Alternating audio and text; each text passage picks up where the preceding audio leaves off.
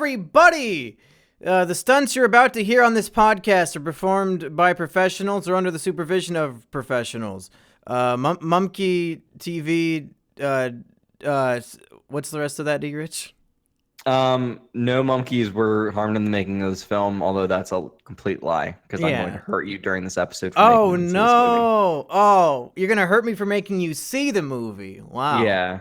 That's right off the bat, that's a very negative outlook on this wonderful film in the Jackass franchise, the Jackass quintology now. Is this the bad grandpa? Is this guy the bad grandpa? No, it's a different character. Why? Why are there two bad grandpas? Well, even like the makeup was vastly different from Irving Zisman, who was the bad grandpa. I haven't seen Bad Grandpa, so. Oh shit! Well, I was gonna talk about that because, and for those of you who right. don't know, Action Point is the movie we're talking about today, which is the latest in a series of films of Johnny Knoxville hurting himself. The original trilogy, of course, being the Jackass trilogy. Then in 2013 there was the film Bad Grandpa, and now in 2018 he's back. It's not like the whole Jackass crew anymore. This was not Jackass Presents Action Point. It was just Johnny Knoxville and Chris Pontius, who I think has always been an underrated element of Jackass. I've always really enjoyed his presence. But then nobody else came back because Bam Margera is a fucking mess of a human being. Some of them are dead. Some of them have OD'd on drugs and shit. Steve-O is too sober to do this shit anymore. So it's like Chris Pontius and Johnny Knoxville are the only ones left. I was hoping for a Wee Man cameo, but he never showed up. It's too bad. Why did I think Wee Man died? Why did I think that? The only one who has died is Ryan Dunn. Okay, all right. Vern Troyer died. That's what I was thinking of. I'm racist against the little people. Well, they're not a race, unless I guess dwarf is a race in the Lord of the Rings. So never mind. Erich, I don't know if we've talked about this, but I am a huge fan of all things Jackass. I love the TV show as a kid. This last week, in preparation for this film, I rewatched the Jackass trilogy and Bad Grandpa with Sheep over because she hadn't seen most of them. And I just love them all. I think that they're pure KINO in every way. Bad Grandpa especially, I really, really like. I have to give them a try then, because I've seen the first Jackass. Maybe it was either the first Jackass or the second Jackass, and I really liked it, but I haven't seen any of the other things. So. Jackass 3D is probably the most KINO of the bunch, especially if you can watch it in 3D, but even in 2D, it's really good. They do. You might think that 3D is a gimmick, but Jackass 3D pulled off 3D better than any other movie. You see like a guy's dick swinging in 3D. They do so much fun stuff with it that you never see in those shitty, let's render this in 3D in post-production kind of movies. This movie was filmed to be in 3D, and you can really tell. But Bad Grandpa, there's a genre of movie that I think is completely underutilized, and that's the Sacha Baron Cohen style of this movie is half scripted, half like fucking with people. You got Borat, you got Bruno, and you got Bad Grandpa. Those are the three. How about Ali G, bitch? Yeah, well, I haven't seen the Ali G movie. Is God damn it! Watch the fucking Ali G show. I've seen the show. I'm talking movies. Oh. Well, yeah, there's no Ali G movie as far as I know. Well, so wait, there was actually. Oh, well. Which I think that was at least mostly scripted, but never mind. Sorry. Yeah, get fucked. So, that's my favorite kind of genre. I think, I mean, not of all time, but I love that shit. I love those three movies that I just listed. Automatic 5 out of 10s just because of the genre, and then 5 out of 10. No, automatically going into it, it's automatically. I see. Yeah, so as long as there are people getting kicked in the nuts and getting into wheelbarrows and going down hills, and it shit, has nothing like that to do. is instant 5 out of 10. No, what are you fucking talking about? Not fucking slapstick comedies, movies where you're so in character and you're doing hidden camera shit. I see. Okay. Yeah. Fuck. What do you think? I don't think of that as the Jackass movies, though. I'm not talking about Jackass. I'm talking about Bad Grandpa. Jesus Christ. Oh, my God. See, I am so out of my depth here because I've never seen Bad Grandpa. I thought Bad Grandpa was mostly him just doing... I guess it is pranking people then. Well, it's they're in character the whole time, and it's like half the scenes are scripted and half the scenes are like him interacting with the public and getting into mischief as the Bad Grandpa. Okay. All right. And they're just great. It's exactly the same thing as Borat, just not nearly as well done, but I still really love it for what it is. So going into this movie, I knew very little about it other than it was based on a true story and that all of the stunts in the film were real. Wait, this is based on a true story? Yeah. I don't know if it was actually an amusement park called Action Point, but it was like a thing back in the 70s where everybody would get hurt, and it was like a big crazy thing. You can you could read it up on Wikipedia or something like that. But I mean, it's not a super true retelling of the story, but it is based on something real. But the appeal of these movies is, of course, to see Johnny Knoxville and friends get hurt and do stupid shit. This movie provides a little bit of that. And in a lot of ways, it reminded me of the Sacha Baron Cohen movie, The Dictator. Have you seen that? I have seen that piece of shit. Yeah. And the comparison I'm making there is that you got Borat and Bruno, which are the same thing, where it's half scripted, half pranking people, and it's a great, funny character. And then his next movie is The Dictator, which is 100% scripted. There's no element of pranking people. Somehow one of the least funny movies I've seen in my life. Like, yeah. It is totally insane that they scripted parts of Borat, they scripted parts of Bruno, and even those scripted parts are good. Like, there are hilarious moments in those movies that have nothing to do with Sacha Baron Cohen, like, embarrassing people because he's acting like a fucking loon the entire time. There are scripted parts of those movies that are fun, and The Dictator has none of that. It is insane. Like, and on that same note, I'd say Action Point is the Dictator of the Jackass franchise, where it was just they took a step in the wrong direction completely. They took away what I loved about it. And when you go full scripted with guys who are famous for doing things off the cuff, like public pranks and hidden cameras and stuff, it really just you feel like you've been robbed of something. If this came out standalone, it wasn't connected to Johnny Knoxville or Jackass or anything, maybe I would have liked it more because I didn't have that. I wouldn't have had that expectation of it being like a bad grandpa thing. But now that I've seen the better version of what they can do, so this was just disappointing in just about every way. This is like the baby Advil that you cut cocaine completely with. Like, this is like you expect to do a line and instead you're going to do baby Advil. And it all gets blown into the cotton candy. Yeah, exactly. And I guess I was having only seen one fucking Jackass movie, I was expecting these stunts in this movie and shit to be a bigger part of it, and then for them to have like really like, I don't know, I feel like they could have done the stunts in this movie in about 5 days time, and it just like it definitely looked like Johnny Knoxville was taking hits and shit. It definitely looked like it was him. And I saw an interview with him, and he said that of all the movies he's done, this is the one that he got hurt the most on. Yeah, because he's getting fucking old. That's why. Yeah, it's because he's clear. Like what, 50 years old, and he's getting thrown out of a catapult into a barn and shit. Yeah. So it's obviously he's taking hits, but like if your idea is a theme park or whatever, an amusement park, I just feel like there are crazier stunts they could do, and maybe even though he's taking all these hits and stuff like that, he just doesn't want to risk as much. But I mean, yeah, it just feels like you are leading up to everything we've seen in this movie from the Jackass movies and from Bad Grandpa.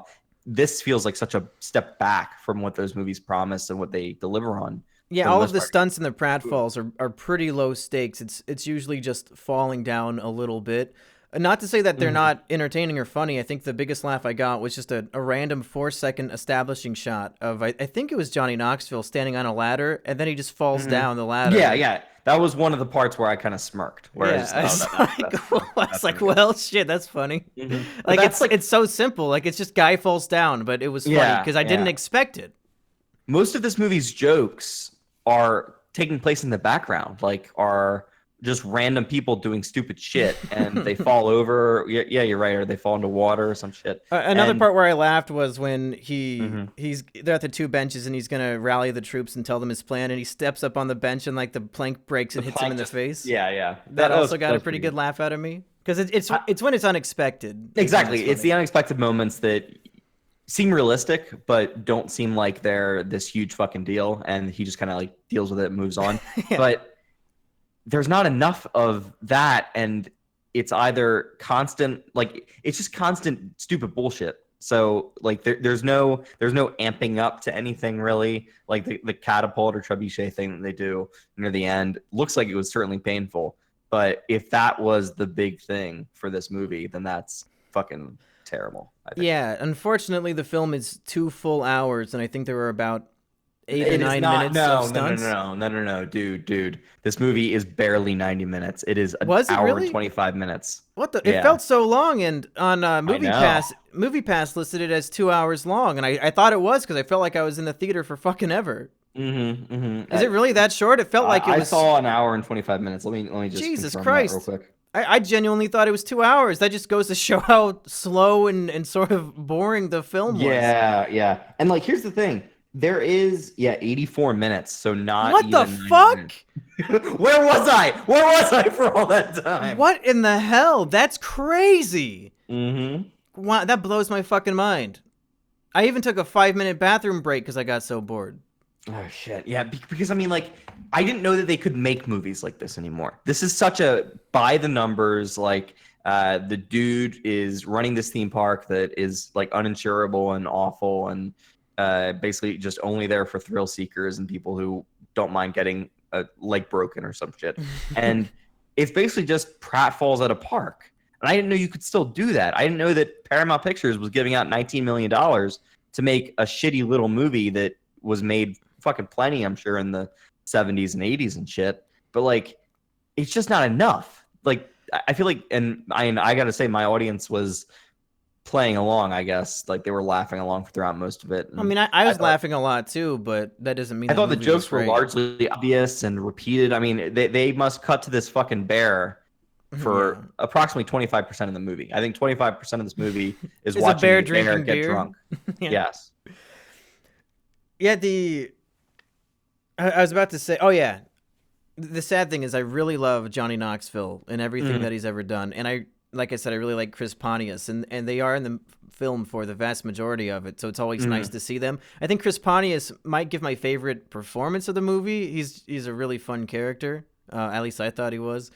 But I wish they had better material, and I wish that they're doing a different format, because I like seeing them on screen, and I wish I would see them more often, but this was just not the right project, I don't think. It seemed like they were making the most bland, generic, like just basic summer carnival type movie thing. It's like a parody of an 80s movie where they would save the park by having a bikini car wash, but there's no tits in the movie, there's only dicks. Yes. And they just say fuck a couple times, and they felt like that was enough flavor here. Like, I feel like... Yeah, this should have been rated PG-13. What the fuck? Yeah, why is this... Oh, God. If they're going to make it rated R, throw some titties in there, at least, because most of the cast is like 15-year-old kids, so I think this would... They really shot themselves in the foot by not making it so that a bunch of dumb teenagers can go see this over the summer, because it's rated R, so all the kids who would like this shit can't get in to see it. They really fucked up. Why isn't this movie like those stupid kids like doing progressively worse shit throughout the movie, and Johnny Knoxville has to like upstage them somehow? Like, yeah, that would have been fun. I don't know. I mean, it just seems like it's so cookie cutter by the numbers, exactly what you think it's going to be. Like, basically, if you see the first 5 minutes of this movie, other than the really shitty like framing story of a grandpa telling his granddaughter or whatever of this shit, like. That is the exact movie you're going to get. Like, it doesn't change. It doesn't get any better. It is exactly that. You see the bear get drunk, and you will see that bear get drunk repeatedly throughout that movie. Yeah, that was probably the cringiest part, was when the bear would always pick up a bottle or a can of beer, and then they would add in like a drinking sound effect over it and all that. That is a perfectly good like shot, or that is a perfectly good thing. But you can't constantly cut to that. You have it to, like, happens save like 10 it for, times. Yeah, you'd save it for pure moments. Like, make the best ones and then make them count in the movie. But they just don't have any other jokes. Like, that's all they got. So they're going to cut to the bear. Yeah. This isn't to say that the movie is completely humorless. We've named a few parts that made us laugh. I think that the petting zoo that they set up for the little kids was really funny, because there's like a fucking like alligator crawling around, and they have like snakes and all this fun stuff.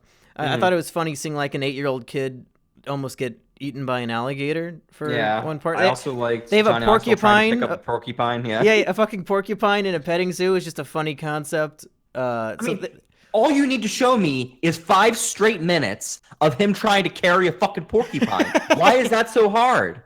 Yeah. That in itself is good, and maybe like Johnny Knoxville just doesn't want to do that for so long. But like, I'd say you could make a narrative-driven movie where for every couple of scenes we get a 5-minute long, or let's say 2 or 3 minute long, like scene of Johnny Knoxville doing something very, very stupid and draw it out, because the comedic brilliance of Jackass is that you see the full repercussions of what they're doing. Like they do not cut away when somebody gets hurt. I mean, you see them get hurt and laugh and cry and like whatever. I mean, it is all there. And this movie just doesn't have, it doesn't have any of that joie de vivre anymore. Yeah, they're missing a sense of fraternal brotherhood, of you and your friends fucking around together. Even Bad Grandpa had a great relationship between the grandpa and the grandson. With this, it's just a bunch of people who I have no idea who they are, who get introduced in the most one-dimensional way. And I have to assume all these 15-year-old kids playing the park employees probably are not stunt people. I'm guessing all the stuff they did was probably fake, and then just Johnny Knoxville and Chris Pontius were doing dumb shit.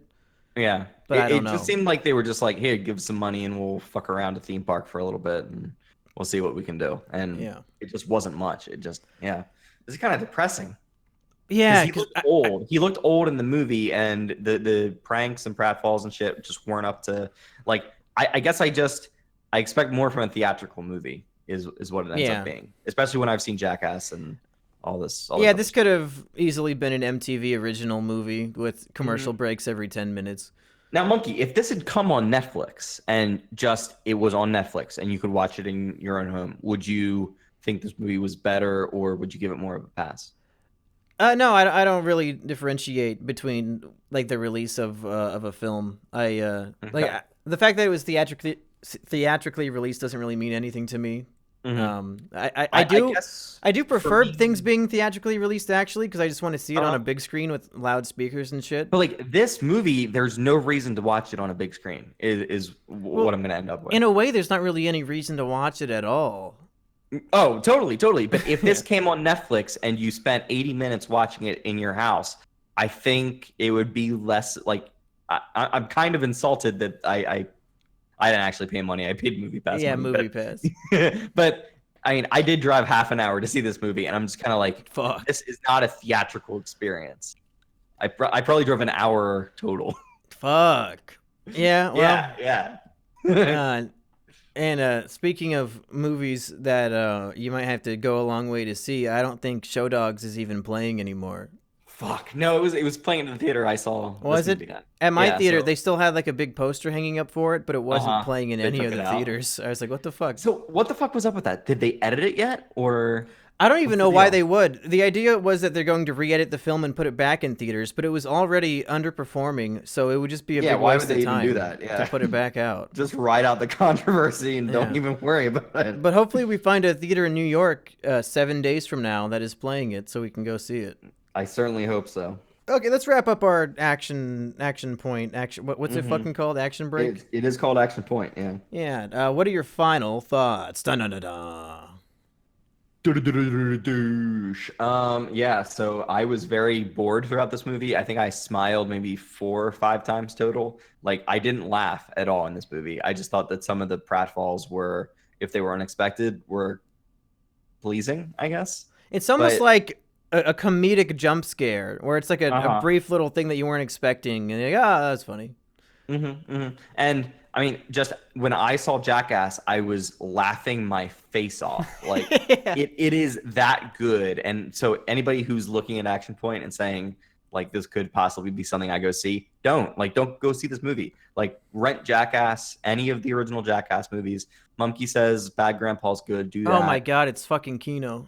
Do any of these movies rather than Action Point. Action Point is a low point. Let me describe how one scene in Bad Grandpa had more effort and comedy put into it than this fucking movie. The plot of Bad Grandpa is that Irving Zisman, Johnny Knoxville's old Bad Grandpa character, is driving his grandson across the country to give him to his deadbeat shitty dad because the kid's mom was arrested. And they're going to meet up at this bar here in Raleigh, North Carolina. It was really exciting to see my new town on the big screen, and by that I mean my little television screen watching it at home. But there's this biker gang called God, I don't remember what they're called, but like their mission statement is that they help to protect kids that are in danger and stuff, and it's like a real gang. And they somehow set it up so that like 30 members of this gang were at the bar, and this is legit. It's not actors, it's real people. Wow. A real biker gang. And but the grandpa, the grandson, and the deadbeat dad, of course, are all the actors in the film. And they go to the bar so that he can give the kid to him, and the dad just like talking about, oh man, I can't wait. Thanks to me taking this piece of shit kid, I'm gonna get $500 a month in child support. And he's like just treating the kid really shitty. He won't let the kid's like, Dad, I'm hungry, and he won't give him any food. And the bikers in the bar just surround this dad, and he tries to like fight one of them, and they have him in a chokehold, and it's so fucking tense and scary for this guy. It's amazing. It's great. So great. And then of course the final scene is the grandpa enters the little boy into a child beauty pageant, and he goes undercover as a girl, and it's just a huge fuck you to the pageant people, because it's all those fucking creepy moms who are trying to live their dreams through their 6-year-old daughter and making them dress up in all this scantily clad, disgusting bullshit. Awful. So what they do is the little boy's like doing like a standard generic like my bunny lies over the ocean, kind of like sailor outfit. But then he rips it off, and he's wearing like a bikini underneath, and it starts playing in Cherry Pie.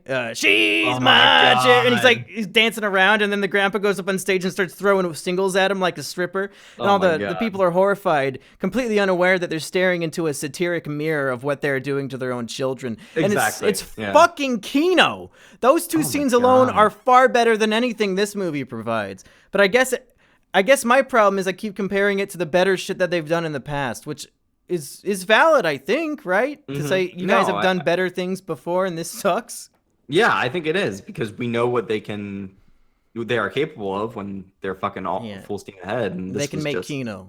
Low effort. I need to see Bad Grandpa, it sounds like. Oh my god. The other jackasses. Yeah. It's a great time. I love watching those movies. Pure KINO. You know what, Monkey? That description of Brad Grandpa was a better movie than Action Point, which is pretty fucking crazy. Yeah. I wouldn't say nobody should see it. I'm not as negative on it as you. I would say it's halfway serviceable. It's mediocrity at its finest. Usually when a comedy is bad, it's cringeworthy in its terribleness.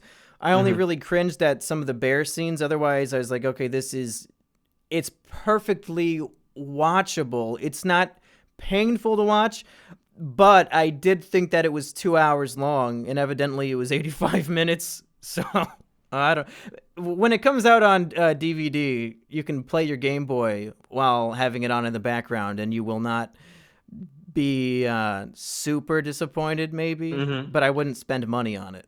There's a scene in this movie where, what did he say his name? Chris Pontius.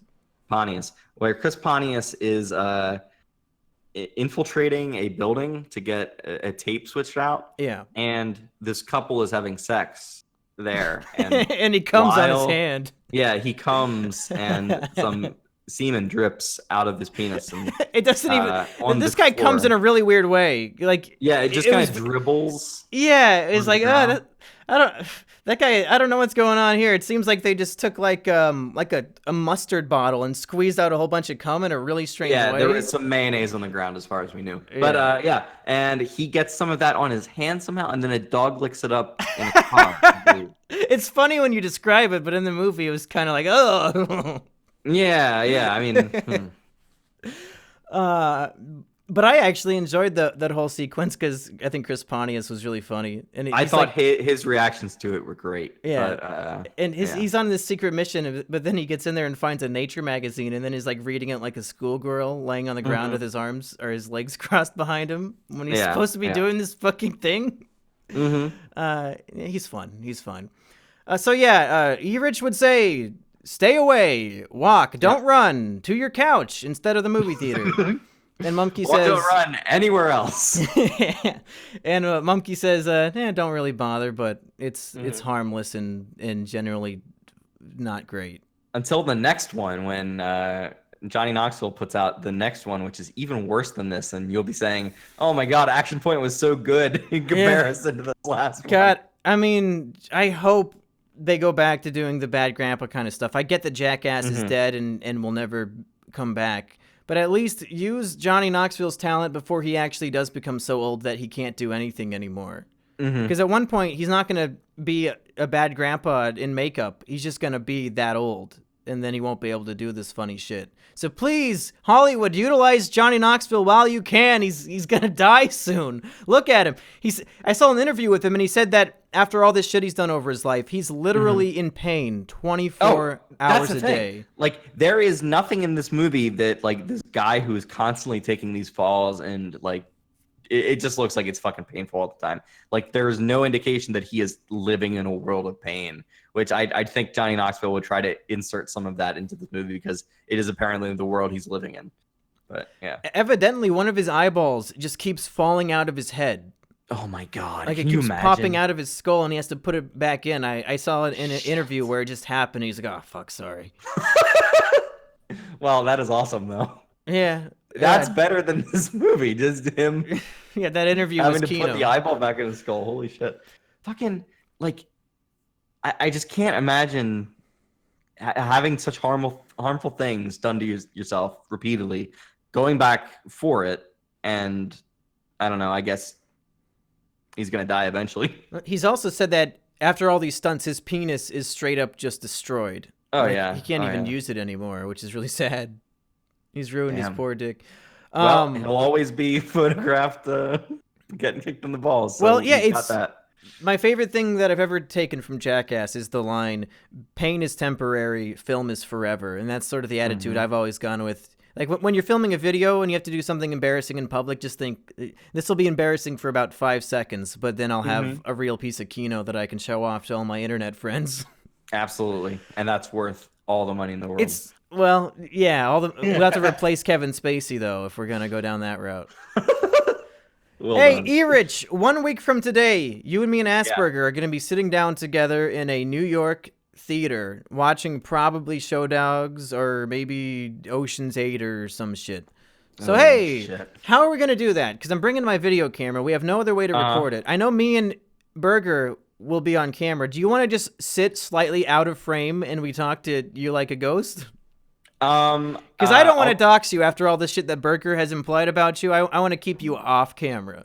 I'll go on camera. Fuck it. No, Erich, you shouldn't do that. Nah, I don't give a fuck. Oh my god, if you insist. Okay, hey, Erich, face reveal. Erich face reveal coming. Coming soon to a theater near you.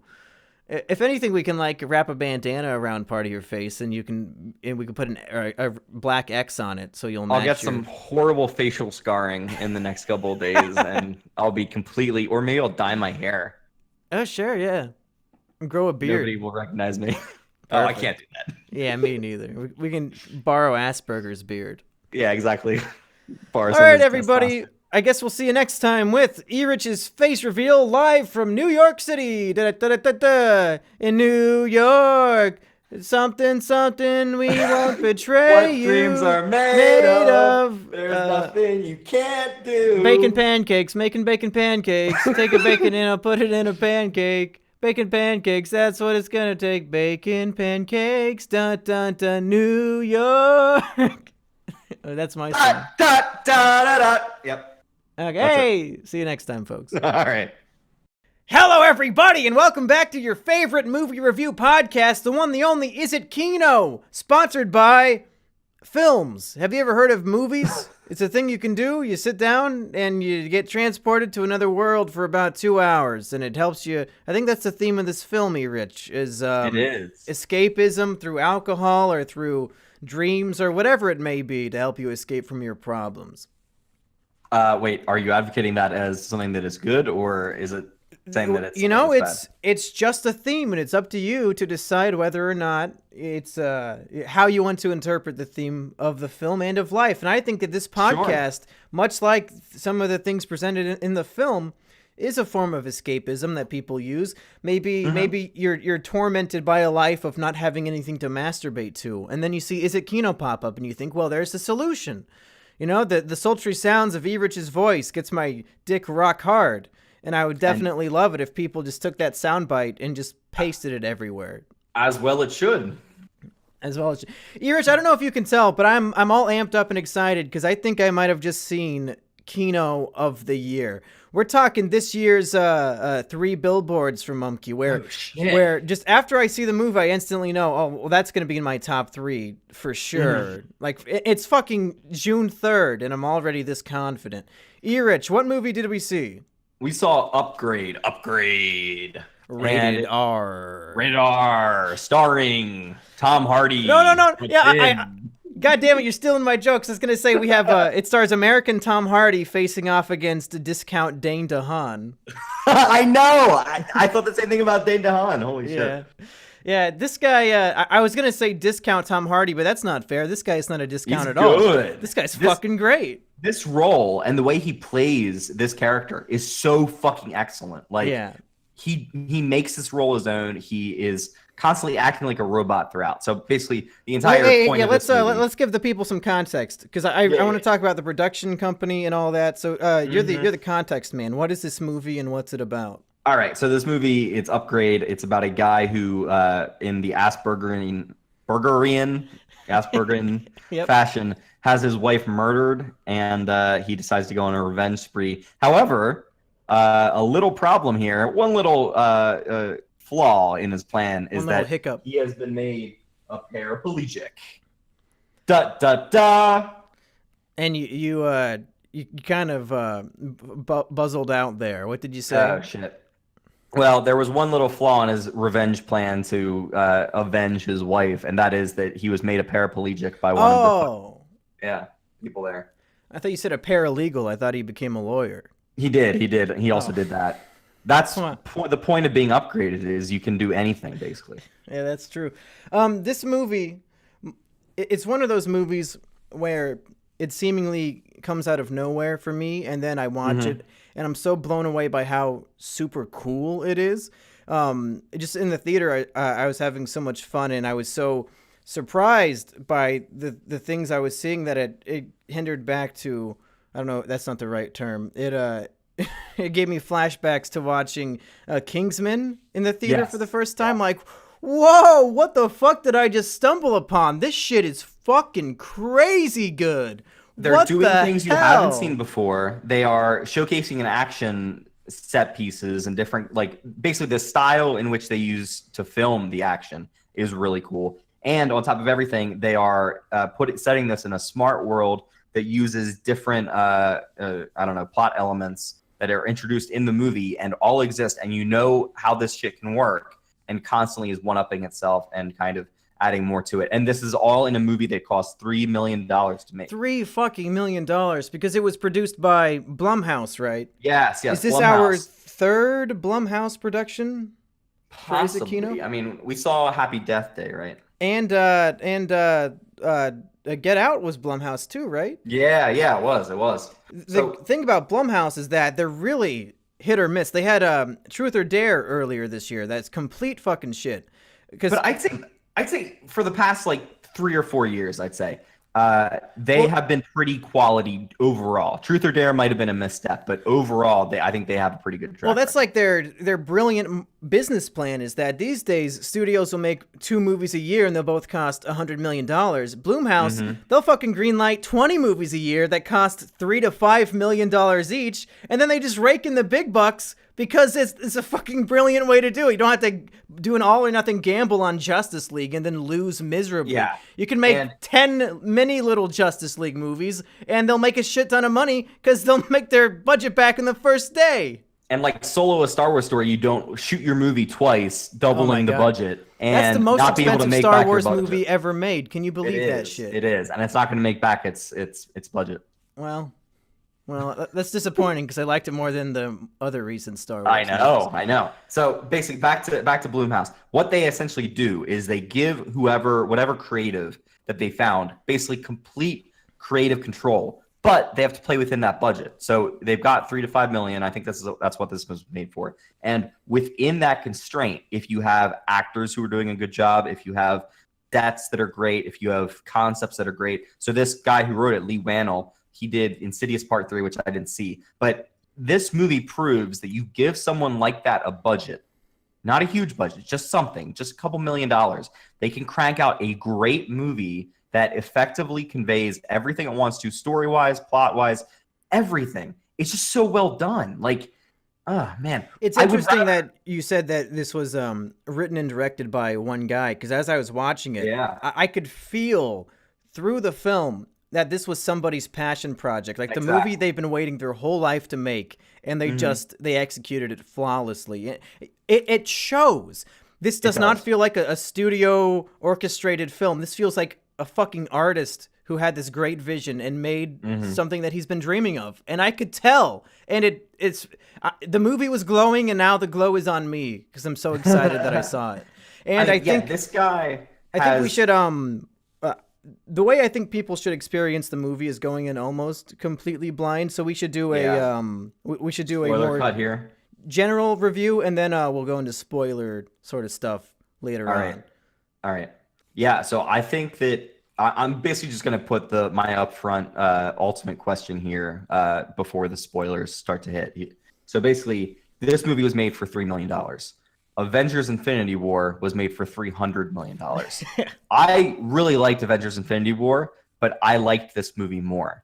Nobody can tell me that Avengers Infinity War is 100 times better than this. So what studios should be doing is finding creatives who care about the stories they're telling, get actors who are on board with what's happening, do interesting performances, scale down budgets so it's not fucking impossible to make this shit back, and make more movies that are cool like this. Like, I'd rather see movies like this than any of the Marvel superhero movies, any of the DC superhero movies, any of that shit. This is where it's at. People should see this movie. And like, it's not going to get a huge like draw from this weekend, but it will definitely make its money back, and that is rewarding to see. I'm in a similar boat to you. I was also going to agree that I liked this more than Infinity War. Up until today, Infinity War was my film of the year. But yeah, I agree. This is my new KINO of the year. Infinity War gets second place. Yeah. But that being said, I think your comparison is a tiny bit unfair, because Avengers Infinity War is not a film, it's a fucking event, and it needed to exist. And I think you should compare it more to like Justice League. Like, that didn't need to exist. We could have gotten 30 good movies from that budget, but Infinity War, I needed that to exist, and I needed it to be $300 million. Yeah. What's interesting to me watching this movie is that I think that from what you see within what's introduced in this movie, you could open up and play with this universe, because it's all about changing your body with technology and inserting AIs and shit. This could go places. They could make more of these movies if they wanted to. Yeah. I hope they don't return to this world, because I think that the story is it's just so perfectly wrapped up in a bow at the end, at least for me, that I don't want them to pull some sort of sequelitis bullshit. And like, it'd be like if the first Purge movie was really, really good, and then they kept making more shitty ones, and then it would like ruin the first Purge. There's probably a better example of a movie that was actually good, but for some reason I keep seeing that fucking first Purge trailer, and it's ingrained in my mind. It's bad. Yeah. So before we go into specifics, let's give a quick hearty recommendation. I mean, we both just said it's the best movie of the year so far. It's, for some reason, the genre is body horror. That's not true. No, yeah. Somebody on Twitter, I tweeted that this is KINO of the year, and they said, "Oh, I want to see it, but I heard it's a horror film, and I'm not into those." And I was thinking, what? What are they talking about? Yeah. Well, I mean, it's a Blumhouse film, so maybe that's where they got that from. But it's like just a fucking violent action sci-fi film. I wouldn't say there's anything horrific at all. If anything, it's the violence.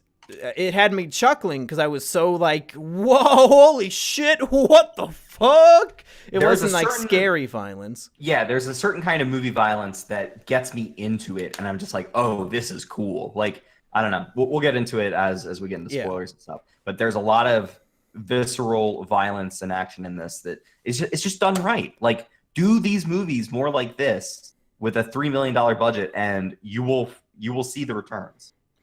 So go see this movie. For real, go see it. You can listen to the spoilers if you want, but I think it'd be a much better experience because I went into this movie 100% blind. Erich said, "Hey, you should go see this," and I said, "Okay." And I haven't even seen the trailer yet, and I'm actually curious to watch the trailer to see how they advertise this. Because I honestly just heard of the concept. Basically, I might have seen the trailer, but I probably dismissed it because I thought it was just basically a Lucy type thing where you've unlocked this portion of your brain and you're so much better, but it's really not. It's I have to imagine the trailer like shows the cool cinematography of when he's fighting the guy in the house like halfway through. That's what I imagine it would be, but I'm not sure how you really pull it off. And I'm glad I went into it blind, and that's how we recommend you should. But now we're gonna go into actually discussing the meat, the gritty, nitty details of the film. Are you opening just 1,000 beers over there? What the fuck are you doing? No, I'm sorry. I'm fiddling with a power bank. God damn it. Put that shit down. All right. Okay. So, Monkey, you said the meat. This meat is being controlled by an AI computer, much like in this movie. Oh, that was quite a twist. I didn't see it coming. I did not see it coming. We're jumping to the twist at the end? Yeah. Let's do that and then work our way back. I thought that the twist was super fun and cool, but just maybe I have to see it again because in retrospect, it's like, well, that sort of, I mean, I think it might create a few small plot holes, but I'm not really looking for plot holes in a movie as just fun and great as this. But it's like, okay, so the robot was behind it the whole time. Yeah. Then, like, why didn't the robot immediately go find a hacker that would make it so that he could take over the body? Why, like, you know. He had to close a bunch of loose ends first, essentially. Why not just go do that first before the risk of being shut down happens? Because he does get shut down. But basically, what's going on here is in order for the AI to do anything, it kind of needs that one guy on his side. So if you watch this movie now again with that knowledge, you'll see the AI kind of like trying to forge a relationship, making him more and more dependent on the AI at times, which I thought it was great. And I was wondering, like, in the back of my mind, is this going to go somewhere? Because he's like basically giving over control of his body increasingly. But yeah, I think he has to forge a relationship with this meatbag so that he can get the meatbag to do the thing he wants. Yeah, fake Tom Hardy. Which is one of my favorite tropes. I've never mentioned this before because it doesn't pop up hardly enough.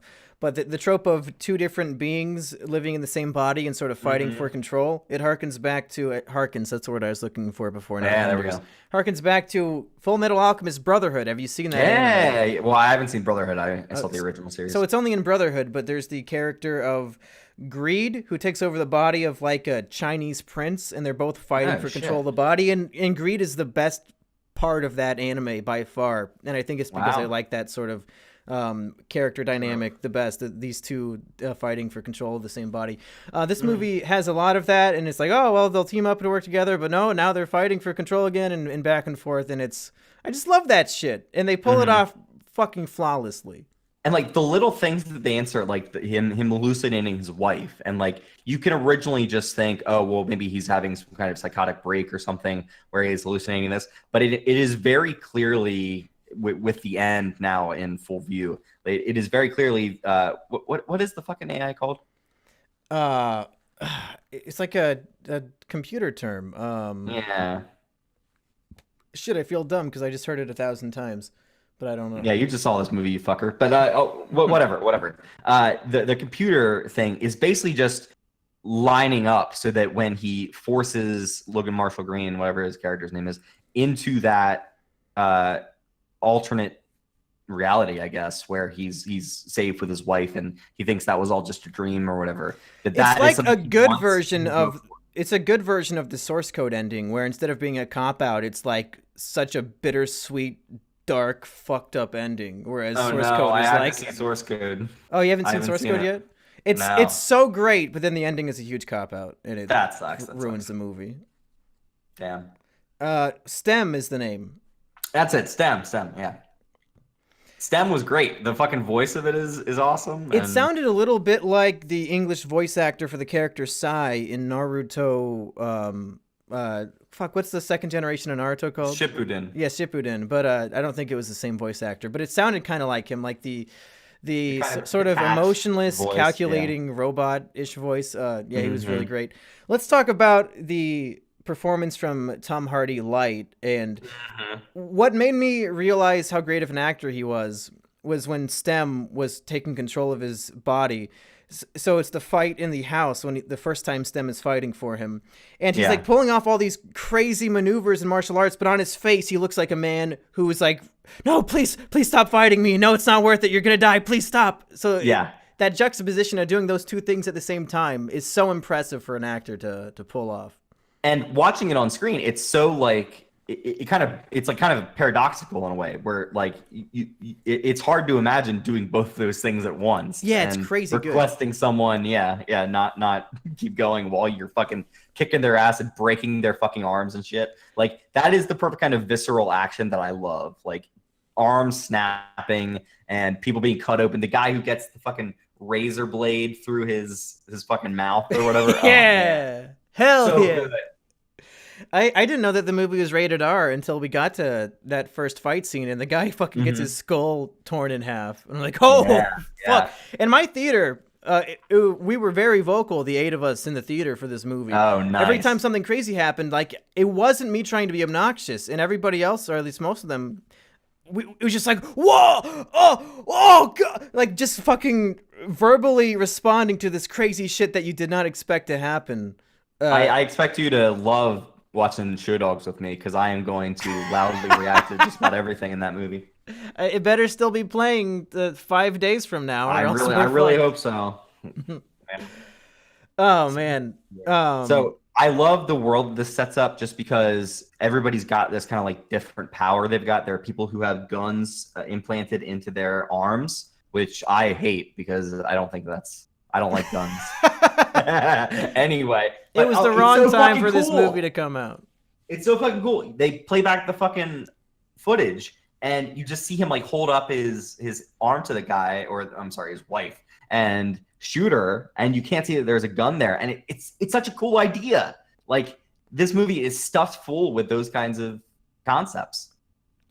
Yeah, it's like steampunk Naruto, where everybody has, instead of like chakra and magic powers, it's like built into them, and they'll have their own little abilities that they can do. Like at one point, the main bad guy uses fucking Byakugan to look through an elevator wall and then shoot the people that are coming up.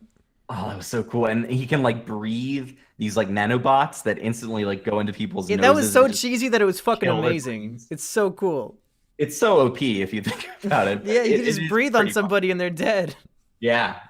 It's dangerous. But what was the other thing? Oh, I really loved the woman, I guess, in the warehouse or whatever, who's running this like virtual reality type thing where people just live in that, and they're hooked up to these saline drips and shit so they can live in VR. Yeah, that was a little bit of like an Inception pull. Like, oh, how long have they been dreaming? 40 hours. Oh, yeah, okay.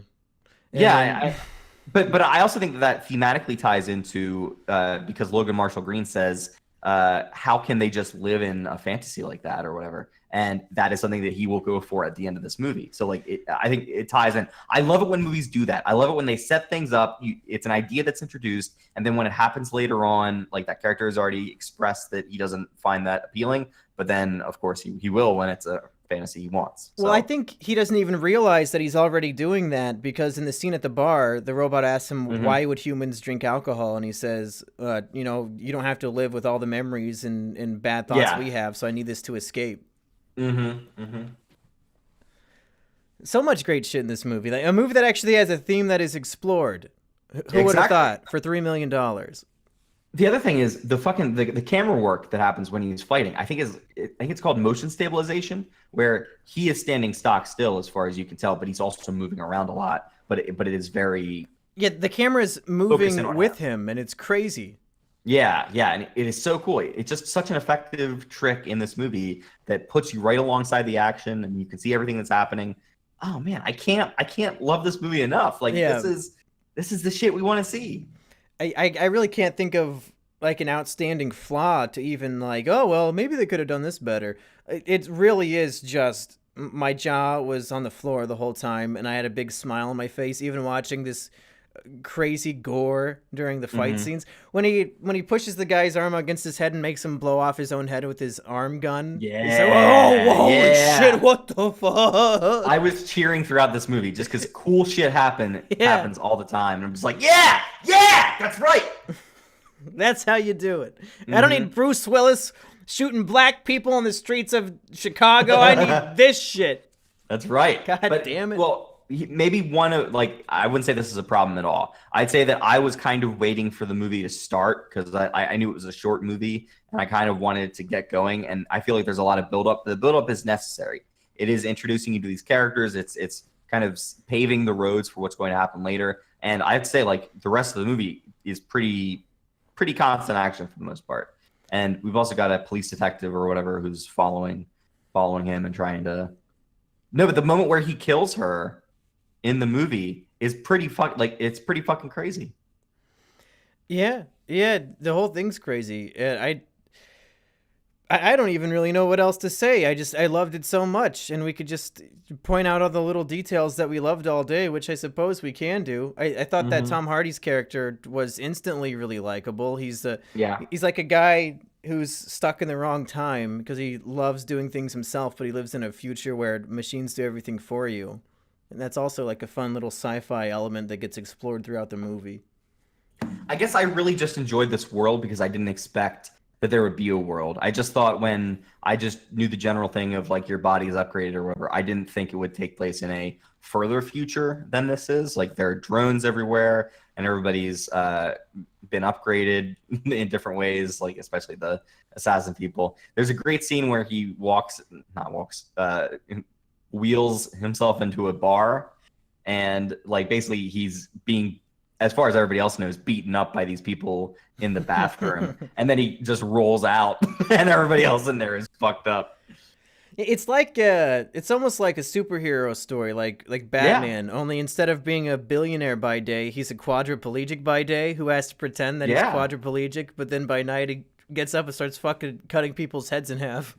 I thought the same exact thing, the Bruce Wayne Batman thing, except that he's completely unable to move his body, except that he is able to move his body completely and totally. Yeah. Which, like he says in the movie, is a great alibi. And there's a lot of fun, tense scenes where he's being interrogated by a detective and he has to pretend that his body is still paralyzed. It's just every idea they had in the movie was a good one that made the movie better and more exciting and fun to watch.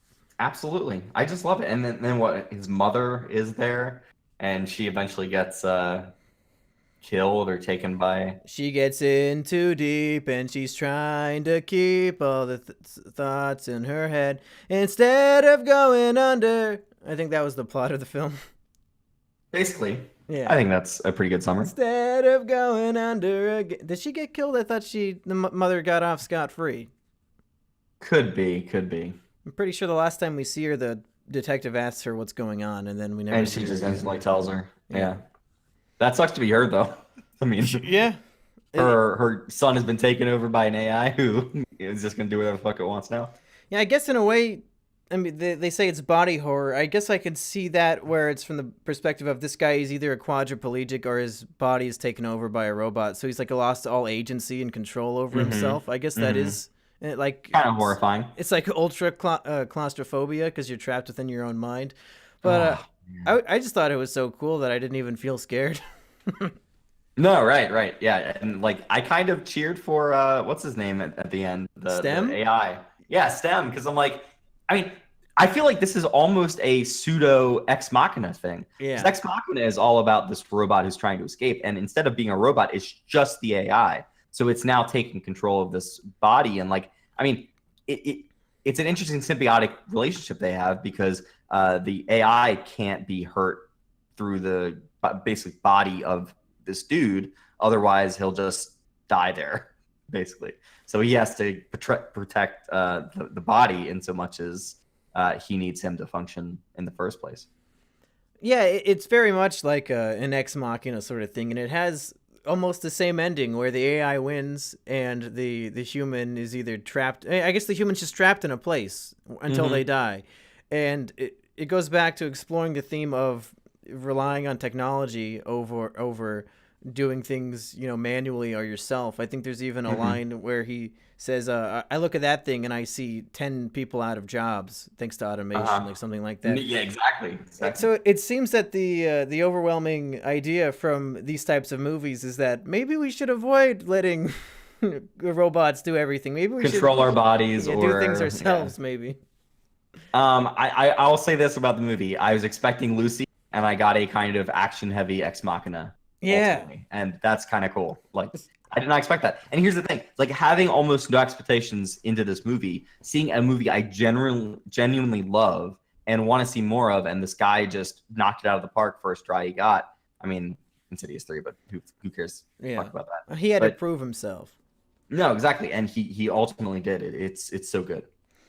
This movie is so many different things that I could see being possible inspirations. It's like fucking Death Wish meets like a superhero sort of story meets RoboCop meets season 3 of Chuck. Have you ever seen that show Chuck? No, I haven't seen Chuck. In season 3, he has a power where he has like a program in his brain and he can download how to do kung fu to like fight bad guys, but then after he downloads it, he doesn't know how to do it anymore. It reminded me of season 3 of Chuck a little bit. It's like Knight Rider, but instead of a talking car, the car is inside your spine. There's so many like the best ideas from all the fight choreography of like John Wick, only instead of everything being in frame, it's just like the camera fucking swishes around, and all the best parts of all these things I love put in one movie, and it's just great. Yeah. It is in its own way a perfect movie, which you don't see that very often. Yeah, especially not for a $3 million fucking Blumhouse movie. I would say this is Blumhouse's best by far. Fuck Get Out. Man, this is 10 times better than Get Out for me. Was Split a Blumhouse? I can't remember. I have no idea. I think it was a bigger release, actually. I think The Visit was that was when I was first like, oh, M. Night Shyamalan might be back here. When is the next M. Night movie coming out? Pretty soon, I think early next year, maybe late this year. And Bruce Willis is back, right? Yeah, Bruce Willis is back. Samuel Jackson is back. Maybe this time you'll actually like Bruce Willis in a movie, Erich. Or should I say, Cock? I like Bruce Willis in Wes Anderson films. Well, if you're trying to convince us you're not a cuck, you just said the exact opposite of what you should have said. No, I've told everyone I'm embracing the role. January 18th, 2019 for Glass. All right, everybody. I think that's all we have to say about this fucking great movie that if you're listening to this point of the podcast and you haven't seen the movie, I am deeply ashamed of you. How could you? You just ruined everything. You've betrayed the KINO. You've betrayed the KINO. Speaking of the KINO, I know I said last episode that Erich would do a face reveal next episode, but then I had to do this episode. So next episode will almost certainly, since I'm boarding a plane in less than 36 hours, almost certainly will be Show Dogs live from New York. And by live, I mean filmed live action on the camera and then edited and uploaded several days later once I get home. And you'll see me and Erich and Burger all on the camera screen for you to talk about a movie. You know, I very well could get plastic surgery after we do that and then before you release it. So it won't be a real face reveal if I do that. People just want to see a face with the mouth moving and the sound of your voice coming out of it. That's all they want. Because it's like a shock to finally see the voice you've heard for so long come out of that your happens face. So many times when I listen to podcasts and I just imagine the face that goes on that voice and then I see the real face and it's like, no, that's wrong. I've still never seen the Flophouse guys actually speak. I've seen pictures of them. I've seen lots of pictures of them, but this will be the first time I actually see them talking. And I guess this will be the first time also that I see them in person, obviously. So I'm excited to see what that's like, to actually see them speak. I did see Elliot speak when he was on the Daily Show, that one episode. Okay, he was talking about Wolverine to Jon Stewart. Well, actually, I have no idea what Dan's going to look like because he sometimes has a beard, sometimes has weird big mustache. Old mutton chops. Mutton chops, yeah, who knows? He's got that depression beard going on, the poor guy. Yeah, and Ian Stewart is just a fucking a hunk of a man. Do you ever feel a little uncomfortable with how much they're making fun of him for being divorced and single and living with a cat? Because yes, all the time. Because it's that's the kind of stuff we make fun of each other and Assburger for. But like I'm worried about Dan because he's obviously very fucking depressed, and even when your friends are just joking with you, it can really get to you. Like, I mean, I feel like Dan's constant state is depression. Like that is basically his when you turn him on, that's what he'll be. He comes like that out of the box. But I think he realizes that's funny and maybe he plays it up, but I think he is also a very depressive personality. Yeah, I mean, we play up depression and shit too, but being divorced and fucking single and living with a cat, that might get to you eventually. I feel sorry for the man. Let's find Dan a match. Yeah, I'm sure he wouldn't mind a bunch of fans at the live show walking up to find him a GF. Yeah, right. That wouldn't be intrusive or obnoxious at all. That'd be his favorite thing. Yeah. Yep. We'll just tell him, hey, she's got a nice butt. That's all you need to do. That's right. Hey, that's enough of us talking about a different movie review podcast. For Is It KINO, I have been Mumkey Jones. And I remain Erich, despite objections of various people online. And we'll see you probably with Show Dogs on a live episode next time. Hell yeah.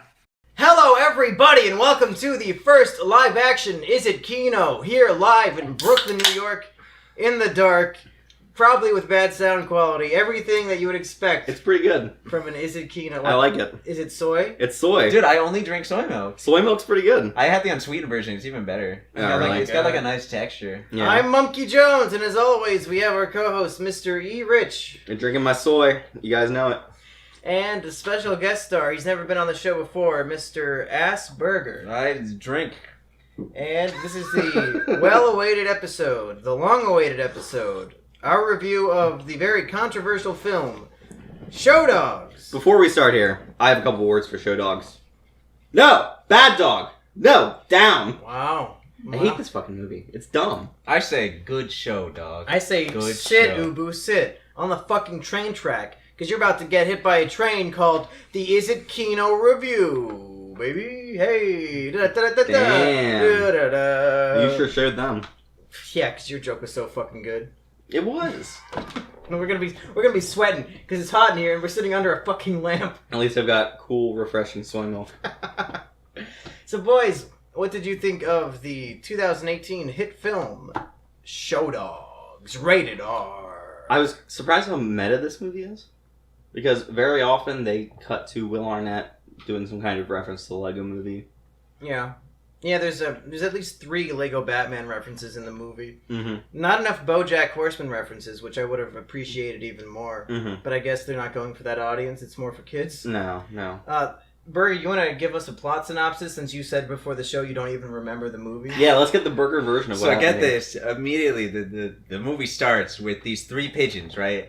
And they're badly CGI, so I'm like, oh, this is a cartoon. Because I didn't know anything about this movie. So it comes in and like, oh, there's a cartoon. I'm like, why are these birds so bad, but this city looks so fucking real? And then I realized that they have CGI pigeons overlaid in New York City. But here's the kicker, right? Our story follows a cop. And no, it's gonna fucking you ruined the whole bit. It's a dog. Is a cop. Everybody but you knows that the cop is a dog. Okay, it wasn't a big surprise for your great bit. A cop dog. It's like, called Show Dogs. Literally, there is a sergeant that is a dog.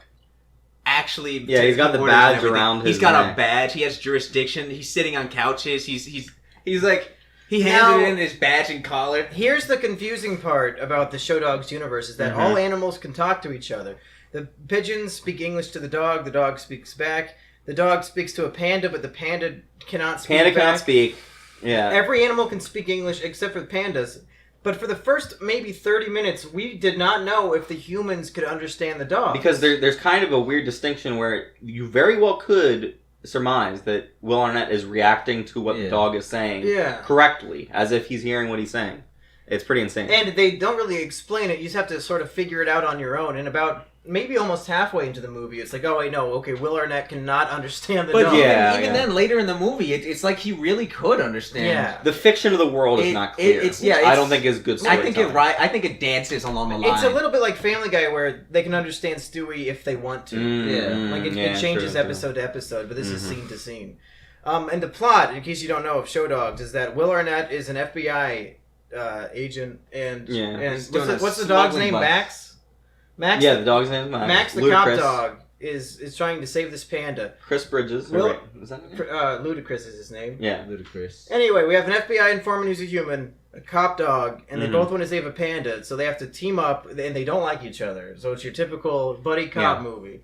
They have to team up and go to Las Vegas to infiltrate a dog show to find out about the panda smuggling operation. So, I've got a question. Are they in any way playing on the FBI agent versus cop thing, except now the cop's a dog? They actually had a buddy cop movie, because buddy cop movies died. Because it's always just like, okay, let's have a disgruntled cop and a newbie. Okay, let's have a black cop and a white cop. Let's have a black cop and an Asian cop. Let's have a black cop and a ghost. And they actually had one with a cop and a dog. A black cop and an orc cop, and they both are very bright.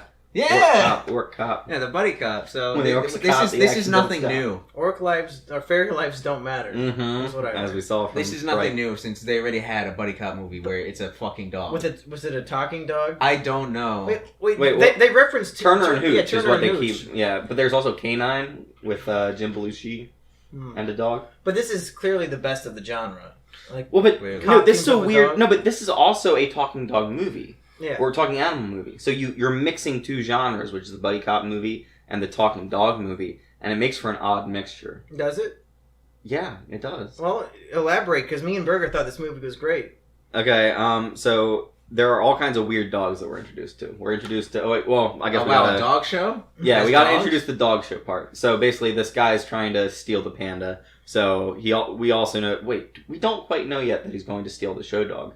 No. They get a lead. They get a lead on the panda to a dog. Why show, did they go to the dog show in the first? Well, what I had a problem was they announced this is the top 50 dog show dogs. How is this dog who has never shown up in any dog show of any form, a Rottweiler mutt from New York, from the streets of New York, a disgruntled cop, gonna suddenly be in the top 50? As soon as he doesn't put up paperwork, he doesn't. He's got no pedigree. He's got no shots. We don't know if he's chipped. We don't know if he's got his rabies. He comes in ungroomed. He won't obey. He's never on a leash. These dogs are walking around not on leashes. Nobody does a thing. You think that's gonna fly in a freaking dog show? Because this takes place in a fantasy universe where a dog is actually a cop who catches criminals on his own. Yeah. He just runs around. What other the argument streets. can I make on this show if you're just gonna say that? Man, you're arguing that the fucking movie. This is a universe that is the where ask the of the movie. Dog is a cop. Yeah. How is it? I just want to know, how is he all of a sudden the top 50 in the world? Because he's undercover and he's working with that one lady who was part of the dog show. He's top of the line. He is like top dog. No, he's like the best at his job. Because the veterinarian who works the dog show is in on it. She also works for the FBI. So I think. Oh, is that the veterinarian? Yeah. Which she barely ever felt like she was FBI. She was FBI? Well, she knew Will. She was like the secret in identity. they had with She's such a useless fucking character. It was like Eastern Promises. Let's really quick just go through the whole plot synopsis, and then we want to talk about the big controversy. The controversy. The fun, hilarious controversy about child molestation. Yep. It's always funny. So, Berger, how does this movie end? Do they catch the panda? What happens is he starts like getting busy with this showgirl dog. And he's always just like, yeah, this dog show shit is dumb. It is the most two-dimensional thing. These two dogs spend maybe like 2 scenes together. Yeah, and then she's just like, oh, you don't care about my life. This means a lot to me. Mm-hmm. And then the weird thing is the dogs go on a date in Las Vegas, and they somehow convince humans to let them go ziplining. Ziplining. Yeah, and they had an actual dog, 4-legged freaking zipline things. So many points in this movie, I was just watching what was happening, and I'm just, why are we here? What is this? It's a very bizarre film. And it's CGI dogs. I paid $18 for this garbage. Wait, what? Tickets were $9. Because he has a girlfriend. Yeah. Yeah. Oh no, we just announced it. What a disgusting mistake. This movie has a lot of weird shit. I'm gonna name 3 things. Audience at home, you have to guess which one actually happened in the movie. There's a scene where That one didn't happen. 2 dogs are driving a plane and almost cut a panda in half. Mm-hmm. There's a scene where a dog gets on stilts and puts on a jacket and pretends to be a human to walk into a store. And there's a scene where 2 dogs are crawling around in the sewers and they talk to an alligator and the alligator says, "I'll see you later, dog." So one of those did not happen. No, one of those did happen. I thought you said Only one of those happened, dude. Do you not remember? See the movie? I thought the game is usually 2 truths and a lie. Well, Yeah. Well, now it's 1 truth and 2 lies. All right. He's All had right. 1/48 of that Whatever. beer. He's already gone. Well, you could have done the tiger zip line. Yeah, the tiger also zipped The line. tiger zip line. I guess go vote now. But the answer is yes. 2 dogs do drive a plane. So he kills it in the dog show, and then he realizes that maybe he's the loose cannon cop, but he's a fucking dog, and and Gabriel Iglesias plays a Mexican poodle because of course, and I thought he was the pug. Who was the Mexican pug? pug or whatever. Thank because God! of Thank God! I actually know that. course. Of The course. poodle was wasn't Stanley Tucci a poodle? What was I don't think that's a It poodle. was a Pomeranian. Yeah, Pomeranian. But I think. Best he character in comes the in- movie, Stanley Tucci. Well- Stanley Tucci is a class act. Hire him for any fucking role, and he will deliver. Oh yeah, that's the thing. Like you go from the core, you go to Transformers. Stanley Tucci is consistently in these schlock garbage movies the standout role. Yeah, that you can actually enjoy. he is an ant. Like he is like 5th or 6th build in this cast, but I think he's like the 3rd most important character in the movie. Like Yeah. he is one of the most. In constant people. intro and outro credits, the "and" is usually an actor of like a high caliber who just doesn't have a huge role. Like Samuel L. Jackson always gets "and" on the Avengers movies, even if he's Yeah, but I mean, barely- like even like Nick Fury isn't a huge character in most of those movies, though. yeah, Like I'd say he's more of a supporting character. yeah, but Sam Jackson is just like such an important guy that they have to give him the "and." And Stanley All right, Tucci, all right. he deserves He's it. the Tooch. He deserves it. He's the Tooch. Yeah. So then Gabriel Iglesias is just like, oh hey, I'm gonna do an impression of Max. Completely useless character. I'm gonna do an impression of Max. I hate everything, guys. Everything sucks. I'm a loner. And then he once somebody makes fun of him, he realizes, wow, I'm an asshole. I should be nicer to people and let people help me. Well, And the whole character arc is that this dog learns to let people help him, and he apologizes, and he gets to marry. He hooks up with the other dog. Mm-hmm. Well, the thing about this movie is that it's really a tale of 2 clashing ways of life. You've got East Coast versus West Coast, with the New York dog trying to win a Pompey West Coast pageant. You've got alpha versus beta males, where everybody keeps telling Max the dog that he's an alpha. Yeah. And the lesson he learns is that he has to be more of a beta in order to win the girl. So is this a cuck movie? I think it's a cuck Certified Do we cuck have your movie? seal of approval? The cuck seal of approval. I will drink the soy. Let's pass the soy round. Take a swig, boys. Yeah, we've got Would you like some soy? Man versus Nature with Will Arnett facing off against the cop dog, and then learning to become his friend. I don't want soy. Cop dog. Would you like soy? Alone in the world with little Yeah, cub. nobody wants your Alright. fucking soy. So the dog is fucking apparently he's like Marvel level peak human. They have a challenge where they go over a whole like obstacle course. They grab a piece of paper hanging from the rope and they run back through the obstacle course. He just grabs a paper and then jumps at the rope, and then Tarzan swings over in front of the judges. He catches 5 frisbees at once.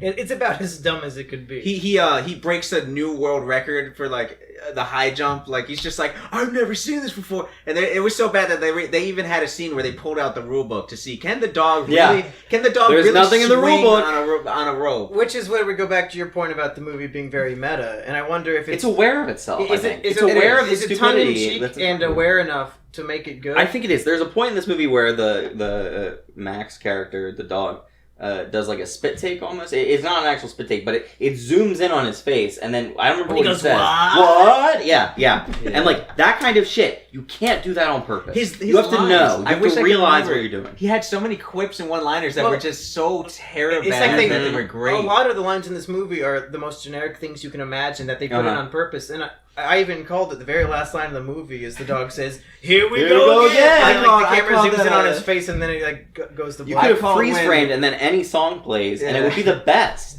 I called that Will Arnett was going to be like, it just doesn't sit right with me. Did you say that? Yeah, I said that out loud, and then he fucking goes, it doesn't sit right with me when he's discovering. I think all 5 of us in the theater at one point whispered a line right before it was said. Yeah, exactly. It's very predictable. Here's why I might come around. Like, if not for the controversy in this movie, Are I you might judging actually this movie like solely this on movie. the controversy? This movie If- came if- out at the wrong time. No, it did. It came out in the wrong time. If not for the controversy, I might even say that this is a Trump's good going around movie. grabbing people by the genitals and No. Where Grab him by the pussy. you know what it is? He read this article, and now that's his opinion. That's what Well, I hey, keep saying. No, He the read things it- in the article was things I'm saying. Okay, calm down. whatever. Let's let Erich explain very quietly Before we get what to the controversy. Before we get to the controversy, I might like this movie if not for that controversial part. That's because Before we get to it the is- controversy, It the is controversy. so aware of itself. Will Arnett is so obviously saying these shitty lines in the best way he can say them. And I mean, like, this is obviously a kid's comedy made for kids and stuff like that. So it's a talking dog movie. Like, they know what they're playing to. See, They know what Can you this really say that the movie is both meta and self-aware, but also specifically just for kids? It's also dopey and kiddie. And I mean, like, I think the 2 other people that were in this theater were because I only enjoying ask it. that It's because ridiculous. I know your opinion on the controversy is based entirely on the movie just being for kids. So it's weird that you're saying it's like an adult level of meta humor on top of it also. But the meta humor is only gotten because you've seen these kinds of movies before, and ostensibly a kid would not have seen. Like, a lot of kids' movies operate on the pure thought that this very simplistic, very basic thing will get past a kid, when adults would say, no, I've seen this done better before. This isn't going to work for me. Okay, so what's this big controversy All right, that we've so talked about before? during the course of the movie, the main dog Max always reacts violently and bites whenever the Will Arnett character tries to touch his genitals. Now, can you balls. explain that this is part of the show? The not- freaking- Yes. not even In dog molesting? shows, they touch the dog's genitals. They and check. stuff They check if check that how it well works, endowed I they guess. are. How well, because at these dog shows, the winning dog always just like they sign up for breeding. Mm-hmm. You know, you got to breed the perfect dog. That's why pugs are like So, like, smushed in and a they can't kids breed. movie, are you going to like make a big if it was about horses? Are you gonna make a big deal about like mounting in that movie about They horses? made jokes about breeding. Hey, do you want to breed with my Yeah. champion thing? Yeah, there's lots of but jokes about maybe in a sex kids this movie, don't do that. They Maybe did. that's where it comes They out. did, and okay, we're talking but about the it. the controversy stems from this dog does not like getting its genitals touched. I don't think most animals like getting their genitals touched, except when they want to have sex and stuff. So, like, obviously. But the big problem is, basically, he is told by the other dog who's used to all this, go to your happy place. When don't think it starts about to it. happen, don't think about it. It'll Don't be over. react violently. It'll all be over and you'll be fine. Just wait for it to be over. The problem comes when you think about this outside of the context of the movie, which is that little kids are watching this, and they see the main character, the hero of this movie, being told repeatedly that when someone tries to touch your genitals, don't worry about it. It'll be over. Just go to your happy place, and it'll be done. Yes, and that is something that abusers tell their victims that will happen to them, and don't worry about it. It'll all be over soon. So because the children watching have critical thinking skills on that level. So I'm not saying they do. I'm saying they can Evidently- pull lessons from this movie evidently, due to this controversy, the studio said they were going to pull the movie from and theaters recut it. and put it back into theaters.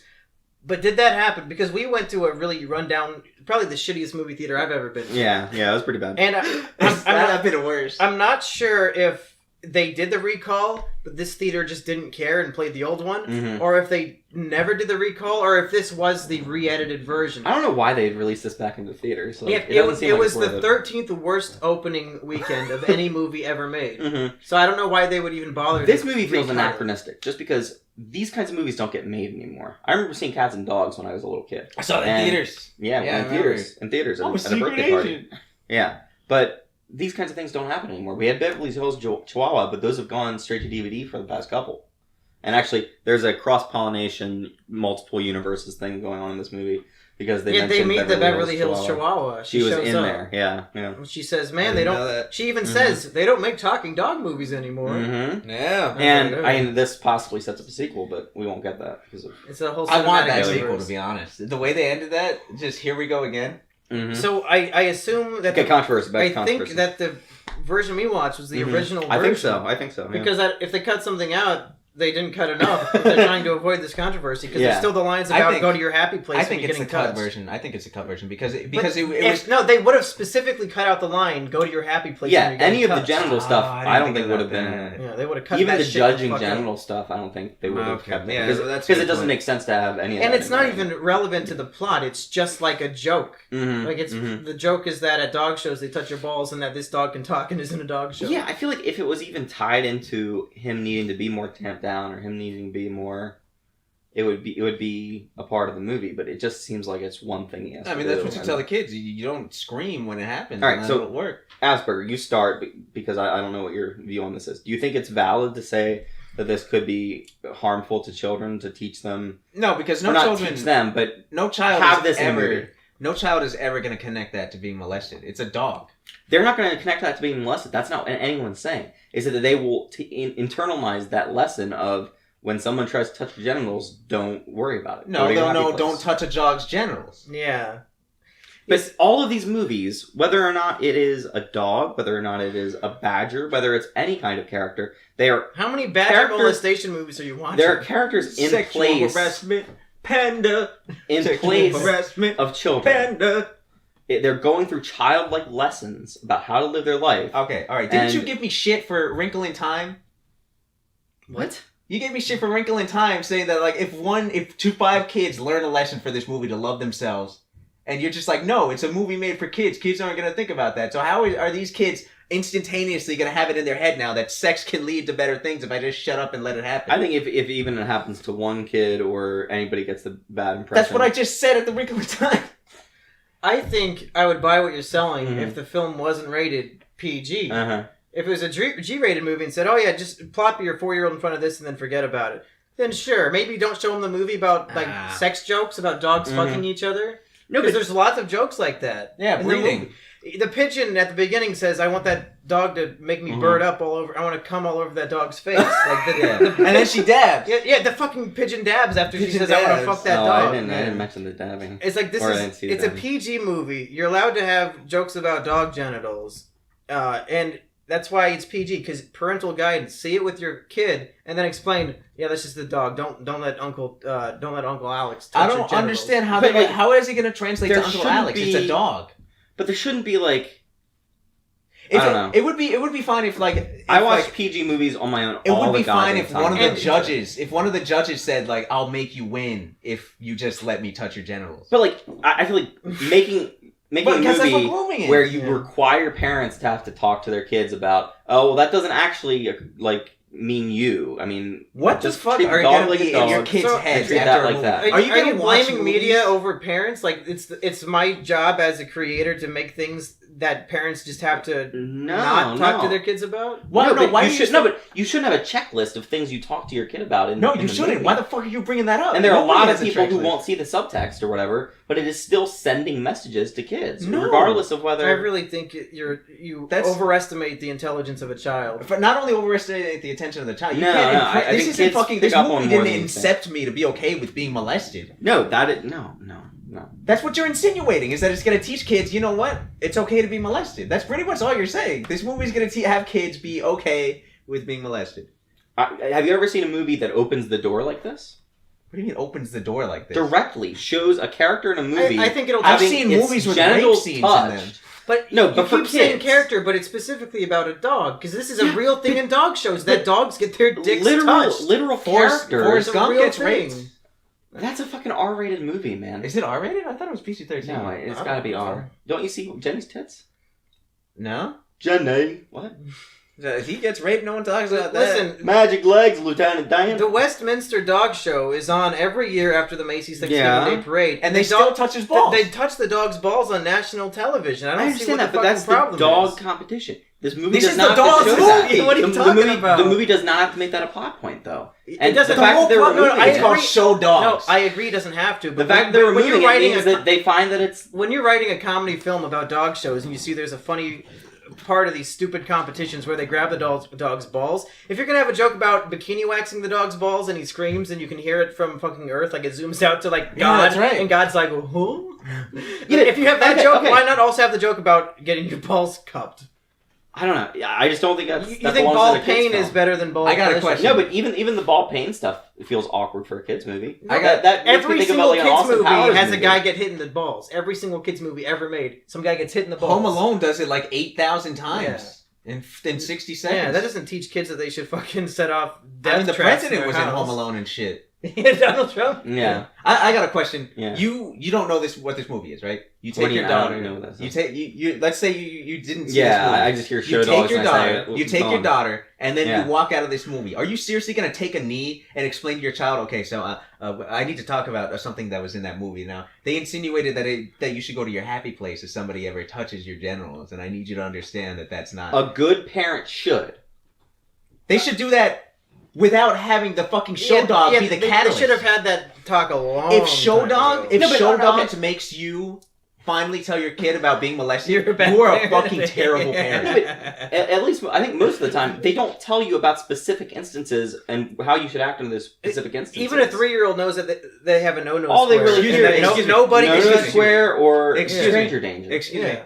If someone tries to touch you in a way or in a place that makes you feel uncomfortable, that's no good. And if you are comfortable, then feel free, kid. I mean, it's your body. yeah, we don't even know. But I if think seeing a movie, what if the kids like a it? movie where, all right, Asperger, That's a you good take thing to that say on back the right first fucking live now. action show. You take that back right fucking now. I mean, that's kind of the joke I was going for too. I mean, I just didn't go as far. Look, as if I went to Michael Jackson's house, right, and we got to Go ride on, giraffes go and on. go on a roller coaster, and he brings out some Mm-mm. booze and pills. well, even your Mm-mm. girlfriend's like, fuck He no. brings out some booze and Mm-mm. pills and sucks my dick. That's a great Mm-mm. fucking host. Do you really think Mm-mm. Michael Jackson sucked a kid's dick though? How do you think he cured the cancer?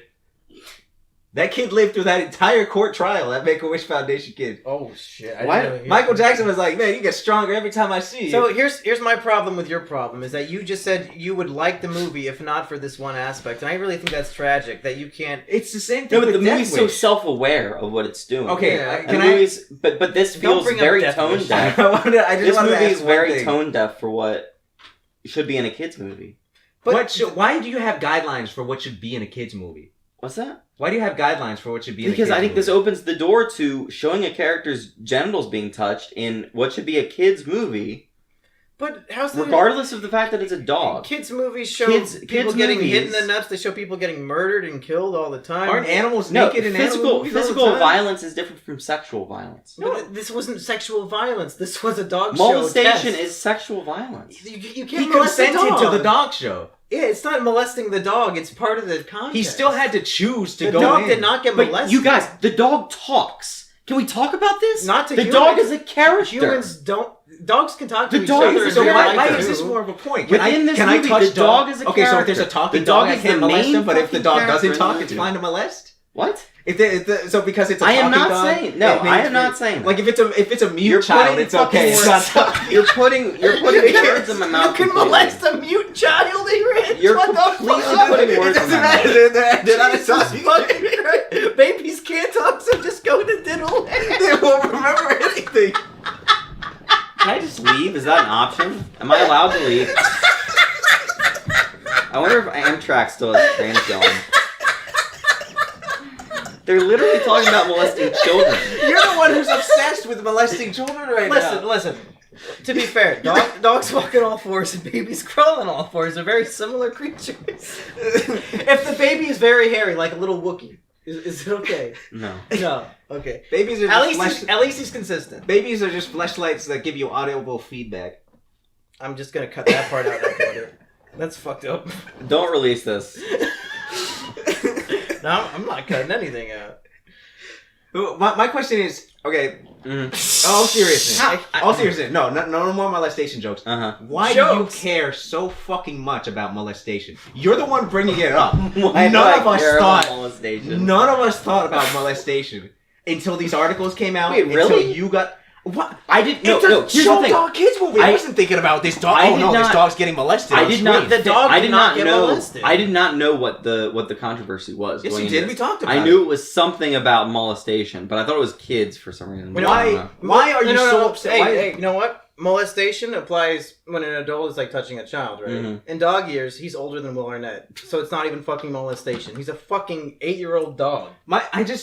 Why do you go to movies and your Am I political right? stances? Is that dog a fucking child or is it a man?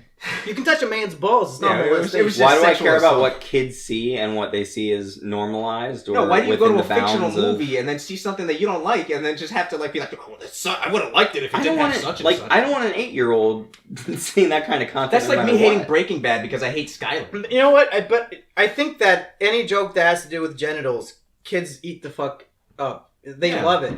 The dog screaming about getting his dick touched, the kids are probably laughing harder than anybody. And it's a dog. Because it's funny. If this was a human child, then yeah, I would definitely be like, yo, If it was let's a get human the hell out child, of this would be an NC-17 film. Yeah, But I it's a don't fucking dog. understand why... I touched my dog's Okay, balls so just according for to fun. you guys, when a main character animal No, in any movie When a main character fucking learns talking something dog. or gets a lesson that it applies to children, Mhm. the children don't get that lesson. That wasn't the lesson The children of the don't movie. care about That it. wasn't the that lesson wasn't a of the lesson. movie. It You're was, right- it was, No, like, it was things an can have obstacle. multiple lessons or multiple things in them. He wanted to save the panda's life, and that was like an obstacle that he had to overcome. No other dog was uncomfortable with it but him.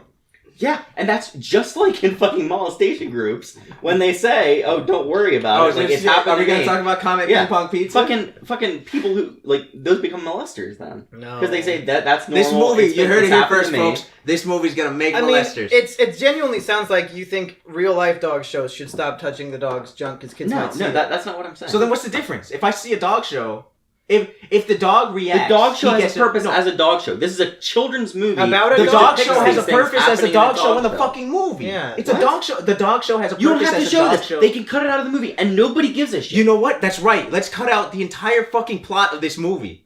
The dog show. It is not the entire fucking one part of a dog show is not the entire part of the movie. That was the whole point of the fucking movie. Is that he goes to a dog show and learns how to be. You don't have to cut the dog show out. Just cut the fucking fondling genitals stuff out. Which is evidently what they did. Yeah, no, exactly. Yeah. And So- I don't think so the the movie, cucks won. the movie Yeah, would not won. play any I differently. want to. I really hope that you never ever edit movies for children because what are they going to be? Just the title screen, then the credits start rolling. Like you can't handle anything in your fucking kids movies. No, everything else about this movie is fine to be in the movie. So I don't know because they have a lot of very obvious jokes about animals fucking each other, breeding and litter. At one point, the dog says that's BS. Which Those is are just a ostensibly code for ways cussing. for parents to get a kick out of a movie and not want So, to blow their so brains how out. can this like not implant like breeding? Like the kid goes home and like Google searches what's breeding, but when somebody gets not molested on screen, instantaneously the kids are just be like, oh shit, what Jim's doing is okay to me.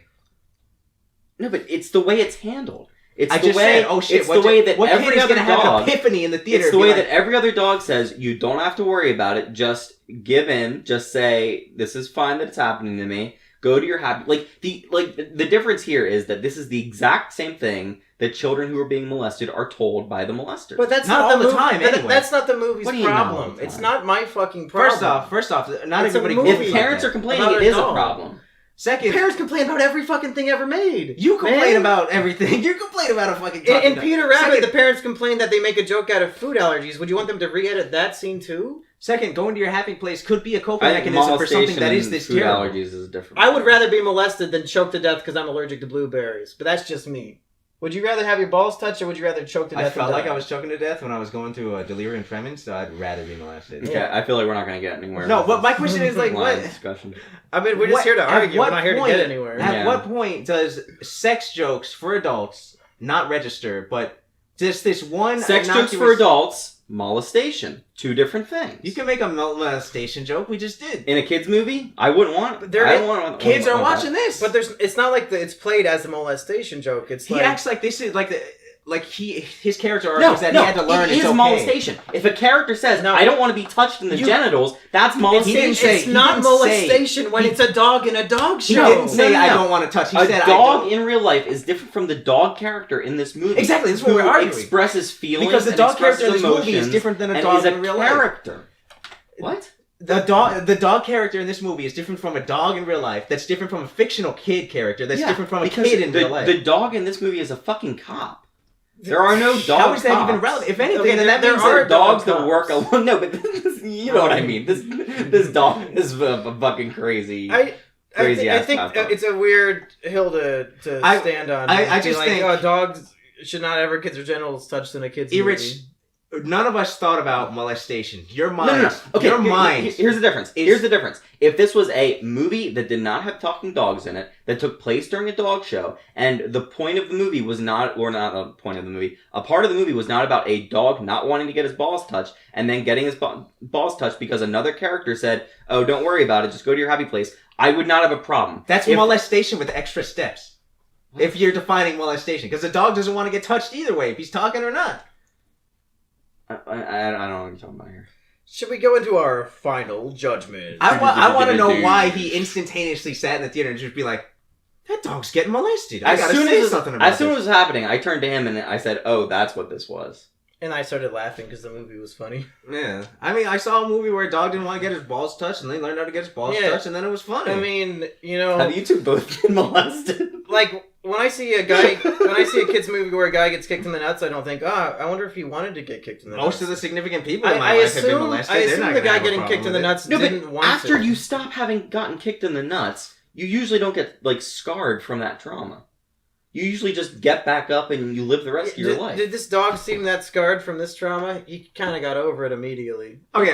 I got a point of it in the movie that he didn't like it, and he grabbed it violently after. Before I went to summer camp, I had to get a physical. Right? Uh-huh. Oh, I had to pull down my pants. Yeah, me too. The doctor had to grab my fucking balls and make me cough. I didn't want to do it. Yeah, but you had to go to your happy place because it's a hernia check. To be in the room, but guess what? That's fucking my mom right. was not only in the room, but I had to pull my pants down, and some old guy was grabbing on my balls and making me cough. Yeah, was I molested? And the judge at this thing would be the equivalent of a fucking doctor. Was I molested? Yeah, we all got hernia I checks don't want when we were it. 13. I still don't want it. I only want one person to touch my balls. You were not an 8-year-old kid. What? You were not an 8-year-old kid. I was 8. This is before I went to summer camp. I thought you said, like, okay, the dog. Summer camp. I'm sorry. The doctor should not be checking your 11. balls when you're an 8-year-old It was 11. kid. Come on, the doctor should not be checking your I balls. didn't say 8. I didn't say 8. Where the fuck did you even get 8? Why are you comparing an 8-year-old kid to the fucking dog in this movie?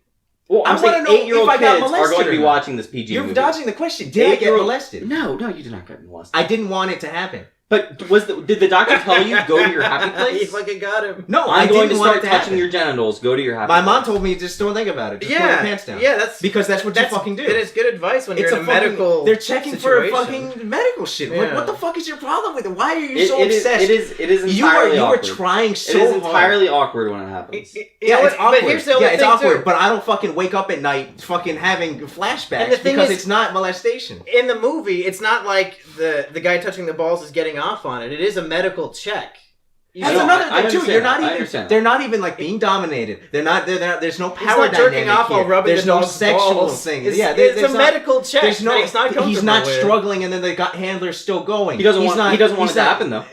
I didn't want to get my fucking balls checked with my mom in the room. Did I get molested? Hey, even sheep. Did you? Like, yeah, he's got it. Did I get fucking molested? No, but did you bite the person who did that to you? No, because I'm not a fucking dog. Yeah, but the dog is reacting violently because he doesn't want it to happen to him. If biting and the dog can talk. If I still could have gotten my physical, when the dog. If I still could have gotten my physical approved without getting my balls checked, I would have bit that fucking doctor. I know that because I didn't want it to fucking happen. I think Burger finally cracked the code. I don't know what the fuck. This is definitely cracking the You facade, sound like you're flame shielding molesting. Like you gotta stop being so obsessed. No, but I think what it comes down to is this is a kids movie. That will send messages to kids. Here's the thing. Regardless of the fact of whether it's a medical check right now. No, a lot of these kids I won't have have just cracked this case wide open, and you were and still trying. You know what the other thing is? You were still trying. I'm sure to add molesters say, "Don't worry about it. This is basically just a medical check." Yes, but nobody.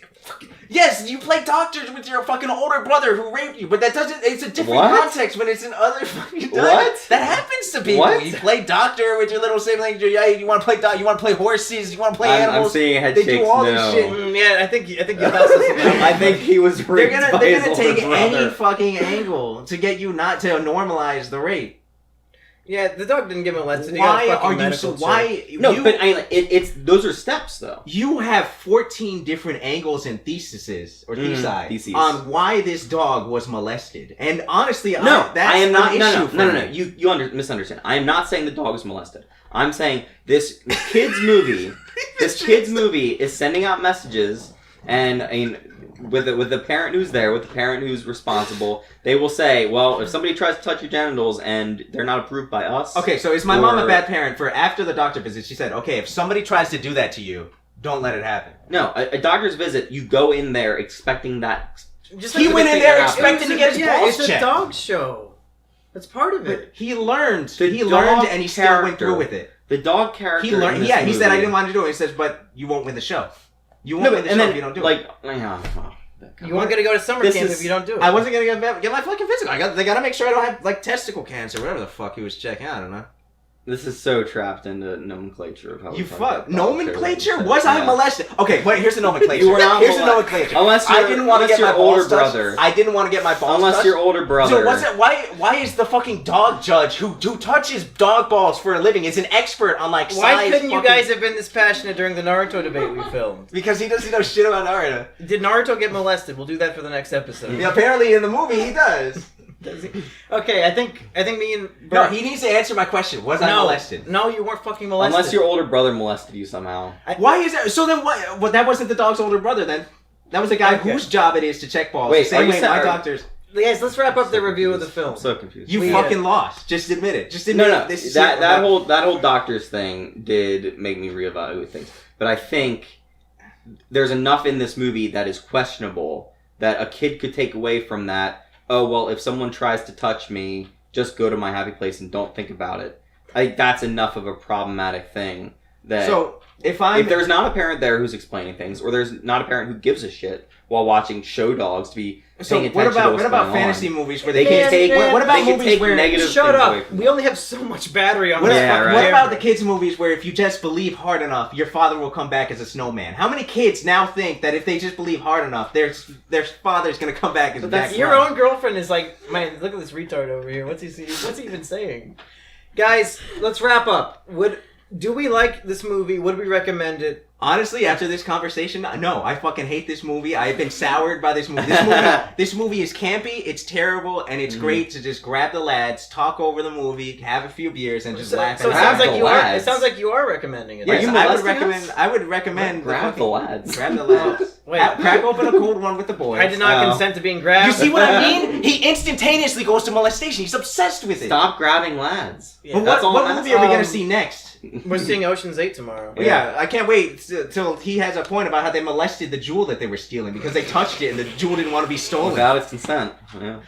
I mean, they are stealing the jewel. Yeah. They're running the jewel. The family jewels. So Mhm. there you go. I would say when I saw the trailer for this, I thought it was going to be bottom of the barrel, absolute garbage. But there is enough weird stuff, enough sort of meta stuff. Bad CGI. Yeah, it's like so terrible that it actually That's what like becomes it's like good the again. movie. Grab a couple beers, you grab a couple friends, you fucking Yeah. enjoy the movie. It's surprisingly watchable. I didn't really get bored, but I was yawning throughout the whole film. Mhm. But it's more like a face palm. Like, oh my god, they actually did. Like, here we go again. Like Yeah, something doesn't sit like right about me. I wouldn't be surprised if Shrek was next to me in the theater with his camera saying, "Snap, this one's going in my cringe compilation." You know. It really is. So I mean, it's worth watching, especially if you want to see these controversial scenes and see if you agree with Erich or you agree with us. What about you, Erich? Would you recommend this to 8-year-old children This- who are impressionable? No. This movie is full of references to things that if you haven't seen that, like the Batman movie, you have to know that Will Arnett played Lego Batman in that movie. The tiger or lion says "Life of Pi" at one point, and Horrible. yeah, So that was so horrible bad. that That it's funny. CGI lion or tiger was awful. But yeah, there are 3 pigeons in this movie, and they all speak, and they're all CGI animated. And the fact that they never do a Goodfeathers reference. Oh yeah, you've been just sitting on pissed that one me the off. whole fucking podcast. It just You finally fucking managed to pisses me squeeze off. it in. But basically, like, I feel like this movie isn't smart enough. It does know what it is, and it does comment on that fact, but you can't just do that. You have to do something else with it. Like the 21 Jump Street movies, where they're able to not only do the thing they're doing, but also comment on that. This is just winking and knowingly winking at the audience, but not doing anything else with it. So, And introducing a generation of kids to being okay with it's being molested, yes. And yeah, just generally, it's a pretty shitty movie, but I don't know. It's But fine. it's like shitty fun. Yeah, I mean, No, it's not fun at all. self-aware. It's very problematic. All of us, I think, walked out of that theater with a big stupid smile. Like that was the biggest Yeah, 'cause stupid the piece shit, of like, shit I've ever here I we seen. go paid again. $18 for that piece of garbage. Yeah. Yes, It's great. There's enough fun shit in the movie that I had a good Well, time watching. Fun it as throughout in most like of it. this is fucking retarded. This is insane. Yeah, Yeah. I could never have imagined I would be watching this I really love the fucking bad makeup scar marks from the tiger and the just And the thing is, at the beginning, the guy's stuck in a plane with a fucking tiger, and it seems like that tiger is going to kill that man, and the plane is going to go down, and he just scratches, which makes me wonder, did the tiger scratch the guy? He decided to land the plane, and they just sat there calmly while he landed the plane? It's just retardedly stupid. It's a movie. It's and also, guys, I don't know if you noticed, the opening scene took place on a dock in Brooklyn, and we were walking on that dock like 2 nights ago. Yeah. That opening scene takes place like 2 miles or 1 mile that way. It probably wasn't shot in Brooklyn, though. Well, it took place there. Yeah. And it was just like the docks that we were walking down the other day, so that was cool. Hey, for the first live action... One last thought on the... Shut the fuck up. This is proof that East Coast is better than West Coast, because the East Coast god goes to the West Coast, gets molested. Don't go to the East Coast.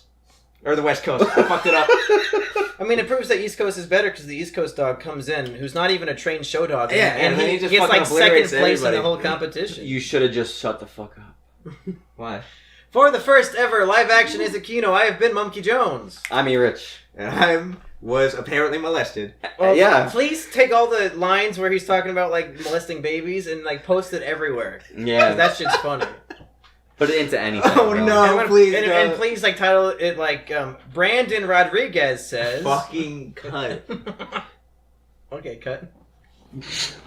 God, Erich, you were the worst. How long was that? You were the worst. Christ. Everyone in here. Hello, everybody, and welcome to Is It KINO, your favorite movie review podcast. I'm your host, Monkey Jones, joined as always by Mr. Erich. Erich here, coming from live Brooklyn, New York. We are here doing a live Is It KINO for the second time ever. And joined as sometimes by Mr. Assburger. Oh, hey. And for the second time in KINO history, Mr. Asterios Coconuts. Hey, hi, everybody. And today, the four of us are reviewing the 8 most beautiful, powerful, funny women in all of Hollywood. Influential, Is that too. fair to say? Yeah.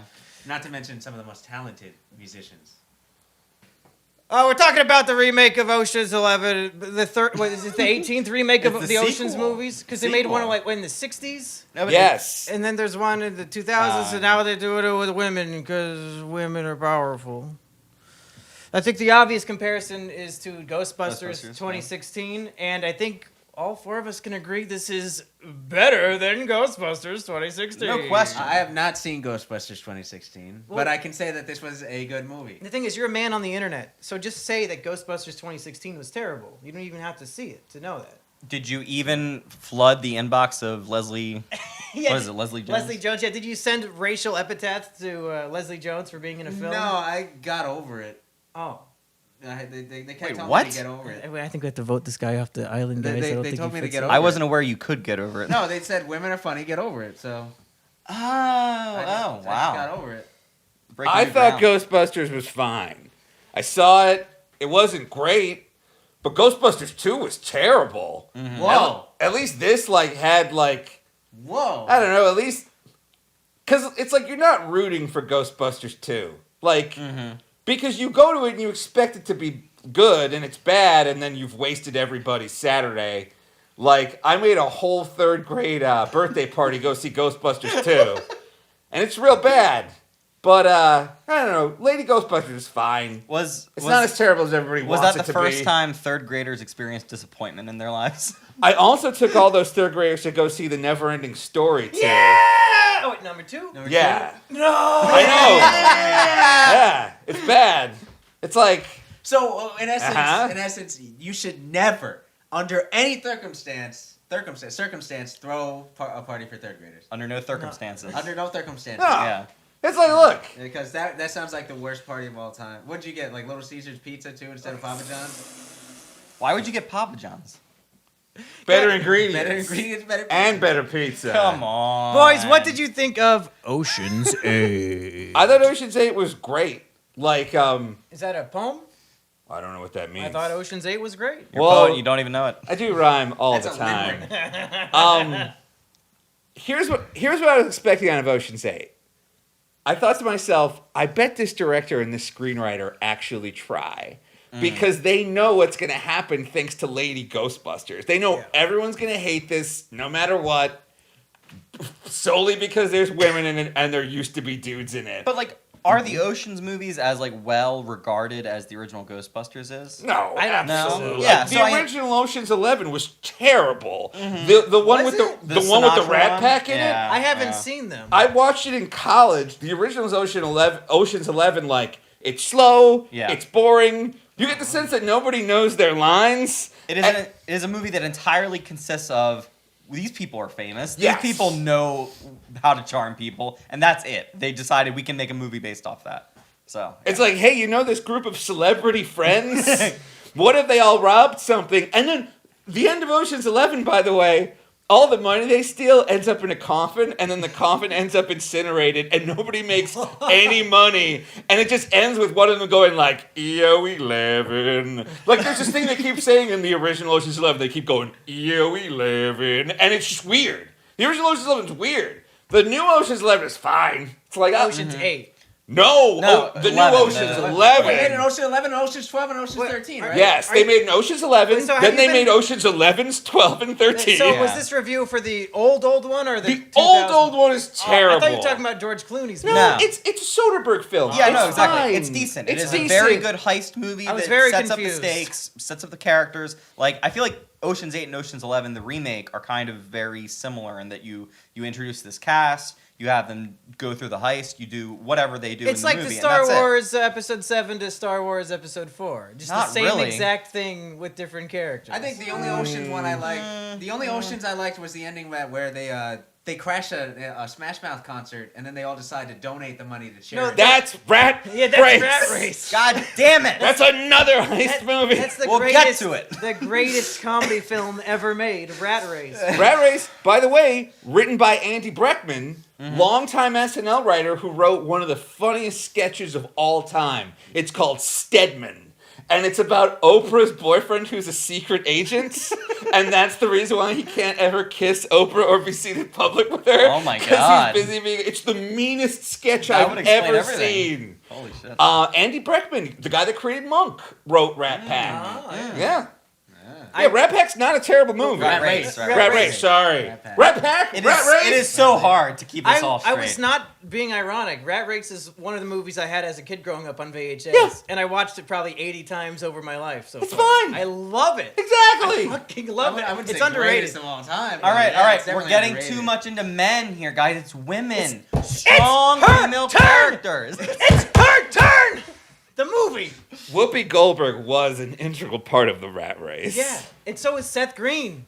And so is John Cleese. And Mr. Bean is in the movie as Mr. Bean. Mr. Beast This is is about movie. women. Really? Let's talk about Amy Smart starring in that movie. Amy Smart's great. Yeah, I love Amy she's Smart. flying in that helicopter and she's throwing paint out at her boyfriend who's cheating on her. That's great. Yeah. It's a great It's a movie. strong, empowered woman. And speaking of strong, I have not seen let's this movie. Talk about the 8 women who took some diamond necklace because women only give a fuck Yeah, about so- diamonds and jewelry. But I like that. I like that No, for this movie. every- Is that like they're every stealing kiss something. begins with K. Look, the Met Every Gala. kiss. No, I The don't Met care. Gala Every is an kiss important begins with event K. that people get like all hot and bothered about on that fucking women Twitter. that women that have all dreamy eyes like, oh, Taylor Swift's gonna be there. I wish I could be at the Met Well, Gala. Here's my question. When they Yeah. say, you know what, we're going to make an Ocean's 11 remake with all women, what should the heist be? Fucking diamonds. What the would only these thing women care want to about. heist? Probably fucking jewelry. Fuck these purse brides. store. Yeah, that's I'm pretty not- much what it was. I'm not gonna I don't sleep know. I with think you it's- unless you buy me a diamond ring. Okay, you're all saying Wait, weird things. I you don't know have if you're to being just- ironic or genuine. No. I will say this.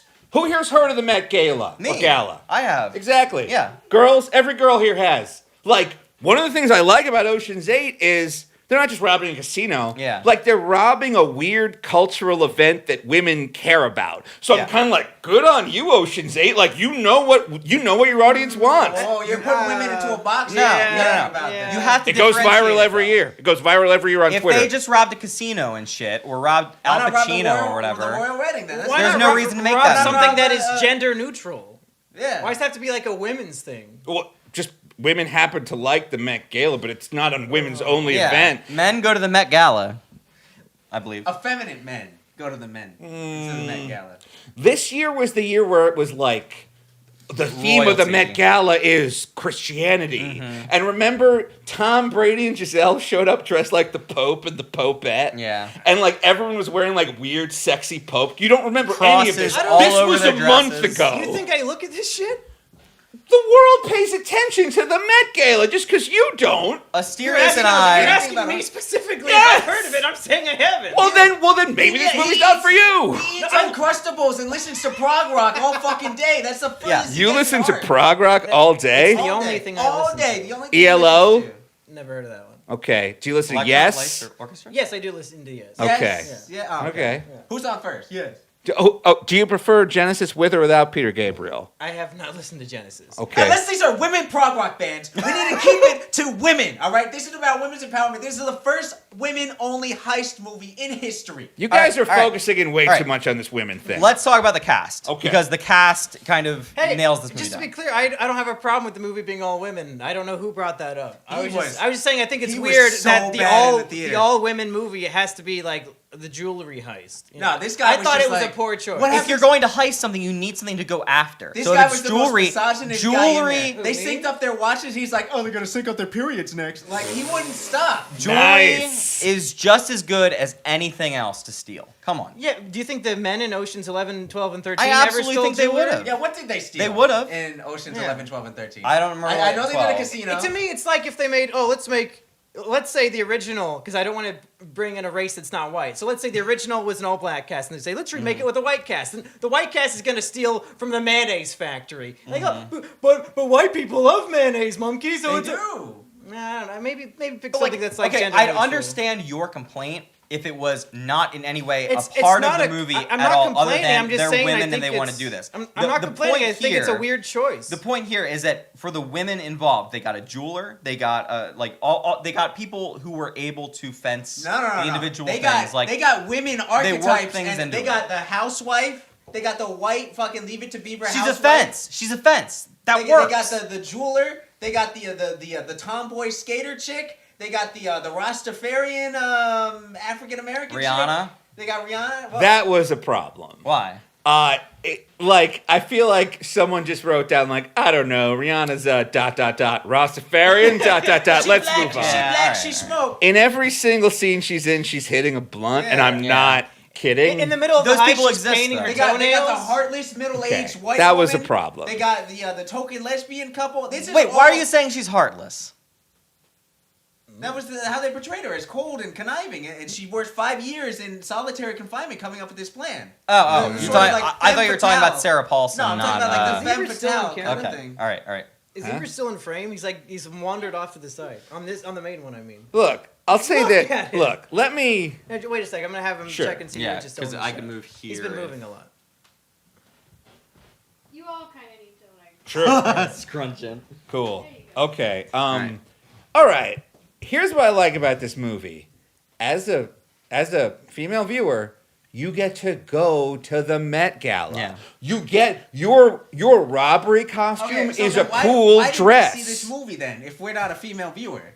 Because Why would just- female viewers go and see the original Ocean's movies? You Because don't have to the see. guys Because are it's a hot. movie. You are, yeah, and this is a movie too. No, Guess but he's what? saying for the female viewer. I'm just saying. I Like, just thought like this an movie Blank. was expertly crafted. Yeah. We've got we have Sandra Bullock. She's a smart, competent operator who's been working on a plan for 5 years. She's got a best friend. She assembles a bunch of friends. Kate They all wear Blanchett. cool robbery outfits. Kate Blanchett is playing a British lady. You got Helena Bonham Carter, whoever Yeah. he wants to see. Like, one of the other things I like about this movie is that a lot of these actresses are overlooked because they're not 22-year-old non-Jews anymore. Yeah. So, like, Bonham if you Carter's want overlooked, Sandra Bullock's overlooked. Yes. Rihanna's When was the la- overlooked. When Yeah, was when the last time- movie she was in? when was the last That was time- not. The proposal. Right, that was 11 years Yeah, ago. guess what, 11 years dude? ago? Yes, don't because know I actors. reviewed it for my town I don't newspaper remember in actors, high but I know school. for a fact she's so. The she's Blind so Side not- was like 6 years ago. The Blind Side was a long Sandra time. Bullock was in Minions like 2 years ago. Yeah. Yeah, but Animated movies don't voiceover is fucking count. different. Yeah. Movies. Okay, I mean, I get the point you're trying Starring to make. in but a movie. I think Starring you in a guys movie. Are being so anti-feminist that you're saying like weird shit. Like What's All right, like shit? It's because it seems that you guys are saying you're admitting that you overlook these women and we don't, and we're on the opposite We are not side of it. casting. No, we're not we are not casting central directors. casting, my dude. All these women are in shit all I the want- fucking time. I want Mindy to see- Kaling has a whole TV show. What are you fucking talking It got about? canceled. I want to see an Yeah. all-woman. Yes, it got it did. canceled on a network and got picked up by Hulu. And then it got canceled from Hulu. Well, it's not like she's overlooked because her shitty show got canceled. Well, her show was fantastic. The Mindy Project is a great, but like okay, let's look at the top 10 movies of the year.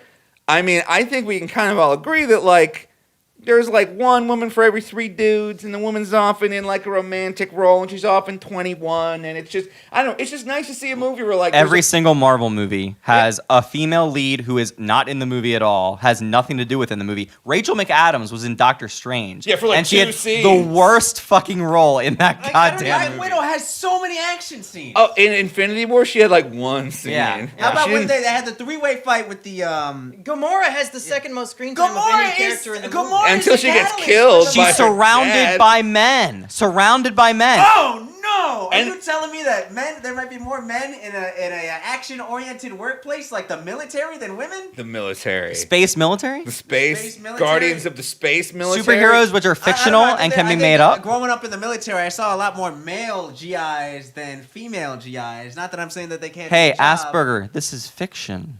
May I remind you?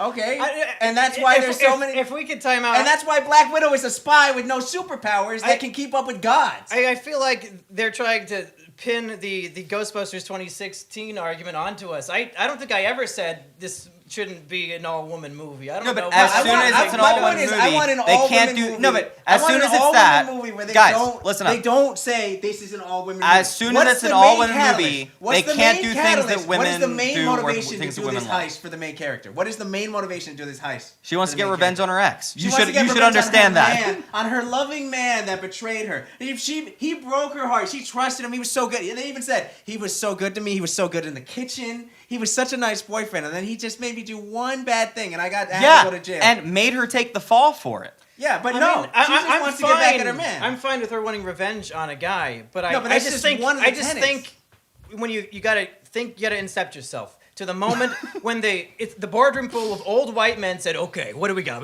We got the Ocean's 11 franchise. Let's make a remake with all women. And the old white men in the room think, what are the women stealing? Oh, jewelry. I think it's coming from a place of let's give the women the jewelry heist. Why not? Why does it have to be so And that's my women point. specific? That's my point with the seems character sexist. archetypes too. It seems like pandering in a sexist way to women. Is Housewife, stealing from fashionista, casinos femme sexist towards fatale. men? No, stealing from Casinos casinos are is a mostly- gender-neutral thing. No, but casinos are mostly visited by men. That's not fucking true at all. And they're It sure mostly is. owned by men. No, it's Mostly mostly owned by visited men, by mostly visited old by men. Puerto Rican women and old white women. Have you ever been to a casino? They're all slotting. Look at the all day. statistical It's in breakdown. like genetics. I Look played a at slot the machine statistical once. I don't breakdown. remember the whole fucking night. Look at it. Look It's in my at it. There Puerto are Rican more men in genetics. casinos I have than been women. to more casinos than you Rich, have. what are you fucking What are talking you about? talking about? Everybody goes to casinos. Everybody. Look at horse racing. Look at betting. All of this shit is dominated by men. Since when did we become Mr. Gamble over here? I'm saying Mr. there's a Gamble. difference between stealing money from a casino, which is all inclusive. It's been done and before. stealing fucking It's been jewelry. done. Do you want to go to the theater and see the jewelry same heists. goddamn So jewelry movie? heists. There's so many jewelry heists. Exactly. There are a lot of jewelry heists making it. So so why don't you break the mold by having all these women characters instead of having again femme fatale, fashionista, housewife, a little stupid dumb actress model who surprise, she's actually been smart the whole time. She's just acting. Fashionista who doesn't give a fuck about anything but fashion. It's just all cliches mashed together. It's sexist to do that. Why can't you just have a woman who is an actual three-dimensional character as opposed to being a single one-dimensional archetype? There are no Rihanna- three-dimensional Rihanna characters in is- any of these movies at all, so it's not important to expect that from It's these a movies. heist It's a heist movie. It's a genre film. But you guys are trying to say like, I'm so glad that they had a women movie. No, Don't try and pit us. I mean, don't what try I'm and put here's this what I'm women trying. thing against us. Look, I'll say what I'm trying to say again. I think this was a very smartly put together film.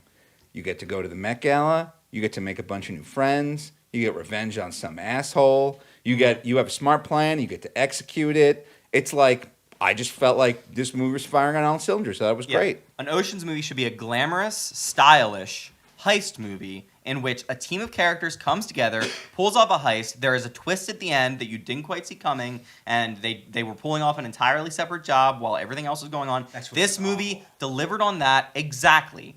No. So, no. what? I'm done talking about the gender shit. I didn't really want to talk about that much. Well, then way to open with it, guys. Yeah. I had one point, and you guys wanted to make it a whole, like, open a whole can of worms that I don't really care All right, about. we'll check the But tape the on movie that. itself, the film itself, I think the heist was really weak. Because there were no Sure, stakes. sure. Yes, There were no stakes. They were never in danger. Anytime, I think in these heist movies, things are supposed to go wrong and then they have to improvise. Never happens once. I think But the, they're the resolved main, within They 10 had seconds. speed bumps. But really not at all. Yeah. And then the You're inspector at the end, she's the main actress says to the inspector, "Yeah, we did it, but we're gonna frame it on this guy." Like, there's never ever a situation where they're gonna be in trouble. They're always on you're top right. of the It ball did just, the it whole did just time. all work out. It's like, here's the problem I had with the movie. Is like I enjoyed the heist in of itself. Like Yeah, I like, wasn't it was expecting fun, to- yeah. What I hated the most was at the end when they said like, "Oh, by the way, we're smarter than the average woman. We stole every fucking necklace. We fooled you. What's the problem with that? I planned for everything." That is it almost was- every it was heist a- movie. This movie was. That is most of them. You remember? The You ever problem heard of a is thing that- called Happy Days, right? There was a scene where Fonzie jumps a shark. That's exactly what she calls one Asian guy, and it's just like, and he's stealing every single fucking necklace in the Met in one scene. He's like backflipping over. There were less outrageous backflipping scenes in Show Dog. This guy was coming. Have you not- You tell me he's like, have you- she's got a remote control toy submarine, the fucking Chekhov's gun from the beginning of the movie. No, apropos of nothing, that scene comes out of nowhere. That she buys that little toy submarine. That's They every. never bring it You're Yeah, back. it's describing called- every heist movie. It's called foreshadowing. I'm not finished. This guy's fucking leaping through laser Did lines. you know who that guy was? I know He know was he's in the from another original Ocean's movie. He's But from come on. all the Ocean's But films. come on, just out of nowhere. There was no indication, no hint that was going to happen. And Yeah, it's who just would have thought there she might be a opens the twist in a fridge, heist she film? opens the fridge, and then like the Coke bottles are like covered in all the braided. First Well, off, we saw why the aren't movie. why aren't they looking for those jewels? Nobody's going to check after the gala. Yeah, They're because like, that was "Hey, not the are thing that everything was about. It was a distraction, you fucking idiot. Why are they not? They made the distraction about the one thing Every that. single necklace in the Both- Met is now fake. Yeah, both the movie and the actual heist was a distraction. Am I supposed to make you believe- think that this one thing was the only thing they were stealing, while they were really stealing everything else? I think that's they that's a drew fine away the twist. attention from everything It's else, a so fine they could twist, steal everything but else. there's no drama because twist was terrible. The plan goes off flawlessly the No, but entire that's- time, and that's really Once boring again, to that's watch. almost every heist movie. No, it's I mean, not. no, No, I'm- it's not. all of the I mean- stakes are so Hey, two-dimensional. Hey, in you want most to of talk these about a heist good movies. heist movie Yeah. with jewels? Snatch. All right, Snatch didn't have any of that. Almost every heist movie has a part halfway through the heist where things go wrong and they have to improvise, and this movie was just so Yeah, straightforward look and at Snatch. simple and They boring. burned down the Pikey's mother, and then the whole he won't lose at boxing, and then it turns out that he's been betting on himself the whole time. That's a good heist movie. That's a good twist. That's something that's consistent. That's something that if you rewatch the movie, you're gonna notice that the Pikey Brad Pitt has been in on this the whole time and has been playing everybody. How about a freaking what's the put the money get out of the car, put the money in the bag. The Usual Suspects. You rewatch it, he's limping the whole freaking thing, and then at the end of the movie, he just walks away normally. That's a good heist twist. Not open the fridge, be like, oh, by the way, we got every necklace in the fucking Met, and nobody noticed. They're just Why are- looking for this one necklace. Why are you so upset that they stole additional Because things? I was I just don't understand. Yeah, I think it. he's a happy little with too this mad movie. about Yeah, that. I think you're looking to be because mad. I want a movie with an all-female cast that Uh-huh. is just a movie with an all-female cast. And this was a movie with an No, all-female because cast. they're just like, oh, by the way, we're strong. I checked out when the actress came in. It's just be like, oh yeah, by the way, I'm faking the whole thing. My entire life is a fucking sham. I'm actually really smart. Let me get in on this. No, but I like Yeah, that they had because it that in- means she was playing it up. She Yeah. was like, They had pretending to it be in- the ditzy actress who nobody No, took seriously. because it just started again. I always say this. You remember that scene for Tom and Jerry where Tom pulls out a gun and then Jerry pulls out a bigger gun and then Tom pulls out a bigger gun and then and then they have guns the size of planets. It's just Escalation. like, okay, I've been faking because I recognize the fake ass acting, but I want to be a part of this, so I'm gonna help you with the heist. and then we're gonna find That's this the guy complication, anyway. though. And That's then- the complication, but because then she the could FBI turn them agent in. Is actually, She the could turn them in Colombo at any agent is time. actually in with us, and then I'm gonna pay him so that we don't have any heat. And then, by the way, we stole every other necklace, and now here's a montage of us living our fantasies. Yeah, Erich, I think that's what you're not seeing is that What? it's not a complication. It works out perfectly. Every single thing is like, oh yeah, by the way, this is in your favor too. The inspector, he's on your side. He doesn't give a fuck. Oh, Anne Hathaway, she's on your side. It would have been a real complication if Anne Hathaway did want to turn them in, but she didn't. She wanted to be their friend. When did they ever have a complication in the last hour No, of that's the right. film? That was It's her whole entirely down. motivation, No, too, is that she okay, doesn't guys. have friends. But it's entirely down to how they handle it. Because they could have told her, "No, fuck off. We don't need you. We've already set up hey, someone person else." Who knows that we They did could have. something They could have illegal told. worth $150 But million, because they're willing to please bring leave. her in and say you can be part of this, like So I in think real that's just life, part that's of the a movie. smart choice, but in a film, that's fucking boring. I don't know why you're defending a boring I don't think choice it's in a boring. film. Well, see, interestingly, I think we have like there's kind of two conversations happening here at the same time. Like, I definitely agree. Here's what the movie I think needed. Oh shit. They brought in a new security company at the last second, and they scrambled all the camera positions, and they've hired additional security, and they have the picture of this person. And this person's got to wear a mustache. Like, I'll definitely agree that like there should have been a thing where they're like, oh, the magnet They had doesn't. that with the magnet, yeah. Yeah, That was the only only real thing. complication. and they the fixed magnet. it in 1 second Yeah. with a phone call. Rihanna Right. called another. Boring. Rihanna called the black scientist from Black Panther, and then she was like, "Oh, it's a magnet." Okay, now look, I agree. I feel like the heist itself needed more twists and turns. Yeah. But But is I that feel- really enough to excoriate the movie and just say, oh, well, Well, it was here's shit because another of speed this? bump. Here's another Let speed bump. Asterios fucking finish. Bass. But I kind of feel like what you're saying. I feel like what you're saying is like, wow, this movie's just all about strong women, strong yeah. females. No. Strong. They can It's just like get it's through not. everything. It's just Yeah. called I- Ocean's my 8, point- and Yeah. it just happens to star some women. And the thing They're is, just like, good at their jobs. if you want to bring in this like weird meta narrative, Uh-huh. like. You're the only one bringing that in. Like, it's just a movie about 8 characters who rob something. Yeah, and I they're would- all I good would- at the specific jobs and they I've have. never had that thought. The whole movie, I enjoyed it until the actress, this most famous model in the world, just so happened to be like a genius. But that's Well, a twist to me. I Like, mean, it's that like a works fun within. twist. There's a Yeah. Family Guy episode where I think Brian dates like Anne Hathaway or something, and then she turns out That to be was she's Anne like Hathaway. she likes creating life in her freaking basement or something, and it's just so stupid. It's No, just but like, why that do you need to do that? this is not on that level. This is her taking It is on advantage that of a level. situation. Because how can the police, the FBI, the security detail, everybody whose job it is to notice these Because kinds of she things, wasn't- not know they but weren't right there like person she was. who is painted as just this Burger. shallow. She was there for almost every single part of the heist that they had to pull off at different points and was able to see what was going on. They the didn't affect cops her. and the They FBI didn't- were the not. only- first off, the only part, the first thing that they interacted her with was with the designer. Yeah, and so that's basically from- every step of the when heist from a she saw- public when point she of saw in the view. newspaper- She was watching. When she saw in the newspaper that this random designer, who is a nobody now because she keeps making shitty designs, is with one of her rivals. She knew from that moment that, okay, I gotta get her, and then I gotta fuck this guy, then I gotta go to the bathroom, and then this Asian lady in the bathroom who's pulling my hair back while I vomit, she's definitely stealing the necklace. But I think the key point is she says, I can spot a bad actor when I see one, and she sees that Helena Bonham Carter is obviously not comfortable how does pulling she off know- the role in which she does. But how does she know that that means that, oh, she's part of a heist with seven Because other women? she's to steal suddenly the been necklace? put up with a very expensive old designer of something to put on the most expensive jewels that have ever kind of existed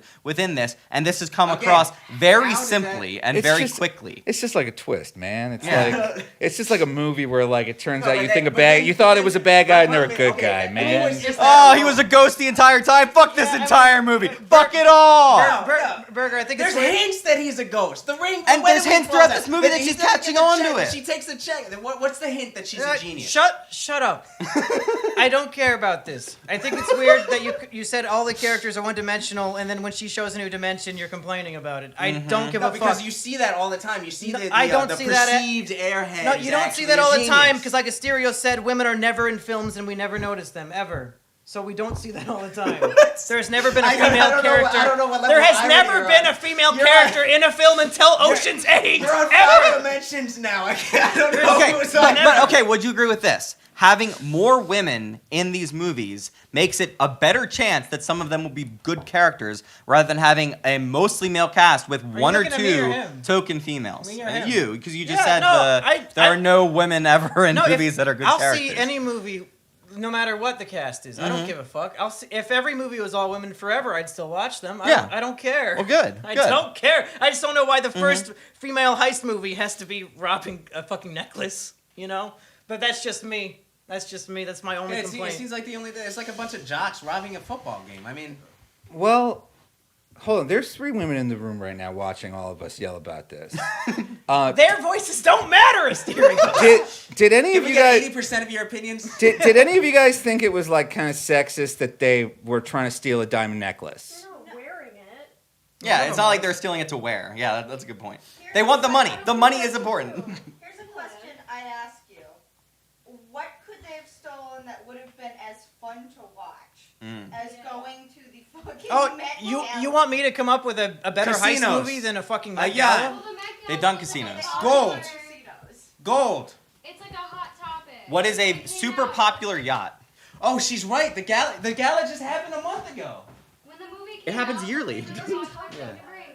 Like, to talk about No, but unlike Death Wish, this is a good time for this movie to come out because it just happened a month ago. Well, when Asterios Ren, gets you back, agreed let's with wrap me. this up, 'cause You this agreed is with really me long. on the plot twist, right?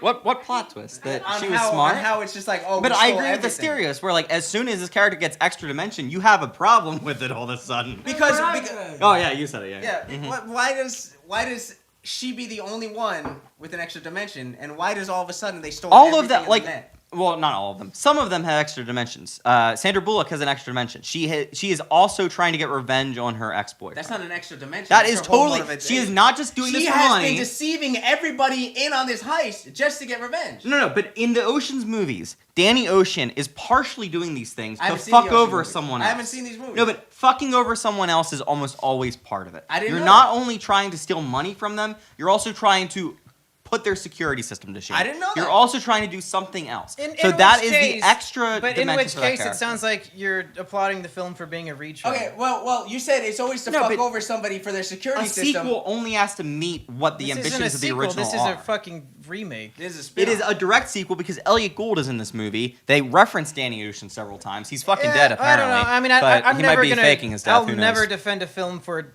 changing one thing and then making the same movie again. I think we should be saying make more upgrades and make less fucking remakes that are the same exact thing. Would you Yeah, but agree with that? If Upgrade had been the same exact movie but with an entirely female cast except for the one or two males I would not be in happy it- with that because I've already Wait. seen Upgrade.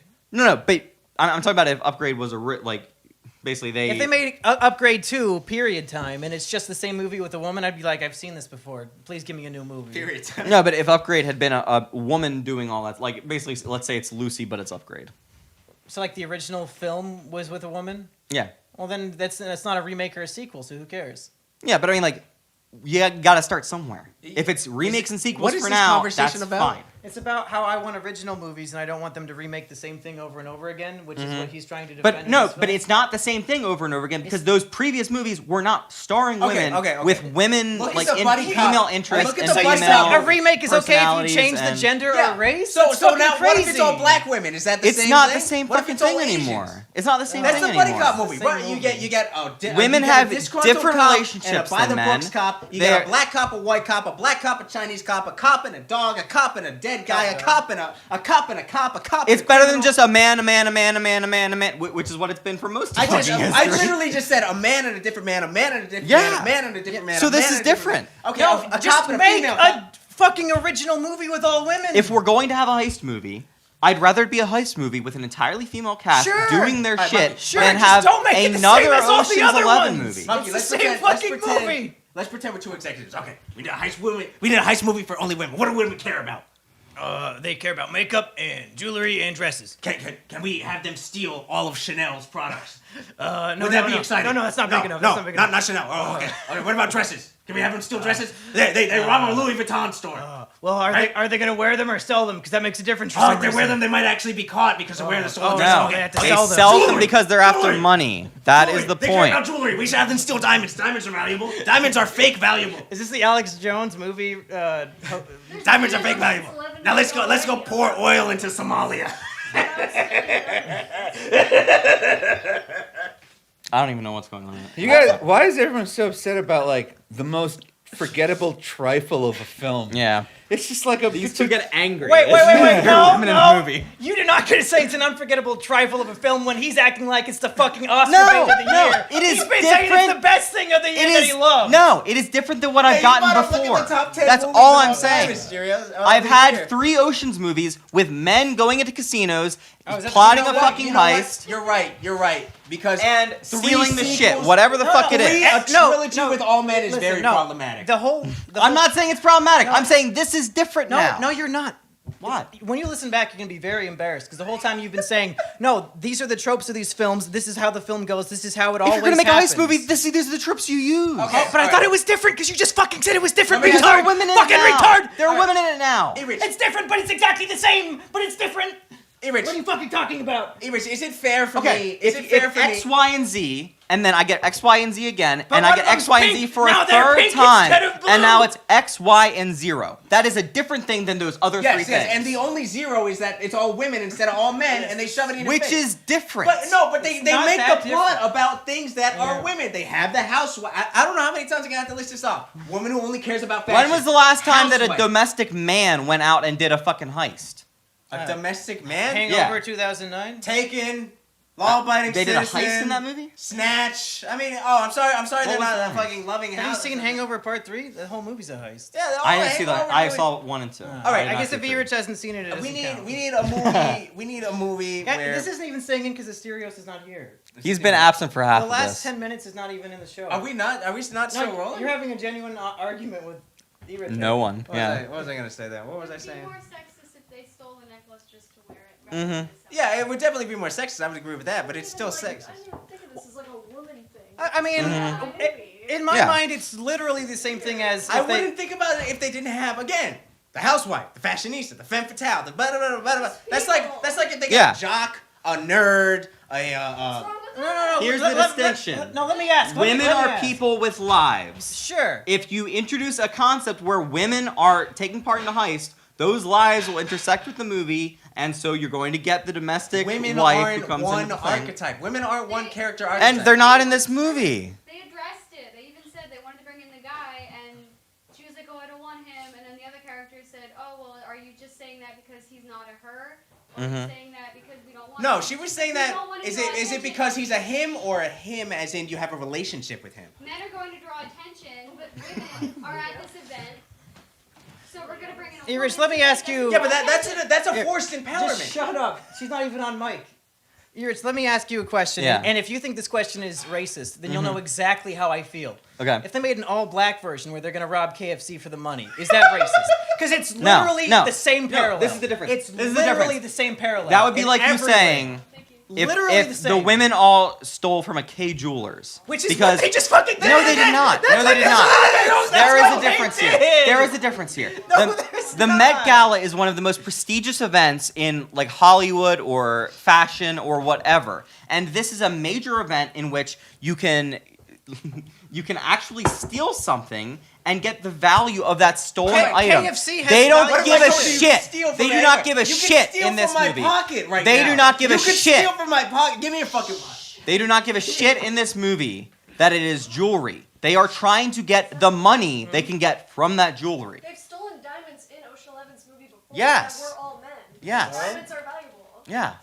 Sure, I don't want that. I'll You take want it. this? Yeah, we'll just share it between us. I don't. Thanks, man. I'm not hungry anymore. This is the difference here. You guys are trying to say this is an entirely gendered thing that, oh, of course the women will steal the jewelry, but the difference think here it is was a they are very not trying to steal the cynical jewelry choice. just so they can wear the jewelry or because they think jewelry is good or important. They think the jewelry can be sold on a black market for money just like any other fucking heist thing.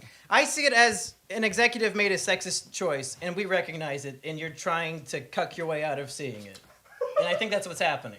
I just think that there's something that everybody's missing. Like, they could have stolen bear bonds. They could have robbed a bank. The Met That's could not have. stylish. That's not like Right. these movies have to be glamorous. These movies have to be like something you wouldn't see on the I don't everyday want glamour. scale. I want a complicated heist. Well, Then see another fucking movie than an Ocean's movie, you cunt. So then why are you So then why are we having this argument if you just don't want me to like? Because you don't want to see an Ocean's movie. you I like the can't movie, I'm help not you with allowed that. to dislike this movie. I can't help you that you went to see an Ocean's movie and you saw a Why did you go stylish, on the glamorous Kino for heist Death movie. Wish then? Why didn't you just go see a different fucking movie? Huh? Because you fucks made me see it. That's the difference. the point You made me see this. I didn't want to spend $30. Let's turn off this mic real quick.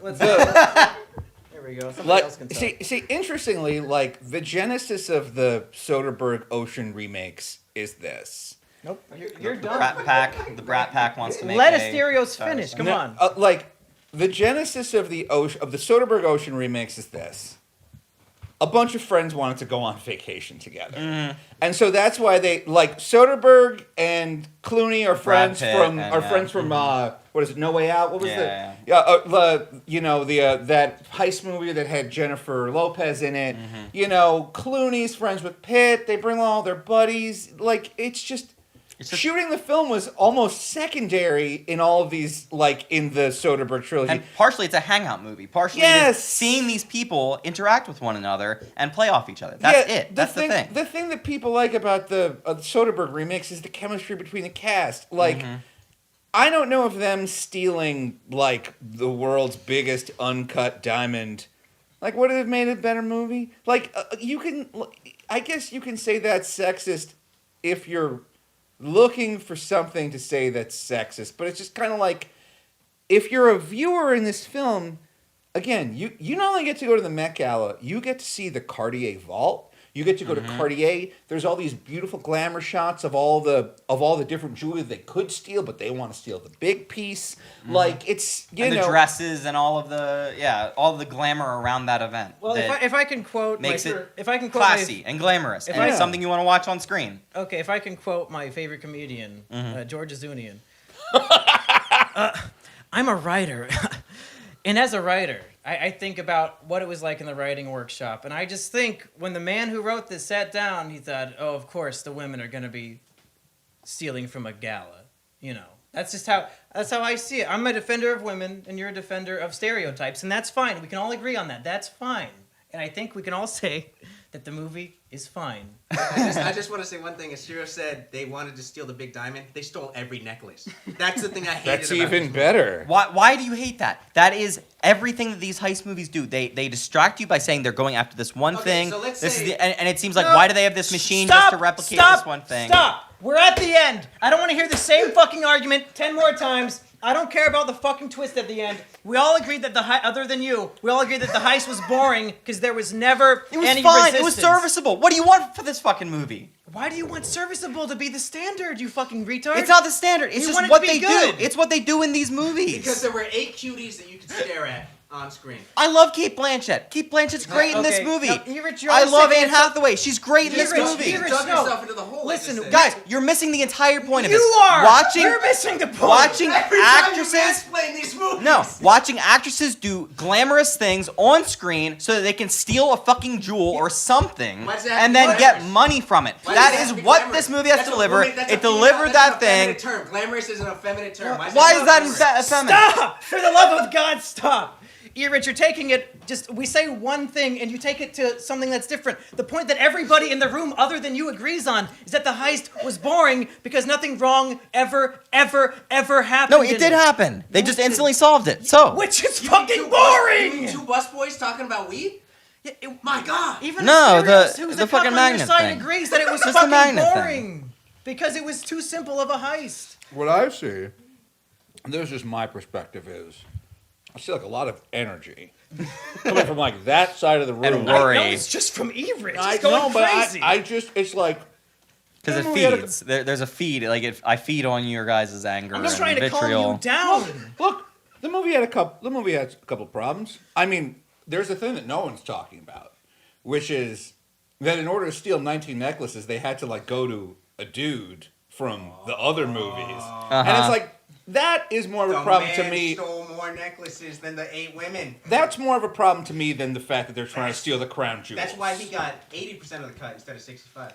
I don't know if that happened. but it's like, I kind of would have preferred that they stole everything. I would have preferred if it had been Rihanna's sister. Yeah, I generally agree with that. Good. That was that like they kind of pigeonholed themselves into like a callback from the previous movies, and like basically that is part of the twist. That is part of their oh shit, they also stole everything else, literally. And if you're gonna call back anybody, you should have called back Julia Roberts from the second and third movie. In the second one, don't they like say she looks like Julia Roberts? Yeah, in the second one, they find a Julia Roberts lookalike to rob Julia Roberts so they can, but it's like, I don't know.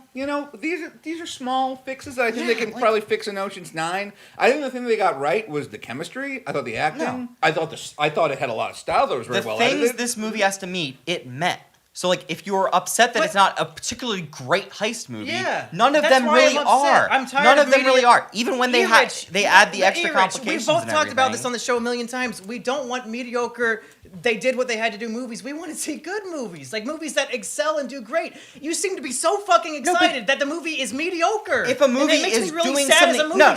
If a movie is doing something different, that gives it some kind of break. But for you, different is just a gender swap, and for us, it's not. We want to see a different movie, not a fucking color palette. But the gender swap gives it a different energy. This movie is especially different from the other Ocean's movies because it's not as bro-y. It's not as, oh, we're so cool and we're riding on our coolness. Like, I mean, it is a different kind of energy that this movie brings to the table, and that has to be commended because it's not the same as what we've seen before. But that's one thing, and you're so happy that the heist never has anything If it was a bad movie around that, I'd be criticizing it as hard as you guys are. But it's fine. It's serviceable as a heist movie. That's serviceable is like a bad word in a movie review.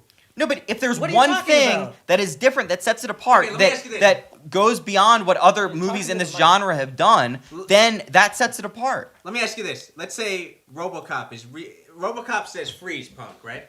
Mm-hmm. What if there was a black RoboCop and he says freeze, motherfucker? Is that different enough for you? If it's Samuel L. Jackson, I will tell you it definitely is different Don't deflect the fucking question with a meme. It depends how it's done. No, you just said it's serviceable. It's the same movie. It's serviceable to the story of RoboCop, but instead he points his gun sideways and says, "Freeze, motherfucker." Man, The Lion King is a fucking remake of Hamlet, and I love the fucking Lion King. Right? Yes, it is. Yes, it is. It's the same fucking story. It's not the same fucking way. Guys, it's almost 9:00, and I don't want to lose my apartment too. So how about this? We're gonna be in trouble for rifle wars. How about on 3?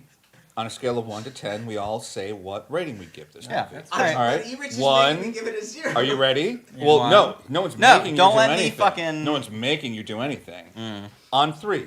1, 2, 3. 7. 3/4. 5. 6. Okay, so it seems like we're kind of all on the same page. We are within the range of each other. Yeah. Seems like we all kind of like, it's pretty good. Pretty good movie. Yeah. 7 is a C. You give this an... Like, I feel like on a grading scale, you'd give this an F. You'd say this failed. I'd say it's right in the middle of mediocrity, and that's why I'm disappointed that you're so excited about it. You need to see more movies then to know what mediocrity truly is. You know that how many movies I've seen. This is pretty mediocre and boring as a film. Here's the problem I have is that you call this movie serviceable, and that's what I would call it, and that's why it's docked so many points from me. I don't want a serviceable movie. Yeah, we don't want serviceable. No. Serviceable is a bad word. Serviceable is if none of these actresses were in any way charming or like actually I wanted to watch them on screen. No, that's the end of it because I just cut it right here. Get fucked. It's done. If you guys, just real quick, last thing. If you guys are looking for Citizen Kane, maybe don't go see a remake of a sequel. Why do you have to go to the extreme, though? I'm not looking for Citizen Kane. I just wanted something that went above and beyond. I don't want to watch these fucking studio... corporate made movies. I'd rather have watched. No, here's the deal. I'd rather have watched. I'd rather have watched Ocean's 8 than Ocean's 14. Me too. I would have rather watched a completely unique movie that wasn't either of those. Yes. Well, then don't see Ocean's 8. Yeah. Guess what? It's a sequel. It's going to be the same kind of thing. We all agree. Everybody. We all agree. If you want to see an original good movie, don't see this movie. Go see Upgrade. Hello, everybody, and welcome to Is It KINO, the movie review podcast online that never turns into 45-minute insufferable social media arguments. I'm your host, Mumkey Jones, joined as always by Mr. Erich. That wasn't as loud as I can do, but Try again. I think they missed it. Okay. God damn it. The role of Erich is being played by a Sudanese... tribesman in this episode, I believe. Or a young girl who fell off the ugly tree and hit every branch on the way down. Oh no, Erich, are you trying to tell us that you're transgender? What? No. I'm not coming out yet. Erich, you know, I spent the last day editing the last 2 episodes of this show, the Brooklyn episodes, the live action show dogs, and the subsequent Ocean's 8. How painful was it from a scale of 1 to 10? I've got to say, it was extremely painful. Yeah. For me. I'm a big guy, so. I don't think I like this show anymore, Erich. I think we need...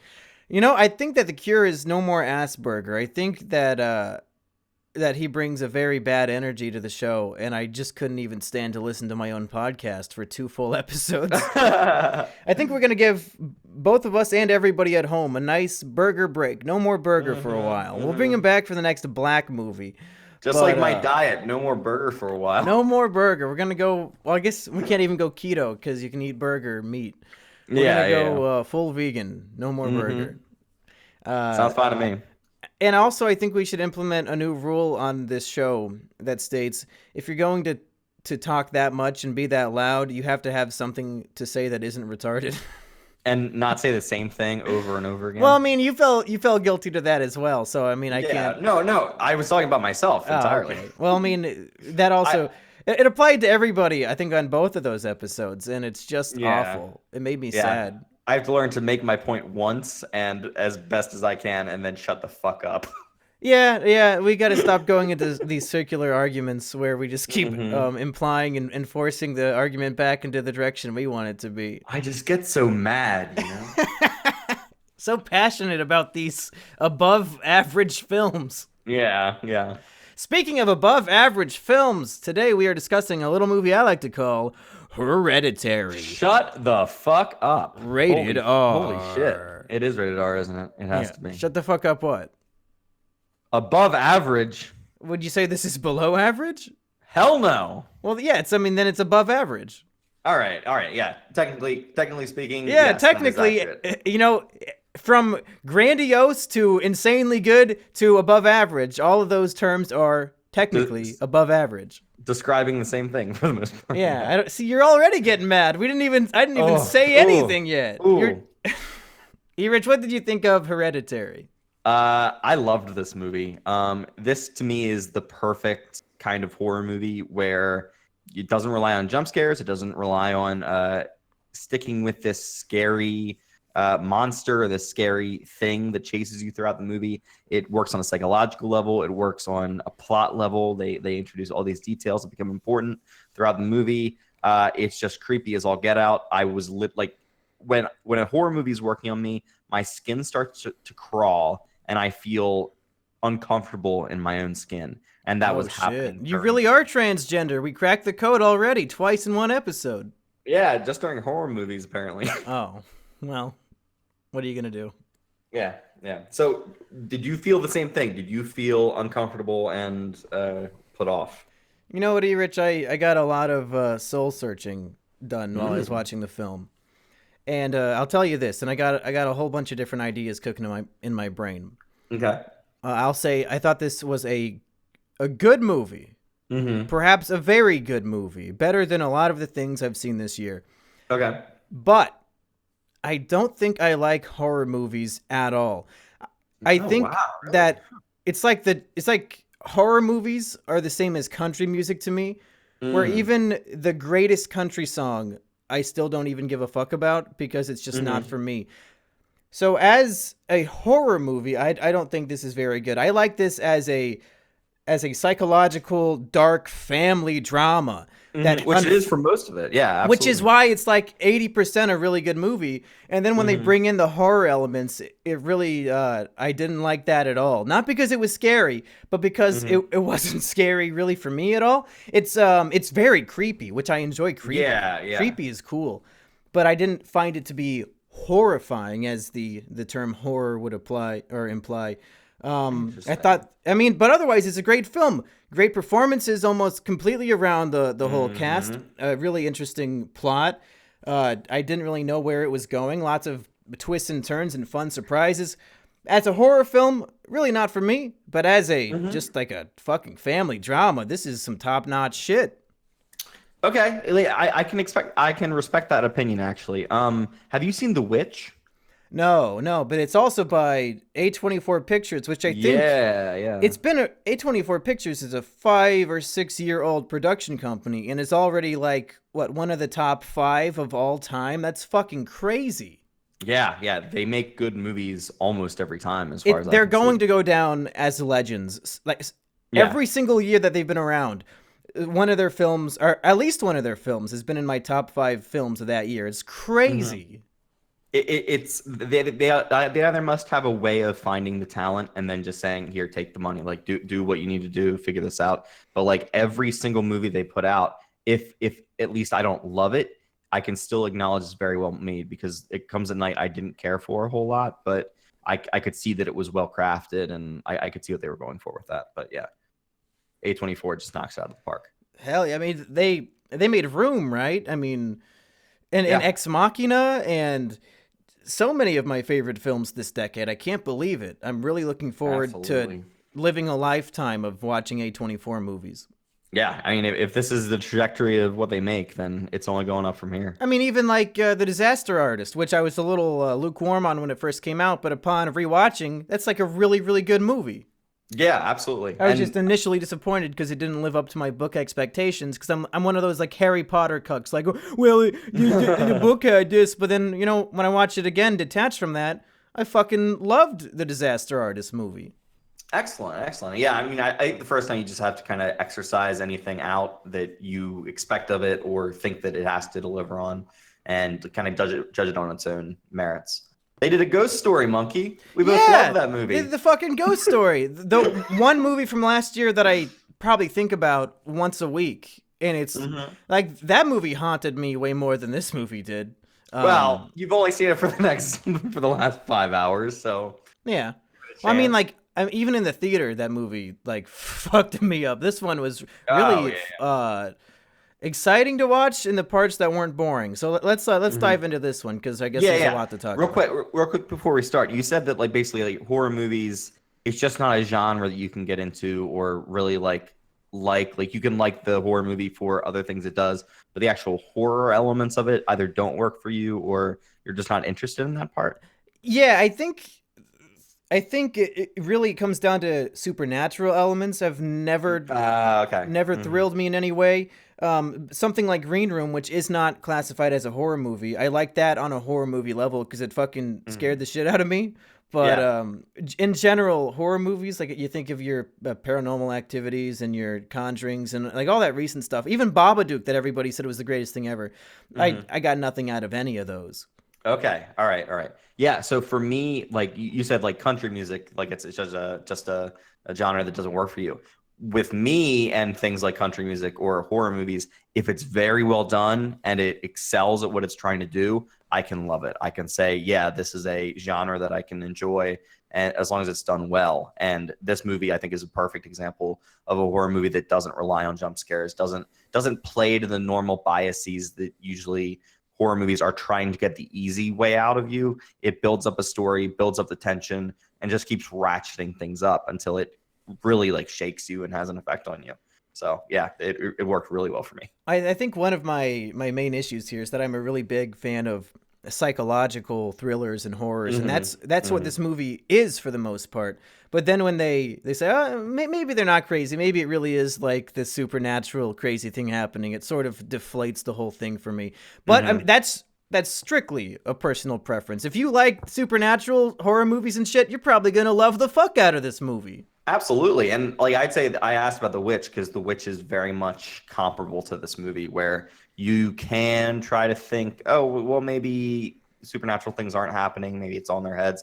But then, like this movie, spoiler for The Witch, it's revealed that there is supernatural things going on there. So we should do a little bit more of non-spoiler talk before we spoil the whole thing. Did you recognize who was playing the son in this movie?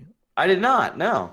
Does he seem a little familiar to one actor from the shitty Death Note movie? Oh my God! Wait, who was he in the Death Note movie? Well, the main guy in the Death Note movie is the brother of the guy who played the son in this movie. Oh! I see. Holy shit! Really? Yeah, Nat and Alex Wolff. Alex Wolff. Jesus Christ. For the majority of the movie, I thought that it was the kid from Death Note, and I was thinking, wow, he got a little bit better at acting, but not when he screams. Like, he was the kid in Jumanji too. Okay. Yeah. Yeah, I didn't know that both of the brothers from the Naked Brothers band were still acting. It was surprising to find out on the Google ride home. These kid actors have been able to really like transition into being legit actors because Well, I mean legit only goes so far. I thought fucking Zac Efron's in everything now. Well, yeah, I was just talking about the Wolf brothers. I thought that okay. Nat Wolff was pretty fucking horrible in Death Note. Yeah, but isn't like Cole Sprouse is in stuff now? I have no idea if he. Yeah, Cole Sprouse is in Riverdale, and he was on Sweet Life of Zack and Cody. Oh, I know Sweet Life of Zack and Cody. Oh, you do? Okay. You don't have to clarify that to me. I've been a Gordy head my whole life. Okay, all right. That Mr. Mosby, he sure does shake my my raincorn. You know what I'm saying? Yeah. He shakes my raincorn. What does that mean? I hear that, but I did not respond to it. What did you think of Alex Wolff's performance in this film? I thought he was really good. I was talking to my one friend afterwards, and he said that was the only. Well, the one friend who works at the fucking theater. Leave me alone. You know what you meant. You have one friend. Yeah. And he said that he was the one weak point of the movie to him, and I think he does a really good job in this movie.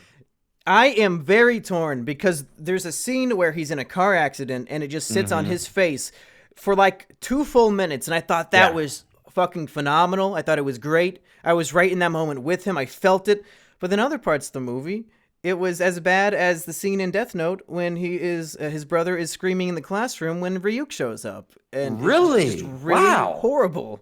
So Jesus. He's half and half for me. Some parts were really great. Some parts were cringy as fuck. Wow. Okay. I'd say that was the scene that really got me on his side, and then I just didn't see anything afterwards that ever tore me away from that. But yeah, it's a lot of when he's like screaming and crying. It's like, I can see that actor acting for sure. Interesting. Huh. Yeah. So he did a really good job. Toni Collette, who's the mother in this, is just absolutely fantastic. She has to anchor the entire movie. You have to both think she's insane and also possibly be on her side throughout it. And I think she plays that really well. No pun intended. I would say she was crazy good. Yeah. And I would not be surprised if she started to get to some Oscar buzz. That's what I've been hearing already. I just started looking at reviews when I got home, and I've already heard that from a bunch of reputable sources. Yeah. That's... Reputable sources saying that there is speculation of possible Oscar buzz. So I mean, it's possible everybody will forget about this in the next. No way. If fucking Logan last year could get Oscar noms, I'm sure this movie in early June stands a chance.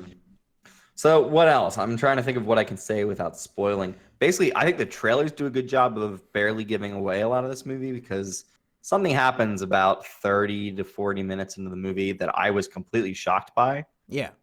And I mean, in the same vein as A Quiet Place, I just didn't realize that the movie was so well being sold to me that I couldn't. Yeah, like the rest of it was almost a complete surprise. There's only one thing, which is the dude being lit on fire, which is in all the trailers, which is near the end of the movie, which I was kind of like, I'd rather have not seen that, as good of a trailer moment as it is. I will say that the movie has a lot of great moments, like the one that we're not going to talk about yet. And there's a lot of cool ideas and cool sequences in the film, but they're, I think, pulled down, painfully anchored down by a lot of boring, long stretches of boredom, where things I think that should have been maybe cut out. I'd say the film near the beginning of the movie or near the end of it? Throughout the whole thing, there's like little lapses of it's just poor, boring slants, and just throughout the whole thing. I think that the movie overstays its welcome for sure, and there were lots of times where I found myself thinking, when is it gonna fucking do something. Like, can we move on from this and like actually give me something happening in this movie? I can appreciate a slow burn film as much as anybody, perhaps more than anybody. But I think there's a lot of stuff in this movie that just maybe didn't even need to be in it. Can you give me any specifics here? I'm struggling to think. I mean, I don't have the script in front of me to be like, oh, well, this definitely needs to go. But this line you can cut. This line you can cut. But it's like, this is what, a 2 hour and 5 minute movie? I could yeah. see this being like an hour 45 pretty easily without much being lost. It is definitely longer, but I can't really think of anything that like you'd really like gain a lot by cutting or like would be entirely necessary to cut. Maybe we just have a difference of opinion here. I mean, I've only seen it fucking once. I'm sure if I watch it again, I'll figure out what after like knowing where it goes. I'm sure it'll be easier to figure out what could be lost. I did feel its length and was aware that it was long, but not so much so that I was taken out of it or. Okay, here's one part that came up to my mind.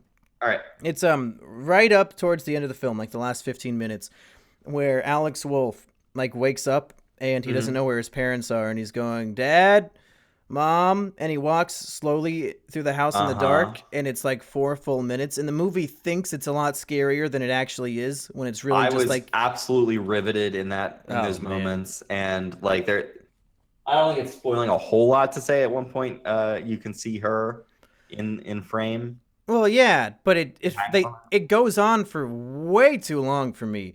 And the movie really does think it's way more important and scary than it could ever hope of being. In movie filmmaking and in screenwriting, you like to build up tension, and oftentimes in horror movies, you need to spend time with characters doing somewhat mundane things, because like otherwise you just be cutting to every bit of scare or every the scare is going to happen in this room. No, you have to have a couple false starts. Erich, I appreciate your condescension as if I'm 5 years old. Thank you. But when you try to stretch out the tension so much that it becomes overbearing, it deflates the tension of the scene. And then I'm sitting there in the audience in the theater as an audience member thinking, yeah, okay, I get it.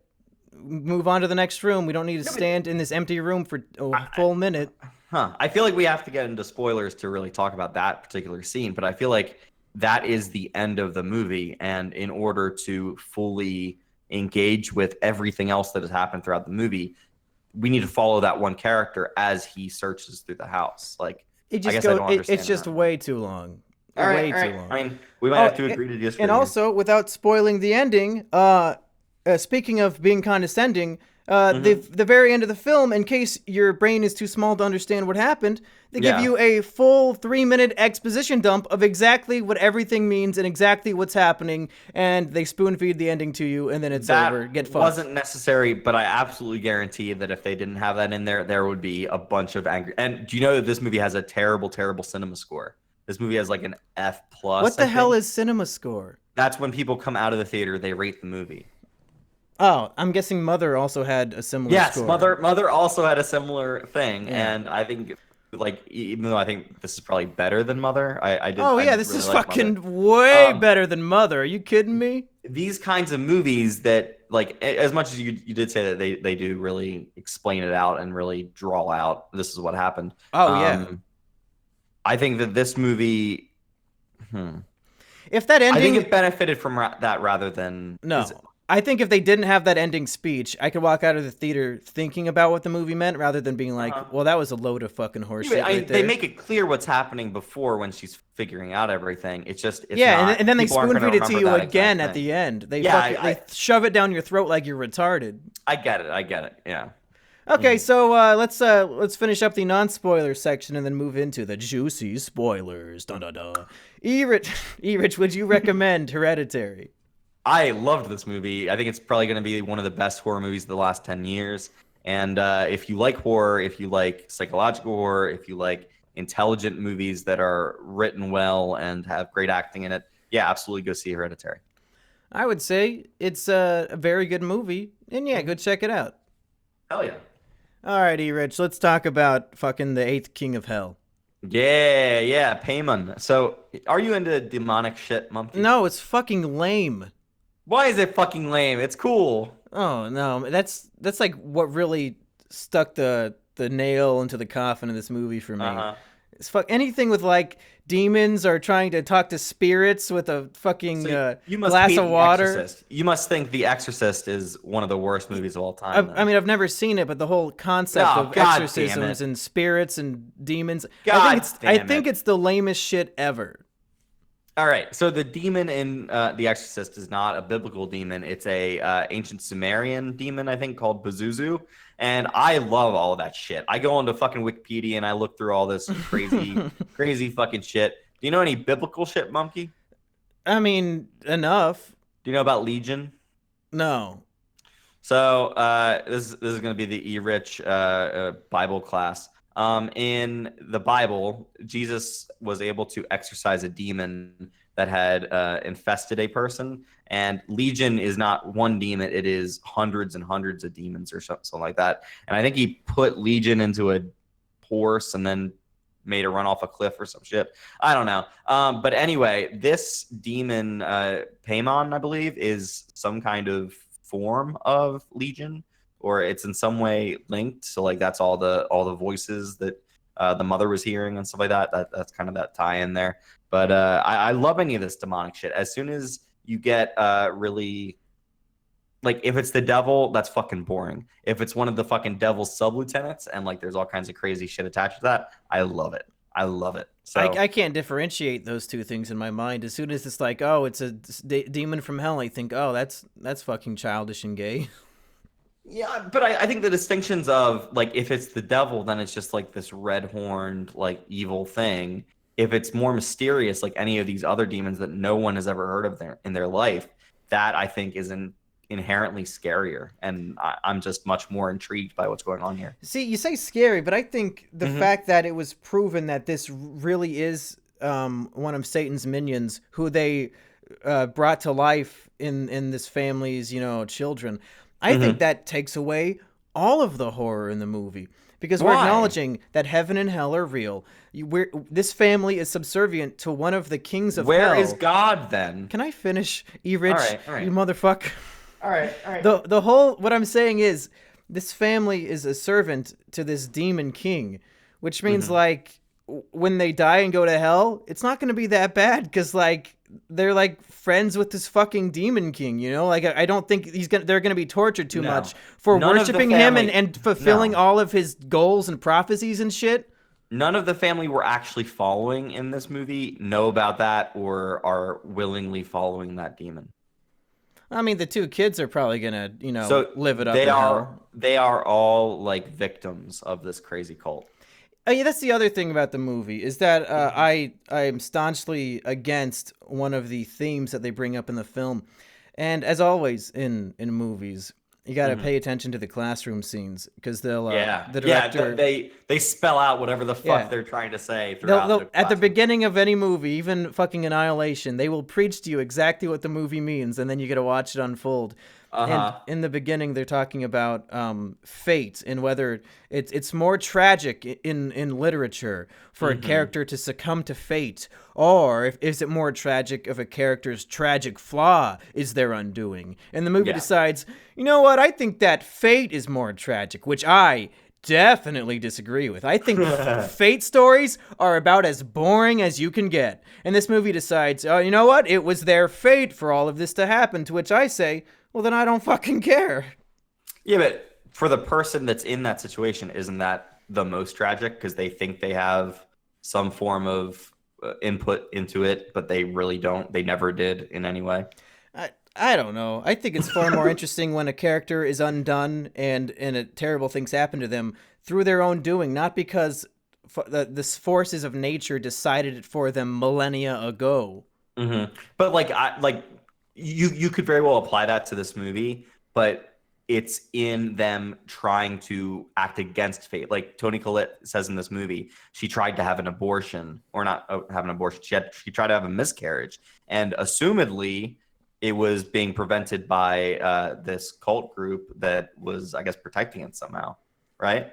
Sure, so she is like, but the mental toll that must take on someone to not want to have a child, to try to sabotage it again and again and again, and it never works. That is such a like existential crisis that you're facing. And like, even if like the fate intervened that she wouldn't succeed, that takes a toll. And I think they do that well in this movie to show you that these people are insane, partially because of the crazy shit that's happening to them, but also partially because of their own hangups and their own insecurities and them being I mean, I think it's both. You get the best of both worlds here. Well, I mean, I don't really think so. I think that the movie is pretty black and white about all of this being fate and that the characters can't avoid it. And just for me personally, when I'm told that no matter what the characters do, the story will not change, I see that as too static of just a story structure, and I really lose interest almost immediately, because it's like these characters' actions have no weight or meaning, and I guess I can just watch them struggle for an hour and a half. But I want a story that is flexible and can change with the characters' decisions, and that the ending is not already set in stone from the very beginning. I mean, if you want to get really meta with this, the writer is writing a story and they have an intended fate for characters and stuff like that. I mean, all it ever is an illusion, right?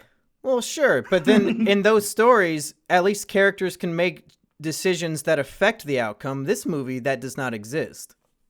But I mean, like, within their lives, they think they can and they do. Yeah, they can think whatever they want, but I know from the fucking 10-minute into the movie, the classroom scene, when they tell me, oh yeah, these characters are fated to have tragedy. Oh, okay, well, I guess I'll just watch them struggle for a while and then go home. Yeah, I guess that literary style of saying, oh, I'm going to tell you about basic things about how I'm constructing my plot and what's going to happen to my characters in a school scene where they're talking about the very same things happening in stories. I think that's a cute tool that writers use, but I think it's way overused at this point. And yeah, you can so easily just see, oh, this is what they're doing. You're laying it out to me. It's just like, it's like they're doing, it's like Final Destination for adults, you know? Like, Final Destination is like, oh, man, they're fated to die. Look how cool this is. It's all stylized and fun and crazy stuff. And then this is like, well, this is the literature version of Final Destination. This is what will happen, but you have to watch the struggle of the man and the duality of...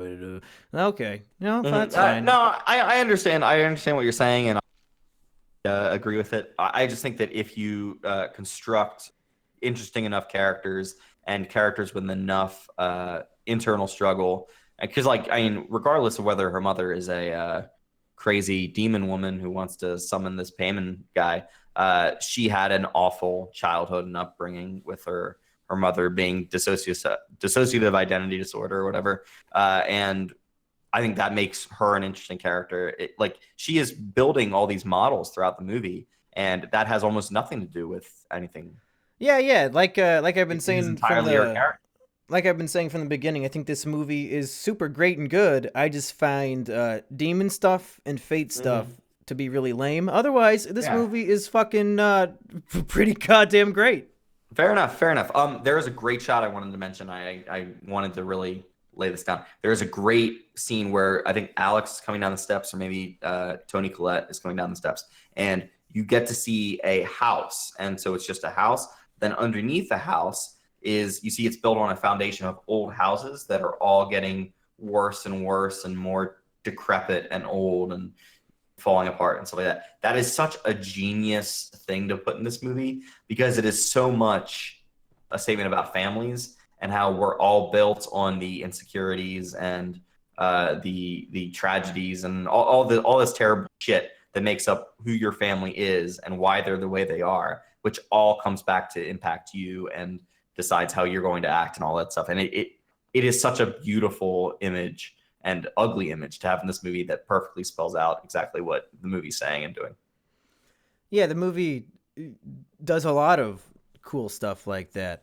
I like that, again, like almost on a meta level, the mother is recreating scenes from the movie as a way to cope with her own, I guess, psychosis, and to like, there's a lot in this movie about trying to cope with a loss of a loved one, which like she literally goes to meetings specifically for that. Yeah. And I've heard some people toss a bunch of metaphor hypotheses around of what like all these different things could be metaphors for. I don't really care about diving that deep into it, but I think if you're into that kind of thing, you could write a whole bunch of essays like on this movie, like just for fun. People are gonna be tearing apart this for their college theses and all that shit for fucking years to come. I wanted to do a shout out. I was throughout all of our Brooklyn trip, I was really pressuring Asperger to watch The Leftovers, and the woman who's Toni Collette's friend who helps her find the ways to do seances. She is one of the best characters. She was not a friend. No, she was not a friend. But she was one of the best characters in The Leftovers, and she does a great job here, and she's just so great. Ann Dowd is her name. Alrighty, Rich. I've said all I wanted to say about the movie, but I know you probably have a shit ton more, so you can go off on me, and I'll just bounce off of you if you want. I'm trying to think. I was going to mention something else as one of my last points, but now I can't remember. You wanted to say that the true victim of the film is the dad because his whole family is fucking that's crazy. What I was gonna ask. Should the dad have done more? Like, should the dad have at least gone to the mom and just been like, "I'm fucking taking you in." Like, there's no way. Either all this crazy shit is happening or it's not, and you're going insane. He was really close to. He typed up that email to, I think, her psychologist saying she's off the deep end. We got to do something. Mm-hmm. But then I think he got interrupted by a phone call, which goes back to the whole fate thing. Like, oh, no matter what they try to do, it doesn't matter. I like the dad's character a lot because he's just forced to put up with this bullshit from his wife's side of the family. Exactly. And when I was thinking that it was all in their head and that it was dissociative identity disorder that was getting passed on from generation to generation, I saw him as the only character who wasn't affected by that. And so everybody else was suffering from seeing ghosts and interacting with things that weren't there. The fucking light effect that's in this movie that kind of is, when you reflect something on a watch or a ring or something, the sun plays off something. That effect was so cool, and I didn't know what it was, but it makes it very clear what it is by the end. And just in case we haven't clarified this enough, other than the sun in a few scenes, there are some rock solid performances in this movie. I mean, you already mentioned the mom and the friend who she meets at the meeting, but the dad and the ugly, disgusting daughter are just fucking great the whole time. Absolutely. Let's talk about the daughter, because she's so fucking creepy. And the scene where she's having a whatever attack, allergy attack, anaphylactic shock or something, eating nuts in a cake or something. Yeah. So I mean, this is a great scene of just things get worse and worse and worse. So it starts out she's at a party she's not supposed to be at because he wanted to go to the party. The mom made them go. I mean, that scene where she snaps and yells at the son, that is one of my favorite things in movies, because this is a horror movie. You'd think scary monsters, but one of the scariest parts in this movie is when she is essentially blaming him for having killed the daughter and stuff like that. And in real life, the scariest thing is just talking to your parents at dinner when you just want to go smoke some pot. You know what I'm saying? I know. Yeah. Fuck you, Mom and Dad. You don't even understand me. Stay out of my life. Go on. All right. Shit. So she's being taken to this party. She doesn't know what to do there. She doesn't have any reason to be there. She eats this chocolate cake. We know that she's allergic to nuts. She starts having problems breathing. She gets in the car. She's scratching at her throat, and this is another anxiety inducing thing to me, where I'm just oh God, is she gonna die? Is she gonna die? And then she doesn't die the way I think, because her head gets fucking hit by this pole and just goes right off. And oh my God, Rich, on the way to the party, they show that pole and it has the demonic symbol on it. I didn't notice that. Which means she was fucking fated to get decapitated by that pole, which really, again, just sucks the air out of it for me. What? I didn't see the demonic symbol on the pole. Yeah. That. I believe you. I believe you that it was there, but what would that even do? That just means it was fate for her to fucking die at that pole. Oh my God. Well, I guess I need to see the movie again just to connect all the dots and stuff. Huh. Interesting. Yeah. Well. What? Yeah. I mean, take it for what you will. I'm trying to think. I think for me, just all the relationship stuff in this works. The thing where she says that she was standing over their bodies, that she had soaked them in lighter fluid or paint thinner or something. Oh my God, that's so fucking tense. Like, that is the stuff where, like, even if you don't like the fate stuff and even if you don't like the demonic possession stuff, that is seriously fucked up shit. And that has almost nothing to do with anything else. That is just these characters having shitty lives and bouncing off each other in ways that is very bad. Yeah, like you said, that dinner scene, we will probably see a snippet of it during the Oscar nominations next year. Mm-hmm. Like, that's where, when they pull from this movie, it's going to be from that great dinner scene, I think. Mm-hmm, mm-hmm. I would definitely recommend you watch the Witch. You'll probably have similar feelings to it as this, but much like this movie, one of that movie's scariest scenes is when these two 1700s parents are talking about their child and what to do with her, and they're arguing, and that's one of the scariest things is like your parents are talking about you. You can very clearly hear them, and they're deciding something about you, and it's just, oh my God.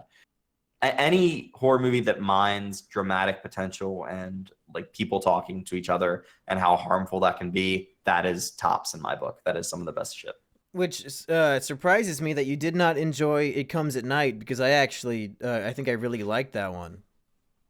And that one doesn't have any like supernatural shit. That's just like a contagion sort of thing, like a that's one disease. That I have to revisit because I was at Alamo Draft House. I was slightly distracted throughout some of that. And distracted by booze. Distracted by booze and people running back and forth between delivering food and shit. Oh yeah, fuck that. Yeah, you know. That movie I did see in a shitty theater, and I did get very drunk, and at the end I yelled, "What the fuck?" out loud in the theater, because I did not expect the ending, and I was also drunk. But I remember really liking the movie. Okay, all right. We might have to do a KINO review of that. Man, we're getting suggestions for Kinos left and right. They want us to do Chronicle from Max Chronicle's Landis. good. They want us to do, I want us to do Rat Race to prove that it's the greatest comedy film of all time. I'll gladly watch Rat Race. They want us to do Shrek. Just so many great suggestions. Jesus Christ, pouring Shrek. in. And we don't even have time, because this week alone we've done 4 fucking Kinos of movies that are in theaters. We have to do Hotel Artemis either. Yeah, which I want to do next, and I think we will do next. And then we have to do Incredibles 2. I know. And we have to do, what else is coming out? Whatever the fuck else comes out. We have to do the Mr. Rogers documentary soon. Oh my God. I might break down into tears for the fucking Mr. Rogers documentary. Oh, I guarantee that I will. I mean, it looks heartbreaking as hell. Just watching the trailer, I was fucking choking back tears. It's somehow uplifting and heartbreaking at the same time. At the same time, yeah. Well, hey, I think, is that all you have to say? You have anything else about this movie? Yeah, I think that's it. It's just such a well-crafted movie that I enjoyed watching it and was scared out of my mind at times. So, hey, there you go. Well, for Is It KINO, I have been Monkey Jones. And I'm Erich. And we'll check into Hotel Artemis next time. Hell yeah. Rated R. Starts tomorrow.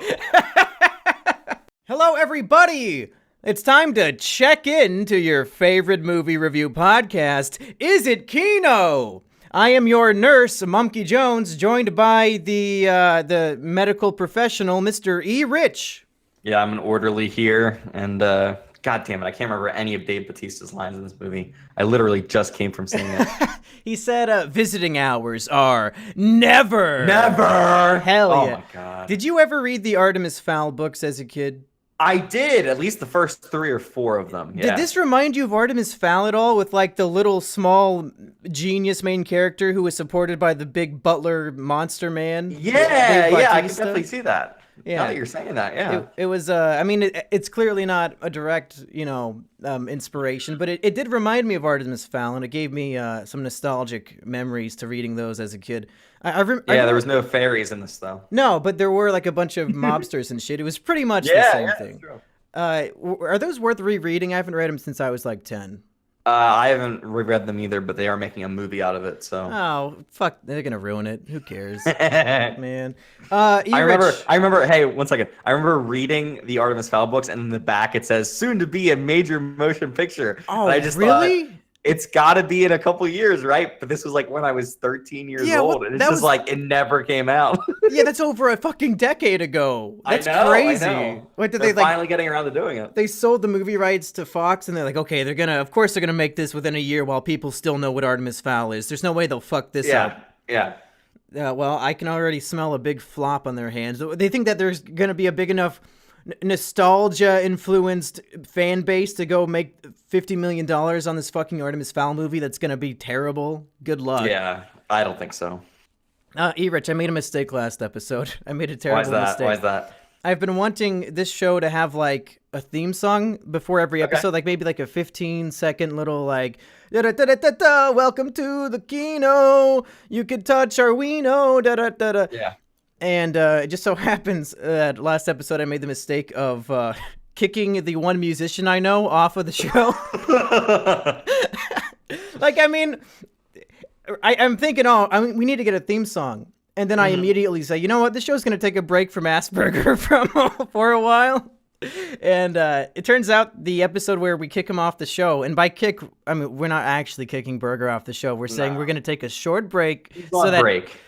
Because I said he brings a bad energy, not particularly because of him, but because he brings the worst out of you, Erich. That's why. Exactly. Yeah. And I can't do his KINO without you. So I'm thinking, just to stop Erich from being like 100% soy boy level cuck, maybe we'll take the one thing that triggers him away from the show for a little bit.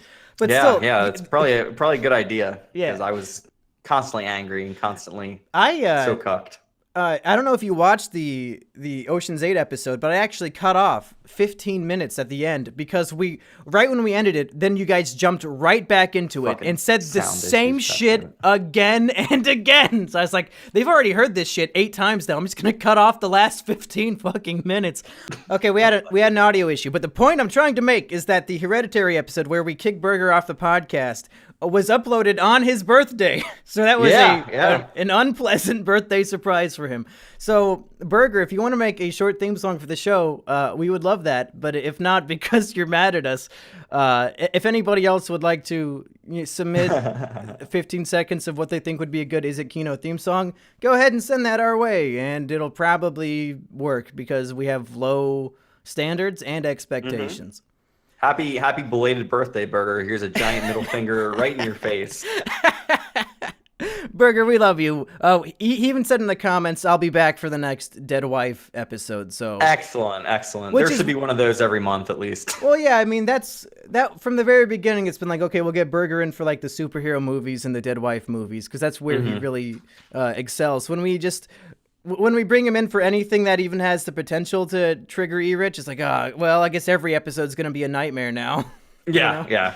And you're stuck in between the two monsters. The thing that pissed me off was that in the Ocean's 8 argument, I was ostensibly on his side of the debate, but then he made so many stupid-ass fucking retarded points that I was embarrassed to be on that side. Which, to be fair, I think Asterios was in a similar situation, because you, on the other hand, were like the other side of the coin, making not quite equally, but also just obnoxiously stupid points to make that side look bad. I think me and Asterios were the real heroes of that podcast. Yeah. You should have just kicked us off and just calmly debated whatever you wanted.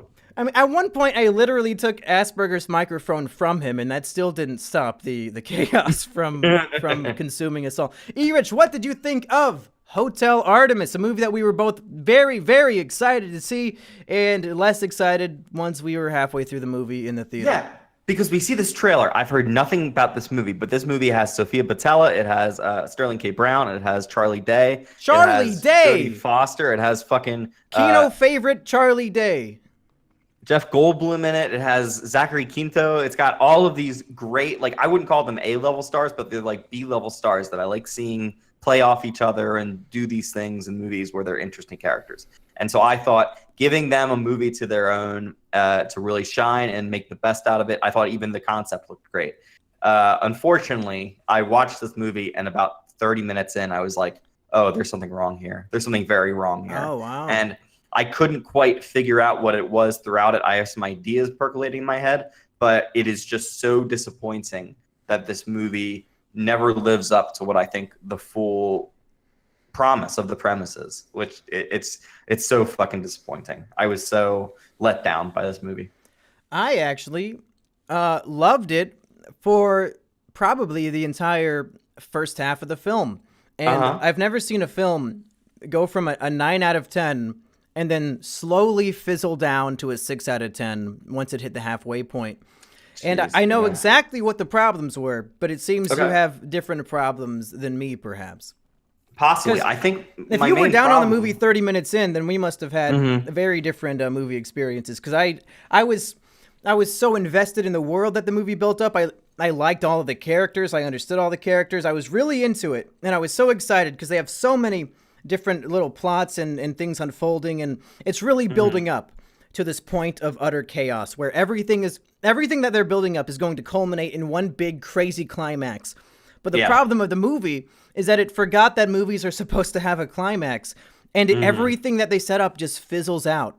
And the most disappointing, strange, confusing thing is that the plot of the movie should have been, and what the trailer promised it would be, and what the movie forgot is that the plot of the movie was these guys stole a thing full of diamonds that the king of LA, the Wolf King, is going to come and he's going to kill everybody to get it back. Yeah. But then the Wolf King shows up and he doesn't even know that they stole it and is completely irrelevant and it's pointless and it adds nothing. And the whole time the characters are afraid that he's going to come kill them for stealing his thing. But it never comes up again because he doesn't even know that they stole it and they're scared for no reason. And it's fucking frustrating. What this movie should be is a potboiler where you keep adding all these ingredients that like each add something to the overall like movie that you're watching, and you just don't know who's on whose side. And then at the near the very end, when the Wolf King finally comes, it like spills over and there's like a huge shootout or there's a huge like Mexican standoff, that kind of thing. But there is never any tension in this movie. No. Because you know exactly what every character is going to do or say. Or, I mean, like, and they are just so vague and so, oh my God, they're just cardboard cutouts of, like, characters we've seen before. Well, the crazy thing is, they spend the first half of the movie building up that the Wolf King is the most dangerous man in the world, and he's showing up with his gang, and he's going to wreak havoc and kill everybody. Yeah. But nothing even close to that ever happens. He shows up because he got injured, and this is a hospital, and he just wants her to fix him, and then he's going to leave. So the whole time that the Wolf King and his gang is there, they're not there with ill intentions or malice. They're just there to fucking get a medical examination and leave. But all the characters in the hotel are acting as if these people are here to kill them when they're ostensibly not. They're not there for that at all. The movie doesn't even have a villain, at all. But the movie's acting like these people being here is a threat when it is not in any way at all. Because those people are not there to kill them, which is what it should have been. If the movie would have followed the plot that the trailer promised, that the Wolf King is here to get back his diamonds and kill the people who stole them, that would have been really fucking cool. It would have actually gave us some action scenes. And this movie plays out like the writer-director wrote a first draft of a stage play and then very poorly converted it into a film and never fixed. Like, he had all these cool ideas and threw them in and then didn't realize that half of the ideas he introduced fizzled out or were completely forgotten. And it really feels like just a bad first draft that was never revised or fixed or looked at or anything. Yeah. And I mean, like, I love all of these actors, and I just think either the script is bad. I mean, I think they all do a admirable job in here trying to get some kind of reaction out of people or anything going on here. But I mean, it just never raises any level. Like, you got Sophie Botella and Charlie Day are interacting in the beginning of this movie, and that's where it just fell apart for me because I didn't give a shit about either of these characters. Oh, man. Charlie Day, I feel like his asshole character here is either overplayed or I just can't see that from Charlie Day. I just wasn't feeling it at that point. Oh, I guess that's where we're really gonna differ, because I loved all of that. I loved all of the characters and the dialogue and like hamming it up, and it was really silly. Like I obviously could see it's Charlie Day doing a thing, and half of his words are fuck. He says fuck probably more times than the entirety of Wolf of Wall Street does. But I was loving it. I thought it was a lot of fun. Even in the parts of the movie that are poorly written, I thought that the characters and the dialogue were fun. It's just that on a story level, nothing happened. Yeah, and I like just this movie's even full of like smaller actors that I enjoy. Brian Tyree Henry or someone from Atlanta who's the Sterling K. Brown's brother in this, who we see him get wounded in that initial bank robbery or whatever that they're doing. He's really good. The one random side goon that Zachary Quinto interacts with, I think I've seen him before, and it's just none of these, like the fucking relationship between the dad and the son, the Wolf King and whatever the Wolf King's son, like, is so fucking nothing in this movie. I thought it it means was nothing funny to the overall. No, but it's hilarious when Jeff Goldblum just says like, well, that's why you're a fucking bitch. That you took that in any way seriously. But like then he never does anything about it. Like, in order to complete that, he should either become a badass or like fucking run away with his tail between his legs. But I mean, like, none of that happens. Like, what is the purpose of that character even then? No, yeah, I mean, there's a whole subplot about how the nurse, who's the name of the actress who plays the nurse? Jodie Foster. Yeah, okay. So when you and Erich say women over 25 never get badass roles in movies, I guess take a look at Jodie Foster in this movie, because that was pretty badass and cool. And she's like, what, 90? She looks fucking old as shit in this movie. She looks like she's at least 75, but she's probably like 50. There's a subplot where she sees a cop that used to be her neighbor, and the rule of the hotel is no cops allowed, but then she like sneaks the cop in and then heals her and then lets her go. And you were thinking, oh, this is part of the boiler. What would you say? A boiler yeah, it's a pot boiler. Yeah, it's like, oh yeah, this cop to the situation, and all this is all gonna come together and culminate in one big explosion. But no, the subplot leads to nothing. It's pointless. The cop just leaves, and like it was just to fill up screen time, I think, because it led to nothing. It didn't even lead to tension, because it's like, oh man, don't let that gang of Wolf King's criminals see her, and they're like, okay, and then he just goes down a secret corridor and takes her outside. It was completely pointless. It's like going to a monster truck rally or whatever the fucking things are, and then they never crash into each other. They just kind of they just drive by each other. They just drive in circles, drive by each other, wave out the window. Like, it's so hilariously like bereft of any kind of conflict. It's hilarious. Yeah, it's so weird. If the Sophia whatever character, if she didn't go and assassinate the Wolf King, then there would have literally been no conflict in the entire movie. Yeah, because like I keep saying, Wolf King was not there to kill anybody, so I don't know why they were all freaked out about him being there.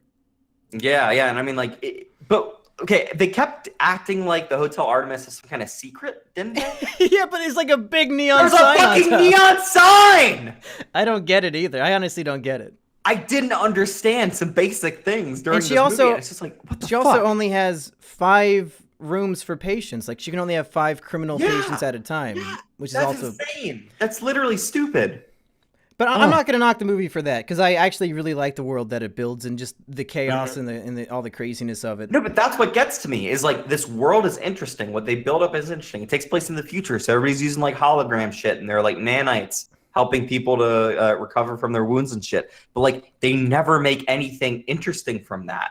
It's like you have all of these assembled ingredients, and then you just decide to throw half of them out and make the fucking plainest fucking stew you can think of. Ugh. Yeah, the movie is a bit of a tragedy in that they had a lot of great potential, and I thought they built everything up perfectly, and then just didn't know what to do with it. Even though, I mean, I've never written a screenplay in my life, but I think if you gave me the first half of this one, I could probably crank out a better ending than what they gave us, because the ending was absolutely, and kind of retarded. It's almost insulting, because like, there are really dumb lines every now and then, and I don't mind dumb lines in a movie that's either aware of that or is in other ways being perfectly fine and doing its job. But like, it seems like an even more of an insult if they're not only not leading anywhere and not only not making the most of what they've got here, but also is just fucking dumb at times. Ugh. It was really confusing that when the Wolf King is killed, they realize that the mob is going to, like, not the mob, but the his minions, his goons are gonna want to kill all of them now. Even though Which it was doesn't just, make any sense. I mean, it was just Sophia that killed him, so they you could use that fucking hospital hotel. Like, it's not, keep this fucking woman alive because she's doing shit for you. Yeah, and they decide, like, all the 4 remaining main characters after Charlie Day gets killed by a 3D printing machine, which I thought was funny. Which is pretty fucking cool. They all decide that they need to, like, escape the hospital because they're all going to die. But then, for no reason, Dave Bautista's like, nah, fam, I'm going to stay back and fight them even though they're all stuck behind a cage right now and we could all easily escape. We don't see that either, do we? No, he doesn't even fight them. Well, I know. He, like, we just slashes see him go at to the them. fucking top of the building. Well, he slashes at them a little bit, but then, like, and then we find out that he won at the end. And then also Sophia, whatever the fuck, decides to stay behind because she's in love with the black guy. Like, is it because they want to give them a head start on escaping? Because they definitely don't need to. They had a fucking head start. Yeah, they're way there was ahead. No fucking advantage. Just fucking go down the elevator and you've escaped. I don't know why they're making all these dramatic sacrifices. Like, no, go on without me, for no reason. And all of this comes down to the script for me. Like, the script at a essential core level didn't know what it wanted to do with these characters, or if it did know what it wanted to do, was doing the wrong things with it. So, I mean, they just had the wrong idea to begin with, what they did with this. And I know that this is a smaller budget thing. Like, it is very in this one set, and they can't do a whole lot else. But, like, you can make a good movie out of that. We just fucking saw Upgrade, which I think was made for less movie than this movie was made for. And Upgrade just felt like it was a full exploration of its potential, and all the conceptual elements were used perfectly. This movie, fucking nothing. Fucking a waste. I mean, I wouldn't say it's a waste. I actually really loved the movie for the most part until it fizzled out and lost sight of what a climax is supposed to look like. Yeah. But I loved, like I said, I loved the world. I loved the characters. I thought Charlie Day was just fucking delightful. Bring the characters down to what they stand for or what they are. What about those characters do you love? Well, or do you just love seeing these actors? It's I think you just love seeing the actors then. And the only actor I care about is Charlie Day. The rest of them, and I guess Dave Bautista. But it's a hospital full of criminals, and they're like all like you can't trust anybody, and that's always fun when you can't trust anybody. And they're all like scheming against each other and sneaking into each other's rooms and stealing their shit and investigating each other, and just how like the reason for them to do that is you eventually can bring out all these secrets or bring out all of these like things, and it just never gets played on, really. Well, yeah, so it's a bad story, but I still like the characters in the story. I think that every scene when Charlie Day is trying to act like the big tough guy, but the other criminals just laugh at him because he's like a fucking manlet who just yells, is really funny. I liked just like even the boring scenes when Sterling Brown and Sophia, whatever the fuck, are just sitting there talking. And then he pulls out the diamond thing, and she's like, "You got to get the fuck out of here." I thought those, like, even those scenes were pretty fun for me. All I could see during those scenes was just plot, like, just this is the story of the movie that you're telling me, and I don't know, I didn't buy any of these. It was the plot that it should have been, but even those scenes are made irrelevant when that never becomes the plot of the movie. Yeah, I don't know. I'm telling you, if the story would have led somewhere, this movie would have been like a perfect movie for me because I liked everything else about it. That's really all I had to say. What else you got? Sterling K. Brown's relationship with his brother, I don't give a shit. The fucking Jodie Foster's son having been killed by the Wolf King or whatever, I don't give a shit. Like, a lot of this stuff feels very like just vague sketches of a character, and I just don't give a shit. I like that Jodie Foster had extreme agoraphobia. She had like anxiety about going outside, and like she's been inside this hospital for 22 years, and she like never goes outside. And like those are some cool scenes when she's like trying to get the courage to just step outside the door to grab the cop who's bleeding out on the sidewalk. And I like that she's listening to the tapes, trying to. I love the way that she walks in this movie. Just the way that Jodie Foster walks, like her character, adds a lot of, I wouldn't say tension, but like maybe tension. It makes it more exciting. Like you feel like something is going to happen, and she's walking in this weird, brisk / fast-paced way that adds it just added excitement for me. I like that aspect of the character, but it turned out being all for nothing because there was never any reason to be anxious. Yeah, and like I really like Dave Bautista in this movie actually, and just in general, I love Dave Bautista, and like I liked seeing him play a character here, but it never like I feel like he's a promise that never gets delivered on. For almost everything in this movie is the same way.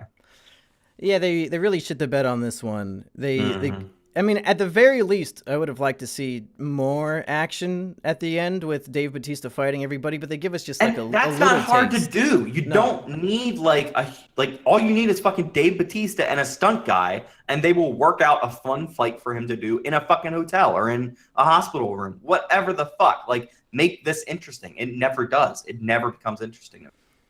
Yeah, it becomes pretty shit, like in the last maybe 25, 30 minutes, and it was really sad. And I'll agree, the subplot about Jodie Foster's kid drowning 22 or 30 years before, and then she finds out it was... ODing. Well, they said he OD'd, and I guess he drowned after he OD'd, but... well, because the Wolf King killed him and then lied and said he OD'd. Yeah.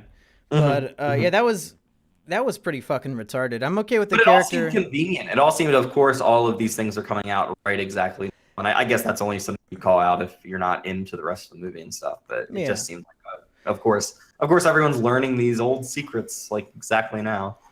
Yeah, it was. They introduce cool plots and then they subvert our expectations by saying, "No, the movie's actually going to be this dumb plot with 20 minutes to spare." I say remake this movie. The same characters, the same actors. Just get a better writer director to redo the second half, because you set up some cool shit and then you fucking you fumbled the ball straight into the other team's goalpost. Yeah, I feel like the exact metaphor for this movie is the Jenny Slate character cop in this movie, where you're all of a sudden introducing this character who has a lot of significance to Jodie Foster's character. She's a cop, so all the criminals wouldn't trust her, but then she just kind of gets quietly shuttled out of the hotel by fucking Dave Bautista. That is this movie. It is slowly shuffled into theaters. Like, nobody gives a shit. It should be cool. It should be something interesting that adds to something, and then it gets slowly shuffled out of the movie theater. Now, Erich, can I say something that will make you very mad? Yeah. I like this movie a lot more than Ocean's 8. I believe it. I would rather see a mediocre original film than a mediocre remake or sequel. My level of disappointment here was incredible, though. I mean, with Ocean's 8, I did not have a whole lot of anticipation for that movie or even really want to see it. And then I thought it was decent. And then I really wanted to love this movie. I thought, even if it's not getting great reviews, even if it's not like exactly what I want, at least it has these actors, at least it has a cool concept, at least it'll deliver in some way. And then it just didn't. So, yeah. Yeah, that's the sad thing, is that I went into Ocean's 8 with no expectations, and it met those expectations. I went into Hotel Artemis with high expectations, and it didn't come anywhere close to meeting them. Yeah. Well, Erich, we got more movies coming out next week. I think Incredibles 2 comes out on Friday, 2? Which I think is the day that this is being uploaded. Excellent. What else is there to see? I think Jurassic World 2 is coming out on the 22nd or some shit. That'll be some shit. What about? There's when the fuck is that Mr. Rogers documentary going to be wide release? I think it's in. Well, I don't know about wide release, but I think it's in one of my art houses pretty soon. Oh shit! Maybe I'll probably have to go to the shitty fucking Alamo Draft House that they built. I've heard so much good stuff about Alamo Draft House, and I was so excited. And the one that they built near my house is complete shit. Really? Oh, that sucks. A fucking do you think it's horrifying disaster?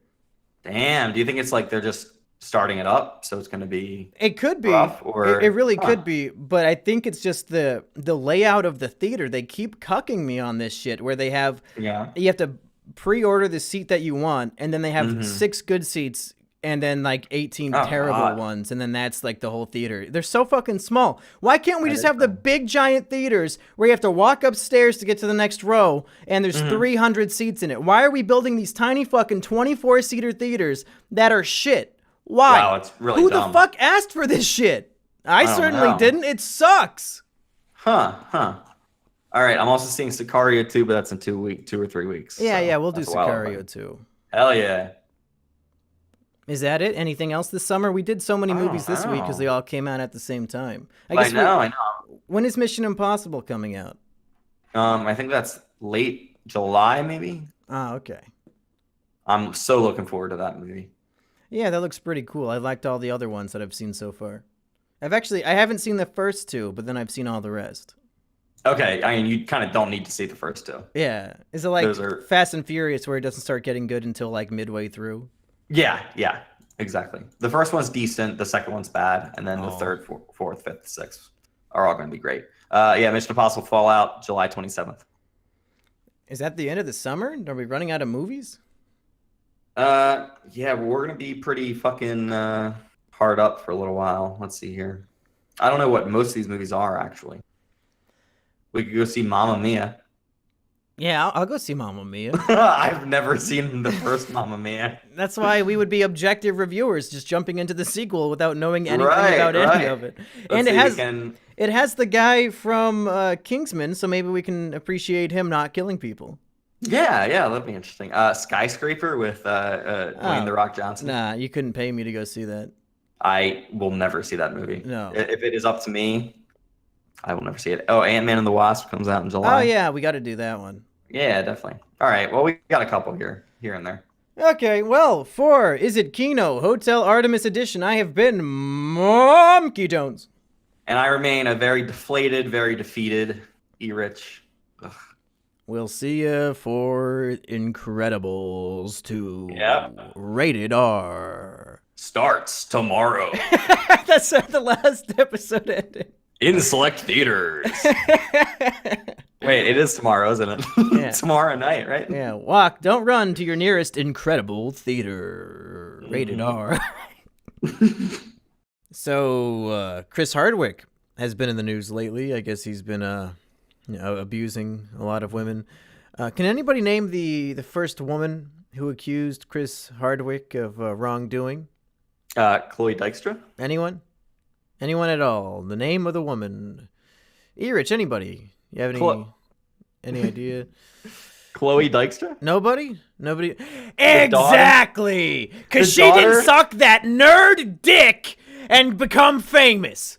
No, she's Dykstra's daughter. She Dykstra flexed cameras. Hey everybody, welcome back to Is It KINO, your favorite movie review podcast here on the internet. I am your host, Monkey Jones, joined as always by Mr. Erich. I'm Erich, and I'm so happy to see Chris Hardwick go down. I fucking hate that guy. Can anyone name the woman who first got points on At Midnight? I don't know. Anyone? Exactly! Because women aren't funny, and they never got points on that fucking comedy contest. Points! Every time I say something funny this episode, I want you to give me points. We'll do. Which will never happen, because I have nothing funny to say about Incredibles 2. Okay. Erich, what did you think of Incredibles Dose? So I feel like before I talk about Incredibles 2, I kind of have to talk about Incredibles 1, because that is a movie that a lot of people love with all their hearts. It's several people's favorite Pixar movie, and I just think it's all right. Like, I don't think it's their best ever. I think it's just fine. Wow. It's very good. You heard it here first, folks. Erich thinks that Incredibles 1 is complete shit. Yeah. He just said it's the worst movie ever made. He thinks that Cars 2 is better. Absolutely better. But so when I went to see Incredibles 2, my expectations were just about as high as Incredibles 1. Just, all right, cool, all right. And it was absolutely fine. That's it. Incredibles 2 is fine. It's a serviceable sequel to the original. I enjoyed myself watching this movie. Fucking baby doing shit was hilarious. But yeah, I mean, that's it. It's fine. I'm very confused because right after you got out of the movie, you said to me on Discord, holy shit, everything I've ever dreamed of. Was that in reference to Brad Dassey commenting on our cover of his song, or was that in reference to the movie? It was! Brad Dassey! Oh my god, that changes my life. So in case you don't know, we did a video called Is It KINO the Musical, where we were drunk at 3 a.m. on a Brooklyn subway singing I'm Coming Home by Brad Dassey. And he found the video and left a comment on it saying that he loves it. So there you go. Thank you, Brad. If you're listening to this, if you're a KINO lover, thank you. I feel like I'm home.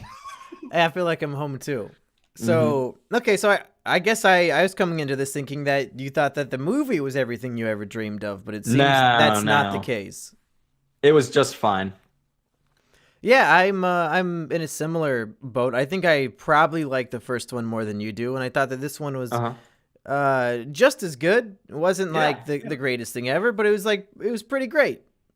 I like how creative they are with everybody's different powers, and they have a lot of fun with it. You can almost tell that Brad Bird, maybe that's the name of the director, right? Yeah. Maybe he did spend 14 years thinking of cool shit to put in this movie, but he certainly did not spend 14 years thinking of the plot.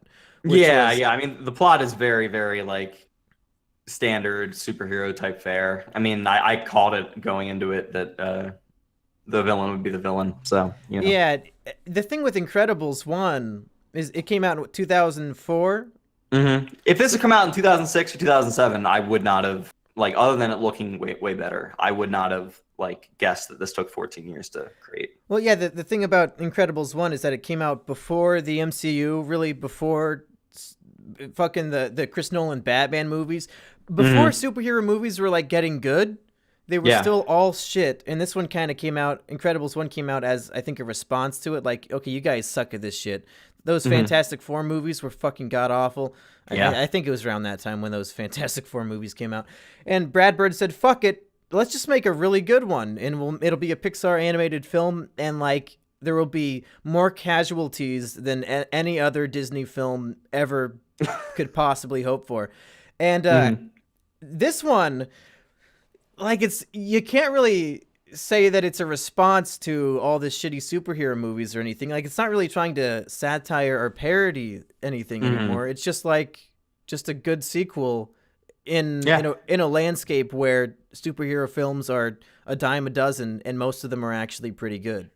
Yeah, and I'd say the idea behind the Incredibles is kind of brilliant because it's a mixture of the Fantastic Four concept with all the powers, and it's a family group going up against enemies and stuff. But then you combine that with a Watchmen type premise where superheroes have been made illegal, and they have had to go to underground and stuff. And it's such a great concept, and I guess I really admire a lot of the stuff that it strives for. It's just fine though. I mean, it ends up being just a decent thing. I will say I love the score for these movies. It's big and brassy, and I mean it's just so great to hear. But I mean, the spy stuff is just for me. I was never really huge into spy genre movies. So except for Spy Kids, which is your favorite film. Spy Kids 2, Spy Kids 1, absolutely.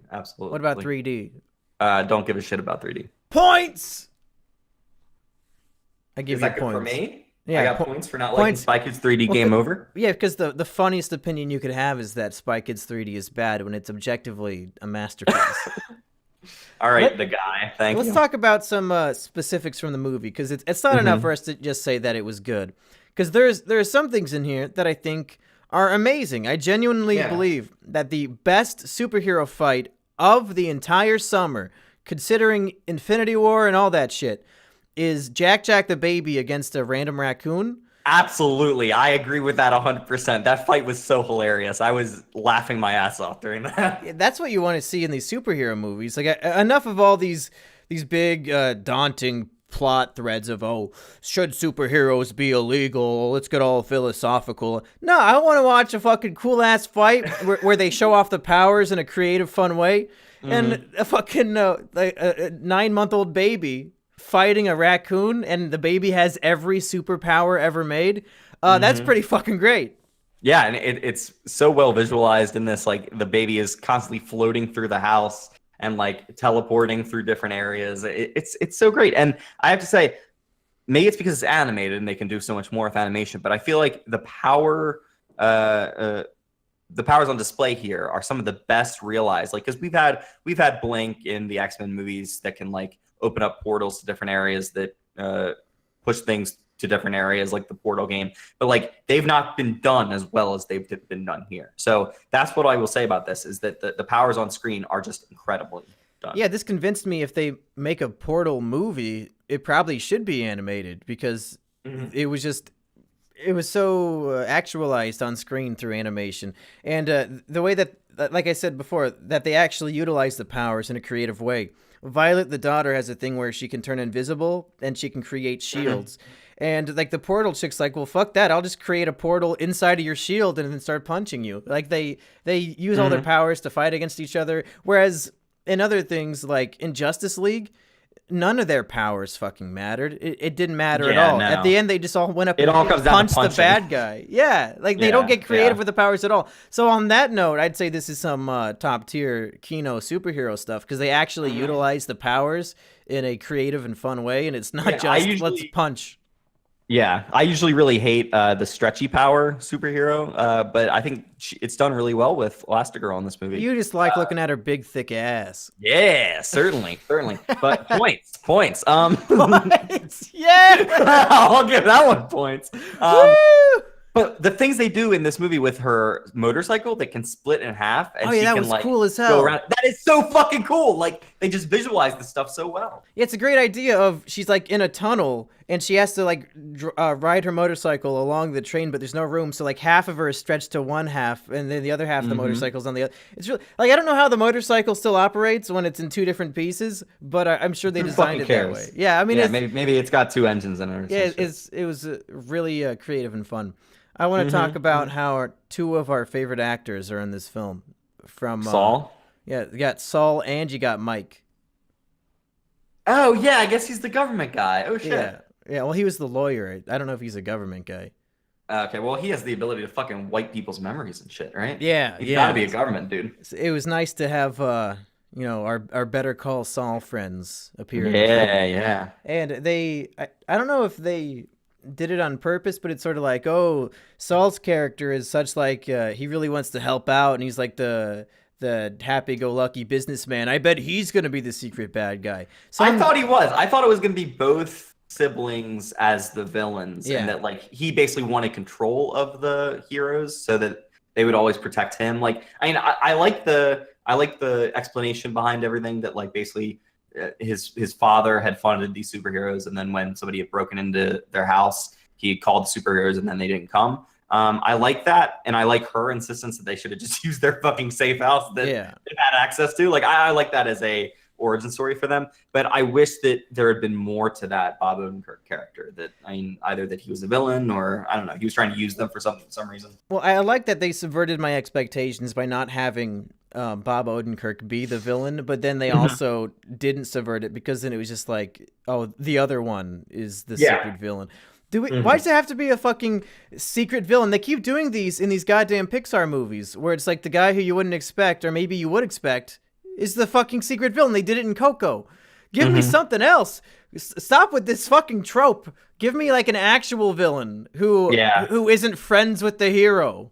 I'd actually be fine if the idea of the screenslaver or whatever in this movie is kind of a cool villain idea. I wish that had been like just an actual person out there doing villainy and wanting to teach people about this. There's a scene where she is trying to find the screenslaver, and he gives like this minute-long monologue about how you people are so obsessed with heroes. You don't talk anymore. You watch talk shows. And like it was a really good, I wouldn't necessarily say poignant speech, but it was like, oh yeah, that's pseudo-intellectual. You can see how a villain would think that and would use that as their entire shtick and want to fucking brainwash people to do what he says. Yeah. But instead it was just like a cop-out, and no character actually had those philosophies really, I don't think. But that would have been cool. So what do you think of the role switching in this movie? Because the entire point of it is that Bob, Mr. Incredible, is at home taking care of his kids and the baby, while Mrs. Incredible, Elastigirl, is out fighting crime and stuff. Did you like that change up that they did in this movie? Yeah, I did. We've seen the Mr. Mom trope plenty of times, and this they didn't really do anything new with it. It's still like, oh, the dad who doesn't really know how to be good with his kids, and then, oh, okay, so Dash the son, he has trouble with math. Violet has trouble with a boy, and the baby is discovering his powers. And like, it's so one note. Where over the course of the film, he's just like trying to help each of the kids with this one thing, and it became like compartmentalized sort of, and it's like, okay, yeah, you're still working on the math thing, okay. Yeah, it seemed a bit one-dimensional in a way, but I still enjoyed it because it was really funnily written. Yeah. Yeah, and I guess I like seeing these characters interact with one another and how they just basically are able to change up with the situation. And I guess I like the theme of parents are kind of superheroes. You have to develop these young idiots into being actual people, and they can be stressful and crazy making, but it is kind of overall worth it. Well, if anything, I think Mr. Incredible's the idiot because Violet, even though she's acting like the stereotypical angsty 13-year-old daughter, Mr. Incredible's kind of a big retard, like finding out where the crush works and then taking his daughter there secretly to like surprise her. Yeah. What'd you fucking think was gonna happen? Of course, the she's least pissed. you can do is warn her or like say, "Hey, I'm gonna try to not making trick her." Yeah, exactly. But that's his character, and that's why it worked as a dramatic and funny scene. I think that this movie, more so than the first one, reveals that Mr. Incredible is kind of like a huge fucking asshole. There's a very dark, strange scene where he's so jealous that they want his wife to be the face of superheroes rather than him, and he's like forcing himself to say to her face, "Oh, I'm happy for you. I'm proud of you. You're gonna do great." And he's like fucking. His teeth are grinding together as he forces it out of his mouth, and it's really uncomfortable. Like, wow, what a fucking jealous dick. I wish in that movie that they had either used that and actually developed that he had to come around to it somehow. But it's basically just in that one scene where you really get the impression that he's an asshole who doesn't want to see his wife succeed or resents her for going off and sticking him in this role. Like, doesn't that destroy his character development from the first movie where he is like doing the same thing where he wants to go out and be a superhero on his own and he's lying to his family, and then the whole family comes together and he learns that they should all like be in the spotlight together and work together, and now he's a fucking jealous asshole because his wife is getting recognition. What the fuck? There's also him being told that he's too destructive and too, like, basically he's not the right person to do it right now, which is true. I know. On an intellectual level, he should be able to say, "Yeah, I understand that. That's entirely reasonable." But I think it's just kind of that emotional hurt of, I've just literally gotten back into doing this, and now you're saying I can't. I mean, I understand that there is some give and take there, but he was such an asshole for that one fucking scene, and then basically he just gets over it. I wish that it either been a larger arc of the story or that they just didn't have that part. Like, he should be able to say, "I'm very happy that you're doing well," and like, taking care of these kids is worthwhile enough that I should be fine with just doing that.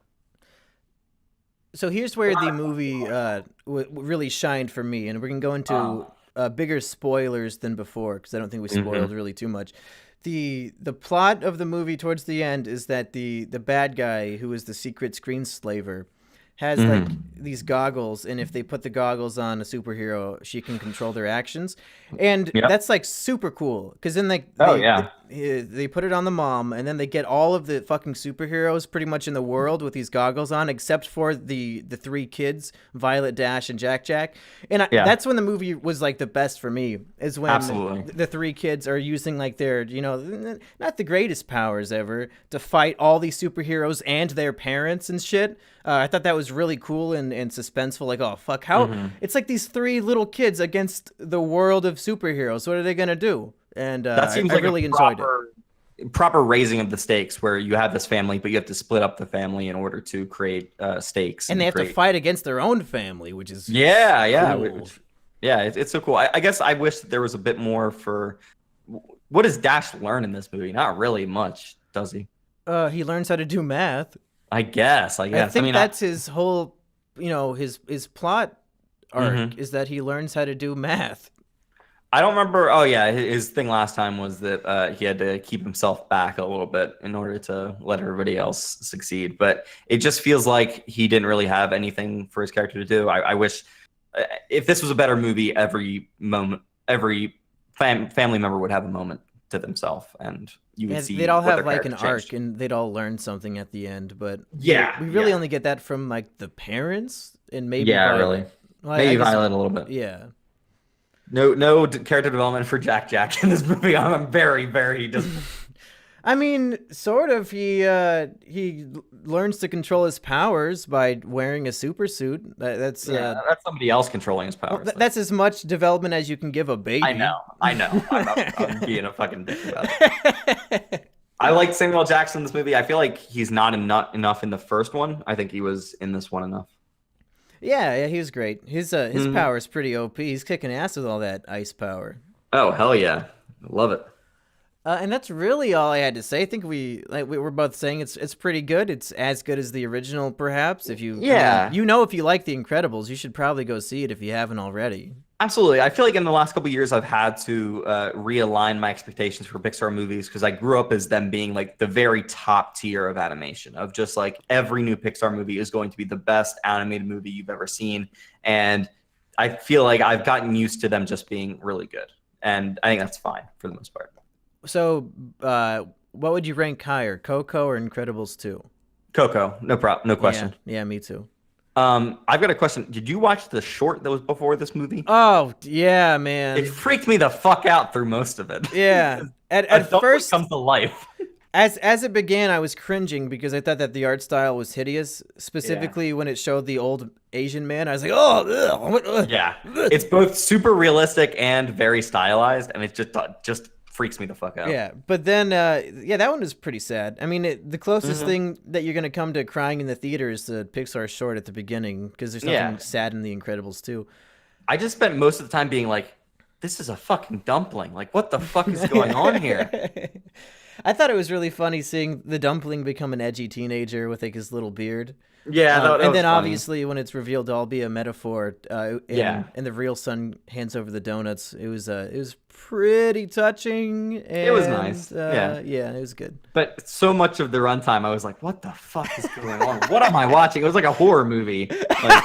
It was like especially when she ate her own son. I was like, whoa! What the fuck is going on? Yeah, there was a bit of like a cry out in the theater when that happened. Like the kids and parents were like, "Whoa!" Yeah, because it's so fucking weird on his face, and then she fucking eats her son. And do you think it would have been better if the short ended when she ate the dumpling son, and like it's like a story about motherhood and not wanting to let go, and she'd rather fucking eat him than give him away to some woman? Absolutely.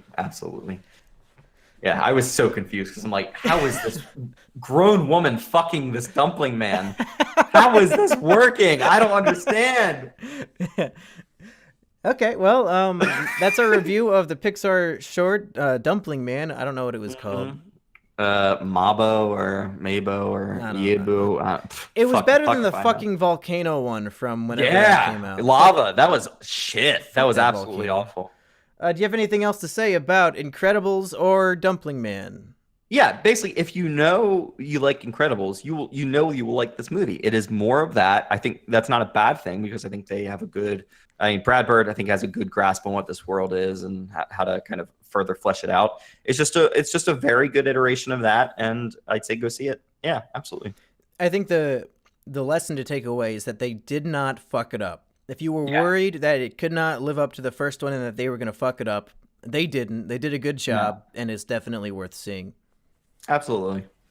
Okay, 4. Is it Kino? Wait, what are we Kinoing next? Is Tag out? We can go see Tag. Yeah, I think Tag came out this week, so we can do that one next. Okay. Well, 4 Is it Kino? I've been Monkey Jones. Points.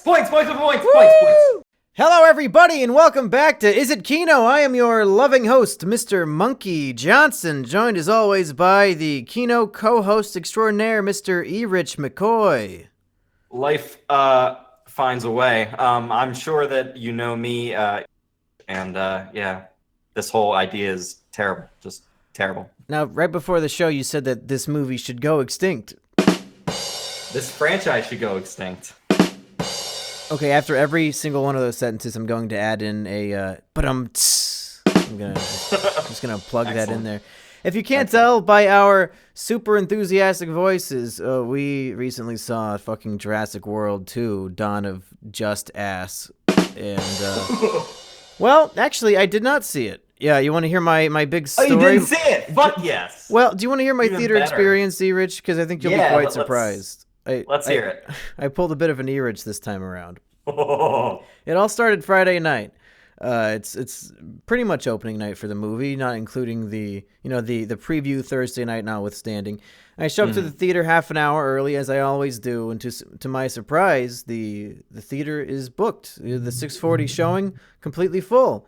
And the next showing's not until fucking 9, and I say, you know what? I just drove 20 minutes to see this shitty movie that I don't want to see. Fuck this! I'm not going to see it. We'll do a Kino where Erich just tells me about the movie. Yeah. So I go home, and all weekend, all I hear about is how this movie is so terrible that it's laughably bad, and that like it's worth seeing just to shit on it. Adam Johnson of YMS said pretty much that. You pretty much said like, man, this is like. I can't wait to tell you what happened because this movie's fucking retarded. Yeah. And I'm thinking, well, you know what? It's Sunday night now, and I've not really got anything going on. Maybe I'll give it a second chance. So I drive to the theater, buy my ticket first. Then I go to the bar that is like within 10 yards of the theater. You can just walk right over to it. And I get nice and drunk. I chug down 2 $7 drinks in about 10 minutes. I walked into the theater, fucking a little more than tipsy, you could say. And I sit down, watch about 15 minutes of the movie, and then I am asleep.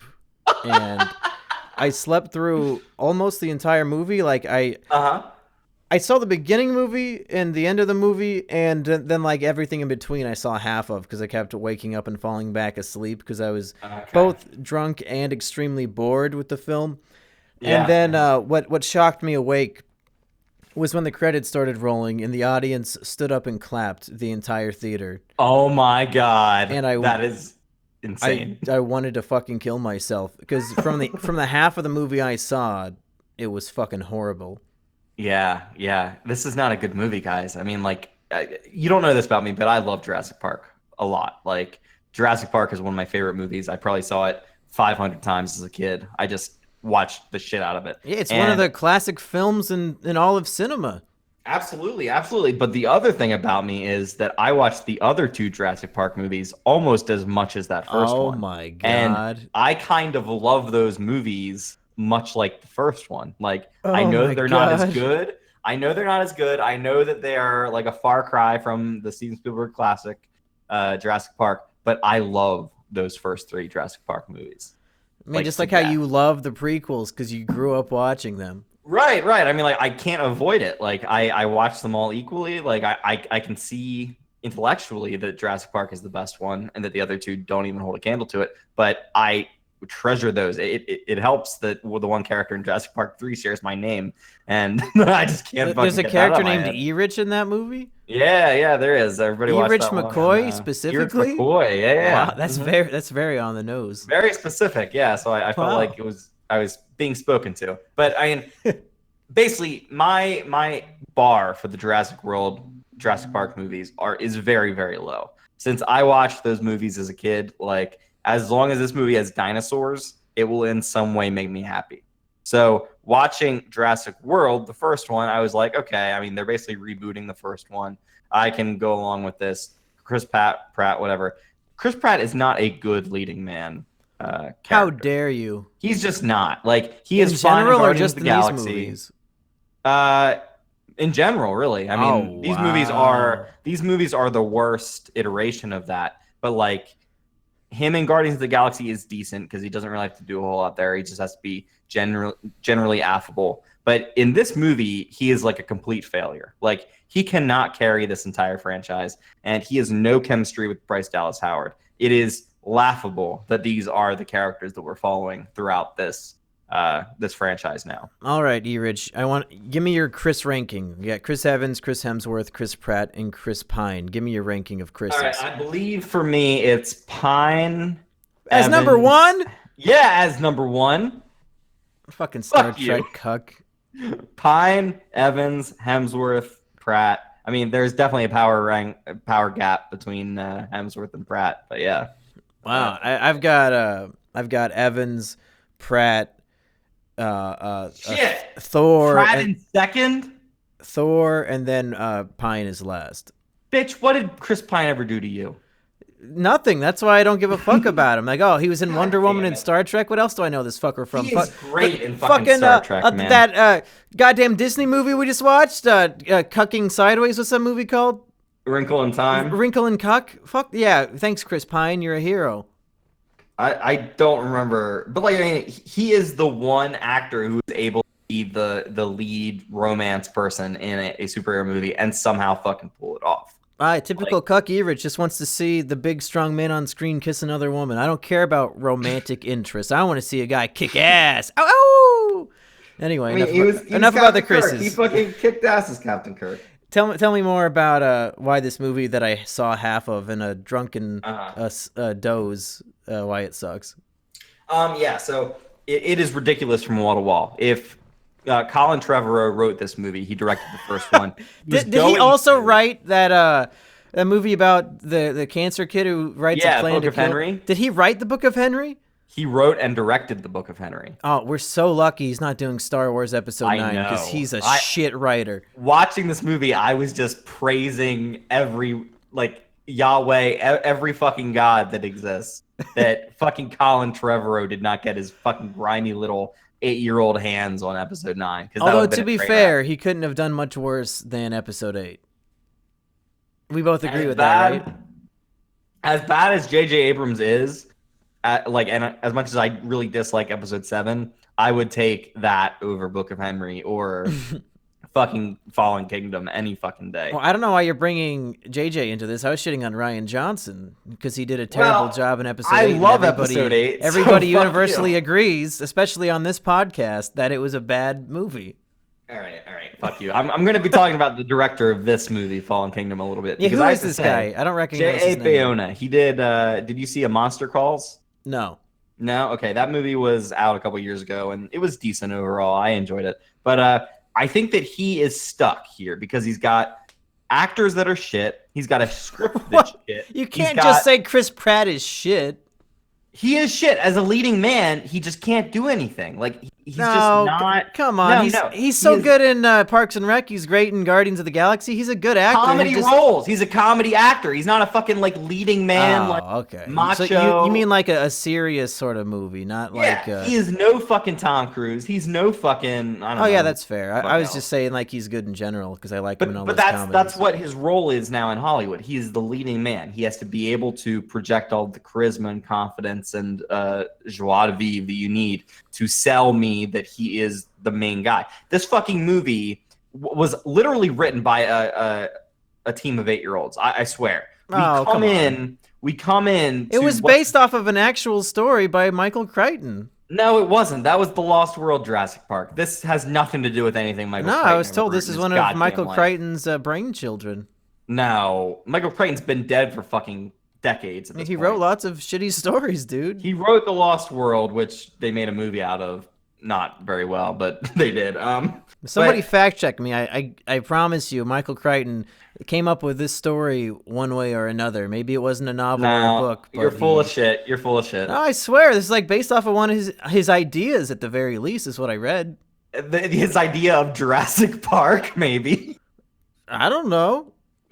All right, the entire genetic, different dinosaurs and shit. Michael Crichton never did anything like that. So there's. He probably wrote up a dumbass story about billionaires want to sell the dinosaurs, and then they all escape from a mansion, and then the movie ends. That was in the Lost World Jurassic Park. So anything so it's the same that's thing in this again. movie, I never saw the Lost World. Anything in this movie is basically just a copy over of what was in the Lost World Jurassic Park. So anyway, this movie starts with Chris Pratt. We're introduced to Chris Pratt building his own fucking house. That is how low to the ground the story is. That is how manly man Chris Pratt is portrayed as being in this movie. He's literally building his own roof when Bryce Dallas Howard comes to find him. So let that be the bottom of where we're at writing wise. Oh, you could build a fucking house, Rich. How dare you? No, I can't fucking build a house, but he was doing it alone. That's so manly and cool. He is there with all of the lumber. I'm sure he felled every single tree he used to make that fucking thing. He chopped up all the fucking planks. Yeah,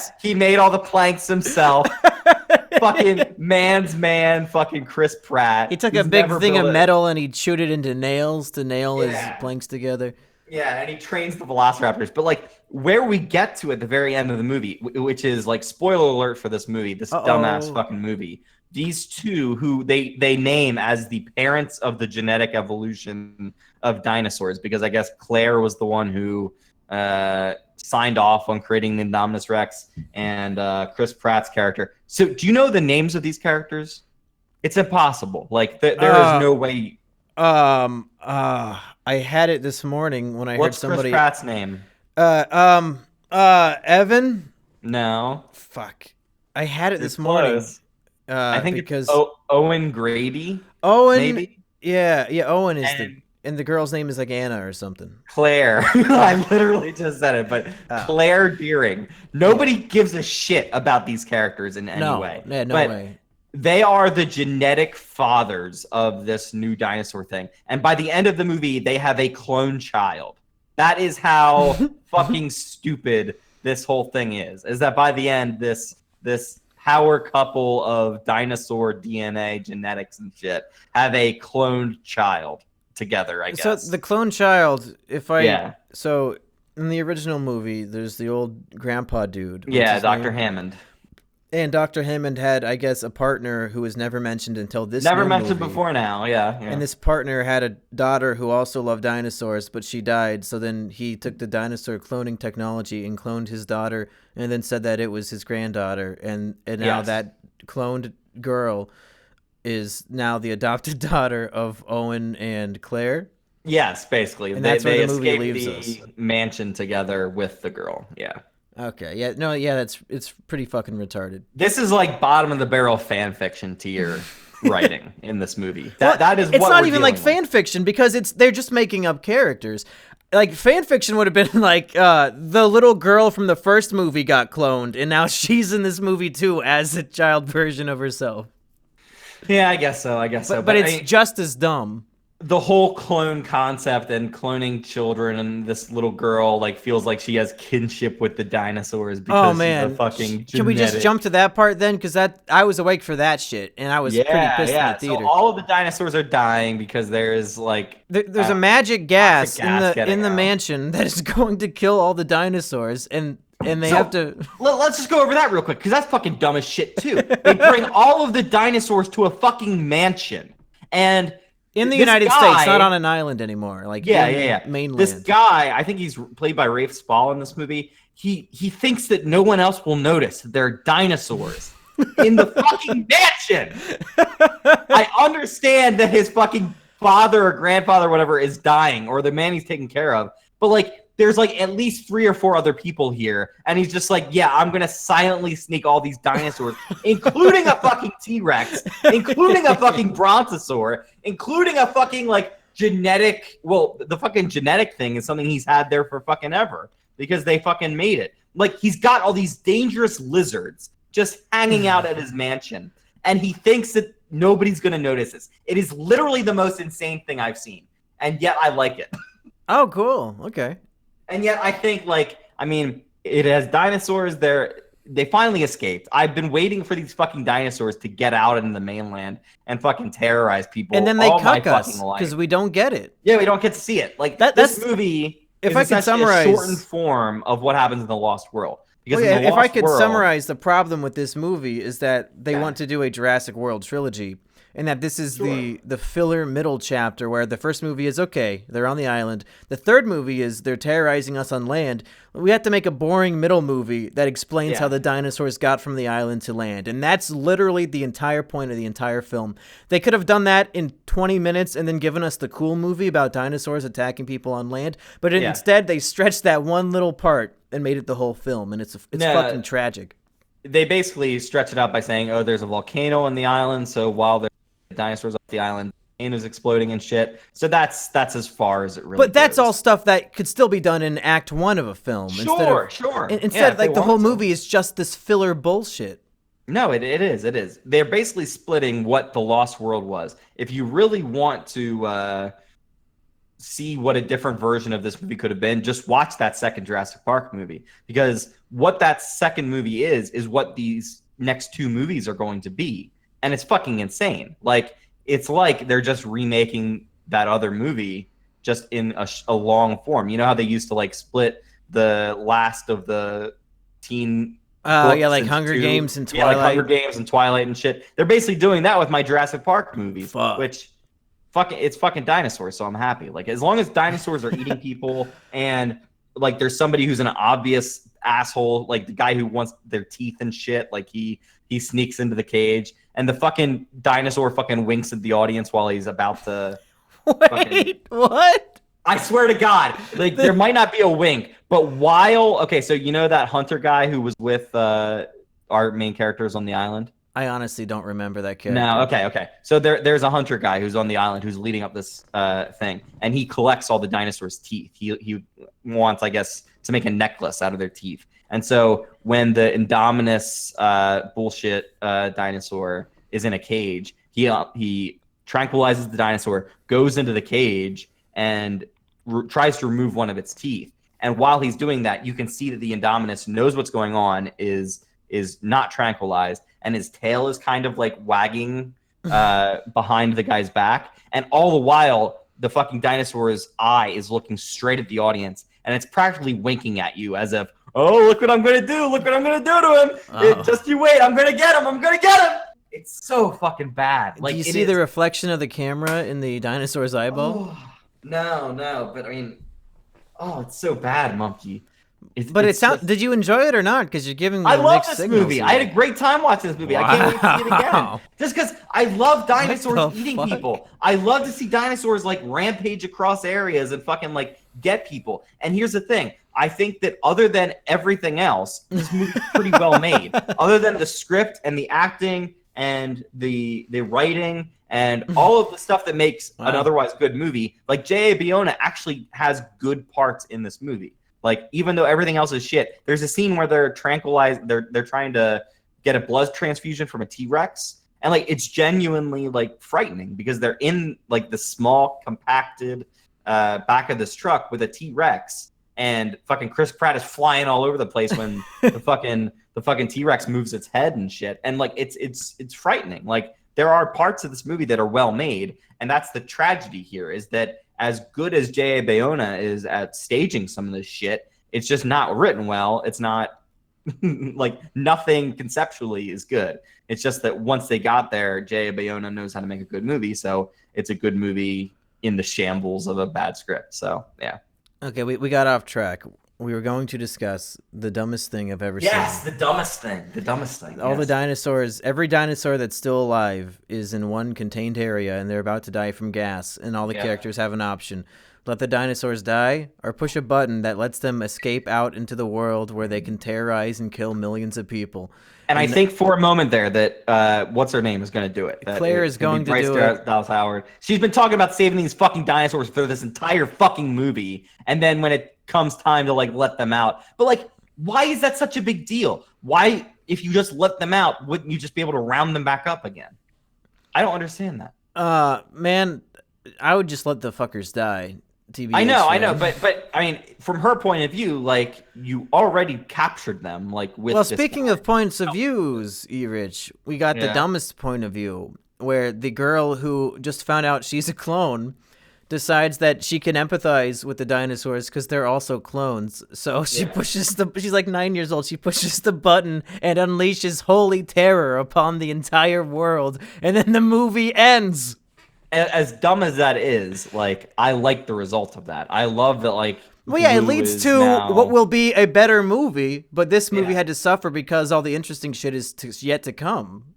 But, like, I guess I just don't understand, like, there are a total of 7 or 8, I mean, probably, like, max 15 total dinosaurs. How much real damage can they do if, let's say, the entire U.S. government or military or something knows that they're there and it's a problem? And well, the final shot of the film is a raptor up on a cliff looking down at a fucking the community, and I'm like, he's gonna fucking kill all of those people. That is one of my favorite fucking parts of this movie, because I always thought if you took a fucking velociraptor and just dropped it anywhere in the fucking US, that thing would go fucking nuts. Yeah, that'd be great. a couple weeks at least. Like you'd have to hunt that thing fucking down. Yeah, but this it next would have movie's a gonna be fucking cool as heyday. hell. Yeah. But I mean, like, I wish it was a pack of velociraptors. Monkey, you don't know how much I hate people and just want to see dinosaurs fucking wreck shit. Oh, I know, like, Erich. I just want to see them go to fucking town. They should, for the next movie, they should drop a velociraptor into a crowded movie theater as they clap for Jurassic World Fallen Kingdom. And it just like slaughters them all. That would be my favorite fucking thing. I think the next movie legitimately is going to be that they're going to take Chris Pratt and they're going to genetically mutate him with raptor DNA. So become a part dinosaur. Yeah, he's going to be part dinosaur and he's going to go hunt down all the other dinosaurs. I'm game for it. Do it. Yeah. Fucking as long as you're writing fan fiction, make it the fucking most fan fiction-y thing I've ever seen. But do something cool with it. Like these movies are fucking retarded, so at least make them fun. No, exactly. The first one was the only one that had any solid grip on characterization or this entire concept. Now that you're doing random fucking bullshit like changing the genetics of the dinosaurs and shit, go fucking buck wild. I don't give a shit. Just show me something fun. And I guess this movie does show me something fun, so I ultimately like it. But it is dumb as rocks. It is one of the stupidest things I've seen in a movie theater. But like while I am watching this movie, I am whooping, I am hollering, I'm going, oh no, don't you there. There's a fucking dinosaur in there. That dinosaur's gonna get you. So did you clap at the end of the film like my audience did? God, no. Why not? Because it's not a good movie. Oh. Well, Erich, do you have anything else to say, or should we go to our final judgments? I guess we gotta get the final judgments in this bitch. I thought that the movie was so boring and terrible that I slept through the whole thing, and I will never watch it again, and I don't think it was KINO, and I hated it. Did you like Jurassic World? As Erich would say, it was serviceable, which is to say it was mediocre. It was not good, yeah. All right. I am a junkie for Jurassic Park movies. I will watch these movies until I die. I think that once I see dinosaur on screen, I get very, very happy. There's a scene in this movie where they're trying to save the dinosaurs and they have to leave the island and they're able to get off the island. But there's one fucking brontosaurus that just stands at the dock and watches them as they leave. Oh, that was fucked up. While a huge smoke cloud just comes and like fucking envelops them. I did not shed a tear, but I wanted to. I wanted to cry for this poor CGI dinosaur. I think there's more animatronics in this movie than there was in the last one. There's, I think, 1 or 2 animatronic parts of Jurassic World, and this one at least ups the game. I love that they make animatronic dinosaurs still, and this movie had some cool animatronic dinosaurs. This movie is dinosaurs, 10 out of 10. I love it. But also, it's a bad movie. It's not well written. Colin Trevorrow should never work in Hollywood again. We knew that because of Book of Henry, but yeah, he proved that he is essentially just, in BoJack Horseman, Vincent Adult Man? Yeah. If Colin Trevorrow was Vincent Adult Man, I would not be surprised at all. He is like 2 8-year-olds stacked on one another. 3 8-year-olds, my friend. 3 8-year-olds. Sorry. And he has like a fucking broom for an arm. Yeah. I mean, if that was a picture of Colin Trevorrow on the red carpet, I would not be surprised. But he did a business. I know he did a business. He wrote a movie. Good job. I did a movie. Mm-hmm. I made the dinosaur movie. It was really fun. The volcano exploded. Like, this would probably be the movie I made if I was 8 years old and was making a sequel to Jurassic World. That is how low this is. That's how bad it is. But it had dinosaurs, so I'm happy. Well, hey, you heard it here first. If you like dinosaurs or just like dumb, fun schlock, I mean, I usually do, but this one didn't do it for me, probably because I was sleeping. I wish I could put myself into coma for like parts of this movie and then just wake up when the dinosaurs were there. Yeah, make a supercut. If a dinosaur is not on screen, you don't want to see it. And I know I'm going to, when I watch this movie in the future, I'm going to groan my way through everything else that's not dinosaurs, or just fast forward through it, I guess. But alrighty, for Is It KINO? I have been Monkey Jones. And I'm Erich. What is it? Chaos Theory? Chaos Theory is a bitch, guys. Chaos Theory. Oh, is that in this? Yeah, they had some bookends of Jeff Goldblum. Oh yeah, Jeff Goldblum was in this movie. But barely. Okay, we'll see you next time, folks. Hola, señors. Soy, get it? Soy's a Spanish word. That's funny. Hey, this is It KINO, your favorite movie review podcast, and Erich just found his new favorite Spanish word. Soy un es Erich reviewing Sicario. I don't think you don't have to say soy as Erich. You just say soy Erich. Soy Erich. Yeah, I mean, I'm pretty sure. I think soy means I am. No. Although you should probably say Astoy Erich. I don't know. I don't know the difference between soy and Astoy anymore. I don't speak Spanish, so I think no soy idea. might be permanent things like I am Erich or I am soy de Iowa, like I am from Iowa, and then Astoy would be like, temporary things like Astoy mal, like I am bad. So maybe soy is the correct word, but not soy as Erich. Welcome back to Spanish Lessons with Mumkey Jones. I am your senior. I am, what's the fucking teacher word? Fuck. Oh God. A professor. We'll just go with that. That's Spanish too. Professor Mumkey. Profesario Mumkey. Yeah. We're talking about the fucking Mexican movie Sicario 2. Sicario. What's the Spanish word for electric? I'm gonna make this an electric boogaloo joke. Because that did not stop being funny 12 years ago. Sicario 2, Electrico Boogaloo. Alexa, play Despacito. Do you really have an Alexa? I do, but I don't think she's gonna play Despacito. How the fuck do you afford that on a teacher's salary? It's $30, man. Oh, now mine's talking to me because I said her name. Hey, Erich, what did you think of the hit film Sicario 2, Day of the Soldado? Sicario 2, Day of the Soldado. Day of the Soldado. Shouldn't it have been Dia de El Soldado? Like, if you're gonna put one Spanish word, I guess the title has 2 Spanish words and 3 English words. Just fucking stick to it, you cucks. Yeah, they changed this title a lot because it was supposed to be just Sicario 2 Soldado, and then it was Day of the Soldado, and it's apparently a different title in other countries. I don't fucking know. Yeah. But I was very hyped for this movie because I loved the first Sicario movie. It's got Denis Villeneuve directing. It had a great Emily Blunt role. It had Roger Deakins. More like Emily Cunt. And do you know the difference between Sicario 1 and Sicario 2? Oh, no, Erich, I fucked up. Since we're laughing in Spanish, it should be ja ja ja ja ja ja ja ja ja ja ja ja ja ja ja ja ja, and then put in the captions ha ha ha ha ha. Yeah, and then I'll add like in the background whenever we're laughing. La cucaracha, la cucaracha. And for all these Spanish references, the film has very little Spanish in it. No, it has a lot. It has like half the movies in Spanish. What? Oh, yeah, you're right. You're right. It's been a while since I saw it. Halfway mark, like everybody's fucking speaking Spanish. You see, because I just saw Won't You Be My Neighbor, and I got the 2 movies confused because they're very similar, but that Mr. Rogers documentary did not have much Spanish, so that's why I was confused. I see.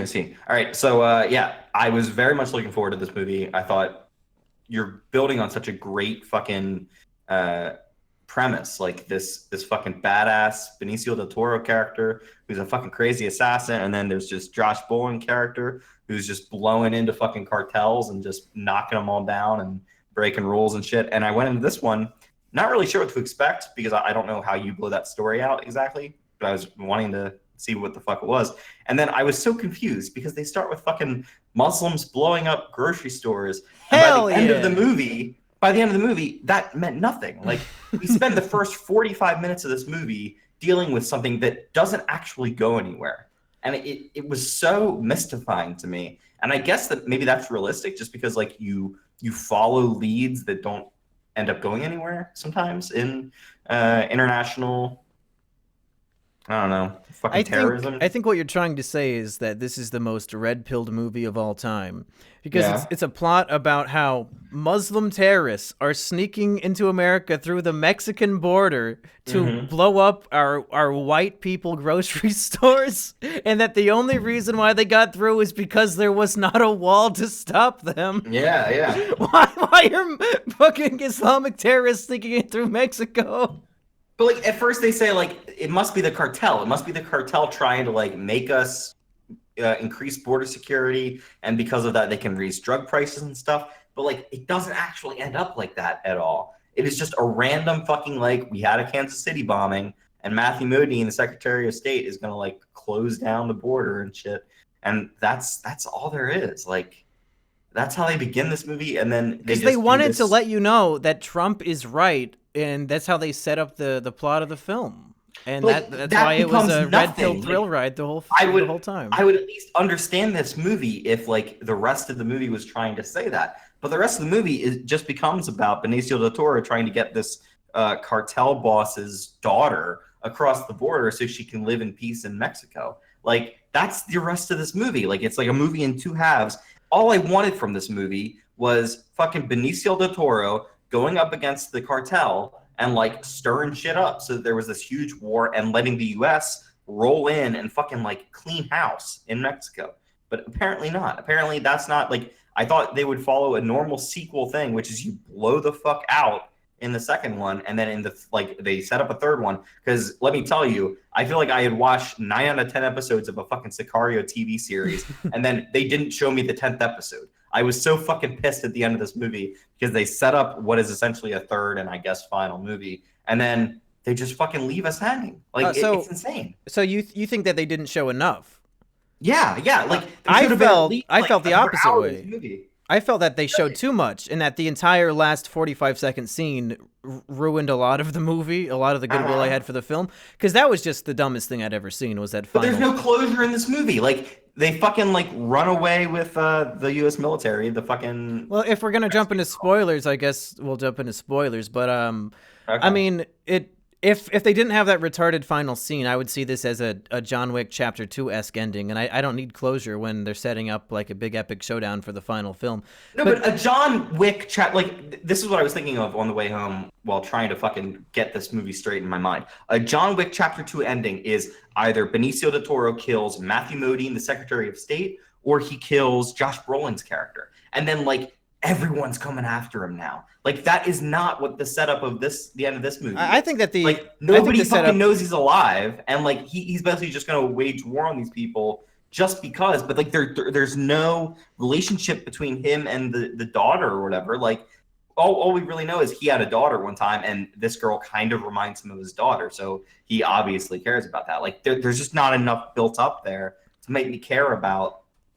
He's gonna fucking burn everything down to just save her. Well, here's the way I see it, because I actually really liked what they did. Really? Benicio del Toro is like this world famous, and by that I mean like the government knows about him. Like this great Sicario. He's an assassin. He's like the best. Alejandro. He's the very best. And then he gets completely fucked through bureaucracy in this fucked up scenario where he's trapped in Mexico with a little girl, and the people he was working with, his friends, his comrades, are now ordered to fucking hunt him down and kill him. And Erich kept fumbling with whatever the fuck he's fumbling with over there.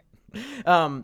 And then so he's determined because he had a daughter. He likes this little girl who he was ordered to kidnap, but now he's taken care of and wants to get her safe and out of the situation. So it becomes a story of this man against the entire world. First of all, he has to sneak over the border, which is what he's been trying to prevent this whole time, and he has to figure out how to do that without getting fucked. Meanwhile, the people, like the U.S. government who he was working with, now wants to track him down and kill him.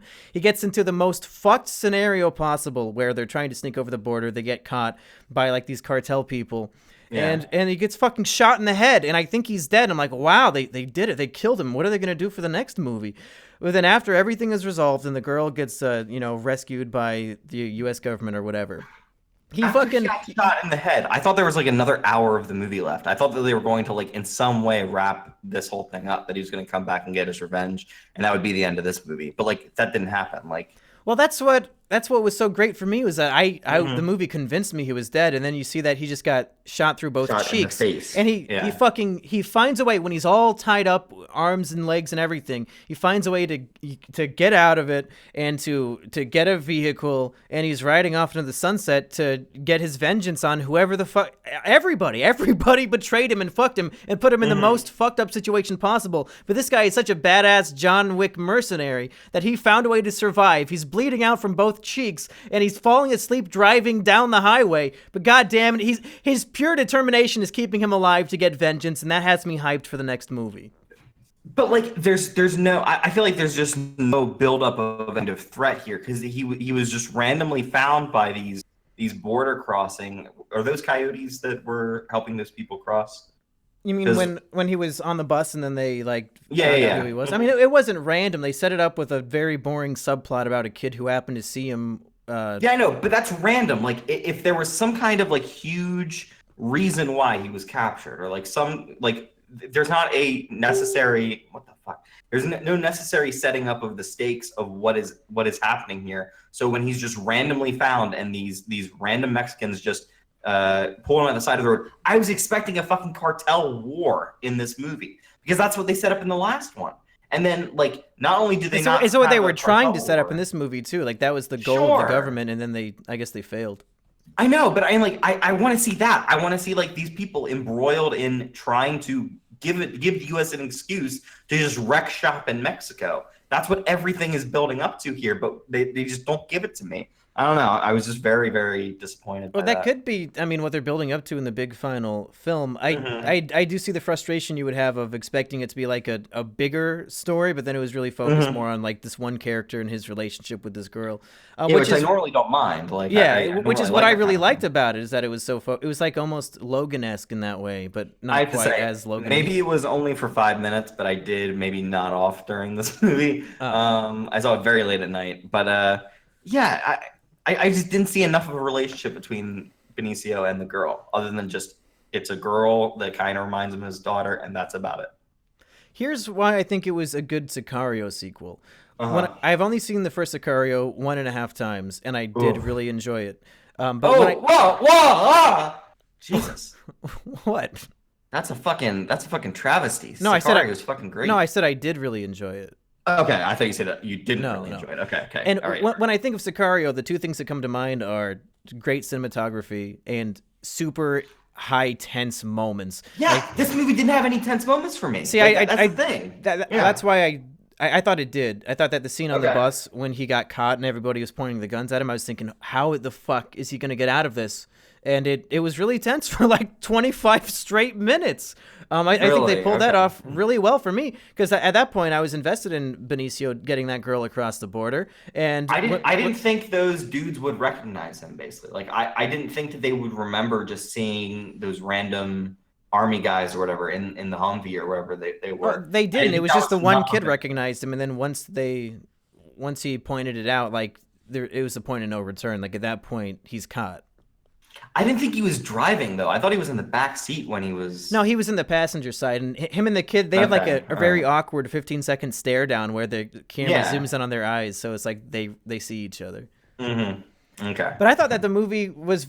I mean, it didn't have as great of directing as goddamn... What's his name? Inarritu? Or... No, what's Denis the guy's... Villeneuve. Denis Villeneuve. I'm getting him mixed up with Inarritu, whatever the fuck. Alexander Inarritu? I don't know what it's Yeah, probably. But didn't Sicario have the same cinematographer as Blade Runner 2049? Yeah, Roger Deakins. So like there's no way you're going to do it that well. But I thought that it had plenty of tense moments. There was no Emily Blunt character to serve as like the audience surrogate, so that the movie I guess the little Mexican girl could be the audience surrogate here. I mean, kind of. Yeah, I guess so. But I think that Emily Blunt's character was like really trying to be the moral compass of the film, and I was glad that this movie didn't waste its time with that dumb shit, and that we just went straight to like the gritty, high tense shit. Because that's more what I'm into. Like, oh, yeah, we get it. Like, oh, it's unethical to do all this shit to fight the cartel. Like, okay, just get to the fight. I just feel like the beginning of this movie built up so much of like Josh Brolin going after this guy in order to figure out like he was gonna try to waterboard him, but that was just a trick. He was gonna fucking bomb him. Like I feel like there is a scene in this movie where he's getting all of these weapons of war from this dude played by I can't remember the guy's name, but he's in everything. And he's getting like these drones and like these missiles and like all this shit. And it feels like he's gonna fucking wage a war, and then nothing. And then no war. It's basically just like following this girl around fucking Mexico. That's all it is. I don't know. So I think those are definitely good criticisms for like, okay, the movie set up something that it didn't deliver on. I think once we have the full trilogy, it'll be better to watch all three of them in succession, and that it's just frustrating now that we're not getting, like we got our dick jerked off and now we're getting blue balls. And I'm hopeful that they'll actually give that big explosive ending in the third one. But as a standalone film, I was very satisfied with this movie. Okay. Yeah, I guess maybe I just had too high expectations, and I had too specific expectations of what I wanted to see from the movie. And what what was I was gonna say something about the girl. Where She's only 16, Erich. She's 16. I can't say anything about that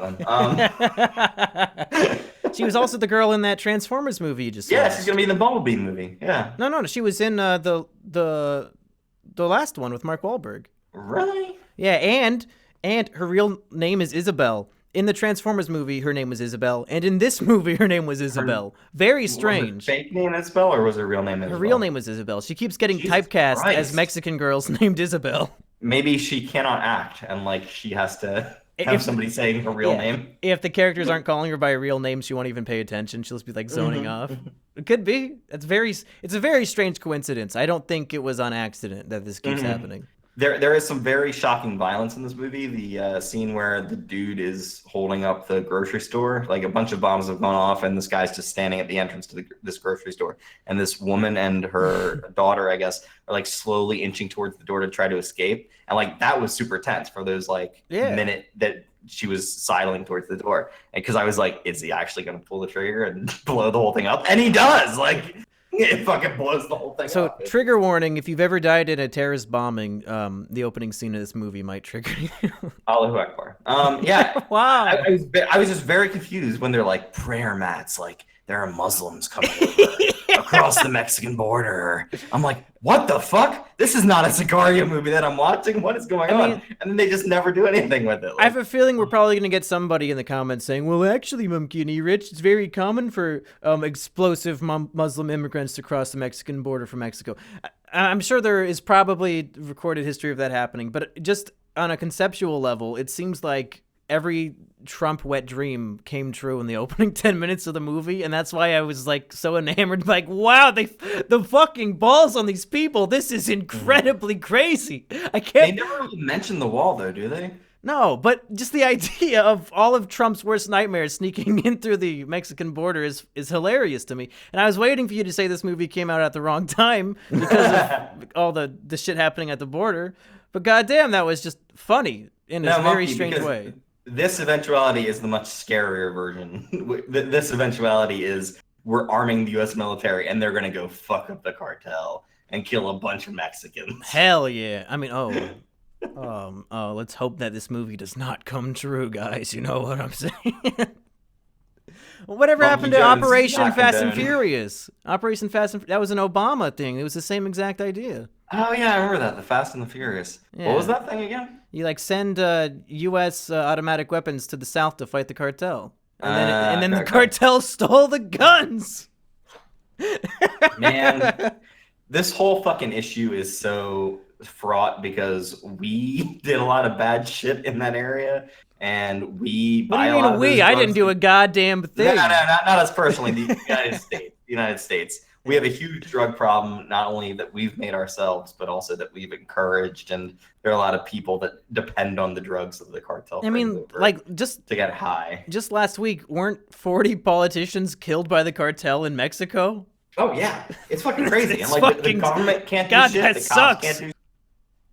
What was it? At one point, they were stopped by the Mexican police and stuff like that. And it's just like, well, the Mexican police are pushovers because most of them are being bribed by the cartel. Yeah, I think at one point the Mexican police just show up and start shooting them because the cartel told them to. So what are your final thoughts on the film? Would you recommend it to fans of the first, or would you say skip it entirely? I'd say it is a decent enough sequel to the first movie. It is kind of a shadow of the first movie. There are some interesting parts in this, interesting action, interesting suspense at times. I just love that there's a scene in this movie where after being shot in the face and getting into a random car he finds on the road, Benicio del Toro kind of just drives for a couple miles and then he just like nods off and almost hits the side of the road, like this little pike in the road, and then he just wakes himself back up and then keeps driving. Like, I just love little moments like that that really showcase that this character's been through fucking hell. He's been shot in the face. And even during that scene, somebody drives up next to him shooting at him and he just throws a grenade in their car. Oh, that was so fucking cool. Yeah. There are times in this movie when I'm really energized and it's fucking cool. But like most of the time I'm just like, what are they doing? Why are we spending 45 minutes dealing with Muslims trying to blow people up crossing the Mexican border? Yeah. But yeah, I mean, I think it's a decent enough sequel. I'm interested to see where they go with the third one. Assassino, that's what I'd call it if you got Sicario and Soldado. Assassino. Los Asesinos. Los Assassinos. I'd say that the movie was KINO, except I have to revoke their KINO card. Just for the 1 year later ending scene, it was just the biggest, dumbest piece of shit I've ever seen. They ruined the film for me. It was just straight up retarded. It should have ended with him driving off into the sunset and Josh Brolin in his helicopter smiling very pervertedly at the 15-year-old Mexican girl, and then it should have went to credits. Once they go to the 1 year later, movie lost me. I said, fuck you, movie. That was retarded. I can tell that the director and the writer had nothing to do with this, and that it was like the studio saying, you're going to put this in, as if it wasn't obvious enough that this movie was going to have a third sequel, or you need to put in this scene to really spoon feed it to those goddamn normies, because we're making this an action franchise. We're taking this great slow burn art film and we're turning it into a fucking action franchise, motherfucker. I've never seen a 1 year later that is then 30 seconds long. Like it is literally just a tacked on like add on at the very And that end. was just crazy. Straight up retarded. It was just stupid in every way. Like, even if he... Why does he need that kid? Why?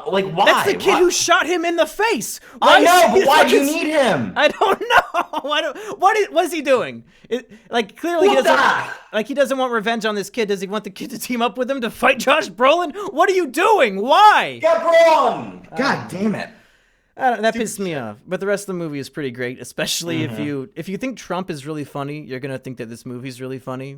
Because I was laughing in the theater at how just great it was. Just the setup of Muslims sneaking over the border to blow up supermarkets is really funny to me. For Is It KINO? I have been... Wait, Erich, what are we doing next? We've both seen like 18 movies that we got to do. What are we doing next? Right. I mean, we got to do Ant-Man soon. We got Purge. Yeah, we could do Purge. Purge Black Edition. Are you going to see that Mr. Rogers documentary? Yeah, maybe on Sunday. Yeah, okay. So we'll see you with all those movies, and Erich and Berger are coming up at the end of the month to film the Monkey Jones Stops the School Shooting movie. So expect more live-action videos with all three of us. Maybe we'll get into another hour-long debate about whether or not a dog can be raped. Who knows? Yeah, that'll be really interesting. We'll find another way to debate the craziest shit you've ever heard. Yeah, another way to take an entire film and boil it down to one retarded point and then make that last for half an hour.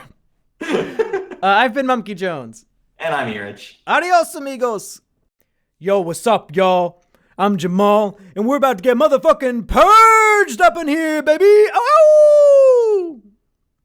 And I'm Erich. Hey, yo, for the next 12 hours, all crime is legal. Including murder. Hey, by the way, guys, did you know that by all crime being legal, we also include murder? By any chance, did you get it includes murder? And by include, we mean exclusively murder. I want to file my taxes during the purge and just be like, fuck you, you owe me $500, IRS. I'm going to upload a bunch of risque YouTube videos on that day.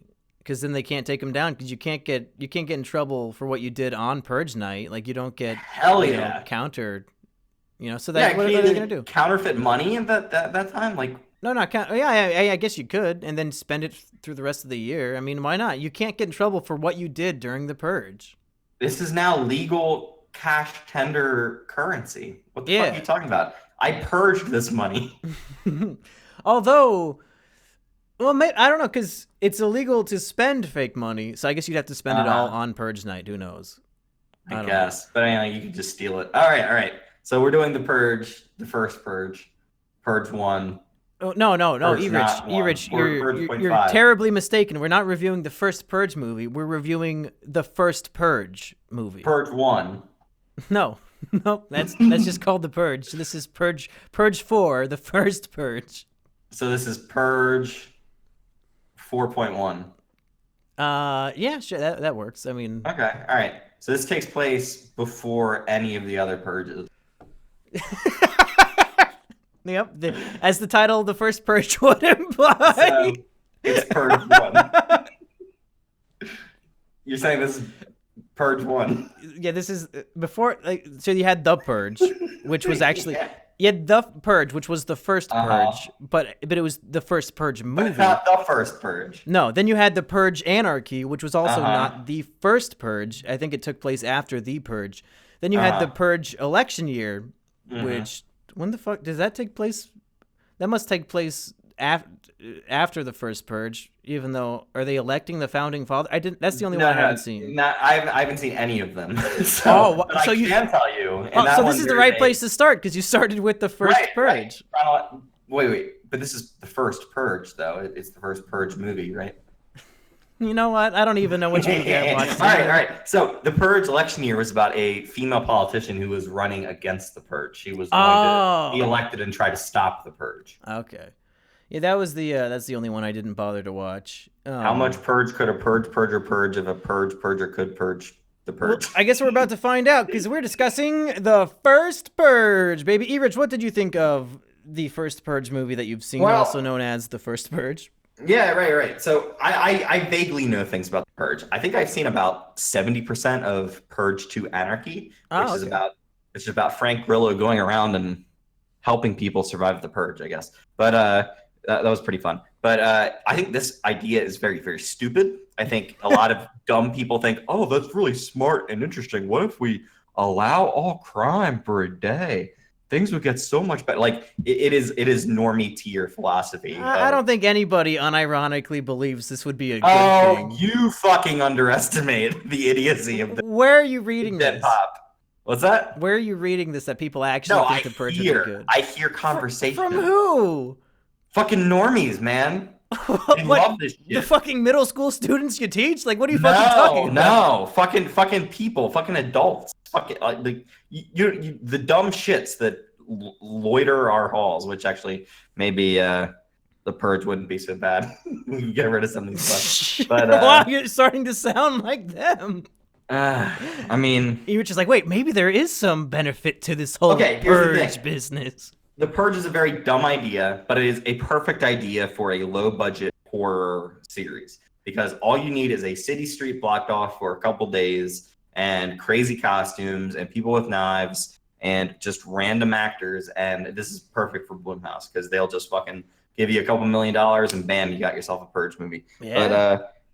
But going into this movie, I didn't realize this was a black film. Like, I didn't realize, like, 99% of the cast was going to be black. Yeah, they went full blaxploitation. It's more of a blaxploitation than a horror film.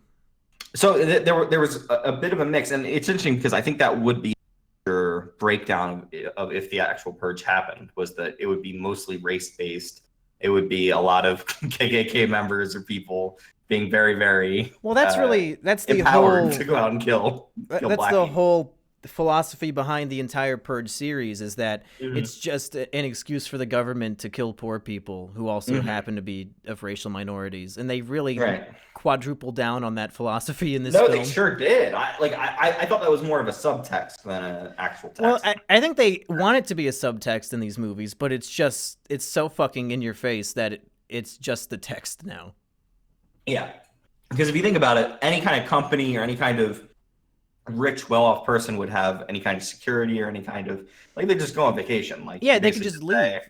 Take anything you want to keep and just understand that anything else might leave.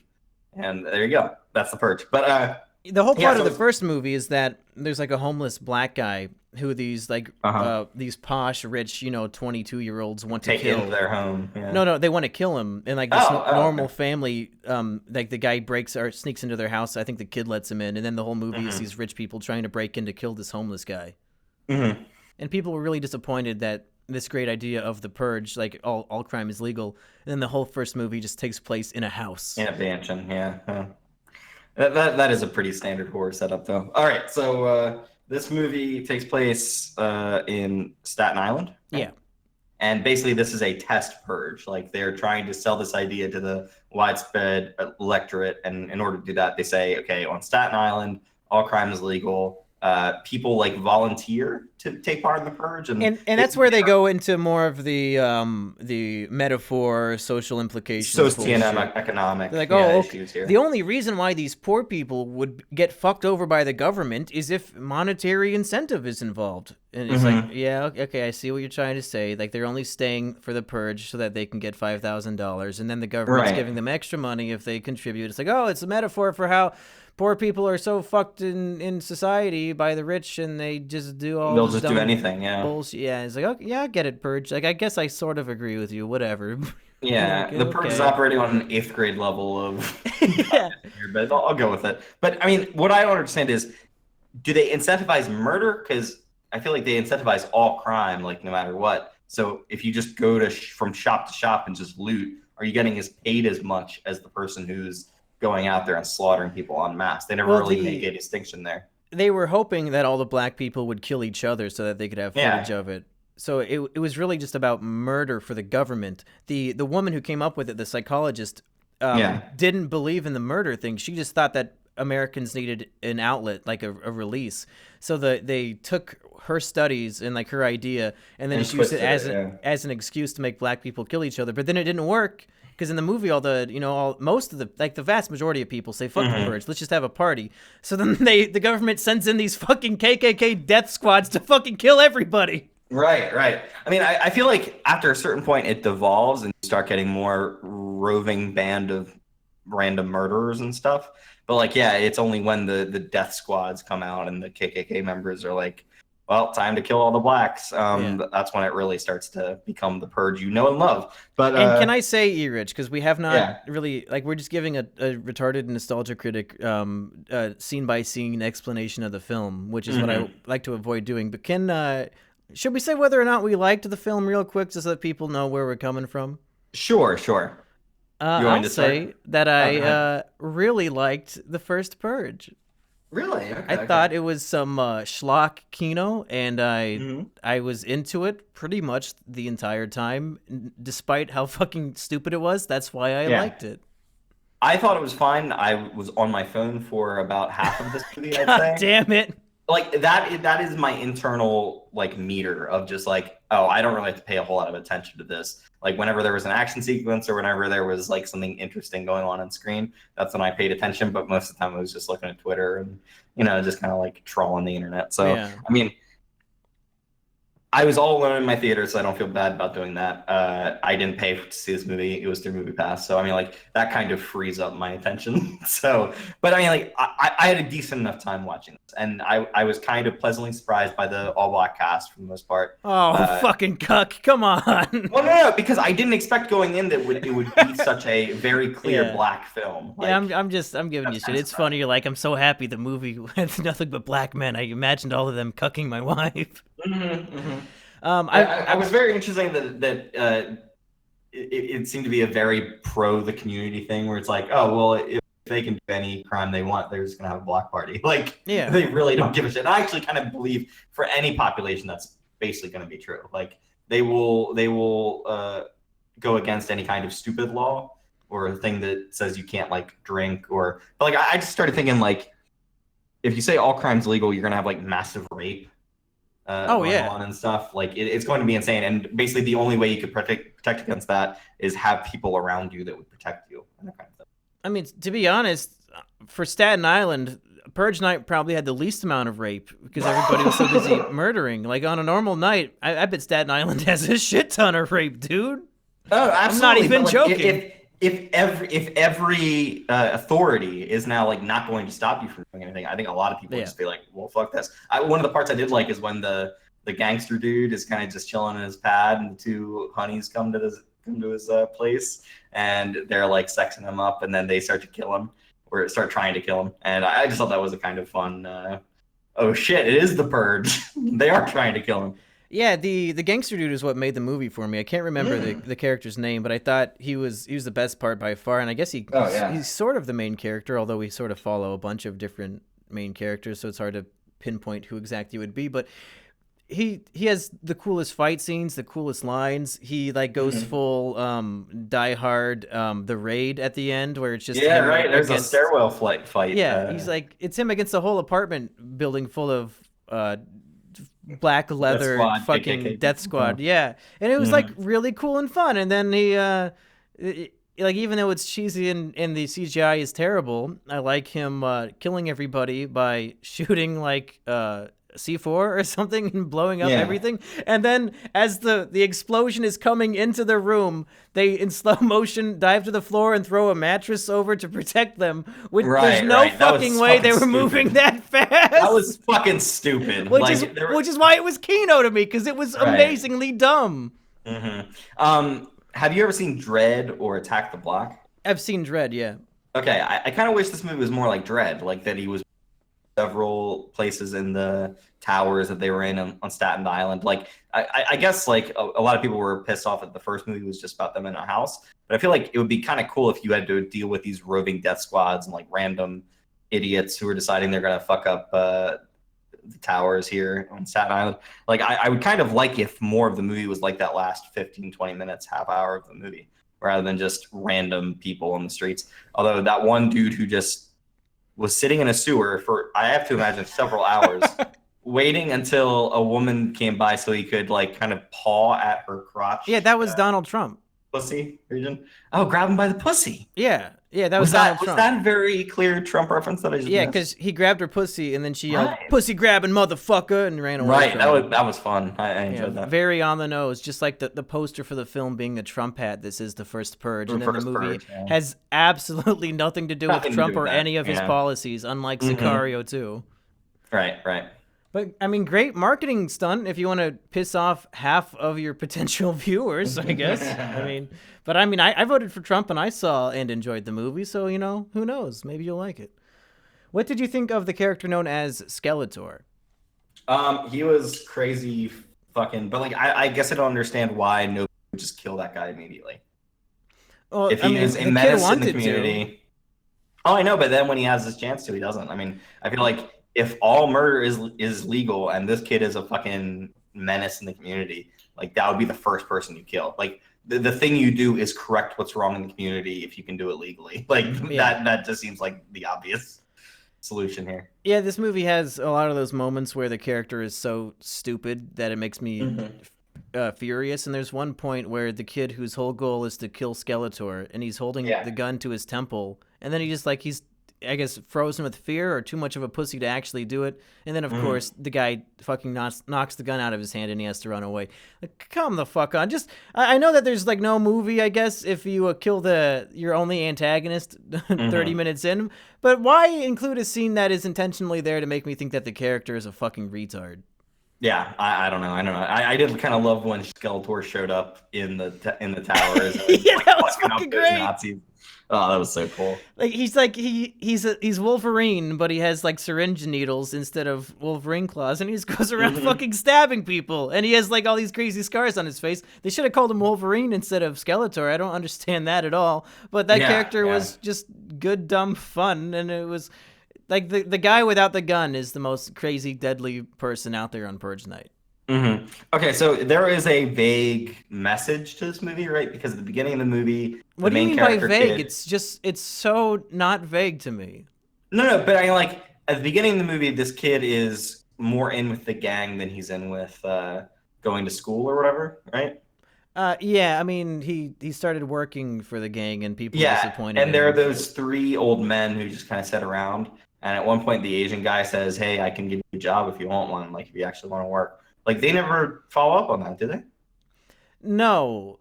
I think at the end it's just decided that the gang is going to start being a positive force in the community instead of, I guess, being a bad one. That's bullshit. There's no reason why they wouldn't go right back to doing gang things. Yeah, the movie suggests that, I guess... All you have to do is eliminate the only rival gang, and then everyone's happy and...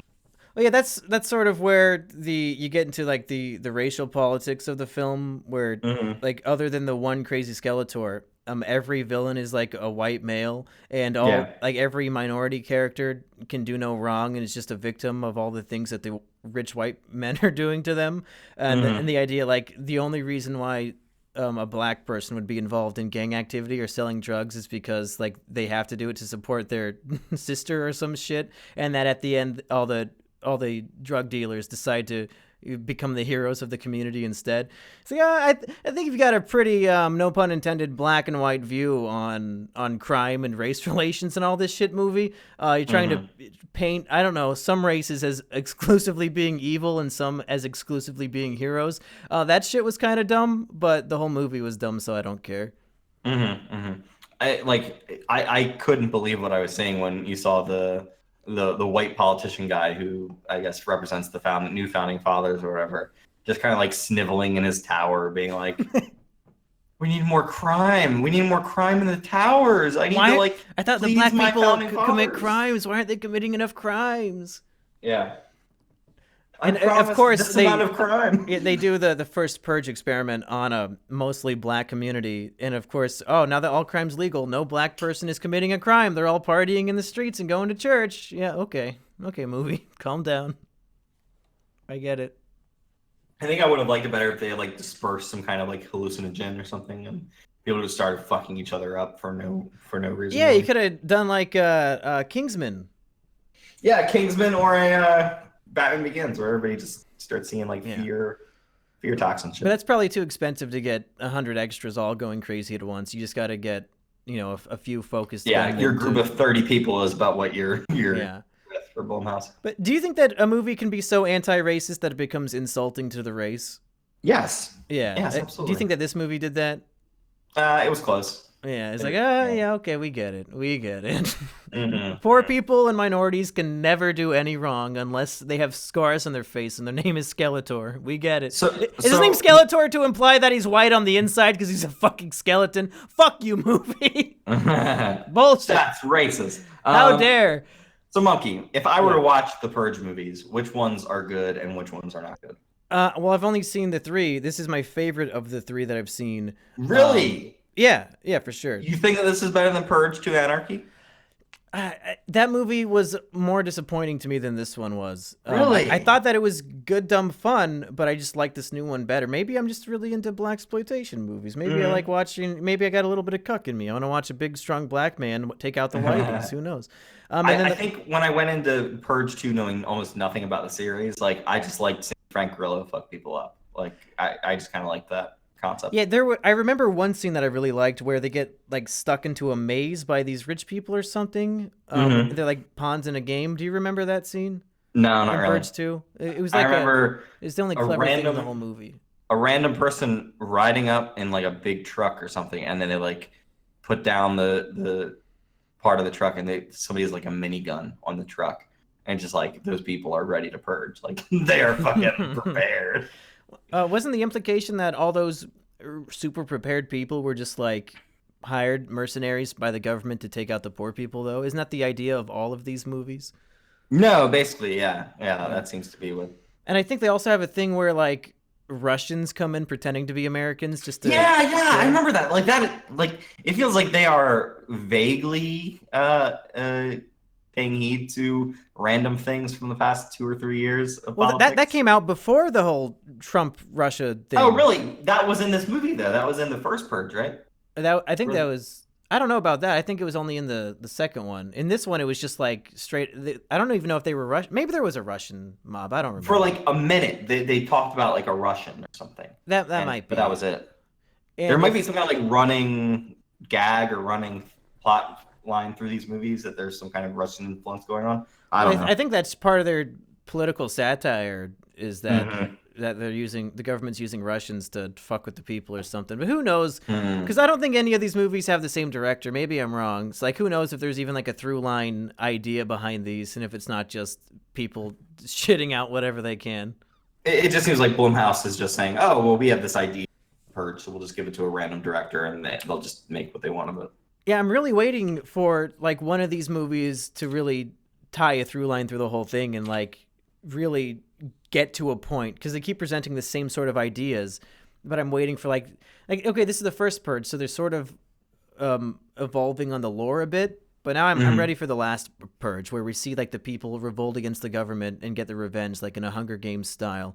But I don't know if they'll ever get to that point. I think they'll keep making these they're hoping that they can keep making the same movie over and over again forever, and then it's going to make so little money that they're going to cancel the final sequel, and then we'll never see the resolution to the Purge idea. They're just going to keep flip-flopping back and forth. So like in the next one, they'll overturn the Purge, and then in like the next one will be 30 years later, and people are like looking back at the Purge and saying those were the good old days. And they'll just keep doing that. If they end up making like one final Purge movie, maybe there's a way you can make like a supercut to make like one really good 3-hour Purge movie, but it'd probably just be nonsense. Yeah, I don't know. It doesn't seem like they have a solid concept for what these movies really are. Yeah, it seems like they're just jumping around and presenting the same dumb metaphor over and over again. It's the same thing in slightly different packaging every time. Yeah. So for Is It KINO, I have been Monkey Jones. And I'm Erich, and I've started to purge. We'll see you next time with what movie? What movie? Ant-Man? Ant-Man. We'll see you next time for Ant-Man. Ant-Man. Remember that commercial when they're slapping themselves and saying Ant-Man? Ants! Ant-Man! That's a good one. Hey, we'll see you next time. Step forward, beyond lies your goal, the electric castle, the past is gone, do you wish to lapse in limbo forever? No, be resolute, there are trials ahead, and rewards for those who strive, ha! The surreal search endures, run, the past is... Erich, supposed to sing along. It cannot be undone. Run, run. The future is here. Our fate is drawing near. Run. Wow, you really let me down. What is this song? You let me down today, Erich. That's the Ant-Man theme song. Oh, really? Yeah, did you listen to the credits? That was right when the credits started. They started playing that song. Oh, I always leave Marvel movies before the credits. So you missed right when the credits start. I leave. You missed literally the best scene in the entire film of Ant-Man and the Wasp. Then no, of course I don't leave, but I get on my phone and stop paying attention. That sounds like you during any movie at any given time. Is either on your phone or taking a nap. I've gone from such a Puritan, like I need to watch the entire movie, into like, oh, who gives a fuck about this movie? MoviePass has devalued movies for me. Wow. Well, luckily for you, they're raising the price, so maybe you'll start valuing movies again. Mm-hmm. You gotta start paying a premium. We'll yeah, once I start paying for fucking AMC's MoviePass or whatever the fuck, then I can only see movies there at that theater. Yeah. Fuck that. Erich, what did you think of Ant-Man and the SJW? So so I had to go into this movie with very, very low expectations, because when I saw Ant-Man watching it in the theater, watching it in the theater, ants. I was. Erich, you're especially like crackly today. Is that your mic or is something different? What's going on? I'm gonna turn my game down. Yeah, maybe that'll help. All right, it's only that. All right, so I really dislike the first Ant-Man movie. I think it fatally misconstrues what the Scott Lang character should be. He should actually be a criminal who becomes a better person and decides he wants to be good for his daughter, essentially. But basically, they erase that in Ant-Man, and he's actually a good guy who was imprisoned because he got caught doing a dumb thing, and that's about it. And so I basically dislike most of the shit that happens in Ant-Man. I think they really make too much of the shrinking technology and always just running around different environments and that kind of shit. And they don't use Hope Van Dyne. And that is a real shame to me, because Ant-Man and the Wasp has always been the duo, the team up of those two characters who have similar powers, similar kind of functions as characters. And it was all about those two characters. Like Hank Pym and Hope Van Dyne, whatever. Janet Van Dyne. It's so fucking confusing because they changed the characters so much in these movies. But Ant-Man and the Wasp, I really enjoyed quite a lot because wow. I had so few expectations for what this is going to be. I just feel like they played with the tools they had the best they've done in an Ant-Man thing. Maybe not Marvel movies in general, but I just had a great time. I think the comedy is stronger here.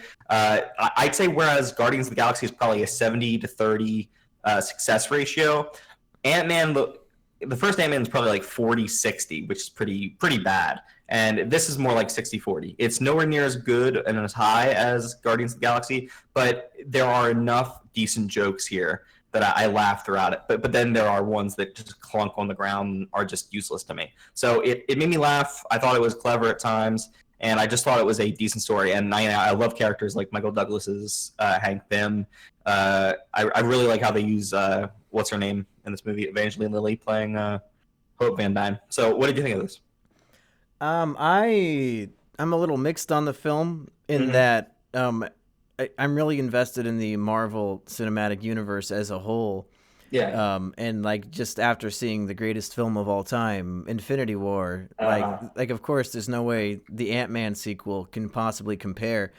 But even I don't think it tries though. It's not. It's kind of already on its own little like level, and it's not even trying to rise to that. It's just doing its own thing. Well, sure. But even if it didn't have to compare to the much better movie that came out 2 months ago, even then, this movie is like literally the definition of a filler movie. It's like a Naruto arc that they wrote while Kishimoto was taking a break. It adds nothing. The film itself as a standalone is a lot of fun. It's a fun romp game of hot potato between 3 or 4 different parties with this MacGuffin of the shrunken lab. And it's just it's a fun romp, but there's no substance. There's not really any like exciting or life-changing character moments, like when they make realizations about something about their character. It's like it's really just almost completely pointless for me. And I think when you're 20 movies into this arc, I'm gonna be disappointed when you just make a filler movie that really is only like it'll only add one thing to the overall story that they're building up. But otherwise, like just as a comedy film, it's really good. I'd say it does add a couple things. Like I think it furthers the relationship between and his daughter. I think that you cut out. Say that again. I think this movie adds more to the relationship between Ant-Man and his daughter, that you can really see why she would empower him to be a hero rather than him just saying, I want to do it for her. Like she really gives him the necessary, you should do this, you should be a hero for me. Like it's not just him wanting to protect his daughter, it's his daughter saying, I've seen you do these things, and I think that's great. I think that's cool. I just like the father-daughter relationships in this between Hank and Hope Van Dyne. And I do think that it adds the Michelle Pfeiffer character in this movie to the relationship that is kind of established in the first movie, and it's wrapped up here, I think, pretty solidly. And I'm interested to see if they do anything with that character, if she even exists anymore. But they'll all exist in Ant-Man 3. It's going to be called Ant-Man and the Wasp and the In-Laws. Meet the parents. Yeah, I think my problem, and like I said, this is a fun romp of a film, and I was certainly entertained throughout it. But I think the problem is it's one of those plots where the characters at the very beginning say, "Hey, we're gonna do this one thing," and then the hour bullshit and 40, happens. Yeah, an hour and 40 minutes of just like random bullshit that doesn't mean anything, and then at the end they finally overcome all the obstacles and get to do the thing, and it's like, oh, like okay. Like, was it just meant to blindly, like, entertain me? Because nothing happened of substance at all. They're just playing fucking hot potato. I do kind of like the, like, layering of factions. So you've got basically 3 sides at work here. Well, even more than that, because, I mean, at times, Ant-Man kind of wants to fuck off because he wants to do shit with his ex-con buddies and stuff like that, while I can't get the name straight. Fucking Hope and Hank want to go get Michelle Pfeiffer, whoever the fuck, I can't remember, Janet, out of the microverse or whatever the fuck. I think that's DC. Fuck. But yeah, they want to go do that. You've got a arms dealer character who's also after the lab in order to, I guess, sell it. You've got the feds who are after Scott, trying to get him, or Hank and Janet. Yeah, it's just a whole bunch of shit.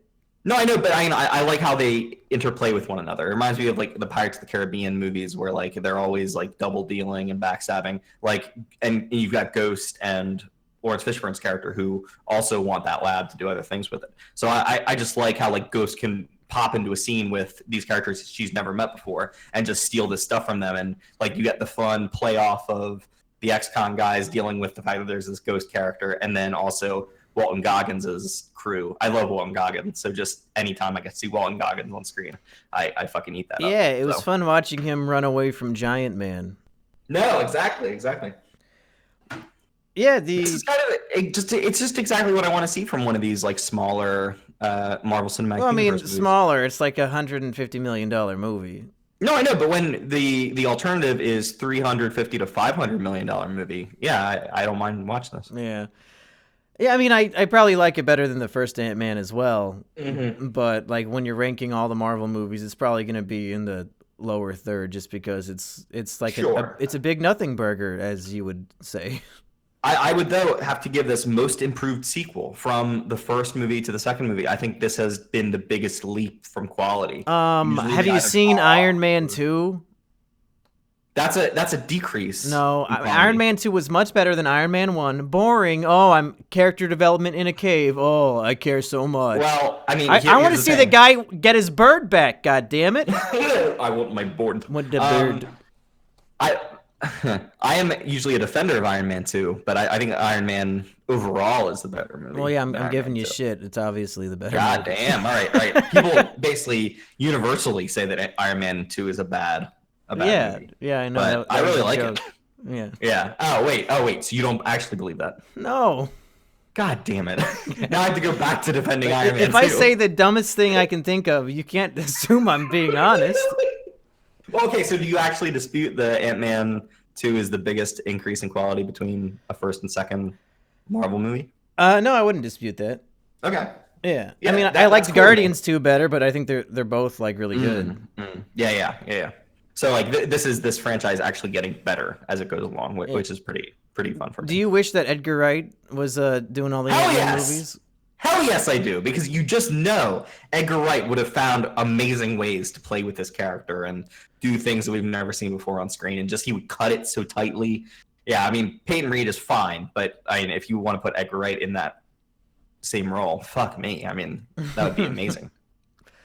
There was a really funny thing that the Screen Junkies did. You know, they do those honest trailers, and they did one for Ant-Man a few years ago. And just the other day, they had Peyton Reed on the show to watch. Oh. He watched the trailer with them, and then he would always say pause and tell them like why they're full of shit for the things that they said. Yeah, it's like really interesting and funny. If you're a fan of these movies, I'd say go check it out. Because I really hate those things. Like so many directors have been like, "Oh, this is complete bullshit." Like, yeah, these movies are not meant to be pulled apart like that. And if you're going into it to try to do that, then I think you're just being meaninglessly hostile. That's more for the everything wrong with. I think you're thinking of the honest trailers are just for fun. Honest trailers. Yeah. Okay. All right. Yeah, those are in good fun. Mm-hmm. Okay, I see. All right. So, did you like the powers, the usage of powers in this movie? I mean, I'm not going to try to be like a Marvel scientist, but I'm pretty sure that they fucked up their own rules for when you shrink things and whether they retain the same mass and all that shit. But I don't know.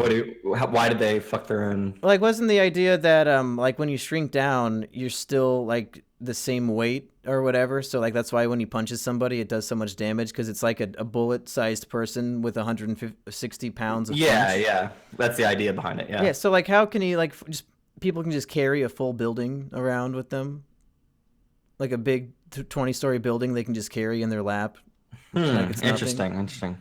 And like I don't know that. And like when he's if Hope weighs 130 pounds as an ant, why is getting crushed by like a fucking meat cleaver even a problem? Like it wouldn't even hurt her, you know? Because well, I mean, here's the thing: ants can carry 100 times their size or weight or whatever. Yeah, but an ant doesn't weigh 150 pounds.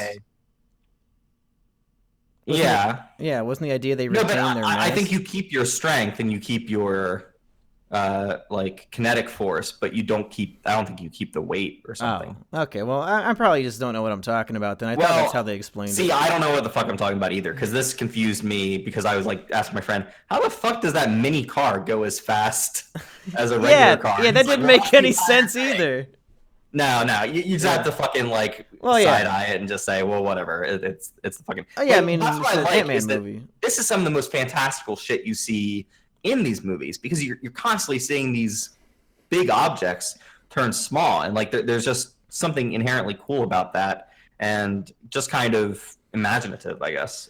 And I really love that. The action sequences in this movie are so fucking cool, because like Wasp is basically almost always shrinking down to small size and then ballooning, giganticing back up, and it's so fucking cool to watch. I mean, I just think it's so much better done in this movie than it was in the first. I think the missed opportunity is that they never made the hot, sexy woman become 45 feet tall, because that would match all of our fetishes, I think. Oh, what did you think of very small child-size Paul Rudd in this movie? movie? That was a very funny sequence. They certainly know that these are supposed to be comedies and not like a gritty, serious Ant-Man movie. Yeah, and sometimes I'm on board with that, and I'm laughing at it. But sometimes I'm just like, these jokes are very obviously for children, and a lot of the children in my audience were like laughing at stuff, and I'm just kind of like, all right. I guess the audience is getting there. Erich, I have a secret to tell you. What's that? These films are for children. What? I don't know why we enjoy them so much. Oh my god! I'm a man-child. No. Fuck. Yeah, we used to see R-rated movies like The Purge and Sicario instead of being in with all the kids and fucking Marvel movies. Yeah, but I mean, it's just like most Marvel movies, I think, have a pretty consistent, like, these jokes are either for all ages or are basically a 13 and up kind of thing. But a lot of the Ant-Man, like, series jokes seem to be very broad comedy stuff. And that can really mess me up sometimes. Yeah, you go to, Avengers 2 and they have a joke about Hulk shoving his zucchini cock inside of Black Widow, and then you go to Ant-Man and it's like they don't have anything like that in Ant-Man. Thor Ragnarok, they literally say the word orgy several times, and I'm just like, I didn't even know Marvel would go that far, but whatever. Yeah, I think Incredibles 2 had more curse words than Ant-Man 2. Yeah. Do you like Luis? Yeah, I think, what's he, Guzman? Is that his last name? Yeah. Yeah. I'm down for the Guz, even though Berger thinks he's a racist stereotype. He is basically the stereotype version of a Mexican character, I guess. He's also, I think, the only Latino character in Marvel, according to the Honest trailer. Is that true? That might be true. That's interesting. I just really like how his character plays off of others in this movie, and sometimes his jokes are the ones that fall flat. But when they work really well for me. I loved all the truth serum stuff in this movie. Yeah, I'd say the truth serum scene is probably the highlight of the comedy in the film. There is just something about other characters speaking with his voice and the actors playing that up quite a lot, that they are being voiced by him. It's just so well done, those scenes. Yeah, I feel like that was an Edgar Wright idea from the first I was going to say, movie. that seems like such an Edgar Wright type thing to do. And it feels like it's from a much more stylistic, very heavy on aesthetic movie than these movies are. And that's the thing. Like, these Ant-Man movies kind of have all the stuff about going super small. Like, every now and then they have these great ideas that just feels alien from the rest of the movies. And I think we found out that the going super small stuff is not from Edgar Wright's draft. That's actually a Peyton Reed thing. So, I mean, this guy might actually have some really good ideas. He's just, I don't know. I love the great irony in that the idea was Edgar Wright stopped doing Ant-Man because he didn't want to work with the studios. Like, he wanted to create his vision. Yeah. So then they went and got the director of the movie Yes Man to direct Ant-Man instead. It was very funny. Wanted a Yes Man. Yeah. And they wanted him to bring it on. Because he also directed Bring It On. Yep. I really don't have much more to say about this movie. It was a fun romp, but it really was just almost a big nothing of a movie. Like, I've pretty much forgotten about it, and I saw it yesterday. Well, but whereas with Ant-Man, while I was in the theater, I'm like, I never want to watch this movie again. With Ant-Man and the Wasp, I'm like, I could see myself watching this movie and having a good time with it. So, yeah, I mean, it's definitely not top-tier Marvel. It's maybe not even mid-tier Marvel, but I think it's definitely an improvement and something that I would watch again. So B+. And Better than... I should say, in the realm of KINO, I think it definitely hits mid-credits KINO. I don't know if a mid-credit scene has ever been this good. Yes. It's the only reason why I went to see the movie. This mid-credit scene is the kind of shit I've been wanting to see out of Marvel movies since forever. Just because I love it when some kind of event or some kind of big thing impacts these other smaller characters. Like, it would be like if you were watching one of the Marvel TV shows, like Netflix or whatever, and then half the cast of one of those disappears. It's just not something you expect from something that's kind of divorced from the rest of the universe, insofar as this movie kind of is. But it's just that reminder, oh yeah, this takes place in the same place, and the things that happen in that movie matter and affect everyone here, and it's so fucking cool. Is that Agents of S.H.I.E.L.D. show still on TV? It's still on. I thought it was going to be over this season, but they renewed for another one. Well, surely they're going to have a Thanos snap episode, right? Like they'd have to, wouldn't they? You would never believe it. The fucking last episode of this recent season airs. They've been mentioning Thanos throughout the season. Nobody fucking disappears, and they even seem to have like a several months later time skip type thing, and still nobody's disappeared. What like the fuck? I don't know whether they didn't get with those writers and say, hey, we're gonna have this big event happening, or if they just didn't care to add it because they thought it would be their last season. But yeah, it seems like that would be a great like end of season thing. But yeah, like they should do that for Jessica Jones. They have to do that for everything. It's like the biggest event in the history of the Marvel Cinematic Universe. You'd think so, but that is the proof in the pudding that these things aren't actually connected. It's just fucking brand speak to say that they're important. Yeah, like, it only goes one way. I'm guessing in Jessica Jones every now and then they'll like say the word Tony Stark and that's it. Yeah, they will obliquely reference one of the other characters. But yeah, if we're actually talking about this mid-credit sequence, and did you stay for the very end one? Yeah, everybody's disappointed by it. I really liked it for everything that it wasn't. The drumming ant, because I liked the idea of like the thing on the TV saying like, oh, this is an emergency, blah blah blah. Yeah. I really liked just like how dark and ominous it was. Like everything was so empty because everybody's gone, and then it just punches you and says, "Fuck you." Here's the ant drumming again. Mm-hmm. I just love that on a conceptual level of so many people have disappeared and it's just all empty, and yeah, the emergency signal through the TV. Like, I have to wonder, is Paul Rudd just spared from this snap just because, or is it because he's in the micro universe or whatever? I would assume he's just one of the lucky ones who he's just survived. One of the 50% who survived. Yeah. Okay, all right. But I'm like, how the fuck does he get out of there? Because I assume he needs them to come back out, and well, so I don't really think that's the fucked up thing, and I think that's where they fucked up, is that it's supposed to be this big Back to the Future 2-esque crazy cliffhanger, like, oh man, he's the only people who can help him out of the microverse, or they just got ghosted and he's trapped, and oh fuck. But the climax of Ant-Man 1, he's also trapped in that same place, and he just grows out of it. Like, what the fuck? Yeah, but in Ant-Man 1, he had everybody else like there to help him. No, he was just in his suit and he just got big again. Yeah. He just fucking got big. What's the point? Yeah, that's true. Huh. So I don't know. Maybe he can't do that with the new upgraded suit.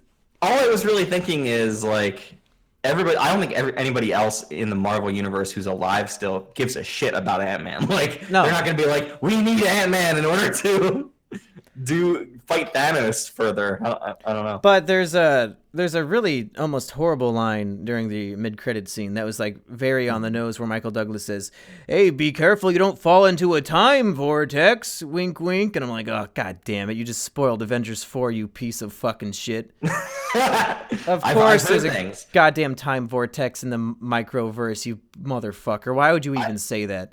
I've heard possible speculation that they might be doing some time travel in Avengers well, 4. They just confirmed it because he had a fucking throwaway line for no reason about it. Wait, really? You're not fucking joking? I didn't hear that line. Yeah, Michael Douglas said that to him while he was, Fuck! Yeah.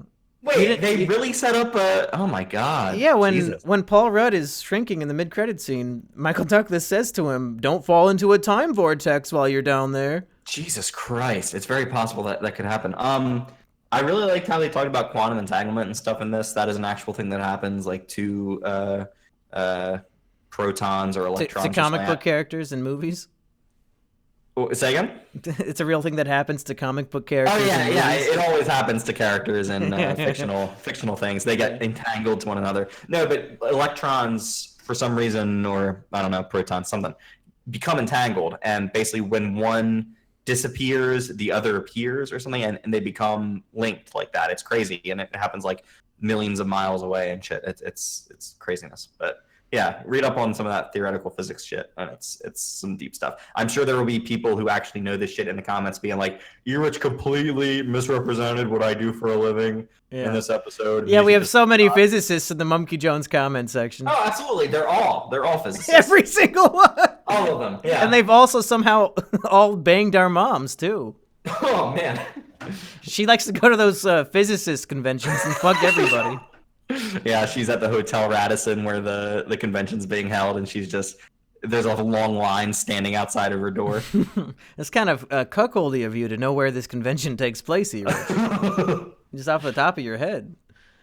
That's me. I think that's all I have to say about Ant-Man and the Wasp. How about you? Yeah, I think that's about it. Okay, for the Mumkey and Big Show, I've been Mumkey. Ants! Okay. Hey everybody, welcome to Is It KINO? We're talking about the Mr. Rogers documentary, Won't You Be My Neighbor? I'm your host, Monkey Jones, joined as always by Mr. Erich. I believe that a child is a very important thing. A child should be loved. A child should know that love is possible. Hello, this is Erich. I am in my most awesome move. A film about a convicted pedophile, Erich? Yeah, I was thinking about that while I was watching this documentary. Wow, you were thinking that Mr. Rogers is a fucking pedophile? What's wrong with you? We read everything so much nowadays, like this person's a pedophile, that it makes a lot of the interactions between Mr. Rogers and children vaguely disturbing, just because that's always at the top of people's minds. But he is so innocent. He is so pure. He's Mr. Rogers. Yeah, just like Erich. Like, he goes in for these, job interviews to be a teacher, and they're like, this guy might seem like a creepy pedophile rapist, but he's just such a pure, innocent, good boy that we have to let him near the children. That's right. I am a good boy. You didn't do nothing. I did not do nothing. Erich, you told me that you were weeping in the theater. Tell me how you really feel about this movie. I adore this documentary. I think that Mr. Rogers was a seminal figure in American history. He defined an era of television and an era of childhood education that will forever be remembered and should be remembered. This documentary is a small part of the remembrance of that, and I'm very worried that this has nothing to do with today's politics. This has everything to do with basically 9/11 and the way that we've had no positive universal coming together moment in modern day America. And these are basically things that I've been thinking about in the past couple of years. But we as a society really need to fucking get our shit together and actually have positive role models and have people we can look up to. What about Donald Trump? We're currently tearing them down, which is part of the process. Yeah, why do we keep tearing down Donald Trump? He's a good role model. I'm just going to ignore all that. But wow, you're taking this Mr. Rogers podcast fucking serious. You weren't kidding. No, but I mean, like, I think even someone like President Obama, like, you can throw plenty of shit his way deservedly, and you should, because he did a lot of bad shit. Wow, Erich, True Colors coming out tonight. He's gonna vote red. We have so he really is ignoring sufficiently. Me. I know I am. I'm no, trying I'll let you give your speech. Go for your speech.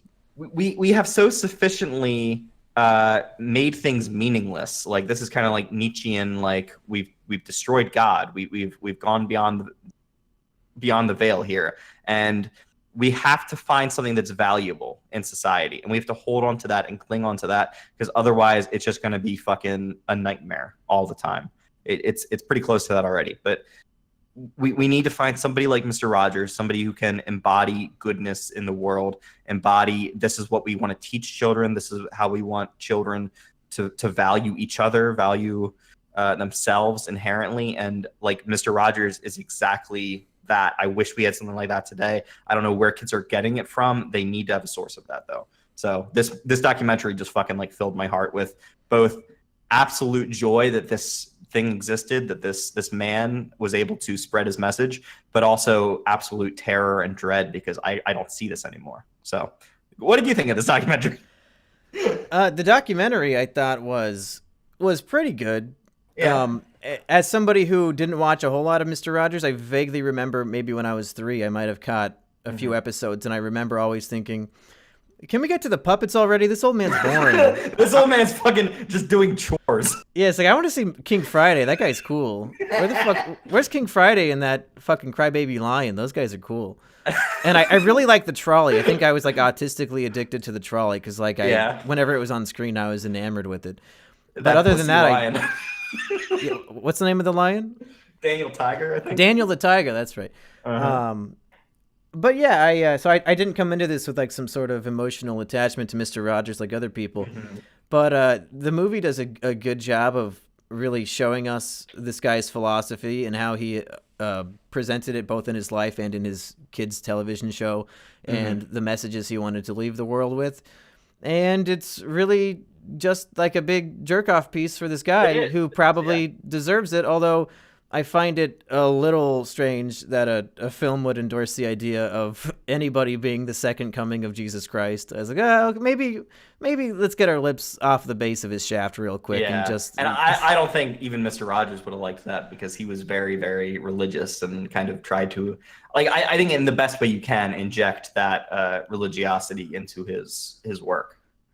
Yeah, I think for the most part, Mr. Rogers is a pretty great guy. But when it got into the parts where he was like eternally offended by people who would do parodies of his show, I was like, oh, come on, Mr. Rogers, let Eddie Murphy make fun of you. Who cares? Like, I thought that they were trying to say that he didn't mind Eddie Murphy's version for some reason. Like the other one, I actually thought the other 2 versions that they showed were pretty hacky and bad. But I really have a fondness for, what is it, Mr. Robinson's Neighborhood, the Eddie Murphy parody. Yeah. I fucking love that. Yeah, it seemed, I think Mr. Rogers got a little too offended by people making fun of him. But it's like your message is for kids, mostly. Yeah. Like, it's really for everybody, but you're focused on kids. And what parent's going to let their kid watch fucking Mad TV or whatever the fuck? So, like, you shouldn't be too worried about it, Mr. Rogers. Let them have fun. You're a famous man with a very distinct, humble, kind personality. So to put that character into situations where they're, like, wrestling to the death is just inherently funny, and you're taking it too seriously. There's an interesting part in this documentary where they question whether Mr. Rogers is gay, and like that was a big to-do at the time, whether like people thought he was gay. Turns out he was so not gay that he told his gay co-host, "Hey, stop being gay, or else I'm going to kick you off the show, motherfucker." Keep this gayness on the down low. I mean, I'm not sure how much he like was trying to protect the show and the show's credibility, or whether that was his Christian side coming out. And I think it was 100% to protect the show, because he said, like, if they find out, we're going to lose our sponsors, and then we don't give this message to the kids anymore. But and I guess, like, back then, that's probably the best way he could deal with it, was to tell his co-host, hey, man, stop with this gay shit. Yeah. I mean, within that society and within how they talked about those things, that is the sole way in which this documentary portrays Mr. Rogers as not being woke, and every other way, like in racial equality and like all of these things. Like, I mean, what I find the most fascinating about Mr. Rogers was his ability to handle topics that he shouldn't really handle on a kids television show. Like when he's explaining to kids what assassination is, like this is shit that you wouldn't think would be on a kids TV show and shouldn't be on a kids TV show, because everybody says just leave it to the parents and stuff. But parents might be derelict in their duties and they might not care. And I think it's important to talk about these issues with kids, because they're going to get it anyway. Like they're going to figure it out one way or the other, and having somebody you can trust to deliver that information in a very sensitive way is important, I think. Do you think if Mr. Rogers was around today and President Trump got assassinated, they'd do an episode where they're like, sometimes people deserve to die, nigga. Oh, fuck Trump, 2018. Do you think Mr. Rogers would take that approach with Daniel the Lion? I think there is a certain segment of the population that would do that. I don't think that Mr. Rogers would do that. Did you know that Mr. Rogers has been bastardized as a cartoon that's been running for 9 seasons now? Wait, really? It's called like Daniel the Lion's Imagination Cartoon Land or some shit. Jesus Christ! When I went home last week, my little 5-year-old cousin was watching it, and I was like, "Wait, is this the fucking Daniel the Lion?" And it's and King Friday is in it. It's like the puppet part, but it's a cartoon, and it was god awful. It was truly Really? bad. I wonder if that Asian dude who represents the Rogers Foundation or whatever, who's in this documentary, is behind that somehow. Oh yeah, he probably owns the rights to it. All right, there is a cool part in this documentary where Mr. Rogers like basically gives up doing Mr. Rogers' Neighborhood, and he decides to make documentary type stuff for adults, and it just comes off as very like he has no fucking idea how to talk to adults. Like this guy is like saying the weirdest shit while this dude's playing a piano, and like I don't know. Like was he getting bored with working with kids? Like what's the thing there? I think he said like he feels like he's covered everything he ever could, so he's just gonna play reruns forever. Yeah, which is like it's like the YouTuber who's like, I've already made all the good videos. I'm just gonna start doing Let's Plays. You can go watch my old videos if you want to see. Yeah, if you want to do that. Yeah, but then he came back to it, like all YouTubers, they come back to some. Yeah, like when your Let's Play series dies, you got to start Stupid Mario Brothers back up because it's what people came for. When's Monkey's anime reviews gonna start back up? Literally never. All right. We're getting more views without him.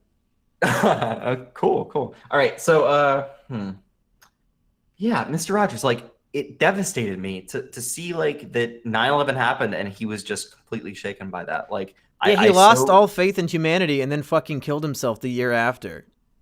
Wait, no, he didn't kill himself. He died of grief because humanity betrayed him with 9/11.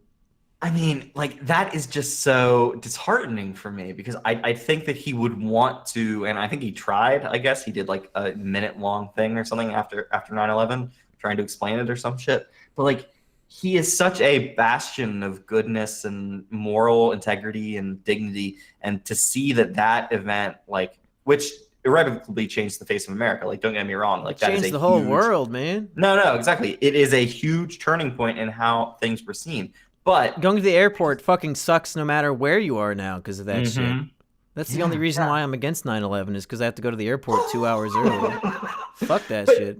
Just the fact that is what broke him. Like it does so much harm in my conception of who Mr. Rogers was. Like I was a fucking wreck throughout most of this. Whenever it was about like kids looking up to Mr. Rogers or telling him that they loved him or whatever, and him just kind of like being so gracious and really respecting these kids and that they're individuals and they feel things and that those feelings are important because they are. I mean, these are developing people. One day they will remember how these things, like you ever played the Telltale games and it says this character will remember the choice he made. Like that is every fucking day for these kids because it is them developing as people. And I think it's like they were talking about how all of these psychologists use the same kind of theories and stuff that he so readily utilizes. It's so cool like that this guy was doing this shit.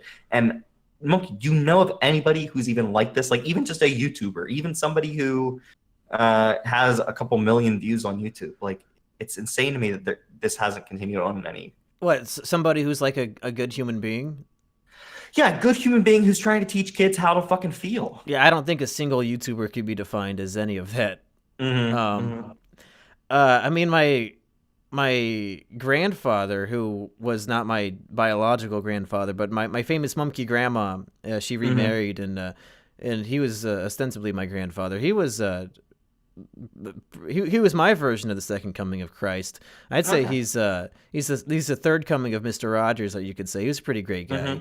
I can't think of any flaws to him other than deciding that upon retirement he wanted to follow his dream of getting a fishing boat in Arkansas and only seeing the family half of the year. And then while he's down there getting a heart attack and dying and breaking my poor grandma's heart. But otherwise, he was a pretty flawless guy. He didn't really care about teaching kids shit, though. He's just like a nice dude. I think like the most Mr. Rogery thing that I remember from him is that he, at some point, like he hurt his back, so he had to hire some people to come paint their house. And the guy who was painting it was like talking shit about his son, like, oh, my 20-year-old dipshit son was supposed to come help out today, but he was underage drinking or some shit and he's in jail. I'm not even gonna bail him out. And my grandpa's like, well, fuck that. And he went to the prison and bailed out this random guy's son who he didn't even know. I was like, oh wow, that's pretty cool. But that's the thing. Like one little moment like that could like it probably didn't, but it could possibly change that young man's life of seeing that someone cares about them, somebody is willing to go the extra mile for them. That is wholesome. That is good. Like, yeah, that's the sad thing about this movie is that it makes you want to be a better person. And I was like, oh man, how invigorating and what an epiphany. And then I walked out of the theater and realized, man, being a nice person sucks. Like, I walked out and started pissing on a hobo because it's like, man, like what's even the fucking point unless you're Mr. Rogers and everybody sees it? Like, what, I have to intrinsically find value from being a good source of joy in the world? Fuck that, man. If I'm not going to be a rich millionaire, I'm just going to be a huge cunt, right? Am I right? No, you have to. Like, I don't, like, here's the thing. I don't even believe in fucking heaven, but I do believe that you get out of the world what you put into it. And if you put good things into the world, hopefully good things will come back. That's a fucking stupid belief system. That's a fucking stupid way to believe the world works because it doesn't work that way. But I will foolishly keep believing that as my kind of religion. Try to be friendly, try to be the best you can be, try to be a better person than the worst around you. And hopefully good things will come of that. And I just feel like Mr. Rogers taught kids about a kind of emotional intelligence that we just don't have. Like that people, if you leave it up to their goddamn stupid parents and anybody just raising them, might not teach them you can feel something other than anger, other than fear, other than all of these negative emotions. And even some of the negative emotions are fine to feel. Like it is normal to feel sad. It is normal to feel alone. Like the fucking thing where Daniel Tiger is singing about not feeling like he's enough of a person. And I mean, they basically say that Mr. Rogers is the Daniel Tiger character. And Mr. Rogers, like, despite the fact that he's this like moral paragon, essentially, he also has doubts. He also has fears. He also is a person. So he is only helping other people because he has felt that low before himself. And I just feel like people need to better understand and get in touch with how they feel. So. And on that note of Mr. Rogers representing the characters and like, you know, King Friday being like the vanity of like a side of him and all that. The more forward to, I wonder, is he diagnosed with any sort of like mental multiple personality? Well, there's got to be something, because there's a story his son told in the documentary where at the dinner table he would just talk normally, but then when he had to say something that wasn't wholesome, he would like speak in the voice of his characters. And I was like, oh, that's a little weird, isn't it? Do normal people do that? I thought the same thing, where it is either he is just a fucked up person to the point where he can't handle his emotions, so he kind of like puts them into different boxes where like when he's mean, he has to be that, because that is what being mean means to him. Or it's an actual like fucking diagnosable problem that he had where he had multiple personalities. Can you develop them into characters? I think you can. Oh yeah, sure. I mean, where do you think Jumpkey came from? He's the side of me that wants to fuck Jane Goodall, and sometimes I have to let it out. Speaking of Jane Goodall, there is a scene in this movie. Coco is telling Mr. Rogers that she loves him, I guess, and like basically. She loved Mr. Rogers in the way but Erich, when Coco died, you went on a fucking tirade in the chat here on Discord, like, oh guys, Coco's a fucking fraud, and it's all manipulations by her handlers, it's all fake. So you're telling me that tender moment with Mr. Rogers was all fake? I think it's very possible that Coco was conditioned in a way that she knew that if she did that kind of thing, she would get treats. Wow, you're ruining this tender scene in the movie for me. I think it's possible. Like I think we want to read way more emotionality, intention into animals than we usually do, and especially when you have a primate that exhibits so much. But it's possible that that's how she was fucking trained, so that's what she's gonna do. I don't know. This movie did remind me of the one time in my life where I felt genuine emotion, so that was nice. A long time ago. No, it's been a while. The scene where Mr. Rogers is he's up on the stage. It's in the trailer, so you've probably seen it 1,000 times. Yeah. But the little girl goes up to him and says, "Mr. Rogers, I want to tell you something. I like you." And he's like, "Oh, I like you too."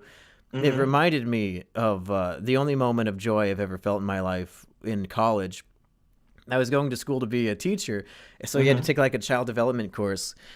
And for one of the days, we had to, like, the whole class took, I guess, a field trip to a local child daycare center. Like, it's just like a bunch of 3 and 4-year-olds. And, like, we spent the day, I guess, just playing with them. I don't really know how that was going to help me be a fucking high school teacher, but it was part of the curriculum. So, and I've always loved playing with kids. And you're going to take that in, like, the funny pedophile way. But, like I always... My favorite thing is when I go home and hang out with my little cousins because they're like 3 and 4, and like that's when it's the most fun to play with those kids because they're just little balls of imagination. They and love energy. everything, yeah. And I'm not afraid to fucking get on the floor on all fours and like pretend to be a goddamn tiger to play with my little cousin because it's fucking fun. And fuck you, like you can take it as a pedophile thing if you want, but I'm very genuine about playing with kids. Yeah, that is the purest emotion you'll find is like a little kid who's delighted that you are on all fours pretending to be a fucking animal. Like, and that there's something great about that. And the thing is, I was just playing with these kids. Like we all brought little toys with them and stuff. We were like building blocks and shit. And then when we were leaving and we were all saying goodbye, and like all my whole class of college kids was standing up in a row. This one little girl, as we were leaving, ran up and specifically hugged me goodbye, like hugged me on the leg. And I was like, holy shit. Of all the people here, this girl liked me. And she wanted to play with me. And she's giving me a hug goodbye, and I don't even fucking know her. And that's the only moment of joy I've ever felt in my entire life, was that a little kid liked me. But that is why, like, Mr. Rogers is so great, is because he makes children's emotions like count and matter. And that little girl who ran up and hugged your leg or whatever really wanted to play with you, like, that is why people have children. Like, that is the purest expression of an emotion that you'll find. And she's developing as a person and trying to figure things out, and like fostering that positive interaction is great and should happen. And it makes me wish I could skip over being a dad and just go straight to being like a grandpa.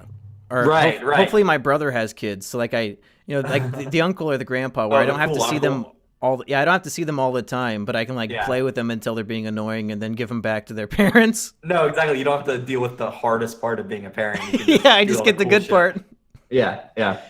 Unlike being a teacher, you get those kids at their worst, and there's like 80 of them against you. Get fucked. That's right. Yeah, I can do that. So yeah, the movie reminded me of the one moment of joy in my life, and what else? What parts did you bawl your eyes out at?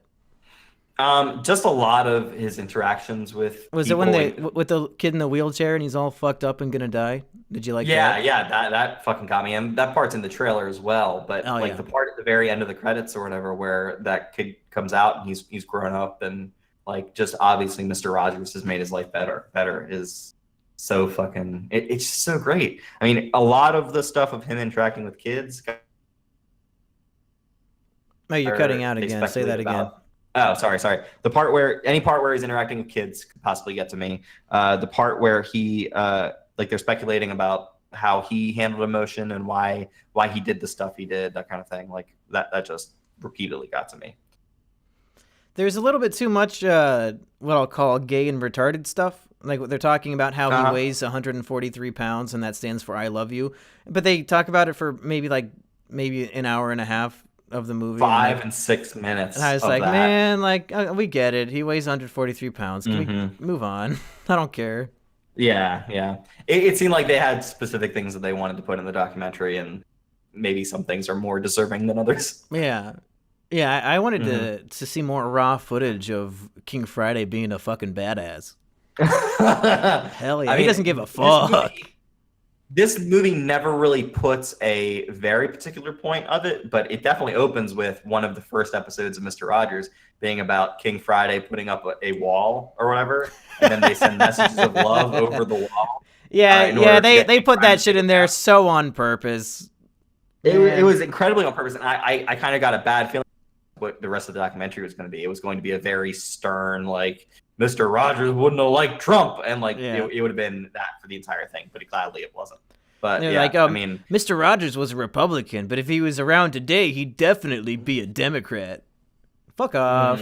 Fuck off. Yeah, I thought that's what they were going to do, but they didn't. Yeah, well, they pretty much said that. I think it's enough to trigger a Trumper, but I don't think I don't think it's anywhere near as bad as I figured it might be. Yeah, it wasn't that bad. It wasn't that bad. Mm-hmm. That's all I had to say about the movie. What else did you want to fucking screech on about? I feel like this is a very good documentary. It's very well made. It uses the interview material well mixed in with footage of Mr. Rogers doing his thing. I wouldn't say it's an amazing documentary. The only reason I say it's amazing is because I love what this man did. I love what he represents, and I wish that there was something more like this in the world today. So that's what carries it above and beyond what a normal documentary sets out to do. I think it's fine as a documentary. It's just that it is that subject matter that pushes it over. So if you believe in the goodness and kindness of the human spirit, and that we can empower children to think and feel and love and care, and just want to put some goodness out in the world, go see Would You Be My Neighbor? What do you think about this upcoming Mr. Rogers film starring Tom Hanks that they're making? I feel like Tom Hanks doesn't look anything like Mr. Rogers. His face is way too wide. I don't know. Do you think Tom Hanks will go on? Do you think Tom Hanks will go on keto to get down to 143 pounds? Oh wow! I'd like to see that. I'd like to see him completely change his body, or like they do some kind of crazy CGI shit to make him look exactly like Fred Rogers. I don't know. I even feel like, what would he do with his voice? Would he just do his normal Tom Hanks voice, or would he try to modulate it to sound like Mr. Rogers? I guess we'll find out next year. I think it's coming out in 2019. Yes. Fuck, I don't know how to feel about that, because I'm probably one of the least big Tom Hanks fans. I think he's fine. Oh wow! I don't like. He's fucking Tom Hanks in almost everything. Like, I don't see much acting from Tom Hanks. Wow. He's very good in certain roles, but he is Tom Hanks. I can't unsee fucking Tom Hanks in any role he's in. Even when he's fucking Forrest Gump and he's got half a brain, he's still fucking Tom Hanks. Man, like, I just can't. If you watch Terminal and Captain Phillips back to back, those are two completely. I haven't seen people. The Terminal, but I have seen Captain Phillips, and it's probably because I read about the actual fucking Captain Phillips thing, where that captain is an actual fucking coward and asshole. Oh, and he should have been lionized like he was in that fucking movie. But I just couldn't, like, I don't know. It was just Tom Hanks on a boat with a beard. Like, what about when he played Walt Disney and he didn't do a Nazi accent for the whole movie for some reason? I don't know why they chose to take that part of the character out. Yeah, that's really weird.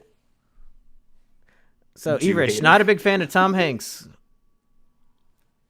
You learn something new every day. Fine. Like, I'm just not the biggest fan of him. I just don't, like, lose my fucking shit every time he's in a movie. My God, it's Tom Hanks! Hey, oh my God! Here's the perfect example. In Cloud Atlas, Tom Hanks plays 6 different roles. Those are all very different characters. That's true. Yeah, that's true. One of them he whips slaves. One of them he pushes a guy off a building. Very different.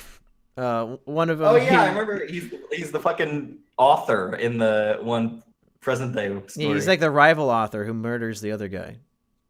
Yeah, that was pretty funny. Yeah. But it was still fucking Tom Hanks. Put him in any makeup you want. It's still Tom Hanks. Yeah. Okay, for Will You Be My Tom Hanks podcast, I have been Mumkey Jones. Won't you be mine? Won't you be mine? No. Hello, everybody, and welcome to Is It KINO, your favorite movie review podcast. I'm your host, Mumkey Jones, joined as always by Mr. Erich. I'm always doing my white boy voice, so you get to hear that. So, I've been waiting here for Erich to finally come record the podcast for probably 30 minutes now, and I asked him where he was. He says he was in the bathtub jacking off. Now, I have many questions, Erich. First of all, wouldn't being submerged in water... Yes. Because water is not a lubricant, as some might assume. It's actually very difficult to masturbate underwater. Just like how having sex in the shower is also very hard, because the water, it's more like of it's almost there's no it gives no traction, is what I'll say. It's very hard to do. And also, the way I see it, if you're masturbating in the tub, it's going to end with you. You're going to be laying there with your own semen just floating around you, and that seems like the opposite of what you would want, both as somebody who is trying to bathe themselves into somebody who perhaps wants to hide their shame of their self-fornication. I don't appreciate the kink shaming. I think since the beginning of time, man has wondered, I wanna do it underwater. Yeah. Okay. And we've had technology that has allowed that to happen. And like bathtubs? Yeah. Like bathtubs, yeah. We've had that technology for, I think, a long time. Any water. any submergible pool of water that somebody can lay their body into. Is that what you're calling this new technology? Yeah, absolutely. Yeah, advances. Masturbatory aid. Yeah. Okay, well. That was my favorite part right there. So, Erich, what movie are we talking about today? We are talking about a little movie called Sorry to Bother You. No, you're not bothering me. I just wanted to know what movie we're talking about. Okay, yeah, I'm sorry. Sorry about that. I don't. No, please stop apologizing for your apology and just get to the title of the film. The movie was called Sorry to Bother You. Oh, that makes sense because they said that in the movie a few times. A couple times, yeah. Yeah, okay. I was confused about that.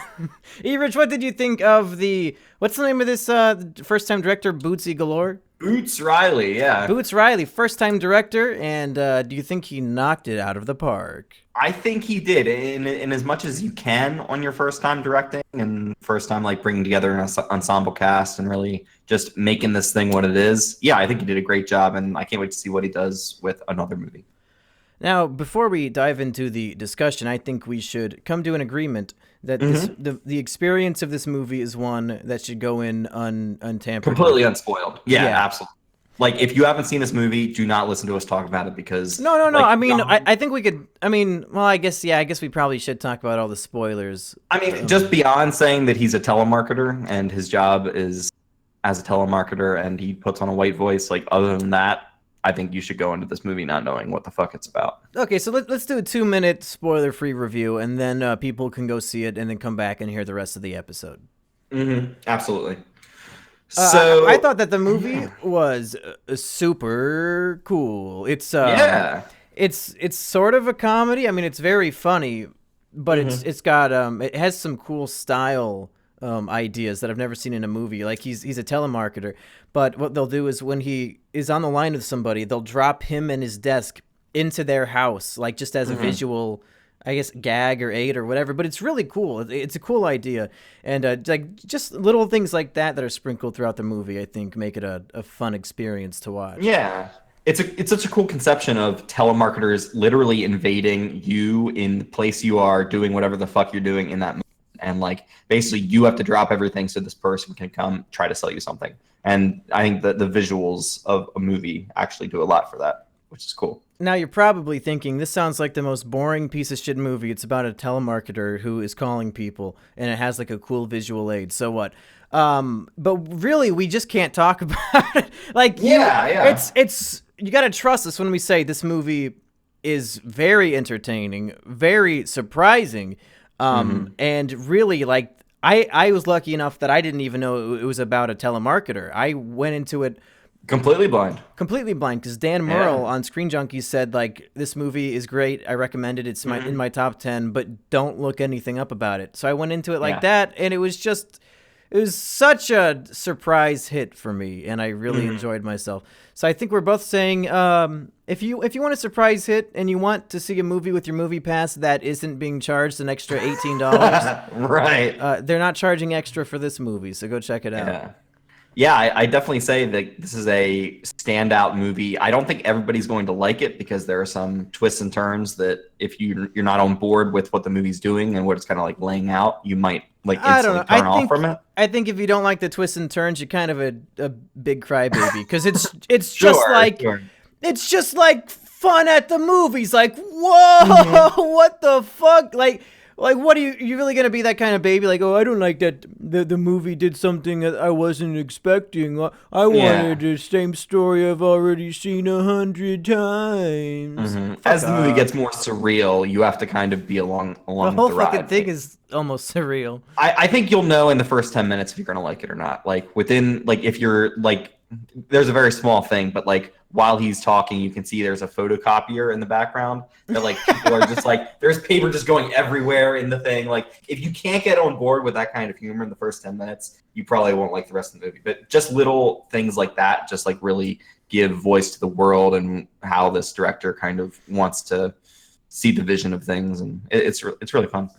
I will say real quick before we go into the spoiler section, I know that Erich, a lot of you have a lot of, let's face it, problematic racist fans who come over from your channel to shitpost in the Monkey Jones comment section, which is pure, which is like absolutely the most buttoned up, like would not dare or think of ever saying anything in the least bit racist. I'm just disgusted that you allow your fans to say such heinous things in my comment section. I'm about to actually close down my comment section so people can only comment on Reddit. But we should say that McCoy does condone, I believe, is what my catchphrase is. We should say that this is an African-American satire. I was going to say black satire, but when you say black comedy, people assume it's the good kind of black comedy, and not. But it's a film very much focused on. It's a satire of, I guess, the black experience in America, and if that sounds like a fucking a cuck dick pull to you, it's actually quite good. Even if you don't, no, it is. Yeah. Even if you're like the most racist guy in the world, you might still enjoy the movie. Maybe if you have a sense of humor, I think you will. Regardless of like what race you belong to, it is a very class conscious and like very much critiquing the capitalist system in a lot of ways. So yeah. So if you are a communist, a black communist, if you're any character in Native Son, you're going to absolutely adore the film. Let's move on to actually discussing the movie in a way that would ruin it for people who haven't seen it yet. Dun, dun, dun, dun. Can I just break the ice here? Motherfucking horse people, fucking equus.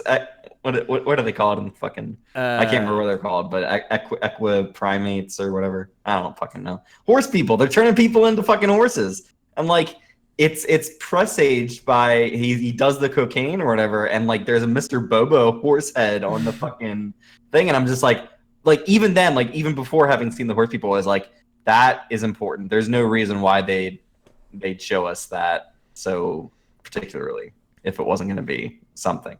So I was already on my feet being like, okay, what's going on here? What's the thing?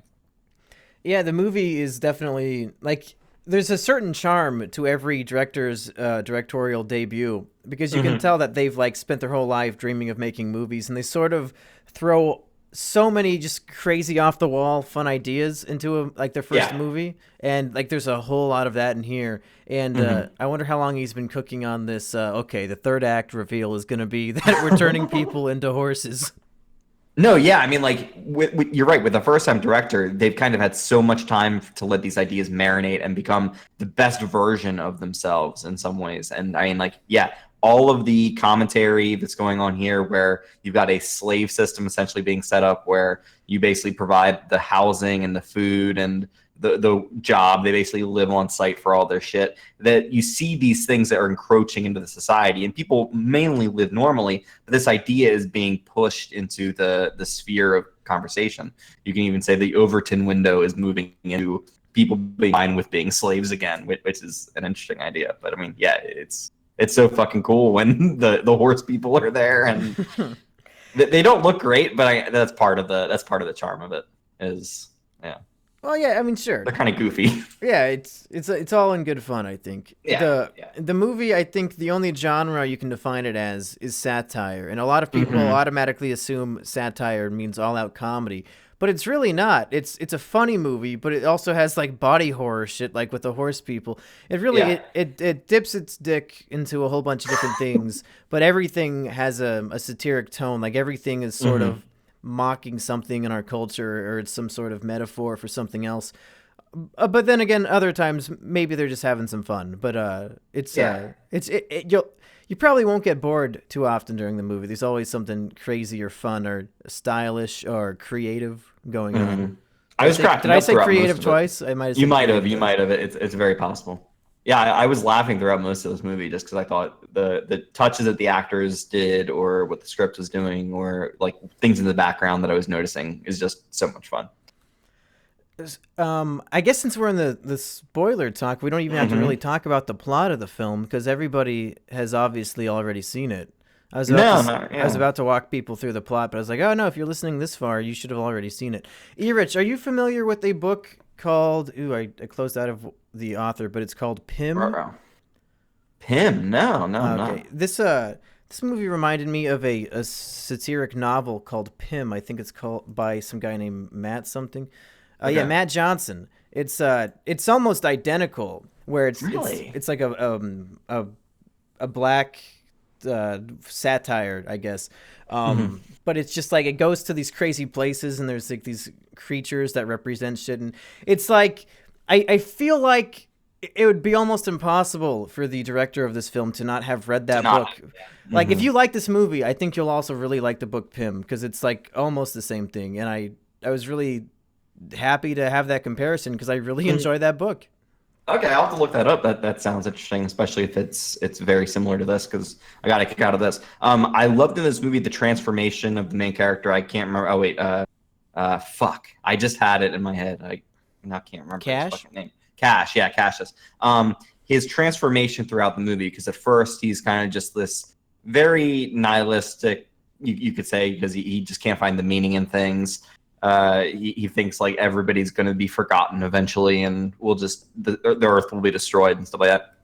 He gets this job as a telemarketer. I love the scene where he's basically passing off all these accomplishments that he hasn't actually done, and the guy really doesn't give a shit. Like, he doesn't care. He just needs somebody to call people, but he's like faked a trophy and faked the fucking plaque, and I just love that as little character details stuff. But yeah, he becomes attached to this telemarketer job, and he falls in with this kind of, I don't know if he's there to purposely like start unions and stuff.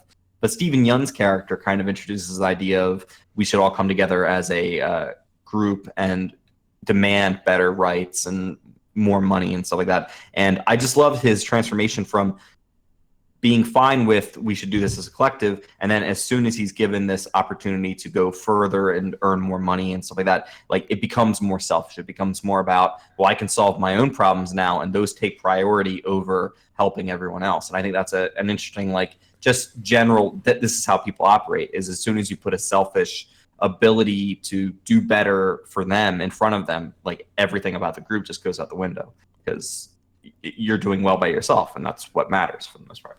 Yeah, the film is presenting a nice big mirror to American values of individualism versus collectivism, which really it's hard to fault Cash in that moment, I guess. Right. Because it's like, yeah, like I could join this union and get nowhere and just make no money, or I'm being handed a huge promotion. Of course I would take that.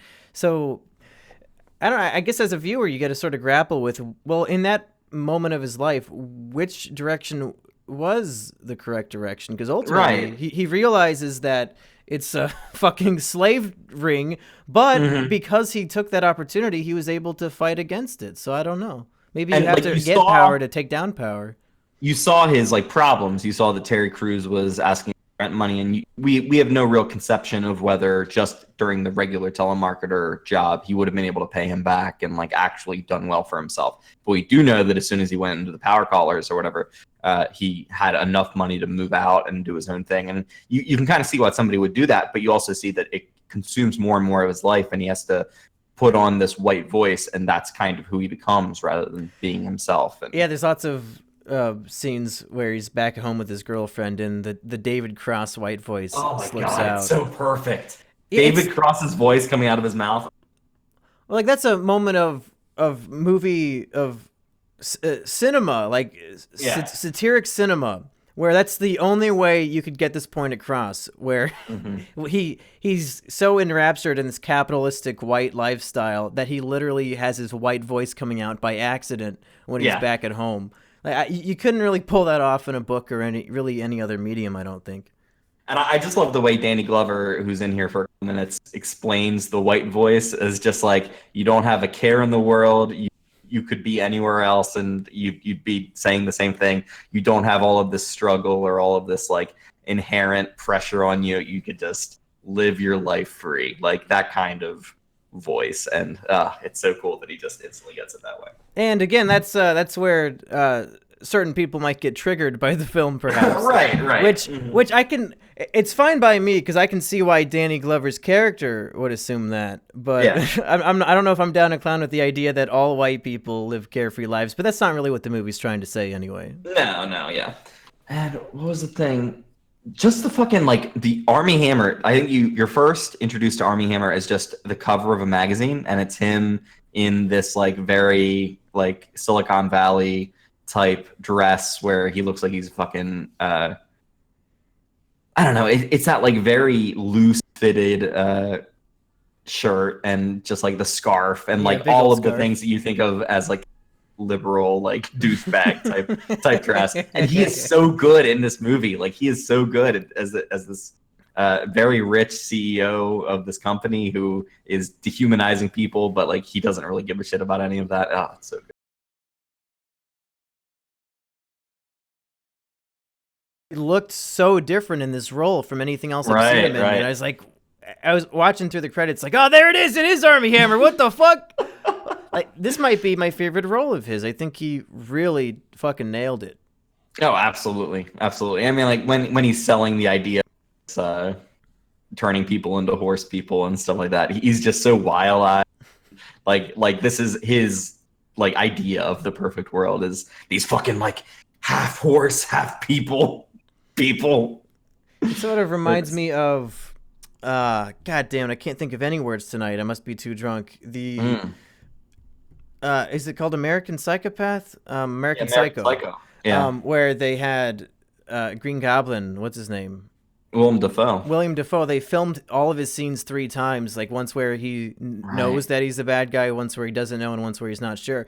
And that scene where Armie Hammer was presenting the thing, it almost felt like that, where I couldn't tell if he was being menacing or if he was being friendly or not. Like, it's a very, it's a very intriguing role, because I was wondering throughout the entire thing whether the coke was like the agent or whatever that turns him into the thing, and then, like, the end of the movie obviously he turns into the horse. But I mean, throughout it's kind of like, oh, will they do it or won't they do it? But, because at one point he even says, like, of course it was coke. I'm not an evil man. I just want people to have the opportunity. And I'm like, well, like, is he evil or not? I can't fucking tell. He's giving such a good performance. So, Monkey, here's the thing. He was going to turn Cassius into a horseman so he could be the horseman's Martin Luther King Jr., but a controlled Martin Luther King Jr. Would you sell out your newly found horse allies for $100 million? Like, is that a deal you would take? Let's see, 5 years of my life. Do I have to do the automotive work, or do I just get to be the leader of these people? No, I think you have to do the automated. Like, I think you have to do the work. But you're a crazy fucking horse person. You know, Erich, I would sell out most of my values for even like $10,000. I was gonna say for even just like a pittance amount of money. Yeah, I don't know if there's anything I wouldn't do for $100 million. Although 5 years and becoming a horse, I mean, of course you got to have the horse cock. Horse cock, yeah. Have you read the theories that Armie Hammer gave himself a horse cock, and that's why he's always wearing loose fitting like skirts and shit? It's heavily implied throughout the film that he did. I love that theory. I want to watch it again and just, like, keep looking at his crotch to see if he has a big old bulge or something. I wonder if that's something they wrote into the script and that he has, like, a prosthetic. Yeah, because he's like always wearing some sort of skirt or, like, loose fitting jeans or something, and he's, like, really trying to press the idea of having a giant horse cock when he's presenting the. What about you, Erich? Would you become fake Martin Luther King for $100 million? I'd want to say I wouldn't, but I just know that. The deep pit of my soul. Yeah, I do that. I totally get that deal. Yeah, if they really have, deal right there. If they really have the horse antidote, you can just, when it's all over, buy a whole bunch of it and give it to. What does he call it? The special sauce or whatever. Like, he says like some particular thing, and it's like, oh, that sounds like shit. Yeah, that sounds like he just made it up. Yeah, right. Which maybe he did. We don't know. I think we can both agree the best part in this movie is when the people gather around Cassius and they say, "Oh, you're black. You can rap. Go ahead and rap for us." Yeah, that's another one of those things where it's such a. This is like the movie Get Out, but maybe like on an acid trip, because it's another one of those things where it's the black guy surrounded by white people who are like trying to be so not racist that they come across as extremely racist. Yeah. Like they want to get to know his culture, so that they ask him to rap for them. Right, and he obviously can't rap. Like he's just bad at it, until he starts screaming nigga shit, nigga shit. Yeah, that was pretty good. That was I mean, it's a typical rap. He's not wrong. There was one part in this movie that I thought was either super intelligent or maybe I was reading too much into it, where Stephen Yeun was talking to Cassius and the other black friend. I can't remember what his name was, but he said something, and there was some kind of mark against Asians that I think he just had to take. Like, basically, there was racism against Asians, but since he's amongst black people, he kind of can't say anything about it. I can't remember what exactly it is. I might have to see it again just to pinpoint that one part, but I thought that was like super smart, like commentary about how within this group of people who are not white, like there can still be racism there. Yeah, I don't remember. They called him Chinese. And I think Stephen Yeun is Korean. Oh, okay. And that is a big thing for Asians. Is like I'm not just Chinese because I'm yellow. Yeah, you go up to an Asian guy. It's like on King of the Hill where they ask Khan, "Are you Chinese or Japanese?" Right. I'm gonna look that up real quick. I think that's about everything I wanted to say. It's just a very out there, surreal comedy. Yeah. There's What did you think of Tessa Thompson's character? I thought it was so interesting when she was giving Cash so much shit for doing the white voice, but then when you go to her art gallery, she's doing like a British. She has like a British voice, yeah. And I don't know if that was Tessa Thompson doing it or if they did a white voice for her. No, yeah, I think that it was a white voice, like dubbed over. That was super interesting. And that's the part of this that I love, that like even though they don't really pay a whole lot of attention to that, it's still there, and she's still kind of selling herself out partially for her art. I just thought that was fascinating. Yeah, lots of hypocrisy when blacks try to accuse other blacks of being too white. Yeah, right. Yeah, overall, I'd say pretty great movie. Not a whole lot to complain about, really. I mean, I just had a great time, and this is probably going to go in my top 10. Like, if I don't see a whole lot of great stuff for the rest of the year, it's definitely got a spot there. Well, speaking of movies that'll probably be on the top 10, you got to go check out American Animals, because I think that's in my top 5 right now. I really do need to. Like the very second I said, okay, I need to see this movie, like the last screening was showing in my area, so I might have to wait for the red box for that one. Yeah.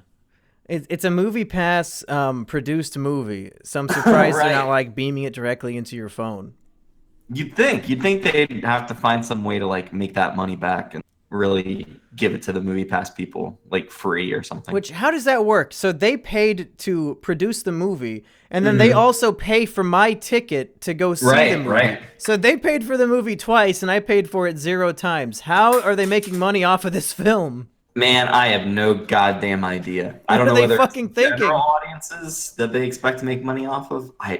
It might have been a co-production where they get in on the movie, like, because whenever you open up the Movie Pass app, American Animals was one of the main things on there. So I think they think if we can sell the movie directly to Movie Pass customers, even if it's just them, maybe people who don't use Movie Pass will go see it too. I don't fucking know. Like they'll take a friend or some shit? Nothing about their fucking business model makes any goddamn sense. Well, they're cucking us now because we're gonna have to start. When we go see Mission Impossible next week, we're gonna have to pay an extra $4 or whatever the fuck. Yeah, I mean, hopefully we won't have to pay an extra $4. However, I think they're introducing skip out of the. Say that again. You keep cutting out. Once a month, you can skip out of the surge pricing. I think. Really? I don't. Is that true? I haven't seen anything about that. It's not on there yet, but they said they will introduce it. But it might not be yet. Yeah. Surge pricing is fucking retarded. It is. I wanted to see Skyscraper this weekend, but I couldn't find anything that wasn't very, very surge priced.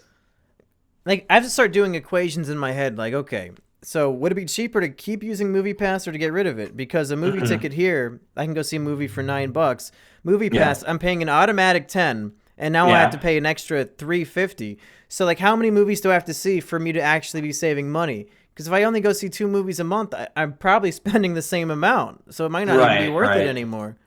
That's the thing. They're fucking making you question their own fucking solvency of their business plan. Yeah, I just wish they would fucking make it $15 and not give me these extra charges and shit. Because it would bother me a whole lot less if I knew, okay, I'm going to go to the movies today and not spend a single dime, even though I'm spending an extra $5 in theory. The one thing that'll make me keep going for it is if I think they are doing this with you can pay just a little bit extra and see IMAX movies with MoviePass now. I'm fine with that because I would like to see discounted IMAX tickets. Well, I wish that I had a good AMC theater near me because their new deal is way fucking better than MoviePass. It's just too far away. See, yeah, I don't have any AMCs near me. Play the art house movies I like to see, so that wouldn't be acceptable for me. Well, let's go back to our kink shaming discussion. Erich, why do you like floating in your own cum? I was gonna say I love the feel of my own cum all around me. I think it's calming. I think I sleep right afterwards, and sometimes I wake up and I've got something in my mouth, and you fall asleep in the bathtub. That's dangerous. Yummy cummies. You're gonna drown. I'm more worried about sleeping in the full tub now. Monkey, no one else is listening to this at this point, so I think I'm very, very lucky that nobody heard me say that. This won't be clipped. Even with context, it won't be clipped and posted everywhere. No way. Don't worry, Monkey. If I can fall asleep in a movie theater without the minorities in the theater beating the shit out of me and stealing my money, I can definitely fall asleep in the bathtub without drowning. So, Erich, I have some good news for you. When you come, you're training on down to be in our. I come film. in the bathtub. What are you saying? No. When you come to my house at the end of the month, yeah. Asperger's also coming. Hell yeah! I don't know if you know this, but Asterios Kokonos is coming as well. Holy shit! I thought asteroids couldn't come. Yeah, his girlfriend told me that they couldn't because she had to go to BronyCon, but then he said, "Nah, fuck that, I'm coming anyway." Fuck BronyCon. Yeah, he made the right decision and decided no BronyCon. So the four of us are going to be together for a full weekend again. Holy shit! And I've already I've Asperger. already told the other two. So here's your debut of knowing this information. But we're going to do another Is It KINO with all four of us on camera. But this time we're going to watch an ensemble film that we'll actually all enjoy. Oh my god. Rat Race that we keep talking about. I talked to Asterios. He said he fucking loves that movie because like the screenwriter is his favorite screenwriter. Me and Assburger, like we've been quoting the movie back and forth all week in anticipation to watch this. So you'll be the only one who hasn't seen it yet. But that'll be great because we can all stare at you to see if you laugh at the parts that we think are funny. That won't be awkward or right. Not at all. I won't feel any pressure to think it's funny. Yeah, you really won't. I can't wait to hate the shit out of the movie, Monkey. I can't wait to just look at you with scorn and just be like, fuck you and your fucking fifth grade sense of humor, whenever that movie came out. Yeah, it came out 3 weeks before 9/11. It was the last time America laughed. Yikes, that and Zoolander. Fuck. So look forward to an upcoming Mission Impossible review and an upcoming Rat Race review with Erich and Burger and Asterios, and we'll probably film some Let's Plays with all of us and a whole bunch of shit that weekend. Because we're only filming a 20-minute movie, and if it takes longer than Saturday, then we're probably fucked anyway. Right. You have anything else to say for this episode, Erich? No. Follow me on Twitter at Erich. Give me money, bitches. You literally cut out right when you said follow me at. Follow me at Erich KINO. Give me money, bitch. Okay, for Is It KINO, I've been Monkey Jones. We'll see you next time. Mamma Mia. Yeah? You're really going to review Mamma Mia. Yeah, so what? Nobody's gonna watch a fucking review of Mamma Mia. Hello, everybody, and welcome back to your favorite movie review podcast, Is It KINO? I am your host, Monkey Jones, joined as always by Mr. Erich McCoy. I'm the dancing queen, bitch. Oh, is that right? Let's hear. That's my new title. Perhaps we should break out into a choreographed song and dance about how much of a dancing queen you truly are, Erich. Yes, I'm sure you've prepared this. Alongside a bunch of Greek citizens who apparently just dance with people, I guess. Sure. They're very friendly people, the Greeks. Meryl Streep is fucking busting up their entire town, but they don't give a shit because they get to sing. Yeah, she has a whole song about how poor she is. And the way that she shows she's poor is by destroying the local community. Right. And then says, oh, I need a rich man to take care of me. Yeah, very red-pilled film, Mamma Very Mia. feminist, yeah. So you're probably wondering, Monkey and Erich, why are you guys reviewing Mamma Mia, a movie from 2008? Yeah. And the answer is because it is Erich's favorite film. Hey, we're doing a series just reviewing our favorite films. Erich said we have to start with Mamma Mia. We're doing film classics. I mean, we started doing Coen Brothers movies, so of course we were going to end up doing Mamma Mia. I think this is installment number 4 of the KINO Brothers series, right? This is a Coen Brothers film, if I recall correctly. The long-awaited continuation of that series. Yeah, the long-awaited continuation that I don't think I've gotten a comment about in maybe 6 months. Nobody's fucking asked for it. Nobody cares. Shit. Yeah. That died on the vine. There's a new film coming out, I think this weekend, that critics are calling Mamma Mia 2. It is indeed a movie. Yeah, the sequel to Mamma Mia is coming out, and we thought we would go see it for some chuckle yucks. And also, since we haven't seen the first one, we decided let's take a look at what we're getting into. So today we're discussing the original Mamma Mia. So, Monkey, I've got a question for you. Have you ever seen Mamma Mia? Unfortunately, yes, this morning I did see Mamma Mia. Okay, all right. Okay, so you have... I meant before this. But, I guess, all I knew about it was that it was a jukebox musical featuring ABBA songs from the 70s, and that the girl's mom is a whore and she doesn't know who her dad is. And that's pretty much all you need to know. Right. Yeah, that's all I knew about it too. And I am not a fan of ABBA. I guess I know their songs mainly through radio play and shit. So, I mean, basically, I would not go into this movie thinking, "Oh, I'm gonna like this." This sounds like a setup for you saying that you really liked it. And I didn't until this is a fucking roller coaster ride. I don't know how to feel. I don't know what to do. Don't know what's gonna go on. Monkey, I've got a confession to make. I fucking love musicals. I don't care who knows it. You can call me gay. You can call me a cuck. You can call me a soy boy.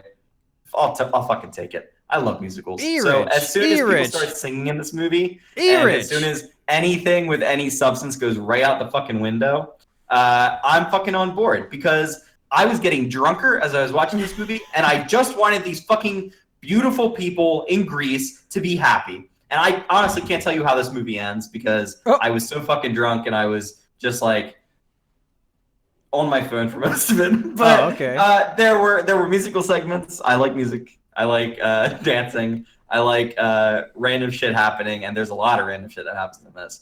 But I enjoyed myself. I will never watch this movie again. Like, I don't give a shit. Erich, you're about to watch it again this weekend. Oh, right. It's going to be the same fucking movie, isn't it? It's the same fucking movie. The trailer plays the same songs. Also, I only know about half the songs in this movie because of the previews for the next movie. Like, that's the only reason I know the Mamma Mia song. That's the only reason I know the, one of the other ones. But basically, all I knew before going into this was Dancing Queen and Take a Chance on Me. And that's about it. So, like, my fucking Mamma Mia ABBA comprehension was very, very low. So, well, if you'll give me a motherfucking minute to discuss my feelings, Erich, you son of a bitch. All right. Trying to go off on a tangent about how only soy boys and cucks could possibly enjoy musicals. Mamma Mia, here we go again. Fuck, let's go. Man, how much did you drink at your bar trivia tonight? 1 Miller Lite. Yeah, I can hear it on your breath. Erich, I'm also a huge fan of musicals. I've starred in many musicals. I've seen many off-Broadway shows. Yeah. And some of my favorites include South Pacific. Of course, The Book of Mormon is just a delight. Mm-hmm. And there's one that I can't remember the name of. So like Les Mis or... No. No? That's one of my points coming up, is that as mediocre as this film was, I think it's a better musical film than fucking Les Miserables. Fuck that piece of shit. It would take something very, very bad, like something truly tragically bad, to be worse as a movie musical than Les Miserables, the movie, because that was just terrible. Like, the director is just not cut out to direct a musical. And the singers, most of them weren't cut out to sing. Yeah, right.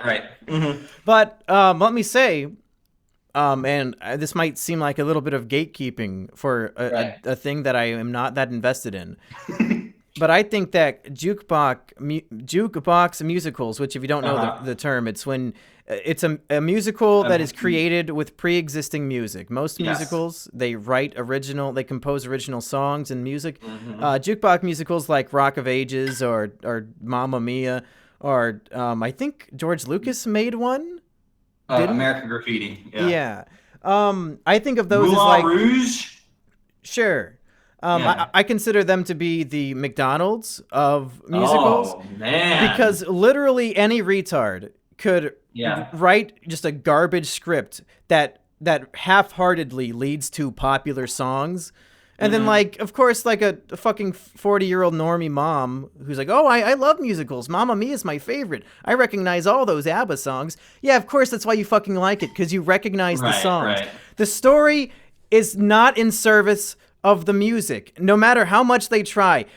All these ABBA songs are not meant to develop characters and an overarching story. So the story in Mamma Mia is so fucking flimsy and shit, and the characters don't even make sense half the time because they're just trying to go to the next song, and they're trying to like just have a throwaway line that will give us an excuse to play 2 minutes of a random ABBA song. It's fucking pathetic. I only respect musicals that are wholly original with original music, and the songs are actually benefiting the story and the characters. But all that being said, I mean, I do enjoy McDonald's from time to time, and Mamma Mia was not terrible. I was also on my phone. Yeah. All right. So, Monkey, would you like me to blow your mind real quick here? Yeah, go for it. Mamma Mia is not a musical. Mamma Mia is a Greek comedy. You got three groups of characters. Nope, yes, it is. Yes, it's definitely a musical. 3 groups of characters. Amanda Seyfried and her friends, her friends promptly disappear within the first 2 seasons. You've got Donna and the Dynamos, that triplet, I guess, group. And then you've got the 3 dads. And these triplets, these triads, they mix with each other and intermingle. And there's also there's literally a Greek chorus in this fucking movie, man. Like, you have to give it up that this movie is definitely like in with the Greek shit. Like, they know what they're doing here. That grouping of Greek people is totally a Greek chorus. Like, they are broadcasting the feelings that the audience should be feeling while the characters are doing the shit they're doing.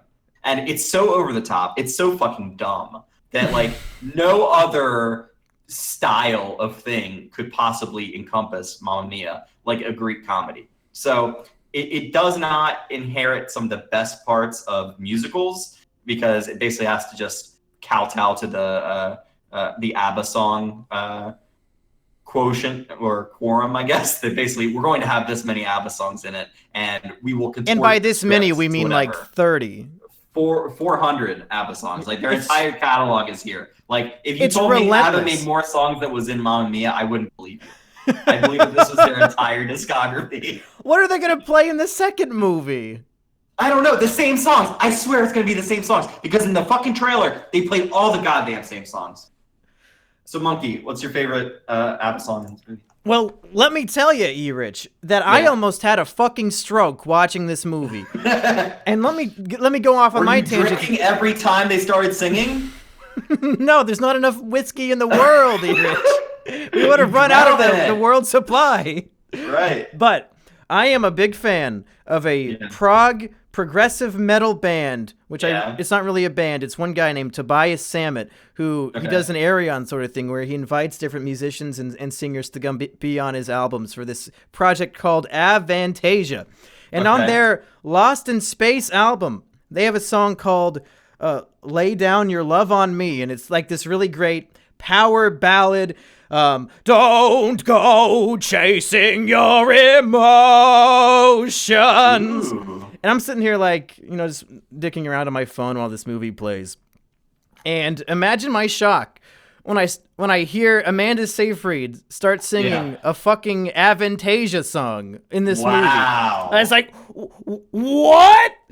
Holy What shit. the for 1 second, I honestly believed that an Avantasia song appeared in this movie, but of course, Avantasia was doing a cover of ABBA, and I had no. Okay, so you just didn't know that. Yeah. I had no fucking idea. So that was, I guess that's my favorite song in the movie by default because I really like the Avantasia version of it.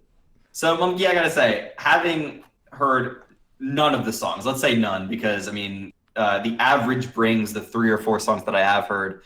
Because there's 400 songs in this movie, the average comes down to about 0.03% of the songs that are in this movie that I've actually heard. Because I had not heard most of the songs, I really like the song Voulez-vous, but I cannot sing a single bar. Wait, which one is that right one? Now.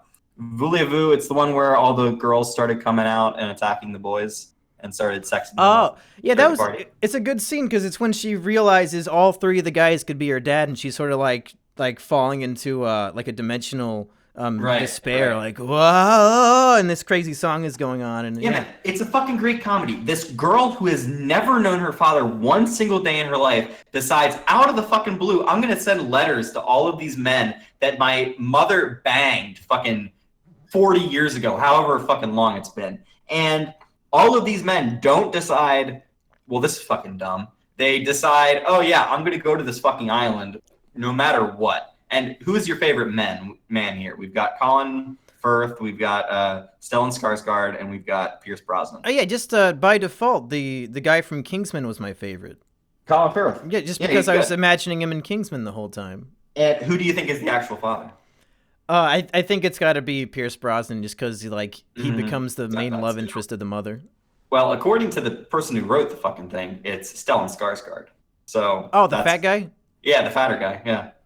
Oh, okay. I gotta say, I like all of these actors, so like seeing them in this movie was kind of a minor like, oh, I like this kind of, I guess, because like I just think they're charming. I think they're cool dudes. But here's the thing: my 5-second review of this movie would be Amanda Seyfried does not wear a bra throughout most of this movie. 10 out of 10. Instant 10 out of 10. She is fucking bouncing around all over this movie, and I love it. I have like the biggest crush on Amanda Seyfried, despite the fact that I've only seen like 3 or 4 movies. She has nudes out there. You can just look at her nudes. What? Yeah, she has like tit pics out, like that we're taking in a studio. It's not like even a fappening thing. You don't have to feel ashamed. Type.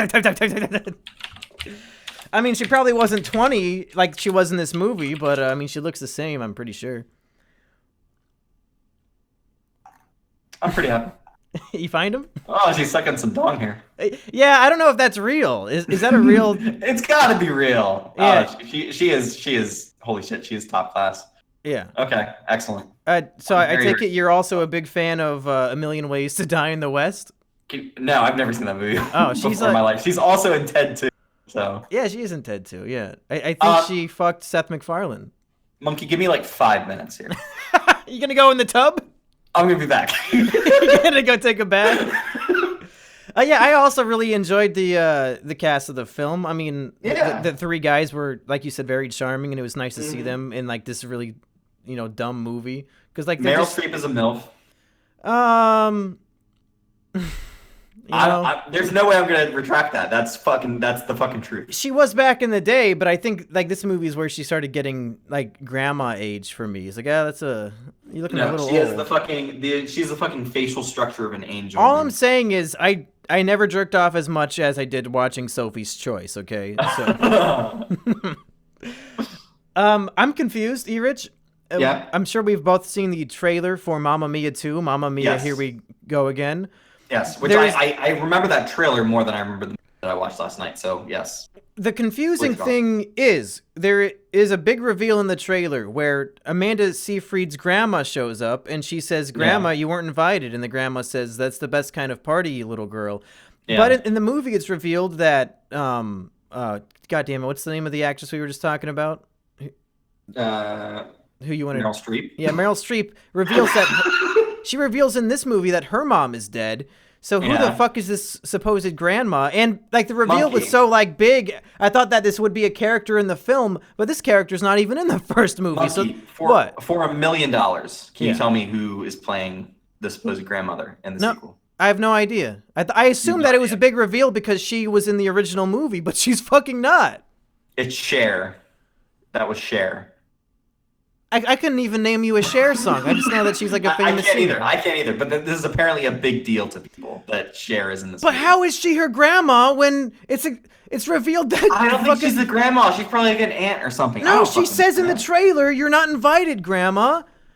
Whose fucking mom is it? Because Meryl Streep's mom is dead. Let me. Is it Pierce Brosnan's fucking mom? Cher, Mamma Mia.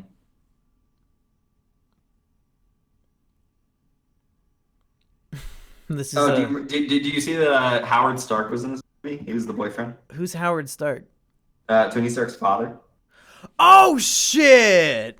Oh, he's like a different race. He's like brown. Wait, Dominic Cooper? I thought he was like Italian or some shit. I don't know. He looked brown in this movie.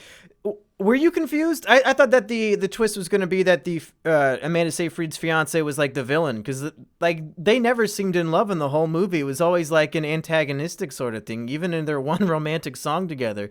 But then at the end, they're just happy and decide not to get married. But like, I don't know, did you get that impression that he was sort of villainous and like mean to her?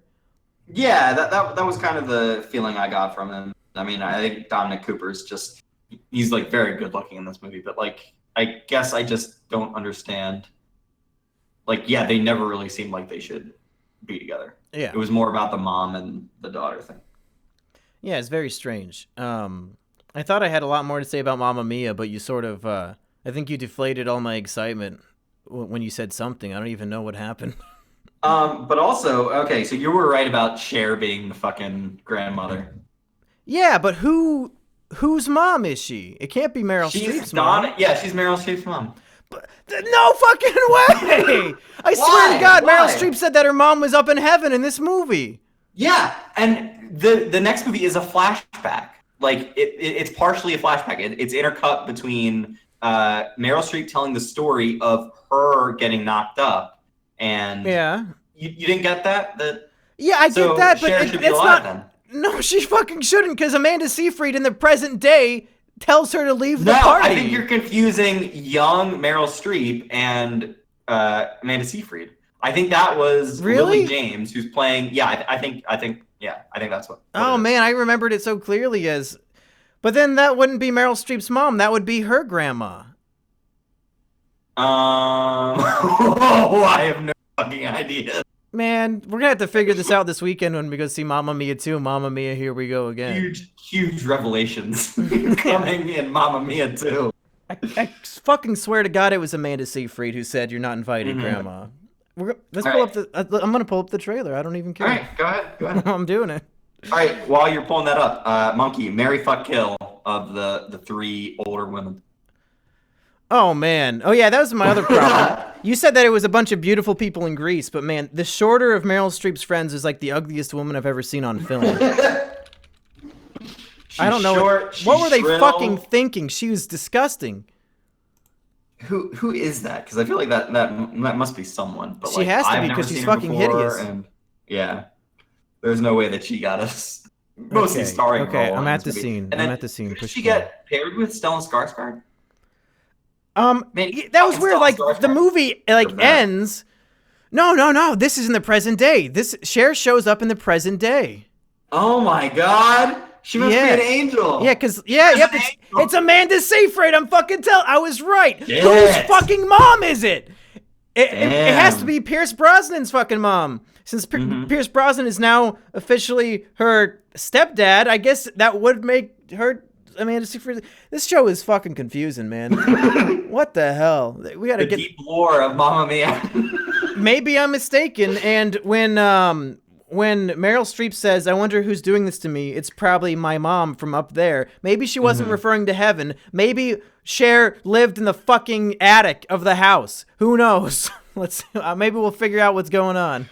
Carol! What? Fucking Always Sunny in Philadelphia when Charlie's like trying to put together the conspiracy. Oh, I wasn't sure how that was related to Mamma Mia 2. Mamma Mia, here we go again. Well, we're trying to connect the dots and make this make some kind of sense. Would you say that Mamma Mia 1, Mamma Mia, here we are right now, is, would you consider it Mama KINO? for a movie that is like literally the disposable condom / razor of movies that I will use a single time and discard on the side of the street and never look at again. Yeah, it's KINO. Well, yeah, specifically in terms of Mama KINO, I'm expecting a movie that my mom would like and that nobody else would enjoy. So in that regard, yeah, it's probably Mama KINO. Like if it's a good movie where if you teleported back to 2008 and you wanted to take your mom out for her birthday and it was in theaters whenever the fuck this came out, you would not hate your life watching it with your mom, and it would probably make her happy or something. Why isn't this like coming out on Mother's Day or some shit? Like that seems like the like peak time for this to come out. I have no idea. Also, this movie made $650 million at the box office. Whoa! It was made for $50 million. That is a huge fucking return on investment. How did it take him 10 years to make a sequel? My God. I don't know, but it's getting good reviews. So like either people just know exactly what it's going to be and that's what they expect and it gave them that, or it's genuinely better than this. So. Well, yeah, that's the crazy thing is that Mamma Mia 1, I've never seen a more accurate Rotten Tomatoes score because it's sitting at 54%. And I was like, yeah, this is a 54%. Mamma Mia 2 is at like 85 right now, which is flabbergasting. Because is better than most movies. Yeah, it's. I think it's on par with Avengers Infinity War, if not better. But the description, because Rotten Tomatoes always puts these cheeky little description things after it has a consensus. They say, Mamma Mia 2 delivers more of what fans loved about the first one. But if it's just more of the first, wouldn't it be on par review-wise? How is it? If it was just more of the first, it should be under 54%. Yeah, this is it's an 85%. So I'm really intrigued to see what Mamma Mia 2 brings to the table and how they untangle this wicked web of who the fuck Cher is the parent of, because I'm so confused. Monkey, while I was thinking about watching this movie again, realizing that I have to not again, and realizing I was going to have to get very drunk to do so, I got it very much confused with My Big Fat Greek Wedding. I've never seen that one. Very popular, but also like it's a romantic comedy like Grease. You can kind of see like the connections and shit. And I'm just like, why do people like this? I was so confused because that also had a sequel a couple years ago, I think. But was that one a musical though?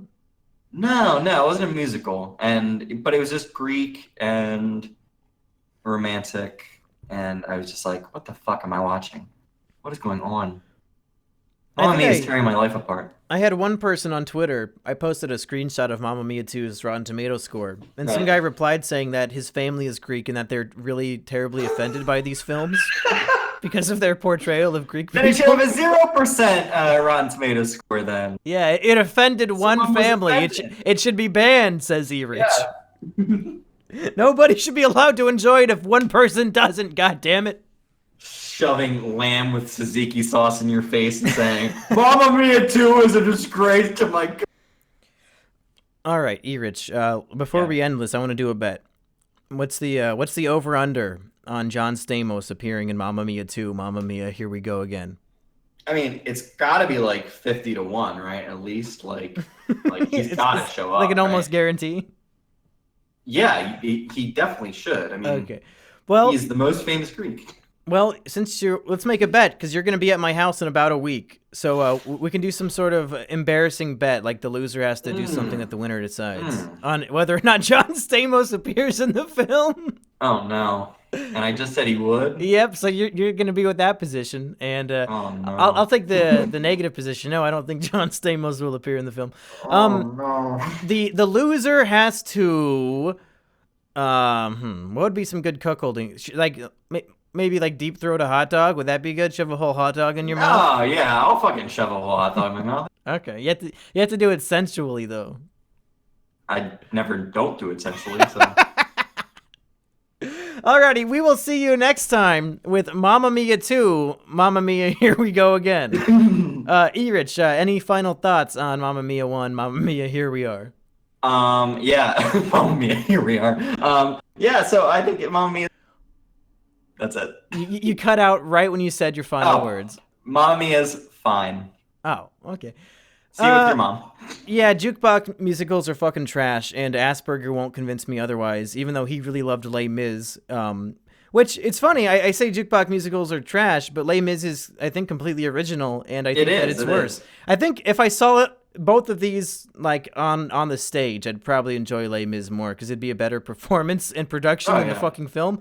But as far as movie adaptations go, this one did not actively make me want to kill myself like Les Mis did. So by default, this one's better. But jukebox musicals, if you and me could write one, we'll just pick 12 famous songs and make the most shitty, shallow characters and the most retarded shit that leads up to each song. And then Rock of Ages, fucking pathetic.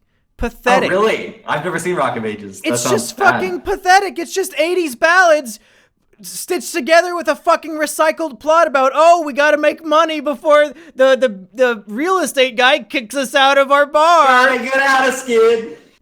Why didn't they just do a bikini car wash? It would have solved the problem. That always solves the problem. Yeah. I mean, I think any movie you could solve whatever Any problem you're problem facing with with a bikini car wash. The All right. Death Star zooming in on Yavin 4 and the rebels hold a bikini car wash. Leia was in a bikini in those movies, and she just should have washed the car, and it would have solved the problem. Oh, man. Alrighty. Star Wars could be much better.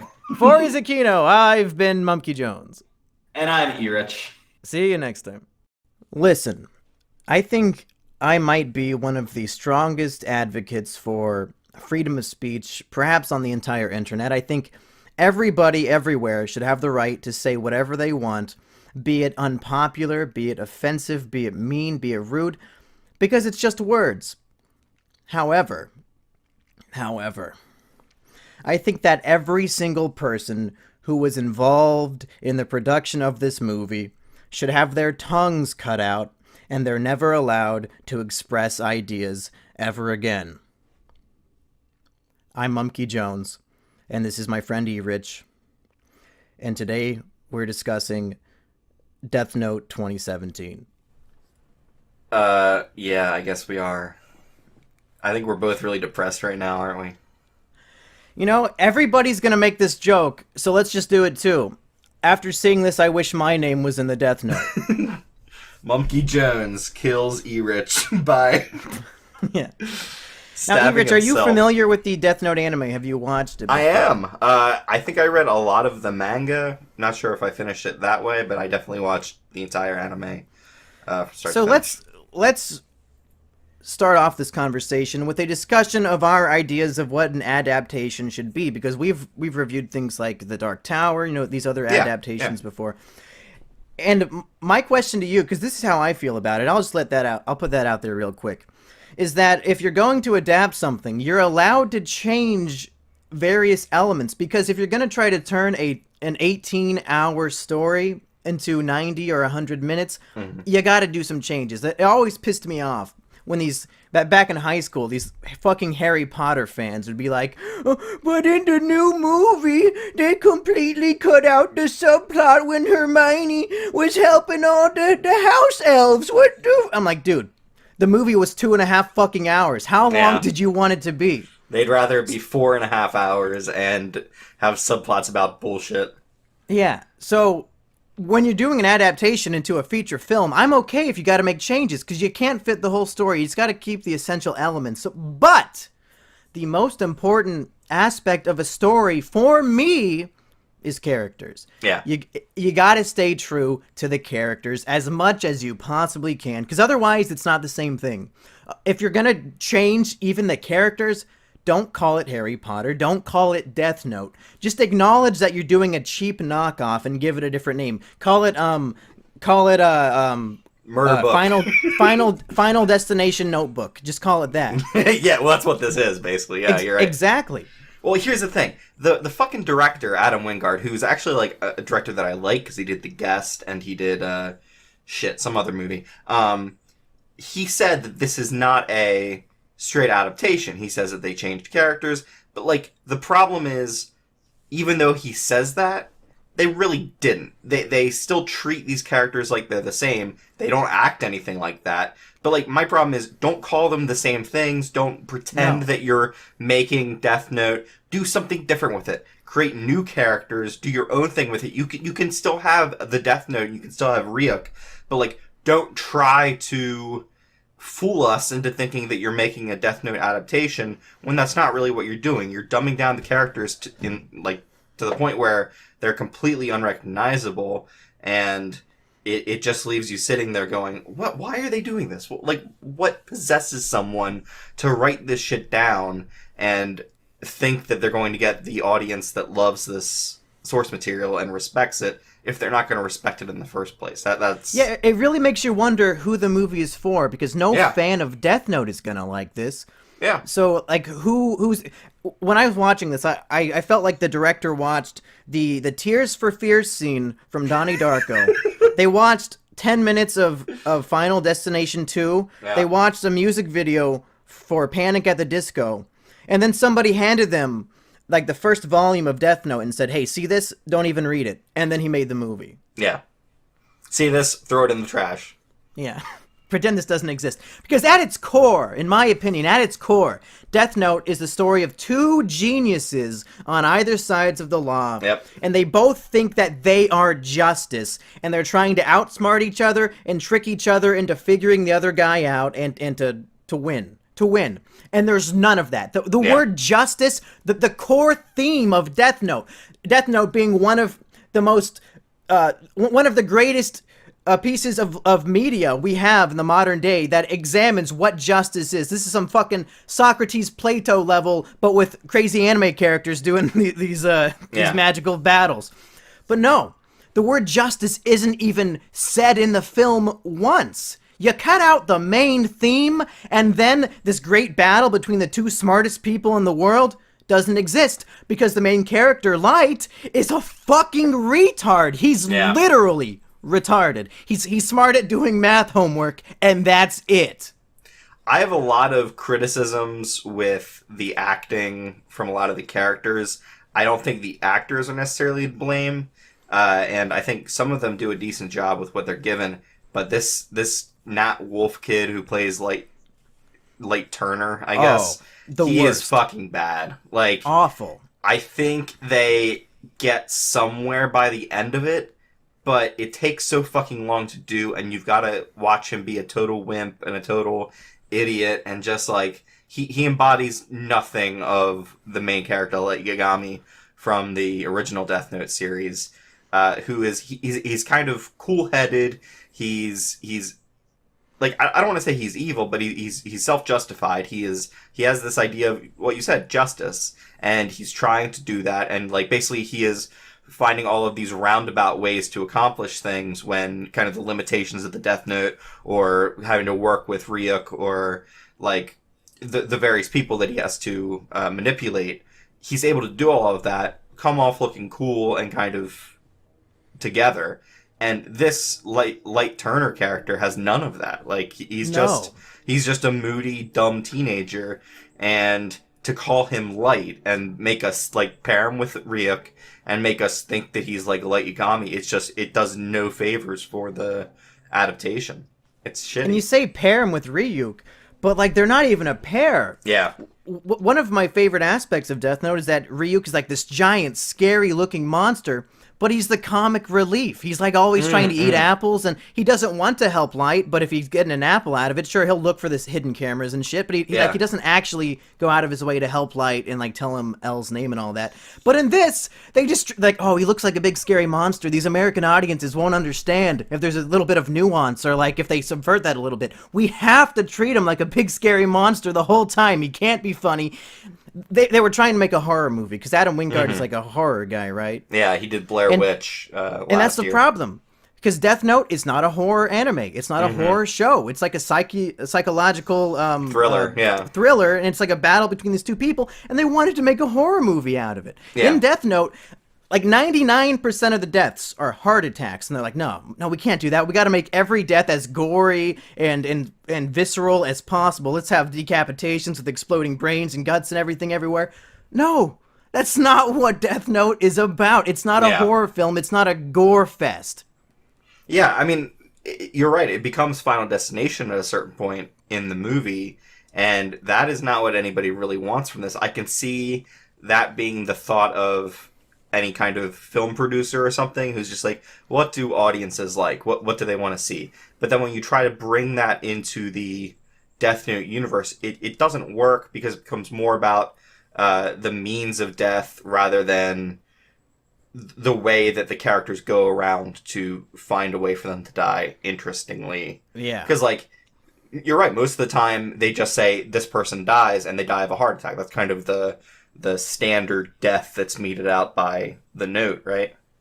Right. But here, they're basically, you say decapitated, and then you got like a ladder coming out of nowhere to fucking decapitate this guy. And it just doesn't feature the I don't know. Like, for the first half an hour, I was kind of with the movie just because I could see that they were trying to basically create the anime in live action. They did that already in the Japanese live action movies, so it's not something I hadn't seen before. Those are pretty good from what I know. I watched one of them, and it only covered like the first 5 episodes, but I thought it was actually okay. Yeah.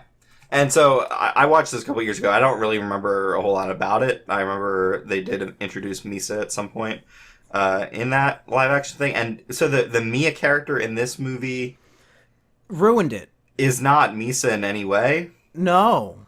She's like, I think in a lot of ways she's more Kira than that was my point. I was just talking to my buddy Nate in the PCP chat. Yeah. And I was saying, like, in this movie, Light is Misa and Misa is Kira. Yeah, yeah. Like, one of the coolest scenes in the first part of Death Note is when he does, like, the ultimate manipulation to kill all of the FBI people who were investigating in Japan. Yeah. And in this movie, Misa is the one who does it, and Light gets fucking pissed and wants to quit being Kira because the FBI agents died. It's a complete reversal. It doesn't make any sense to me. Now, like, I think there's an interesting tack they could have taken to kind of give this movie as a Kira origin story type thing, but not using these characters, not paying fucking reverence to the story in some ways by naming the characters after them, and then not making them like that at all. Like, if they had made a different character go through this thing with this Mia character, and that's kind of how he got introduced to a lot of backstabbing and a lot of, like, slow build-ups to actually be the Kira character from that like manga and from the anime and stuff like that, I would have been fine with that, except that you are they're basically adapting it completely wrong, and the character that we should kind of be with throughout this is an idiot. Like, he is so dumb. Yeah. The battle between L and Light doesn't happen because the first time they meet, L says, "You're Kira," and Light pretty much says, "Oh, yeah, but you don't understand, man. You don't get it." He basically gives away the whole game. He gives away the whole goddamn game right there, which is so dumb. Yeah! Crazy. And also, I mean, God, I just want to jump in so many directions. I could talk about this all goddamn day. Should we talk about just the casting real quick? Let's get this categorized. So, Ryuk, being played by William Dafoe, is the most brilliant casting, perhaps, of all time. It's perfect. The problem is that Ryuk's character is used the wrong way, but that doesn't mean William Dafoe didn't do a good job. Mm-hmm. A lot of people were worried when L was cast as whoever this black guy is. I think he's from... Lakeith Stanfield, I believe. Is his name? What's that show he's from? Detroit or some shit? Atlanta was actually a really good show. Atlanta, yeah. Yeah, he got a lot of L's mannerisms down almost perfectly, and I when I could hear L's English dub in his voice, I was like, okay, you're buying. You're doing a good job. Well, yeah, but they also give him the. I had a lot of feelings of, you know how people were freaked out from Star Trek Into Darkness and how they fucked up Spock. Mm-hmm. I felt the same way about L because he was acting in ways that the L I know, my daddy's L, would not understand. Well, this is an L for the new generation. For the first half of his appearance, he's really good and a really good L, and then he like chimps out basically and just becomes this angry, emotional character that, like, I don't know, like if they didn't call him L, and if he only had some of the characteristics of L or something like that, I'd buy it more, but you're taking a character that is a very specific thing from the manga, doing something completely different with him at a certain point. Beforehand, he's completely the same, and expecting us to go along with it. No, that's not how this works. And they do kind of try to make him like a clown, Because Elle ate a lot of candy and sweets. That was his thing. But like the way that they're doing it in the movie is almost like they're making a mockery of the character, and he's like fucking spilling candy everywhere all the time and making messes. I don't remember Elle doing that. Like was that part of his character? Was that he's like a clumsy guy who makes huge messes all the time? Not really. I remember him like being surrounded by like all the photos and stuff like that. I think that was in the but he was never messy. Like like he was capable of getting a piece of candy without spilling the whole bowl over. Yeah, and actually didn't he like grab a single piece of candy like at one at a time and do it that like and he would like inspect them like between his two fingers. Yeah, I don't know, but we're just getting nitpicky at that point. Then we forgot the girl that plays Misa. I guess Mia is what she's called in this movie. Terrible. Yeah. Just I mean, the actress is like Disney Channel original movie level. Now I actually like her because she's in a show I love called The Leftovers, and she has a decent character there. I think she's all right in this movie. She's not great. She's not fucking going for anything interesting. But for what she has, I think she pulls it off well enough, and so she basically is the character we kind of want in this movie, just not the right character is doing it. Right. Any other actors we should point out? We already said that Nat Wolff should be hanged. Yes, Nat Wolff is terrible. The dad is played by Shea Wiggum, I believe, who is a great just character actor. He's all Wiggum, around. Literally. No. Okay, but yeah, he was decent. But like once again, it's very little like the manga or anime, where like isn't the dad like he's a workaholic basically who's always with the police and trying to figure out this stuff. Yeah, it felt like he was home half the time in the movie. And then they wanted to kill Light's mom just so we could get exposition dumps at the beginning about it, and then also so that when he wants to test the Death Note, he tests it out by killing the guy who killed his mom. That's such a shortcut. It's such a... Yeah. Okay, what next? There's... I'll say what I liked. What I liked. And I only like it because it's the best that they could do. But the ending of the film decided, you know what? I think we fucked up the first 95 minutes. Yeah. Let's at least give these people an Inception style ambiguous ending where anything could happen. So the idea is that Elle finds a page of the Death Note in Light's room while Light is in the hospital. And spoilers, but who gives a fuck? Because it's the fucking Death Note Netflix movie. Yeah, fuck you. You don't need to know this. And Elle is so distraught and emotional because Watari was killed that he grabs a pen and he's going to write... Okay, this is so fucking bullshit. Don't you need both names of the person? Does every Watari die for no fucking reason now? Like, that's such bullshit. Well, he needs his face, but yeah, like Watari would not be enough to kill somebody. Yeah, and but this movie does not follow the rules of the actual Death Note. Like in the scene, oh, okay, you know what? Before I go into what I liked, we're just gonna get angry. If we're gonna say that Light is smart, then why he has the Death Note? He meets this girl Mia and immediately hands her the book and says, "Yes, look what I can do." Immediately.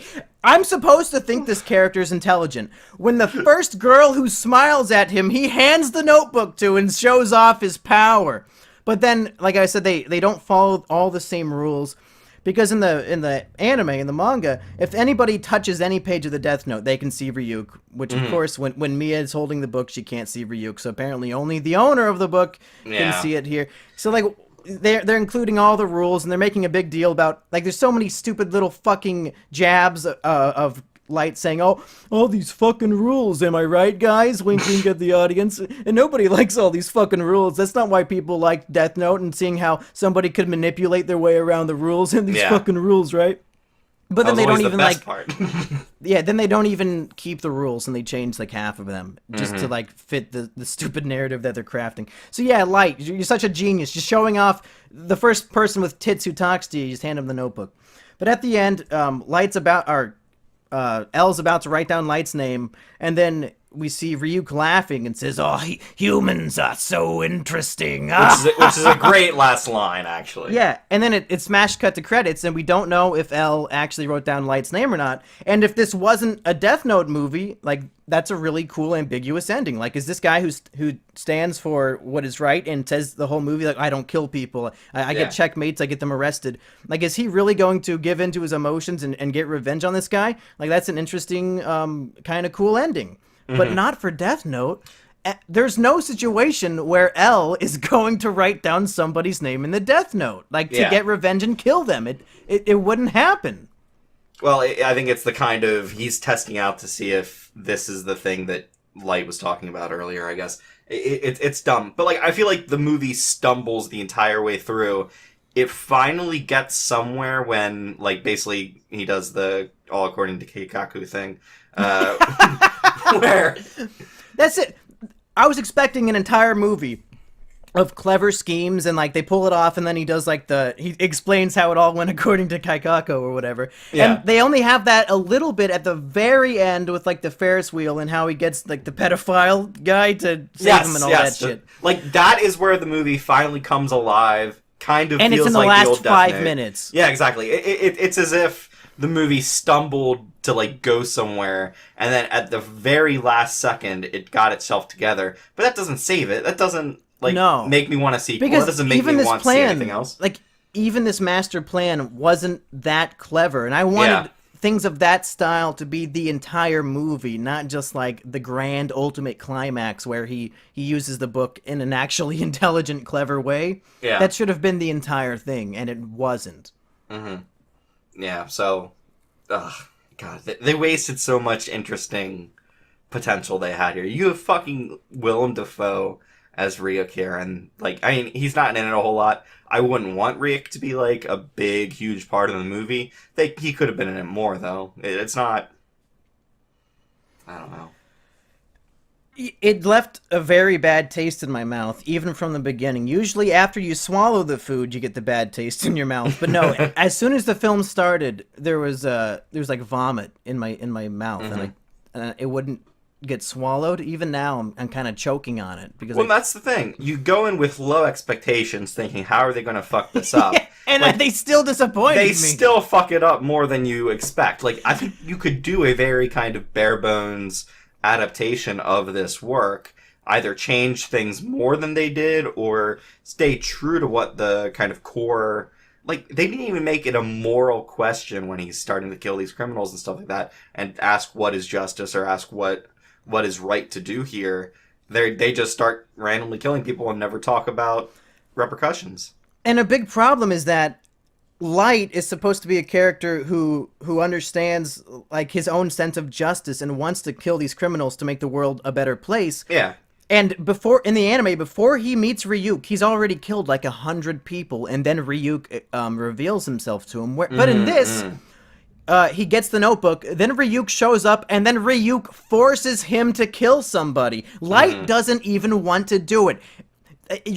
You're abandoning everything about this character, his intelligence, his desire for justice, everything. And you're just slapping the same name on it. If this movie was not called Death Note and all the characters had different names, I'd say, you know what? 3 out of 10. Why not? But because this movie's pretending to be Death Note, it's a fucking 1.5.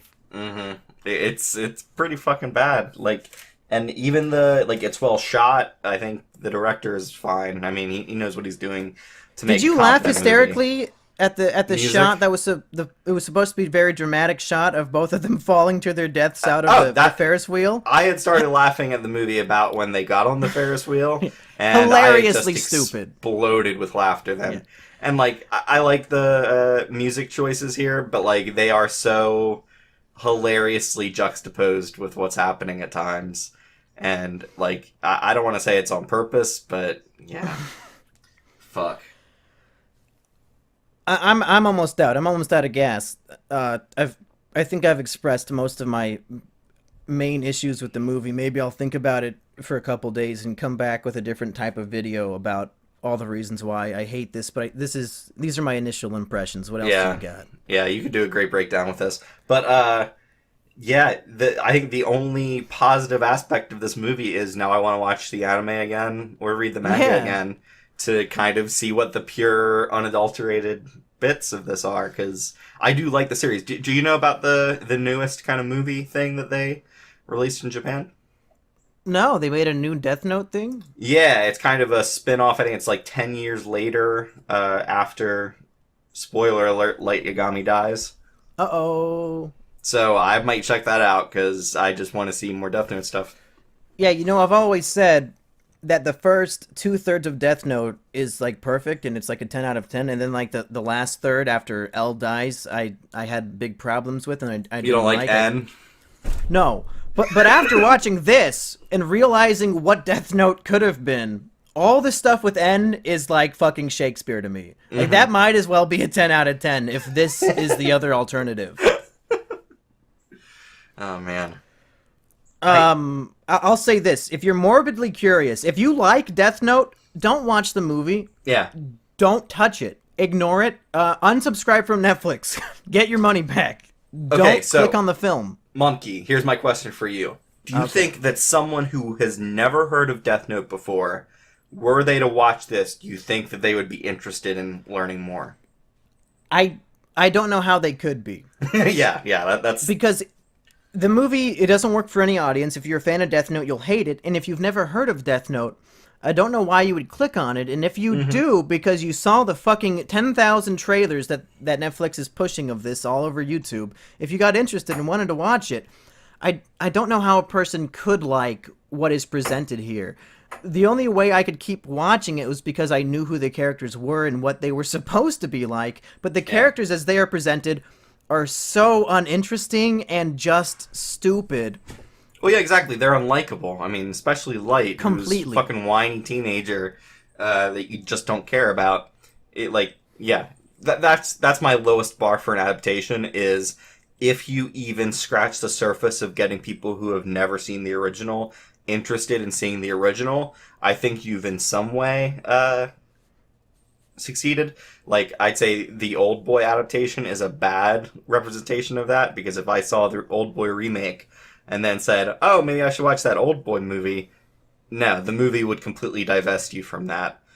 So that's a bad adaptation. Yeah, did the Dark Tower movie make you want to go read Dark Tower? No. Like, if I knew nothing about... So here's the thing.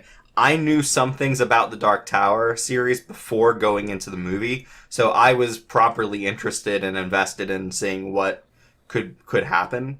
So I don't count that as... But basically, the movie turned me off from anything further. And Death Note just did the same exact thing. Yeah. Like, I'm glad that I know what Death Note is, because if I saw this movie first, I would not watch that anime. No, exactly. I would assume that it's just as shitty and stupid. Yeah.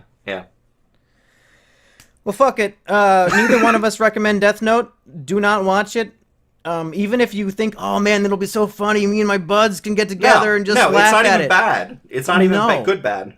No, it's just like uncomfortable bad, and I don't know why I'm watching this bad, and every choice that they made was the wrong choice. So if you want to see an experiment in how to adapt something in the worst way possible and completely shit on the source material, then I guess maybe for academic purposes you could watch this. But I actually regret this. It wasn't worth recording a podcast over. I wish I didn't watch it. I'll say this. I was with this fucking movie for the first 30 to 45 minutes, just interested to see what the fuck they would do with it. And the next 30 to 45 minutes proved me completely wrong to ever give it that shot in the first place. Ugh. All right, well, I have been Monkey Jones. And I'm Erich. Fuck Death Note. Fuck Death Note. Hello, everybody, and welcome back to your favorite movie review podcast. That's right, it's Is It KINO, starring Mr. Erich McCoy. Holy shit, I'm actually starring in this? And co-starring Monkey Johnson. Folks, Folks, let me level with you. Let's get real. Let's have some real talk. You guys ever heard of that? You guys heard of real talk, Erich? You're gonna drag up a backwards chair, turn your hat backwards as well, and then rap with the kids. That's right. I'm gonna post the 100 emoji a whole bunch of times because I keep it 100. Mm-hmm. 100. Folks, we give Erich a lot of shit about being like a cuck and a soy boy and a libtard, but let me just say that this man has been slighted by me. I committed a terrible mistake that has slighted and hurt him in a time sensitive way, majorly. Go on. And when I revealed to him that I made this mistake that would negatively impact his life, he did not get angry. He did not lash out at me. He did not throw a temper tantrum as I was doing to myself. He said, "Oh, okay. Yeah, we can just fix that." What I'm trying to say is we already recorded this podcast. Right. Last night when I was very drunk, we recorded the most wonderful, glorious Mamma Mia 2 KINO review episode you could ever imagine. It was full of chuckle yucks and crazy conspiracies and explosions as far as the eye can see. The stuff of legends. But only one can survive. I wonder who it could be. Long story short, I accidentally lost my audio and the entire podcast had to be scrapped. And I said, Erich, I lost it. I fucked up again. Right. And Erich said, "Oh, that's okay, dude. Let's just do it again tomorrow." So here we are to have the same exact conversation again.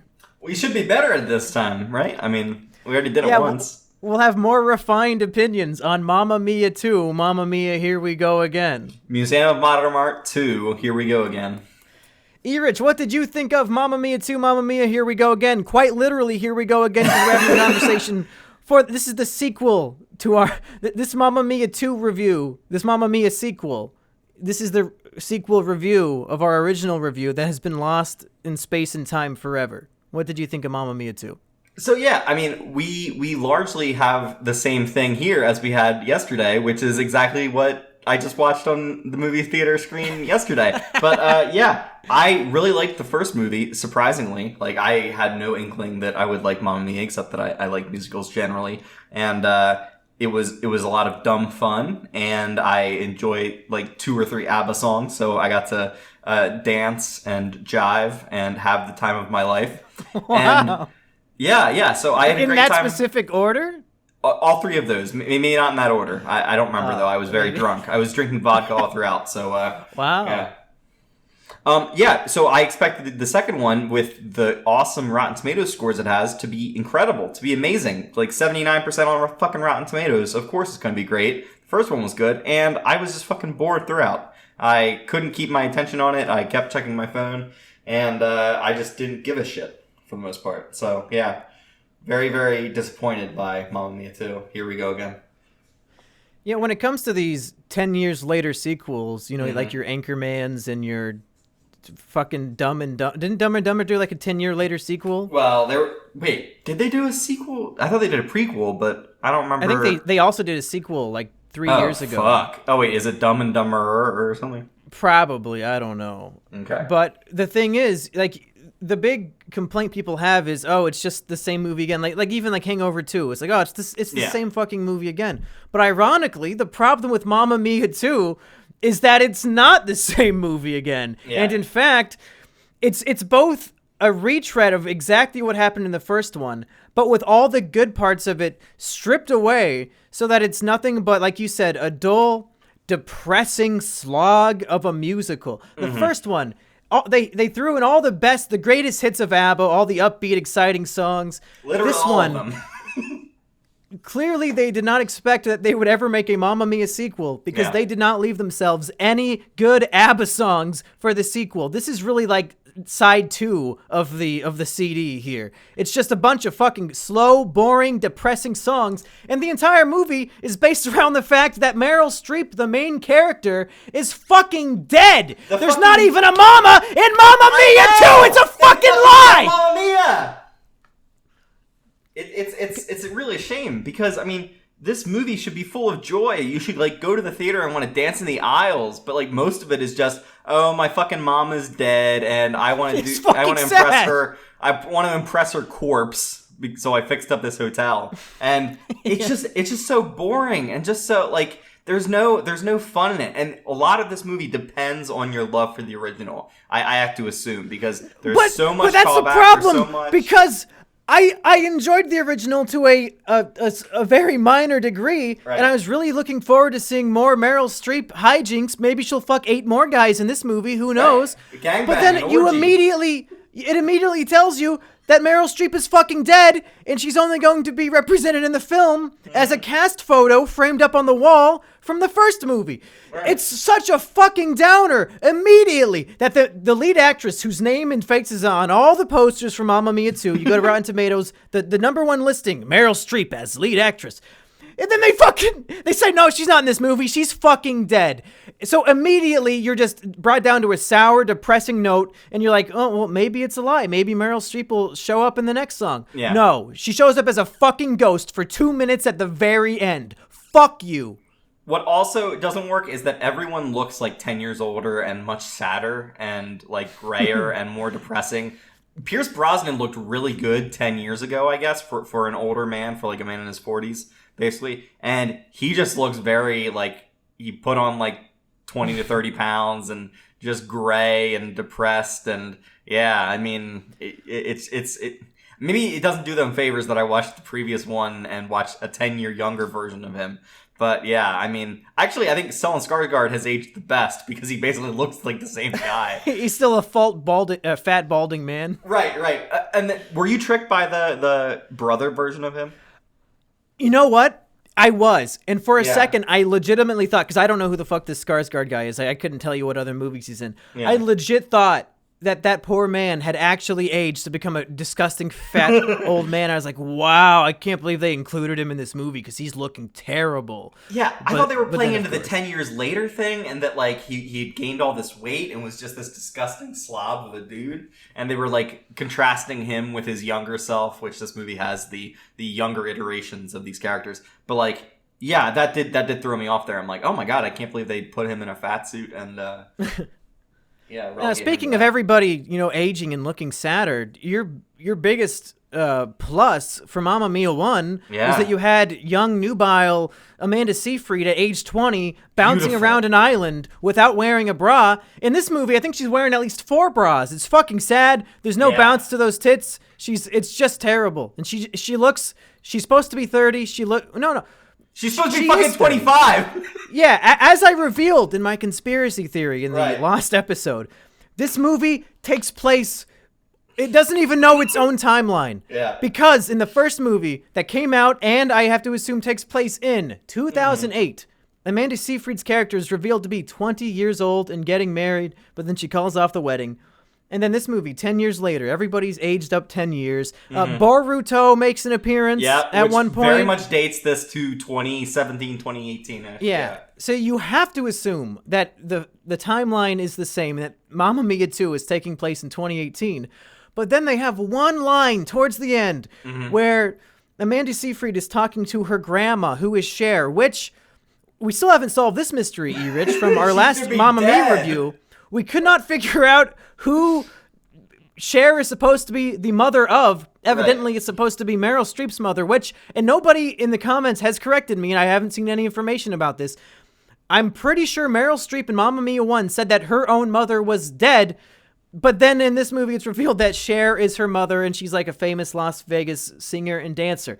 Anyway, Amanda Seyfried is at the bar talking to Cher, and Cher says, "Oh, it's a best party is the one you're not invited to, little girl. Also, I'm very sorry that I've been such a poor grandma to you. I've always wanted to be a good grandma to you." And Amanda Seyfried says, well, you're about 25 years too late for that. Right. Which would lead one to believe that Amanda Seyfried in this film is 25 years old, which doesn't make any fucking sense, because fucking Boruto is in the movie! There was no Boruto in 2013! Boruto fucks it all up. And it's hilarious that this essentially revolves around us being able to place where Boruto is, unless maybe we're wrong. When did Boruto come out? It has to. The anime has to have been like 2016, 2017, 2018. Okay, Boruto officially came out in October of 2015. So yeah, we're right. Fuck you, movie. It's not 2013. Fuck you. Yeah. The only thing that would make sense is if the first one took place in the future when it came out. So like, even though it was released in 2018 or whatever, it took place in 2013. But the movie makes no attempt to actually say that or reference that in any way. That would imply that they were they were planning to make a sequel 10 years later that only takes place 5 years later. It just doesn't make any fucking sense. Yeah, no, and obviously everyone is aged 10 years. So I have no idea why they're trying to push this 5 years. I mean, really, Amanda Seyfried looks like she's aged 20 years since the last movie. She doesn't even look 30 in this movie. She looks fucking 40. I have a soft spot for Amanda Seyfried, so she doesn't look quite that bad. It sounds like you have a hard spot for her. Oh, I certainly have that. But my new hard spot in this movie is reserved for Lily James, who she played Baby Driver's girlfriend in Baby Driver. Oh, that's why I recognize that big square face. Mm-hmm. Her face is most certainly square, but her ass is not. So wow. Hey, square faces can be cute. She's got a cute square face. Mm-hmm. I mean, her face might be too small for her head, but it's still it's still pretty cute. No, absolutely. But she is yeah, so the movie, if you don't know, it's half prequel, half sequel, where half the scenes are depicting all of the characters as their younger counterparts. I assume 20... No, it must be 30 years ago. 30 years ago, right. It's leading up to the insemination. Is that what it's called? Impregnation? Yeah, impregnation, but insemination, I guess, also works. Yeah, of Meryl Streep's character. Yeah, Donna, so we have all these actors playing like the 20-year-old versions of the people from the first movie. Mm-hmm. And Lily James, who for some reason they cast a 29-year-old to play 22-year-old Meryl Streep. Right. Didn't trick me, movie. I could tell she was way older than graduating from college age. There's no way that bitch is... Uh-oh. There goes my phone. Monkey's monocle popped off as he realized this woman isn't 22. She's obviously 29. It was like in The Hard Times of R.J. Berger. You ever see that show on MTV? No. They were casting 27-year-olds as high school kids. Actually, I did see that. Was it for one season? It was 2 seasons, and then it got canceled. Okay. Much like My Name is Earl, it was canceled on a cliffhanger episode. Oh my god. Bullshit. Sounds like bullshit. So we've got 3 new versions of the older gentleman who are the supposed father of... Oh, I don't even remember her name. Whatever the fuck. Amanda Seyfried. Name. Yeah, whatever her fucking name is. And so we've got the British dude who plays Colin Firth, I guess, the young Colin Firth character, who is played by an actor I've seen on a comedy show called The Windsors, where he portrays, I think, Prince Harry in that show. And knowing him from that, he's this very, stuffy, very... complacent type character in that, and I just couldn't unsee that, so he didn't work for me particularly well. He's my least favorite of the 3 there. Who was your favorite of the new young men? Well, like I said the other day, the only scene in the movie that I thought was really good and well done was actually his scene where they sing the song Waterloo. Which I said was the only good new ABBA song in this movie that was not played in the previous movie, because they bring back all the big hits for this movie, including the titular Mamma Mia song. I think that young Harry dancing around with 29-year-old bitch, square jaw. Yeah, that was a really great scene. They had it was just well performed, and it really felt like a fun musical experience. Whereas the rest of the movie was really just depressing in the most dull, unfortunate way. It sucks because even though the story is worse and just very, very depressing, and you just don't want to watch it, the directing is much better in this. They do a lot with the budget, more so than they did in the last movie.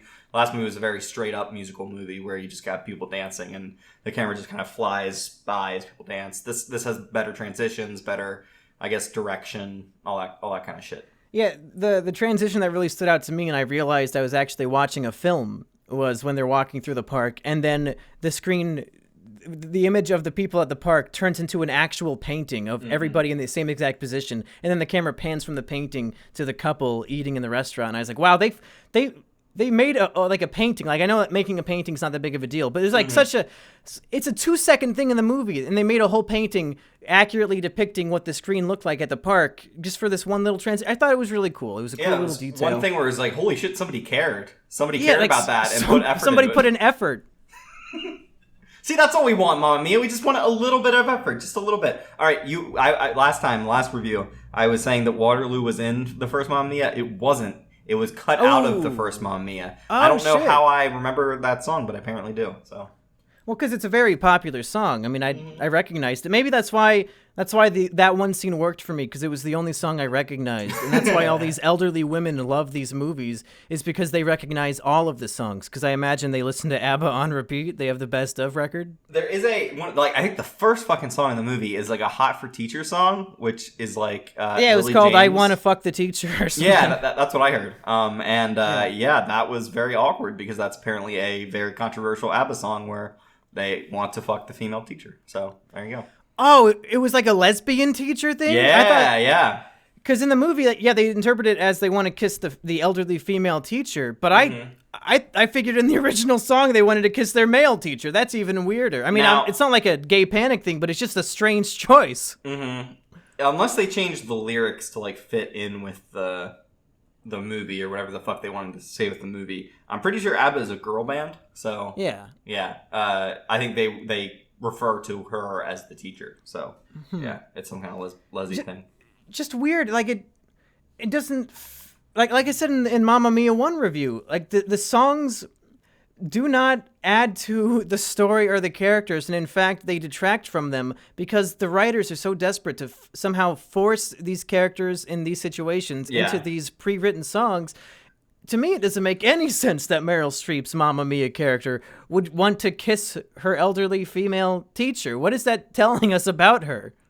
I have no fucking idea. Basically, what they said was, oh shit, we used all the songs last time. Let's go into the back catalog and the B-sides and all that other shit of fucking ABBA songs and basically just write around whatever the fuck is in those songs to make it retroactively fit into a Mamma Mia movie. If we're going to reverse engineer how the film was produced, you have to imagine in the writer's room, they said, okay, we own the rights to ABBA and Mamma Mia. Let's make a sequel. The first one made over $500 million.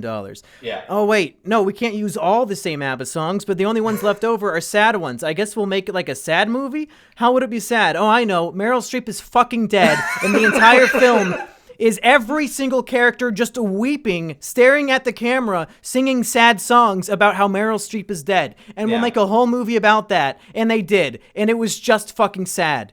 Yeah, and we'll separate Amanda Seyfried and Howard Stark, whatever the fuck his name is, and they'll just get back together at the end of the movie. Because that will not at all be an actual fucking problem. Well, it'll just be suddenly resolved. Amanda Seyfried and the guy playing Howard Stark, after Mamma Mia 1, they became a real-life couple, much like the Twilight couple, who started dating in real life, but they had a messy breakup. So it's really funny, because for, I think, 95% of the movie, Amanda Seyfried and her husband character do not share any scenes together, and I imagined it was so awkward that for them to see each other again that they wrote it so that they would never actually be on screen together. But then, of course, at the very end, they have like one brief moment on screen together.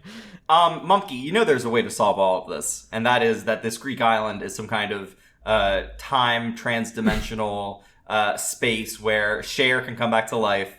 She is no longer dead. Meryl Streep is not a ghost, or this is not some kind of like musical form a la Les Miserables where everyone comes back to life for the last act. This is is that what happened in Les Miserables? Everybody came back to life?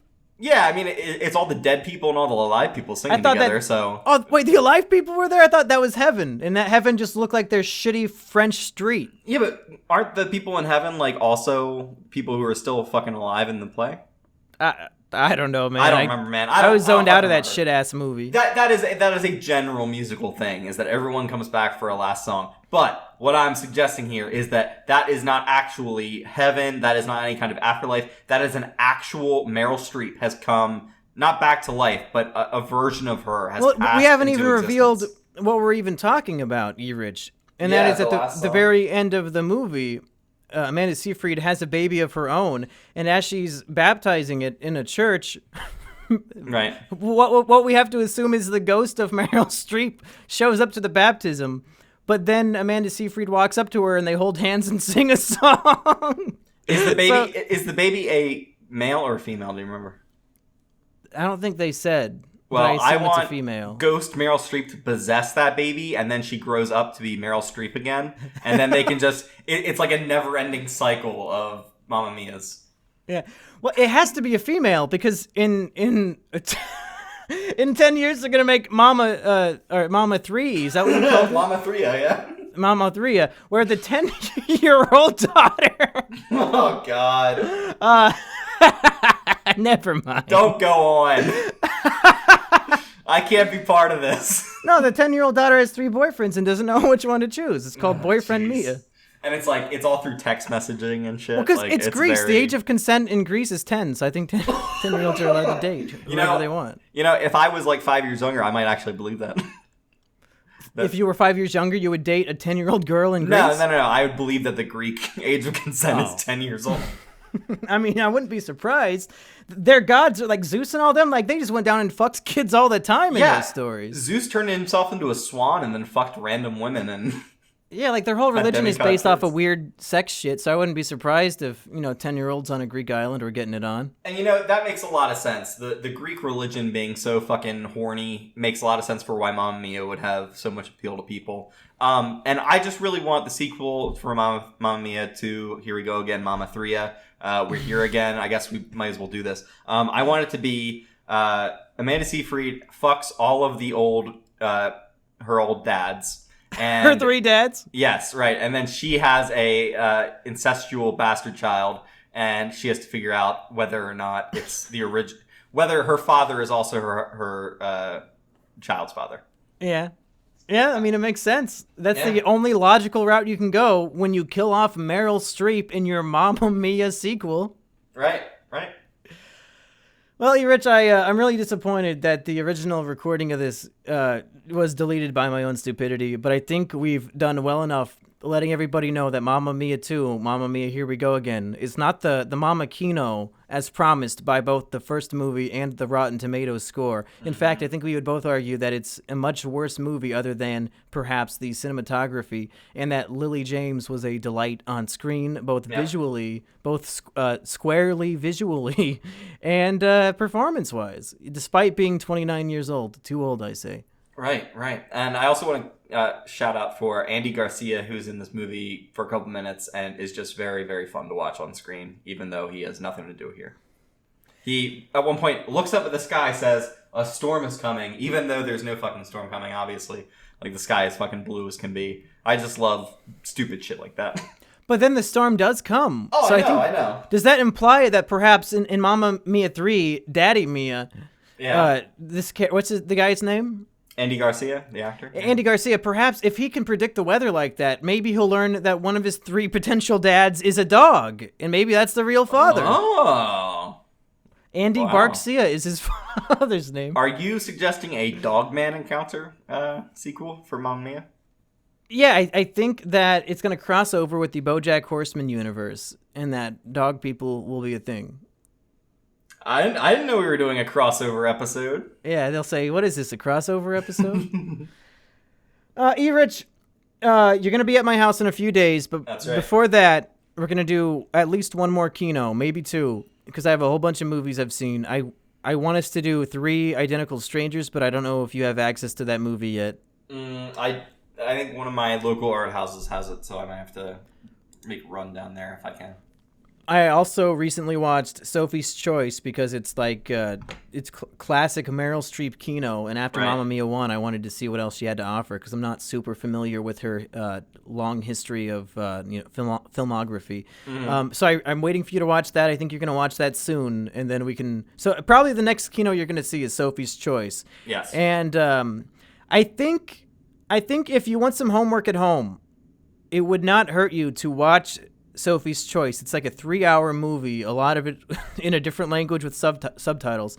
It would not hurt you to watch that before our discussion, just because, I mean, it's a classic film. And, You may as well just watch it and have watched it and say, okay, I've seen Sophie's Choice. I can now successfully make that reference. Yeah. Yeah, and I mean, like, yeah, just watch it maybe, and then you can listen to us talk about it. Because until this week, neither of us had seen it either. But that's all I have for Mamma Mia 2. Mamma Mia, here we go again. Erich, did you have anything else to say? I was very disappointed and let down by this. I only saw it in a theater with a couple who was behind me, and they seemed to get a kick out of it, but it seems like they don't really give a shit about movies. Was the couple two elderly grandma lesbians? No. They were, let's say, in their late 40s, early 50s, I'd say. Wow. And they were chuckling at things I thought were fucking so rote and not funny at all, so... In my theater, I was the only male, and there were probably 30 women accompanying me at the film. So I was surprised that you had more men in your theater than women, it sounds like. Yeah, we outnumbered them 2-1. That might be the only theater in America that had more men in attendance than women for Mamma Mia 2, Mamma Mia, Here We Go Again. Wow, that's truly a wonder to behold. And Erich, you and Asterios and Assburger are going to be at my house in 3 days. And we're going to be filming a whole movie, but if we have time, we want to do, finally, an Is It KINO? All 4 of us back in action. Will it be as bad as the New York episodes? Or is it going to be as bad as Ocean's 8 and Show Dogs? Hopefully not, because we're watching a bit of a palate cleanser, folks. We've teased it a bit. I've been telling Erich it's one of my favorite ensemble comedies of all time.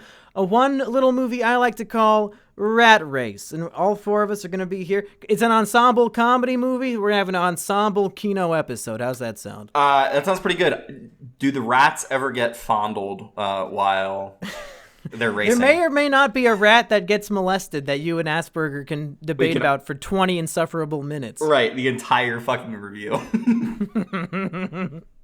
All right, everybody. Thanks for listening to the second recording of this movie review. I've been Mumkey Jones. And I'm Erich. See you next time. All right, Erich. I'm going to present you with what I'm going to call Erich's Choice. All right. Are you ready for this one? Yeah, let's do it. Okay, here's your 2 choices. You have to choose one. You have to choose one. Nobody, don't say you can't choose. Don't give me any of that petty bullshit. Don't say somebody else to choose for you. Don't tell me to choose. You have to choose. This is Erich's choice. Right. Choice number 1. We quit Is It KINO and never film an episode again. That one.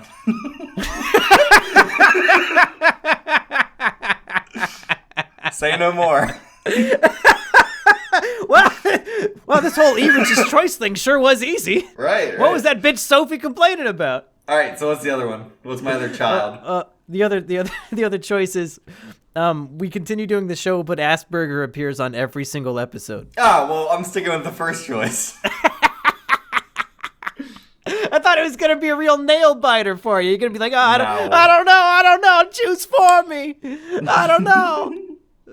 Everybody, we're discussing the 1983 classic film, award-winning film, although it only won awards for Meryl Streep, and that's it. Right. Sophie's Choice, a film that is in the community, it's part of the paradigm. Everybody knows. Film lexicon of all time best movies. Yeah.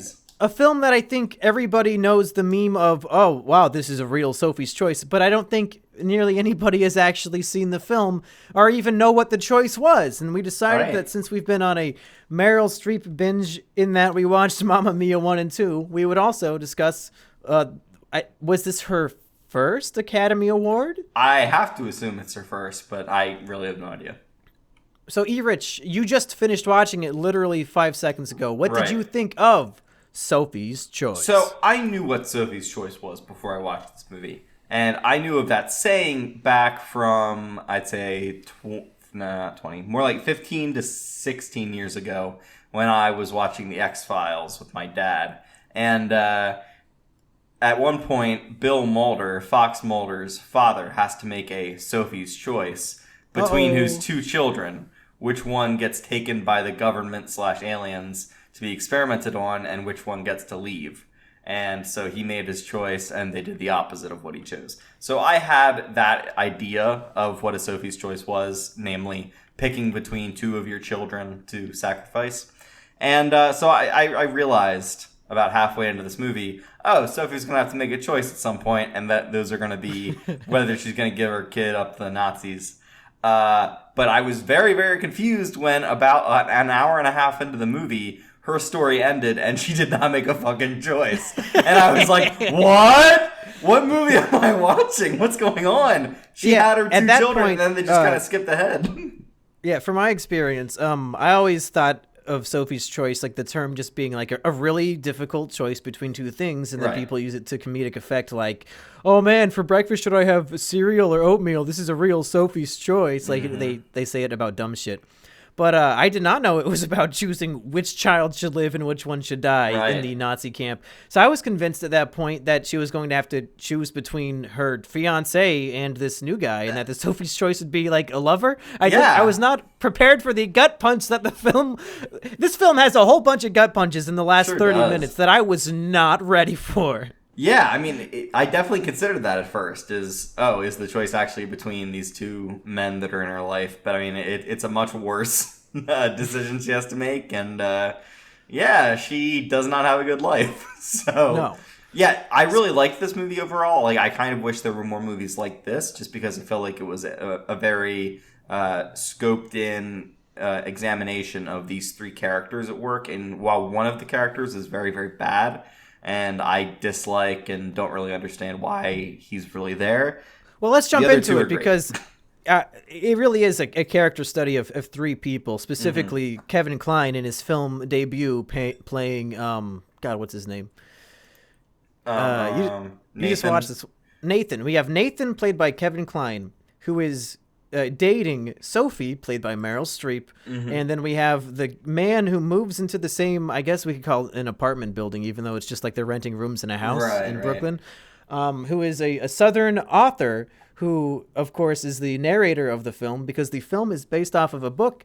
So these fucking cheap-ass Great Gatsby-esque writers always have to self-insert themselves as an author character who is telling us about the interesting characters. Right, the least interesting, and has to provide insight into why these other people, who are way better characters than them, allow them to be in their presence. Yeah. I was really hyped up after I finished the movie, and I thought, wow, this... I could see why this is why it's in the lexicon, why it's this big, epic movie. But then I look it up, and like there were way more reviews shitting on it than I was possibly expecting. I thought, when you think of the classics, you always assume that because they're so classic and famous, they've probably got like 100% on Rotten Tomatoes. I go look this up; it's doing worse than Avengers 2. Oh my god! It's like 70 something. Yeah, it's like 75 or something. All right. And I'm reading all these reviews saying Kevin Kline and Meryl Streep are at the top of the heap. They're the greatest of all time. And then the actor playing Stingo, is his name Stingo? Yeah, Stingo. Yeah, the narrator, they say, but he ruined the movie. I wouldn't say he ruined the movie. He was good. Me neither, because I didn't think he was bad at all. It's just that he was acting next to two of the greatest actors in American history. Yeah, one of which is apparently new to film, which is incredible. Like, I didn't recognize that was Kevin Kline at first, and then when I looked at that, I couldn't unsee it. I couldn't not see that was obviously Kevin Kline. He is so fantastic in this fucking movie. Oh, yeah. I'm surprised he didn't get a fucking, at least, like, nomination for this.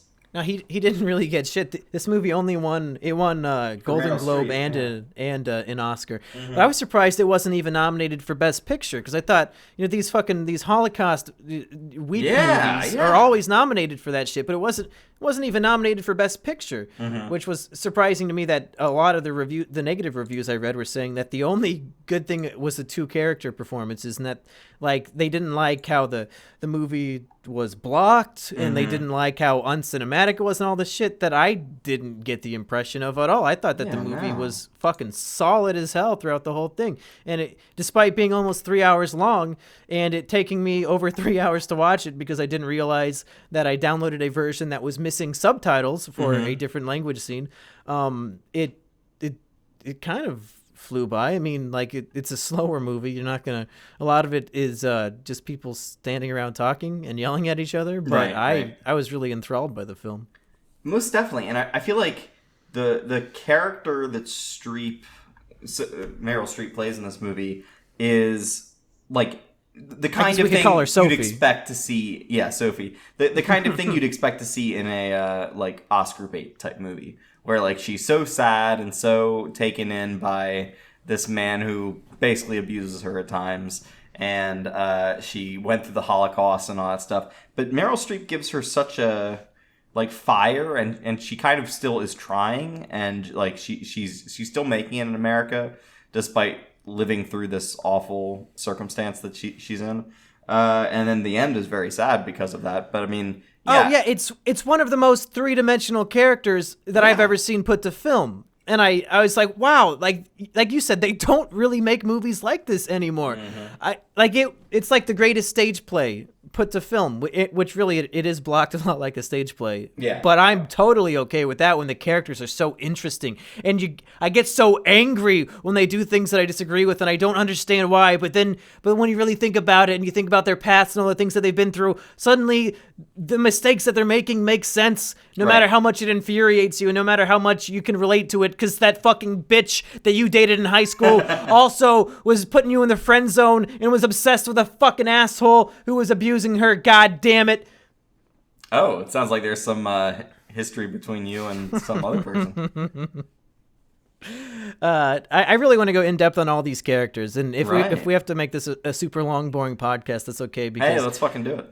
Nathan and Sophie are just so interesting to me, even though So the idea is that Nathan and Sophie are dating, and that Sophie is an immigrant from Poland who survived the Holocaust. Both of her children are dead, and she carries the most survivor's guilt of any person who ever lived, especially because she had to make the Sophie's choice between which of her children would be immediately killed upon arriving at, I think it was, it wasn't Dachau, was it? Which one did... Doesn't matter. I mean, she was in, like, it seems like she was in a lot of Sachsen... I think she was even in Auschwitz at one point, but yeah, I can't she was remember. definitely They're in all Auschwitz. So this poor woman who has all the survivor's guilt and was in the Holocaust as a nurse, who had to trek through the mud and serve, and she has this great story of trying to start a revolution by stealing a radio, but she gets caught immediately, and it's like the most tense scene with a 9-year-old girl that you'll ever fucking see.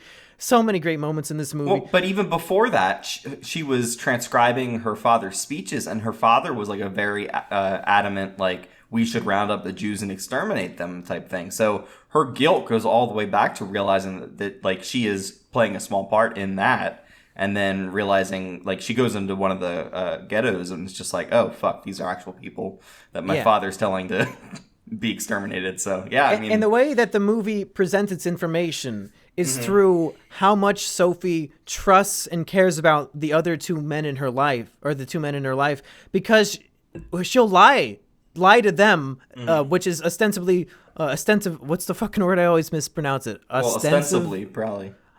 Whatever. She's essentially, I should just say essentially because I don't sound like a big retard. She's essentially lying to the character, which means she's lying to the audience. We're getting a false story. So that some people might be frustrated, but I find it really intriguing that as she grows in these relationships, she becomes more open and honest. And then we see more and more details from her past. We realize what she's been lying about. And it's just such a great, well-rounded character. But I'm not even to Nathan yet, which I'm trying to say, okay, so this is Sophie. Terrible, troubled past. Makes it to America, going to class. She wants to become a proper English speaker and all that. Gets her life saved by this man named Nathan. And Nathan is just the biggest sweetheart, the nicest man you'll ever meet. Nurses her back to health, makes her feeds food. her, Just the fucking best guy. But when we first meet Nathan at the very beginning of the movie, they're having this crazy domestic dispute. And I wish I had the script in front of me, because like the first things he says when he's yelling at her about how I need you like I need a lump of dicks on my asshole, like just all this crazy, all these diseases, all these like infectious things that you don't want on you. Yeah. It's so hilariously tragic in a domestic abuse way, which if you've watched any videos of me yelling at sheep over as a joke, like you know that I think that stuff's really funny. Right. But like he's just like a fucking crazy, angry man who seems like the most hard-ass, mean boyfriend. And he comes down and he meets the narrator, Stingo, for the first time, and he hears that he has a southern accent. So he immediately accuses him of lynching black people and all this horrible shit. Yeah. And I'm thinking, wow, so that was quite a role. I bet we'll never see that character again. I bet the rest of the movie is about the southern boy trying to nurse the heart of poor Sophie, who just got dumped. But then he shows up the next day and he's like the nicest coolest guy, yeah, sweetest guy ever. And I love that it does that because you get introduced to this character and you instantly think this guy's an asshole. He's abusing his girlfriend. He's verbally terrible. He might be physically violent. Who fucking knows? But like I was thinking instantly, Streetcar Named Desire with Marlon Brando yelling Stella. But yeah, it's not that. But yeah. So and then. All of a sudden, he's this awesome guy who's gallivanting around and dressing up and like basically taking this woman out to have a great time, and you get a much better. And we watch the three of them become the best of friends and go to amusement parks, and they have dress up days and all this shit, and it's so you're so confused. Like, wait, is he a fucking asshole or is he a nice guy? What the fuck's going on? Right. And throughout the film, it just keeps going back and forth where he'll have like these tantrums where he just becomes the most jealous, arrogant piece of shit. And the dialogue when he's being rude to people and like tearing them down is so just delicious. It's very real. Like it feels like that's something he would say in that situation when he's really trying to get at him. The thing I really related to was that, I mean, of course, you all know that I've written a thing or two novel-wise, and we have the main character who is a professional author, and he's been working really hard on this book, and he's too shy to let anybody read it until it's done, which is something that I used to relate to, but now I'm like, here, I wrote one more page, please give me some feedback, I need it now.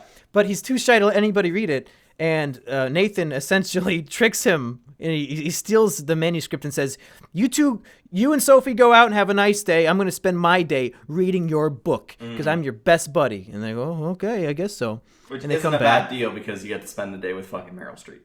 Yeah, and at this point, Stingo is falling in love with Meryl Streep's character, which I'm going to go back into her because I got a lot to say, and I wish I could go into Sophie, you know what I'm saying? Ooh, get further in, dig a little deeper.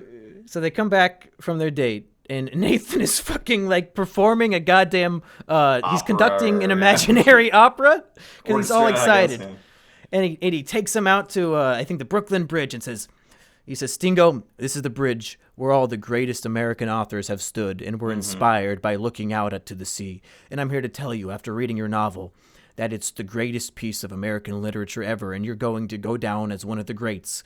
And it's like, oh wow, that's what a great guy. It's a great uplifting moment where you're just like, yeah, this guy, when he's on your side, he's so fucking cool, and like, yeah, you want to be friends with him.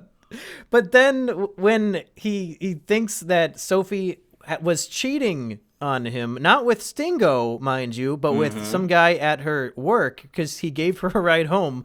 And Stingo tries to defend her, saying, man, if you know what really happened, you'd feel like a big dummy. He fucking lashes out like, oh, well, congratulations to you for inventing a new American genre. He like compared his novel to a fucking comic book. Southern comic book, yeah. The Southern comic book. He has to bring up him being Southern again. Which, when this movie takes place back in the 40s, comparing your fucking epic novel to a comic book was especially a kick in the dick. Yeah. Because comic books had absolutely no respect back then, which is today now they're respected more than real books. Right.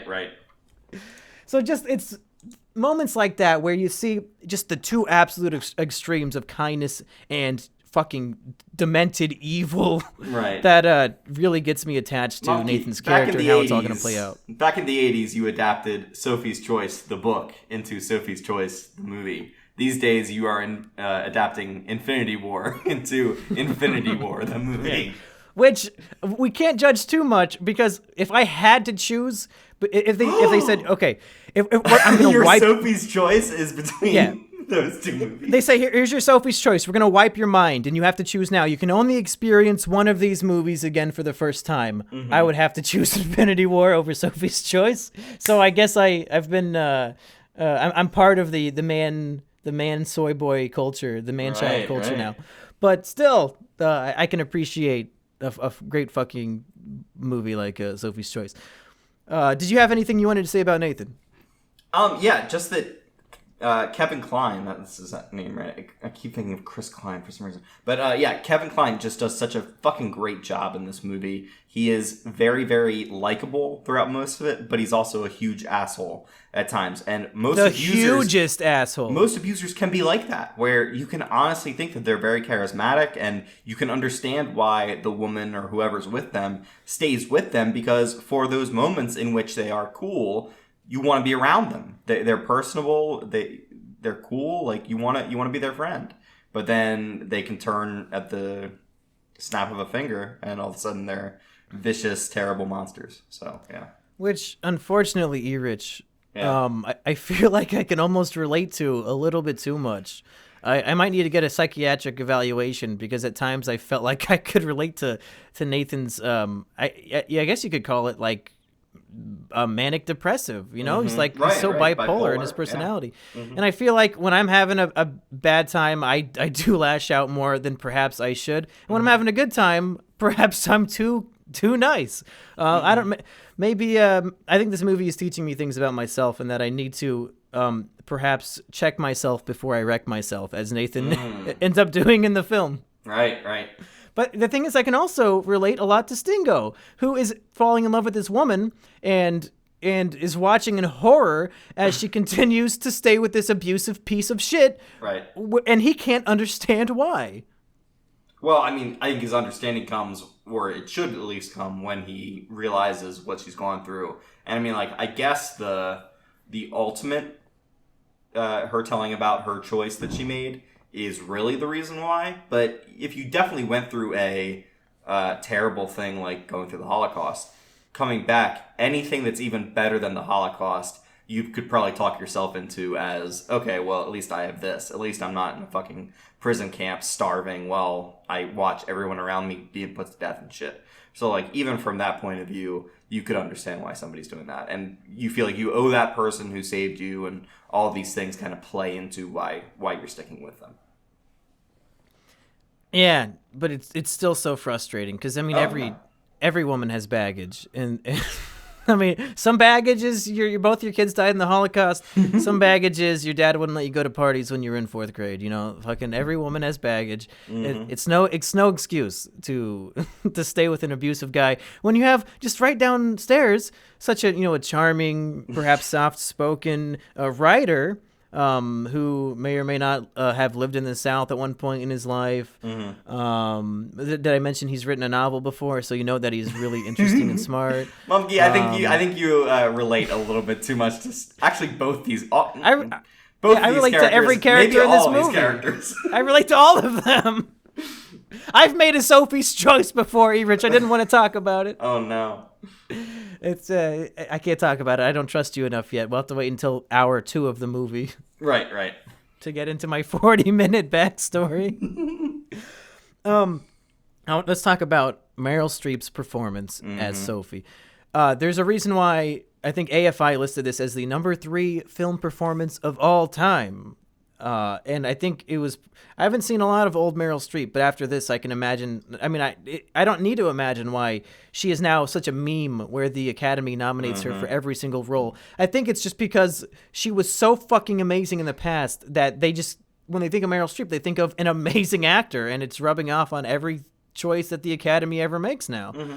She speaks with a pretty heavy accent throughout most of this movie, and usually that's something that bothers me with actors, that the accent feels cheap or it doesn't sound right, really. But I think it worked for her, and she at least made it sound realistic enough that I believed that she was an immigrant. So I would say it more than worked for her. For me, and maybe it's because I've never seen Meryl Streep in a film at this time in her life. I've always seen her as an old woman, but I did not even see Meryl Streep making a performance in the movie. It was 100% a real life human being named Sophie. You saw who talked like that.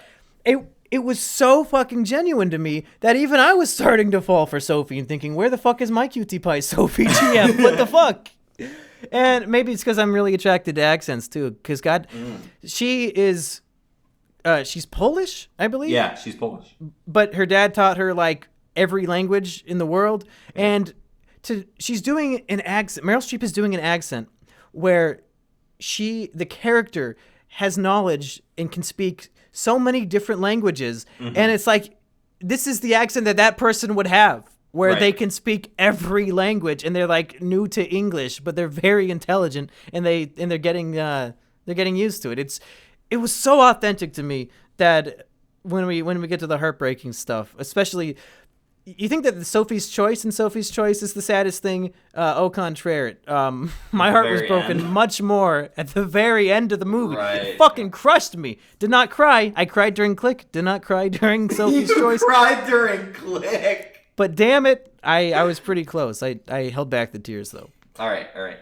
Yeah, I mean, she is exquisite, and like it's little things like when she's searching for a word and she eventually comes out with the word, and like it's a very more sophisticated word than you'd think, and she just knows all these different languages, and she's very intelligent, but she's making these decisions that aren't what you might call intelligent or for her best kind of well-being. So yeah, it's a great fucking performance. She definitely deserved both the nomination and the win, and I'd say Kevin Kline is just such a great match for her.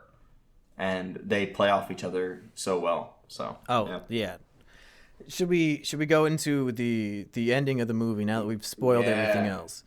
So Kevin Kline, Nathan, first of all, Stingo finds out from Nathan's brother that Nathan, everything that he's told them is a lie. He's been saying like, oh yeah, I'm like this biologist guy. I'm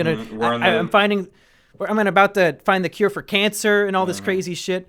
But then they find out from his brother, no, it's all a lie. He's a fucking psychopath. Right. And we don't know what to do with him, and you need to keep an eye on him for me. And then almost immediately after, he goes on like the ultimate rampage and says he's going to get a gun and kill Nathan and Sophie. They run away. They run away together, and Nathan says, okay, here's what we're going to do, Sophie. I'm in love with you. You better love me too. And at this point, Stingo becomes a little bit creepy for me. I don't like to use that word, especially for just a young man in love, because I understand in this situation, because I'm in love with Sophie too at this point. But the way he's talking to her, like, you're going to come down to the south with me, and since they're Christian, we have to get married immediately, and we're going to spend the rest of our lives together. It seems like he's struggling to find some kind of super quick connection here that will permanently hitch him to her, and it doesn't feel right. Yeah. But she says, you know what? Yeah, I'm into you too. I guess we can figure something out. He loses his virginity to her. And it's tender moment, and it's like, wow, he did it. He got the girl away from the crazy psychopath, asshole, abusive boyfriend. I'm so proud. What a happy ending for... Uh-oh. Oh, no. He wakes up the next morning to an empty bed and a note saying, yeah, sorry, Nathan, I got to go back to Nathan. Or, sorry, Stingo, I gotta go back to Nathan.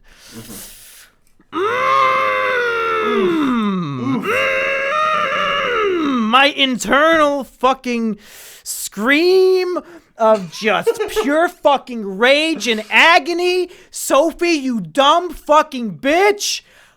And then... Monkey, wait a second. You just had sex with Peter McNichol, a fucking lanky-ass goblin-looking motherfucker. And the literal god of young Kevin Kline is what you've had before then. But... like, really?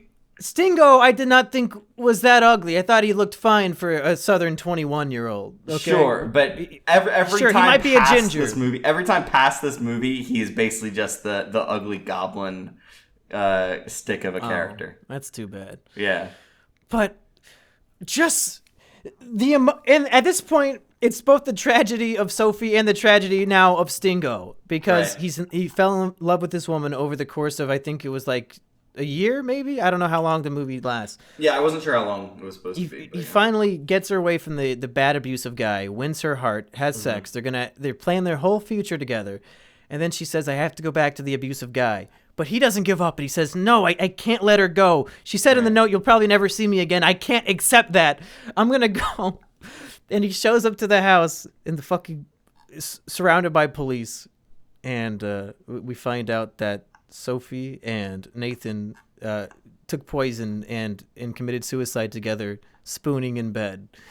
I've got a question. How does a schizophrenic get his hands on all this shit? Like, it was where he was working. Oh, okay. Wait. So wait, they let him work as a pharmacist even though he's schizophrenic. He was like a helper at the pharmacy or something like that. Like they Okay, give him like some alright. dumbass job that any retard can do. Mm-hmm. And I think it was cyanide that he took. Which back in the 40s, they probably just have cyanide on any Walmart shelf. Oh yeah, that's what you know feed what I'm to saying? rats in order to kill them. Yeah. But man, just such heartbreak for me that she would go back to the abusive guy when she could have been with me. I mean, with Stingo, and then commit suicide in that way. And it was like they're cuddling together to do it. Like they chose to do it together because she was so just torn up with guilt and she wanted to die to join her entire dead family who died in the Holocaust. It's such a fucking heartbreaking thing that I can't believe it was not nominated for Best Picture. Right, but I can totally see why she would make this decision though, because she sees herself as like not worthy of happiness. She made this choice that like there's no good answer there. Like there's no choice that makes her feel better about herself, especially because both her fucking kids ended up dying. But like, yeah, you don't get out of that situation and think that you deserve happiness in your life. And I think he was able to give her happiness sporadically, but it's also in concert with feeling. There's also a lot going on with him where he is constantly putting her down for being Polish and surviving the Holocaust. And I don't know. He has some weird like Jewish survivor's guilt type thing he's dealing with as well. Maybe that's part of the schizophrenia, but I wouldn't surprise me if he's also just like, yeah, because he's trying to like hunt down Nazis and stuff. And he had like a strange obsession with Nazis, and then he was like fucking saying, "Oh, Sophie, why don't you tell him how you survived the Holocaust, you fucking bitch?" But that's probably part of the reason why she's there. She wants that. Like that is somewhat valuable to her because she likes needs being somebody to torn blame down her. because she feels guilty. Right. That's fucking it's fucked tears me up, but yeah. I mean, I've met lots of people, especially girls, who always give you that bullshit of, no, I don't deserve happiness. I'm such a horrible person. And that shit just drives me up the wall. It makes me so upset. Yeah, I don't judge them for it, but it just makes me so fucking sad that people, they're convinced that because of their actions in the past or whatever about them, that they don't deserve to be happy at all in their lives and that they're just destined to only suffer. And that even when a beautiful, 20-ish author comes knocking to take their heart and to love them forever, they'll just reject it because they feel like they deserve the sadness and the death. It's fucking... Well, but also I feel like he is on an emotional level that she is way above, where like he has a very small part of hurt in his past, which is he lost his mother when he was 12 years old, which is certainly bad and certainly something that people have to go through and it sucks. But it's nothing like... I mean, look at Mamma Mia 2. It's a perfect example. Well, Mamma Mia basically depicts it as, oh, these people who were never in my life and abandoned me, oh, I'd love to have them back in my life. Wouldn't that be great? Yep. So who's the real victim out of the three? Stingo, Nathan, or Sophie? Nathan's the real victim? Nathan, who didn't have any mental health supports in his life. All the people who were around him either didn't give a shit to figure out that he was schizophrenic or just thought he was cool and he could just get by on that.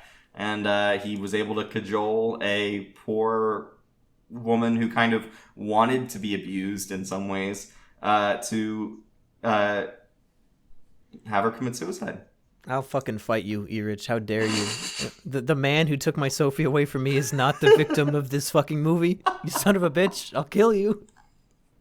Now, who's the real victim? The 21-year-old who got cucked, or the woman whose children died in the Holocaust? No, of course it's the fucking woman whose children died in the Holocaust. That's my joke, Erich. That was my joke. Right. It's hilarious. But it's tragic for all three characters is the thing, which is why this is such a great movie.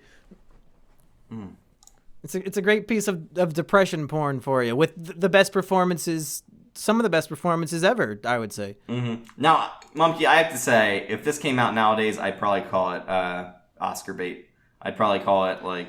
Oh, really? There is something about it that, since it's in the 80s and since it's Meryl Streep in her first win, that I kind of... I don't know. It is very play-like in its structure and in how things happen. And if this came out today, I'd be a little bit harder on it. But since it's a classic and since it's from the 80s, I just kind of give it more of a pass. Yeah, I think that's a weird phenomenon that I think we all sort of fall into, except for Your Movie Sucks, who I think has literally said any movie before 1970 is too boring or something, which I don't necessarily disagree with. Right. It's like, I don't know if I've seen too many movies from that before the 70s that I was really into. Like when you think of, but I'm sure there's tons of good ones. I just haven't seen them yet. But when you think of something like Citizen Kane, and everybody says it's the best movie of all time, I'm thinking, well, maybe it's because of when it came out. Because I saw it and I didn't think it was that good. Oh, fuck you! Like maybe you think Citizen Kane is the best movie ever made? I don't know if I'd say the best movie of all time, but like for the time that it came out, it revolutionized how movies were made. Yeah, exactly. And how That's were my seen. point. For that time, if it came out today, it'd be fucking boring. I thought it was pretty fucking compelling for what it is. Like it's basically the story of William Randolph Hearst. So it's no Sophie's Choice, Rich. Ooh. You're making me Sophie's Choice. You have to make a Sophie's choice. Which movie's better? But definitely Citizen Kane, man. Oh, fuck off. Fuck off.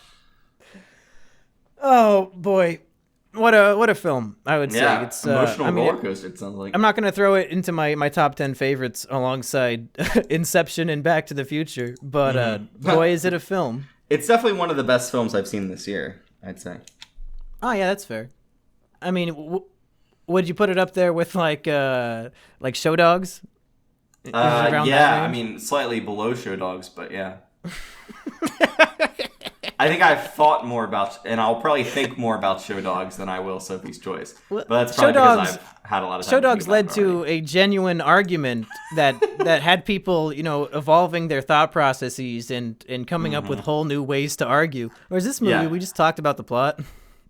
It was like, it was sad. It made me sad. Yeah, and that's about it. How shallow. There was no 20-minute rape discussion for Sophie's Choice. It was sad when she went to the Holocaust camps. It was sad when she went to the Holocaust. Yeah. Erich, if you were Sophie, what choice would you have made? Would you have the little girl or the little boy? You would have killed your daughter? Why did she choose to get rid of the daughter, do you think? Whichever one's older. You keep whichever one's older. Why? Because they're more emotionally mature, I guess. Like, I don't know. Is there a correct answer?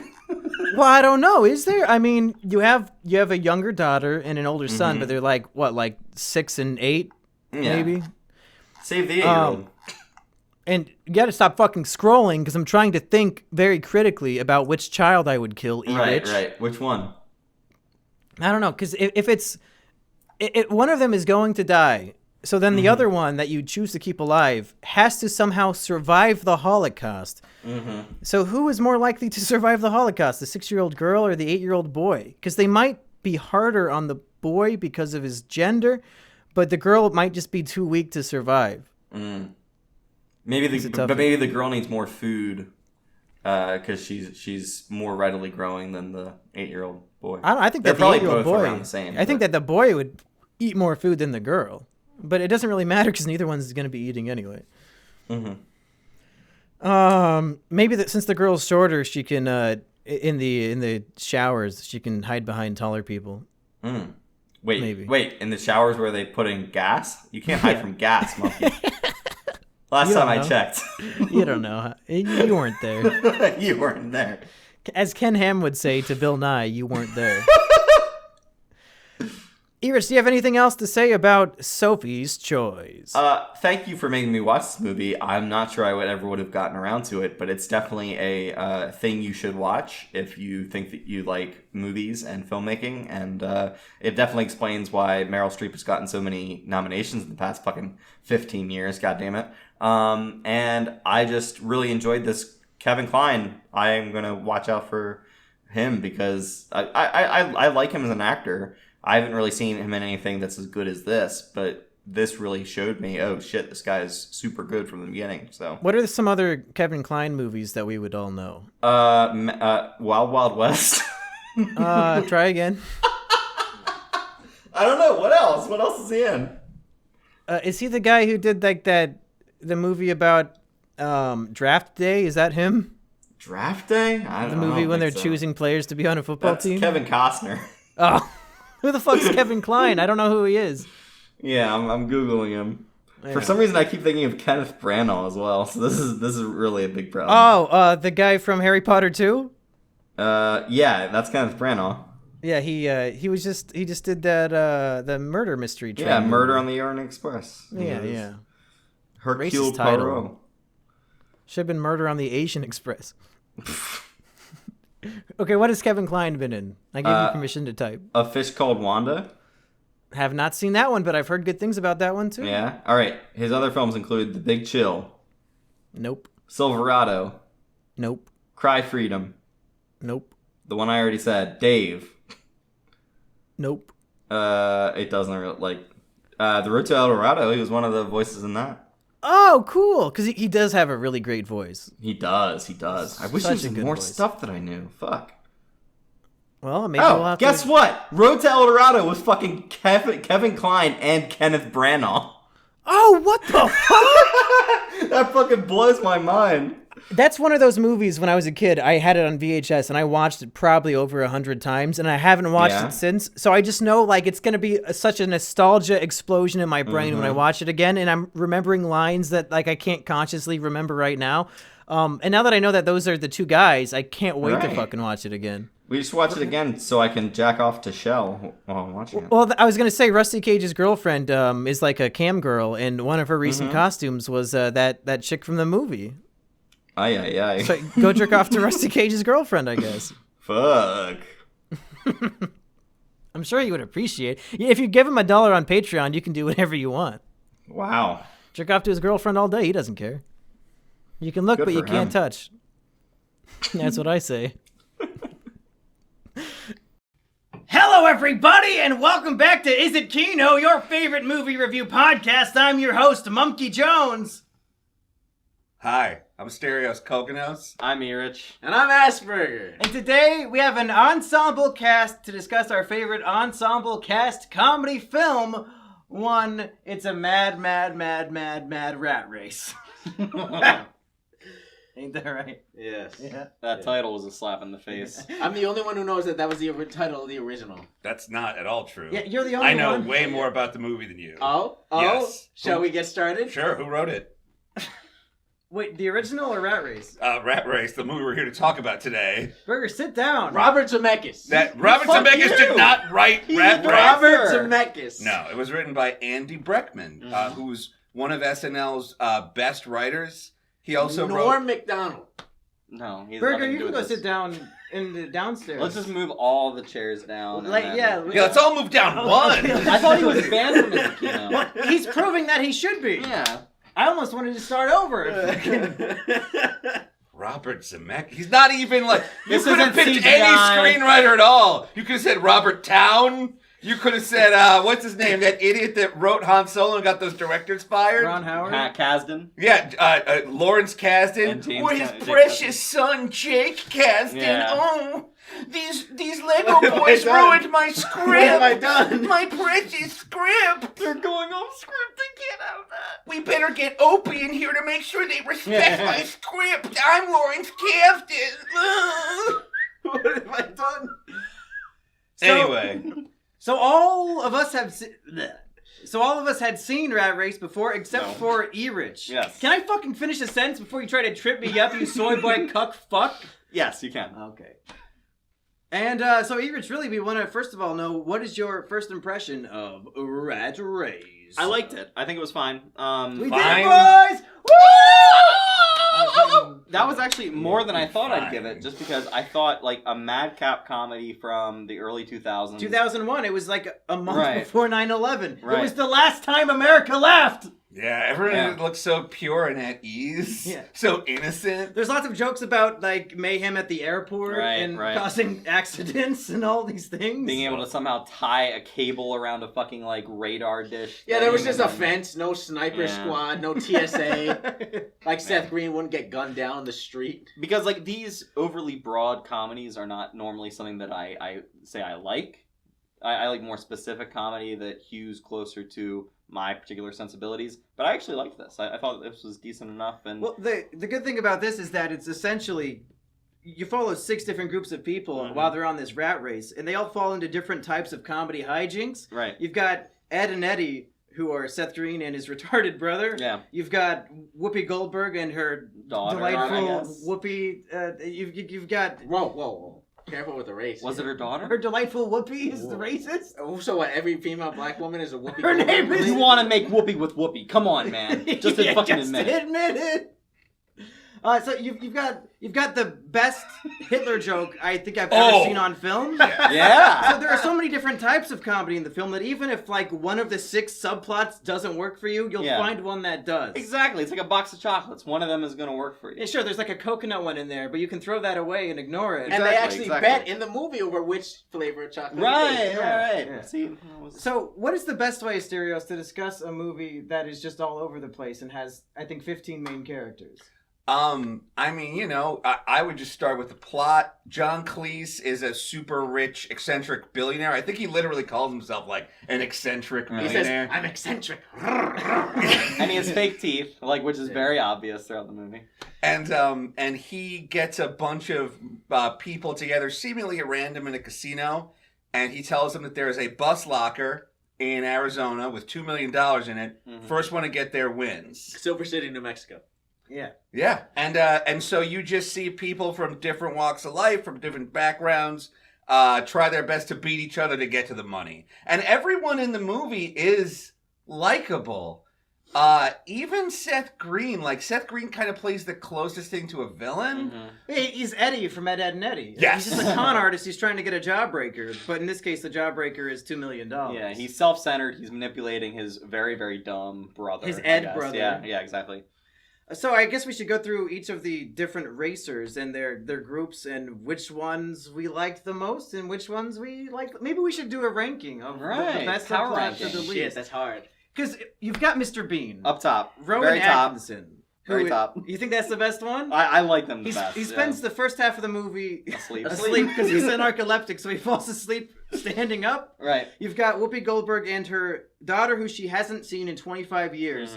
And what I really like about this movie is that they actually put an effort into both the characters and the jokes, because every character has like, this is the craziest thing. Each character has like a personality, and then the personality gets challenged or altered over the course of the film. I don't know. Do they make comedies like that anymore with characters? Because like Seth Green's, all of Seth Green's joke and with his brother involve him being retarded.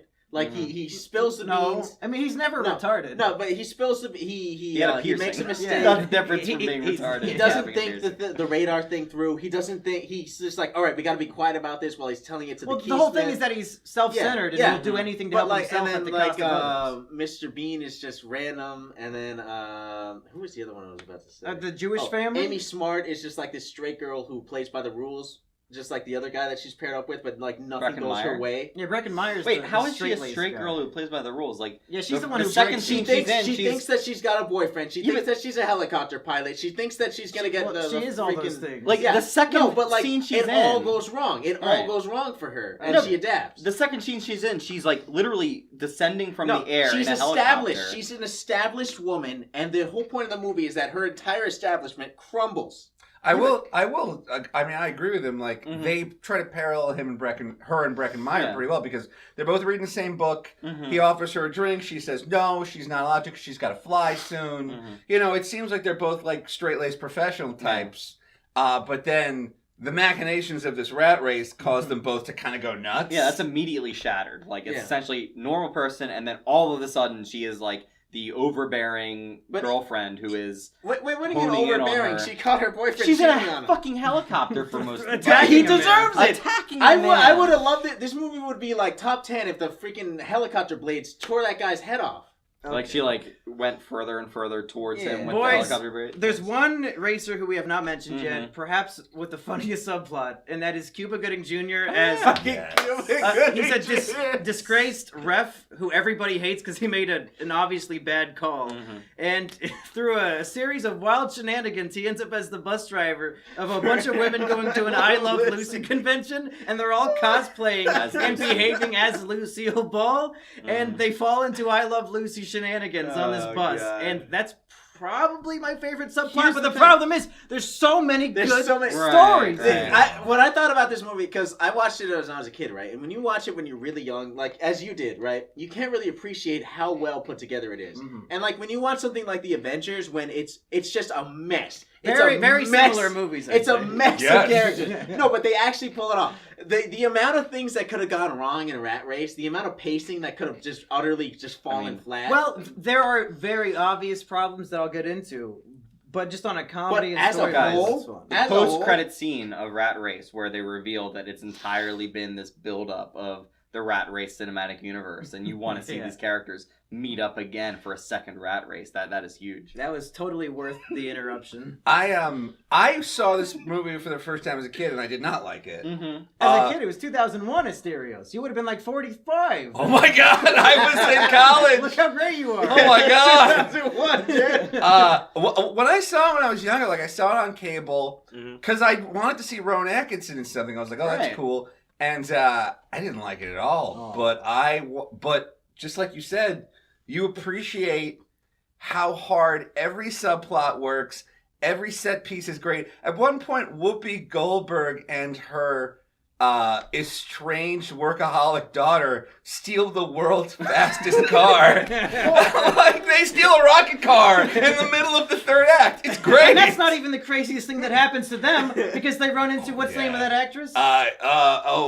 Kathy Bates. Kathy Bates with the squirrel. Kathy Bates is trying to sell them a squirrel, and they don't want one. So she gives them directions that lead to a death drop, and we find out that she's been killing people who wouldn't buy her squirrels. That may be my minor problem with this movie, though, is it establishes those characters, you understand their relationship with one another, and then they're put into the most ridiculous situations basically immediately. Did you just pitch the movie? Did you just pitch the movie Rat Race, and that's your problem? I did. But I mean, your problem with Rat Race is the pitch. It felt like they worked backwards. It felt like they said, "What are the most ridiculous things we can put in this movie?" And then they figured out which characters they wanted in that situation. Like a dude with a heart who's randomly going out to deliver to a hospital comes across Mr. Bean. And then all of a sudden, Mr. Bean has to deliver this heart.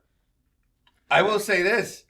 The person I would least trust with a human heart is Mr. Bean. Yeah, you can see the writers being like, is it going to be Whoopi and her daughter? No. Is it going to be Seth Green? Maybe Seth Green. No, Rowan Atkinson. It's got to be Mr. Bean delivering. Do you have a problem with comedy? Like, I don't understand what you're arguing. There are a lot of contrivances where every time a character runs into a random person and says, I need a ride, it just so happens everybody is going to New Mexico. Right. But I'm okay with it because it's Rat Race. What do you expect? It's Rat Race. Well, yeah, I mean, it's a comedy. If we're going to talk about things that I would consider problems, there's one point where Smash shows up? No. What's the name of that guy? Why is that a problem? Brecken Meyer, what's that? Right, Brecken Meyer. Yeah. Brecken Meyer gets a head start because Amy Smart is flying a helicopter. And they even say, okay, I think we're 3 hours ahead of everybody else. But then not 5 minutes later, they come across Seth Green, and then Seth Green has a cow on a hot air balloon, and then it hits the bus that Cuba Gooding Jr. is driving. So like suddenly they're 3 hours ahead, but then everybody's running into intersecting. How do you know they didn't go to the hotel room and have some "We're gonna be millionaire" sex? I would probably in the race. I would save the sex for after the race. That's I victory don't know, sex. dude. I got a problem. Yeah, well, we know you do. You know Brecken Meyer, famous film actor who has been in many films this last decade. What happened to Brecken Meyer? He's doing voices on Robot Chicken is what happened. Amy Smart. Is that when he met Seth Green was Rat Race? It seems like it. It seems like that's where they would hit it off, and let's talk about the setup to the greatest Hitler joke ever made. Oh yeah. And you think, oh, it's a Nazi joke, how edgy. But this is the most sanitized, like anybody could laugh at this because it's First just off, amazing. They picked the most Jewish person. They straight up like John Lovett. They throw all the Jewish stereotypes. He's the first one to run out the door. He's the first one to not want to gamble. Like Well, all he these wants to Jewish, gamble. no, all He these wants to Jews- escape he from wants his to gamble. family. Yeah. But he's the first one out the. John Lovitz is the first one to actually go for the freaking. Locker. Was he? I don't remember. Oh, Yeah, yeah, because he says remember? my He's room's just 3 like floors my down. room is like 2 floors down. I'm gonna go. And he's stuck with his family. His wife is the voice of Peggy Hill. It's a lifetime supply of hummus. Like they straight up say this guy is Jewish. He cannot handle the fact that Hitler exists. Yeah, so let's go through all the ways that they set up this amazing joke. It's Byzantine, like the way that they set up the several methods that they. It's better set up than the Marvel Cinematic Universe. They put, first of all, he's stuck with his family, and his daughter wants to go to the Barbie Museum, but it turns out it's really a museum for Klaus Barbie, a famous Nazi. Which I was already wheezing the first time I saw that as an adult. Yeah, that was when I saw when that as an adult. Got on board with this movie, where I was just like, that is so weird and out there that I'm like, yeah, I like this. I like that they're doing this with this movie. But then when they leave, they find out that Seth Green and his brother fucked up their car engine, so they steal Hitler's car, which is in the parking lot of the museum. Then they find Eva Braun's lipstick. John Lovitz gets it on his hand, so he wipes it on the front of the steering wheel. Then he finds a lighter, and he's playing with, like a car lighter, he's playing with it. Then they get attacked by...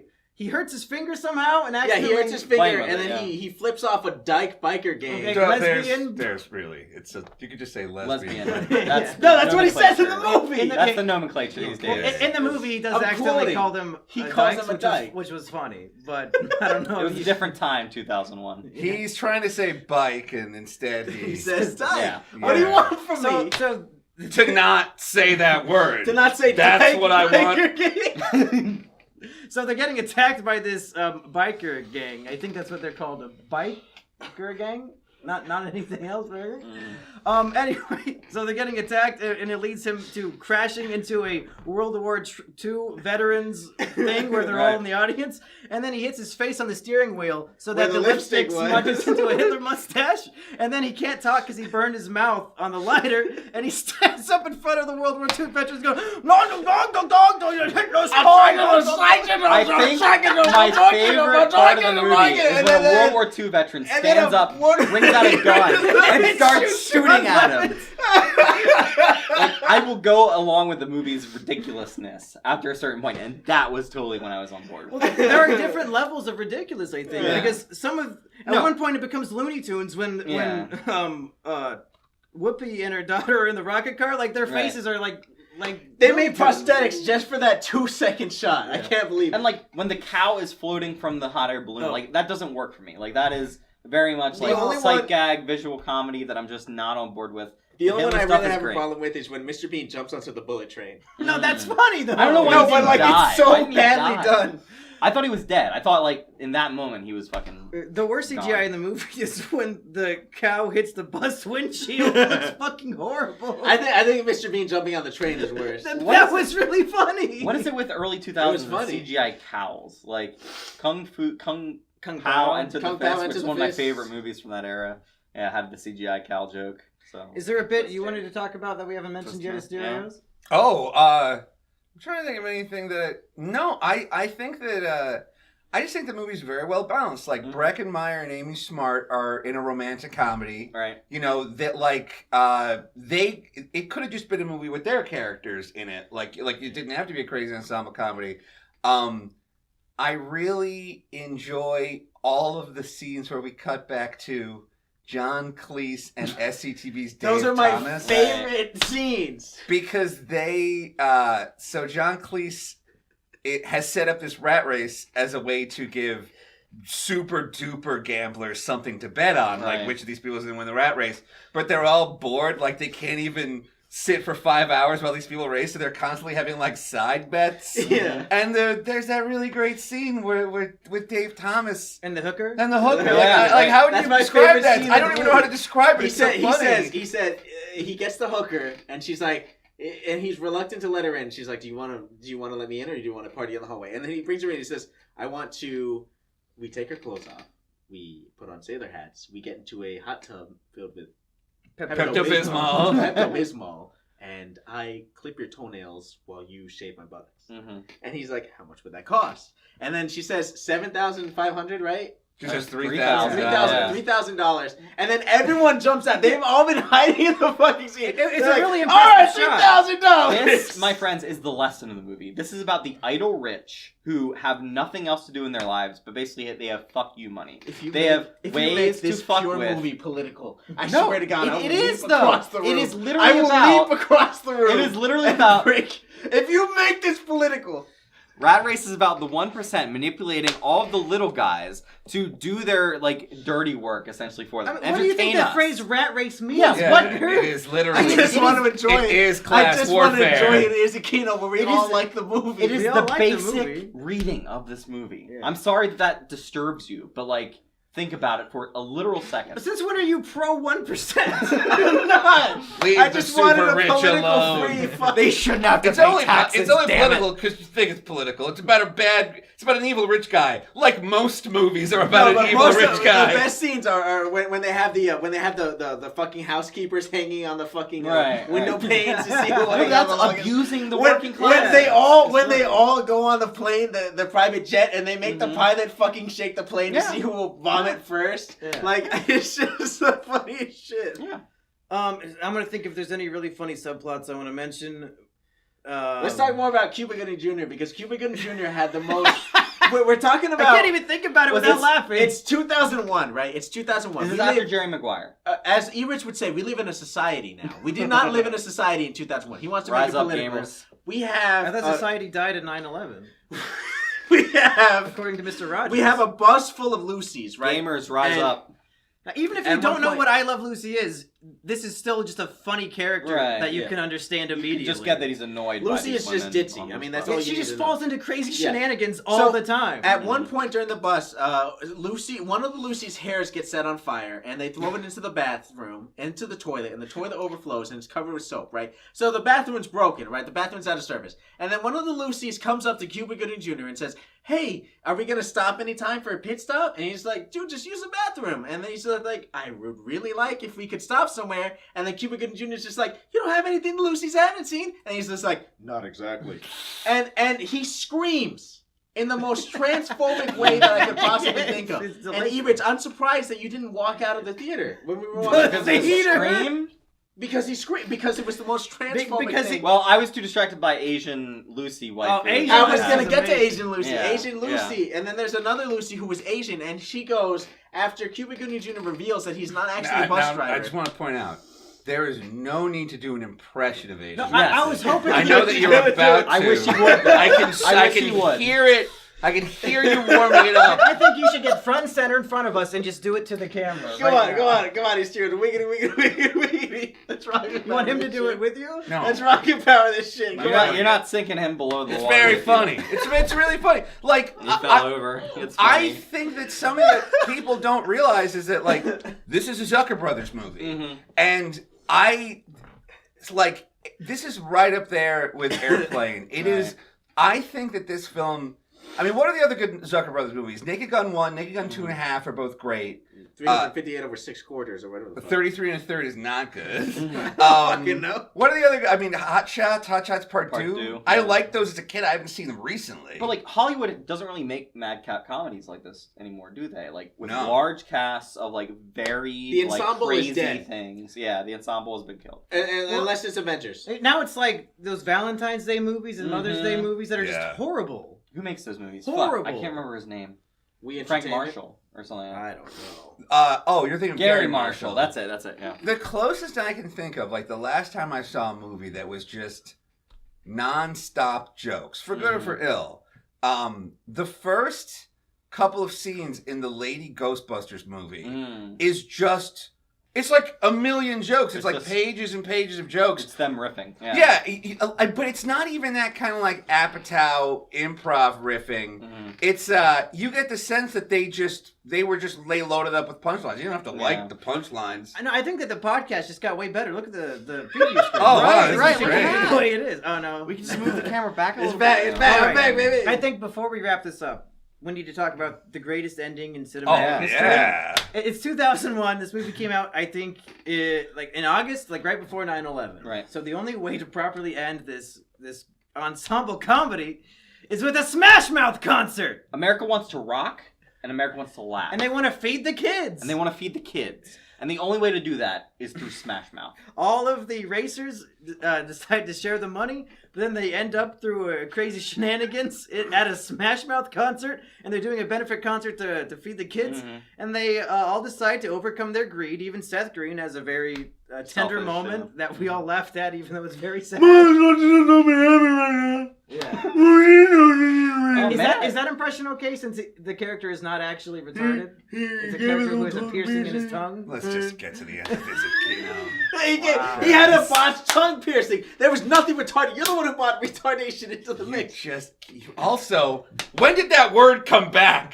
When I was a kid, we were not allowed to say that word. And all of a sudden, you fucking YouTubers brought it all back. Now, everything's gay and everything's retarded because you all watch some pink man or a green boy or whatever the fuck you people do. When I was a goddamn kid, we had literal standards. You couldn't have the R word on TV. You would get detention for saying that. Now that everybody's got a fucking camera, everything's off. Asterios. There was a joke I wanted to talk about, and that was I want to talk about the word retarded because I don't think it was when you were a kid, because I'm a big fan of Big Brother. Okay. In season 6 and 7, they aired it on television all the time. That was like 2006. Wait. You could say retarded on television. Why are you using Big Brother as a standard? Because he said you couldn't say it, but it was like uncensored on primetime TV. I don't mean you'd be arrested. But I mean it was like for a while we'd all decided to put that word back in the bottle. You said and now it's out of the bottle. I think that's like within the last 10 years they try to say don't do that. It's so every word is off limits nowadays. I can't even say stupid anymore. It ends with a Smash Mouth concert. You've been talking. A Smash Mouth concert where they sing All Stars over the credits. Person with intellectual disabilities. And John Lovitz starts playing the harmonica. Yep. It's great. I think the only thing I would change about the movie, if I could change anything, is I would make all of the characters financially well off. Because Whoopi Goldberg says, like, I spent the last of my money to meet my daughter. Right. It's like John Lovitz doesn't have a job. So when they all donate their money to the poor at the end, I'm kind of like, well, if Breckin Meyer doesn't need the money, he's going to become Attorney General of the United States. Amy Smart's a talented and qualified pilot. But it's like, poor John Lovitz is unemployed. He just gave $50,000 to a charity that's probably rife with corruption. You should be rooting for that's the whole point of the scene to happen to these people because they're already well off and they're just doing this for the money, essentially. Yeah, no, but that's the point of the scene when they keep saying like, they keep waving the third world kids and be like, oh, can I say something? And fucking. I'm not allowed to say anything. I can't say anything anymore. You've said the word retarded 7 times this episode. And then Puerto Rican guy allowed to do a Spanish accent. But they weren't even Hispanic. They keep putting the camera on the guys like, the children want the money. Yeah. And that's the point of why they all decide to donate the money. And John that's why Cleese? even they're fucking over the rich people. Even fucking Seth Green like doesn't want to give his money and he's like, Mom, and then like he decides to donate the money because his mom is watching and it's to feed the freaking children. Burger, you can't use this video as your audition reel for Rat Race remake. Rat Race you can't 2? do that. You can't. Yeah. I think to be fair to the movie, all of the characters are only in the race because they were gambling in a very expensive, fancy Las Vegas casino. That's true. So they're probably not too hard for cash, other than maybe Seth Green, who's only there to he's cheat people. First of all, I wanted to say the Gloria Allred joke. The way that Seth Green was gambling was that they stole money for like a charity and were putting the quarters into the homeless. He said, "Help feed the homeless." On it. So that's true. I think they sort of get what they deserve, and then they made the choice to donate the money. I thought it was a very uplifting, nice ending to the movie. Yeah, I really like the film. The guy who made if you watch this and you feel like Rat Race now, or if you like it after us, look up this hilarious cartoon that the writer of this movie also wrote. It's called Stedman. I won't spoil it, but it was part of Robert Smigel's Saturday TV Funhouse, like the Triumph of the Instant Common Dog thing. Yeah. It's about how Oprah's boyfriend is a secret agent. She can't reveal that it's a boyfriend. Yeah, exactly. It's about how Oprah's boyfriend is a secret agent, but he's only pretending to be a secret agent because he wants to get away from Oprah as much and as often as possible. It's the meanest thing I've ever seen. And then Breckman also wrote. He wrote and created the TV show Monk. Oh, really? Which is one of my favorite TV shows of all time. It's one of mine too. My mom loves Monk too. Yeah, for some reason. Because it's just as good as Rat Race though. Oh, I think it's just good because she thinks it's way better than Rat Race. I can tell you that right now. Because what Rat Race does is Rat Race like finds actors who probably weren't doing anything. Like John Lovitz. What is he in high school high? What else was John Lovitz? He's second or third tier actor within. When did The Critic come out? The Critic cartoon show. That was probably around. That was after Rat Race. No, it was way before because it was the in Twin 90s. Towers were. No, I mean before Rat Race. Yes. Yeah, because he was on the Simpsons. Yeah, because of the Simpsons episode. That's why I was thinking of the metric of when. Yeah, Lovitz was on News Radio in the last season. When did Cuba win the Best Supporting Oscar, though? That I don't know. But the interesting was one of the things I want to say about this is Cuba Gooding Jr. is given most of the solo scenes. Right. And he does such a good job because he is entertaining all by himself. That was before Daddy Daycare. Cuba Gooding Jr. was still, but he had just gotten off the movie where he was a Navy diver, and everyone was just like, "You're black, you can't dive." Why don't you do an impression of Cuba Gooding Jr. in the movie Radio? As long as you're doing hilarious impression. Because I did an impression of a Hispanic woman, and I'm Hispanic. I'm not going to do. There weren't Hispanic women in the final scene of Rat Race. It was a Christian charity. It was clearly a Christian charity. There was a Hispanic woman who said, "You guys are just like the 12 disciples." Sit down. And go rewatch the. That was Mother Teresa. That was a mother who I believe is Italian. That was a Mother Teresa, a lookalike. Is Daddy Daycare Eddie Murphy and Cuba Gooding Jr.? Yeah. Wait, it's Eddie Murphy and I think Adam one Sandler, of them did Daddy Daycare and the other one did Daddy Day Camp. What? There's two different. I thought it was the same movie. There's like three of them. What the fuck? Isn't it Adam Sandler and Eddie Murphy? Adam Sandler's not in them. No. Really? Okay. Well, guys, let's all give our final thoughts on Rat Race before we wrap this up. It's been, throughout my whole life, it's been one of my favorite comedies. I almost tear up laughing at some point. Just the scene where they're trying to stop the airport satellite and the truck is being pulled up and the brother who's nobody knows his name. The way he screams and cries when he falls into the windshield. That reminded me of the movie. Dude, you're not adding anything. It's a podcast. You're not adding anything. You're only taking do us away. a favor and Is take this 3 payback steps for making fun of Hispanic people? No, just let him. He's trying to wrap up. But him making those retarded noises reminded me that the movie has a really good score. It does. There's a lot of operatic choir moments that are. And I don't know if operatic is a word. Operatic, yeah. Operatic. But like the helicopter scene in particular with the opera, it's like so intense that you wouldn't think it's a comedy film. It's like the fucking Darth Maul fight with John Williams. Yeah, John Powell did the score for Star Wars Solo, a Star Wars story. Yeah. Don't bring Star Wars into here. I just said that as a quick reference. So this movie is just so fucking funny that I almost cry laughing in at least 10 different scenes. What do you got, Erich?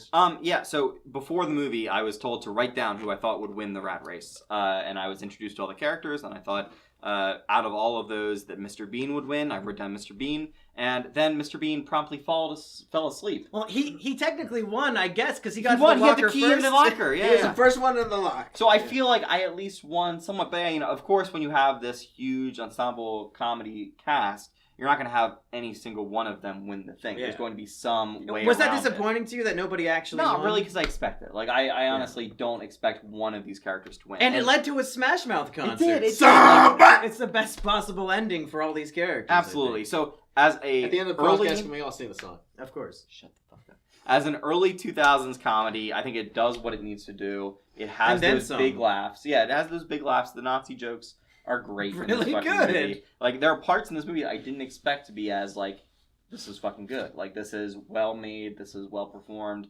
Like everybody in this cast is giving their all to this comedy script, and I just think it's a very good example of this kind of thing. So yeah, I like Rat Race.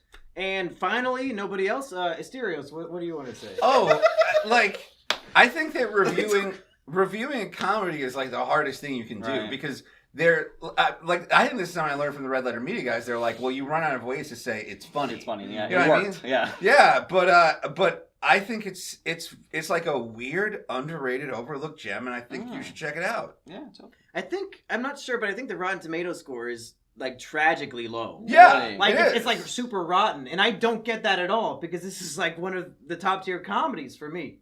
Yeah, I definitely think that at the time, because at the time I thought it would probably be terrible because you see all these C-list actors in it. You know, you just kind of assume that it's going to be bad. You're just like, okay, so what? You remade it to Mad World with people who were like worse. You know what I mean? But it's so well constructed. Right. Like the script is so tight. All the actors really commit. I really like it. Yeah. Is that your final word? Is Yad? No. I want to talk about in Smash Mouth? I want to talk about the dated Gloria Allred jokes. Those are my favorite jokes. Is when somebody's slipping down the stairs and then Gloria Allred shows up. Because none of you kids who are watching Monkey Jones' channel get the Gloria Allred jokes. She used to be the Johnny Cochran of her time for women. Gloria Allred was just involved in the Roy Moore scandal. But it's Gloria Allred is as relevant it's as funny. ever. It's I funny. don't. What are you doing? But it's funny when Wayne Knight like hits Mr. Bean. He's like, "Oh shit, it's Gloria Allred." And my final thought is, somebody once told me the world is gonna roll me. I ain't the sharpest tool in the shed. She was looking kinda dumb with a finger and a thumb in the shape of an L on her forehead. Well, the years start coming and they don't start coming. Gang to the rules and they hit the ground running. Didn't make sense not to live for fun. Your brain gets stopped but your head gets dumb. So much to do, so much to see. So what's wrong with taking the back streets? You never know if you don't go. You never know if you don't go. Oh, hey now, you're an all-star. Get your game on, go play. Hey now, you're an all-star. Get your game on, get paid. And all that glitters is gold. Only shooting stars break the mold.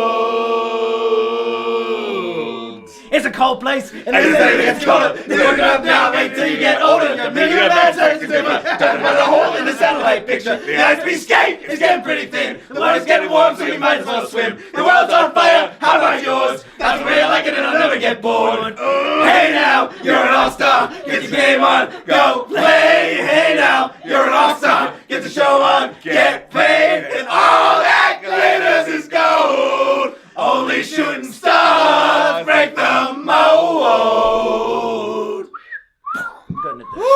Good job, boys. Oh, bruv, it's your boy, Assburger Rep, and today we're gonna hit you with another hot Is It KINO movie review. Joining me today, as always, is Mr. Erich KINO. Damn straight. I went to the cinema and I saw Teen Titans Go to the Movies. And that's your introduction. I guess it's accurate.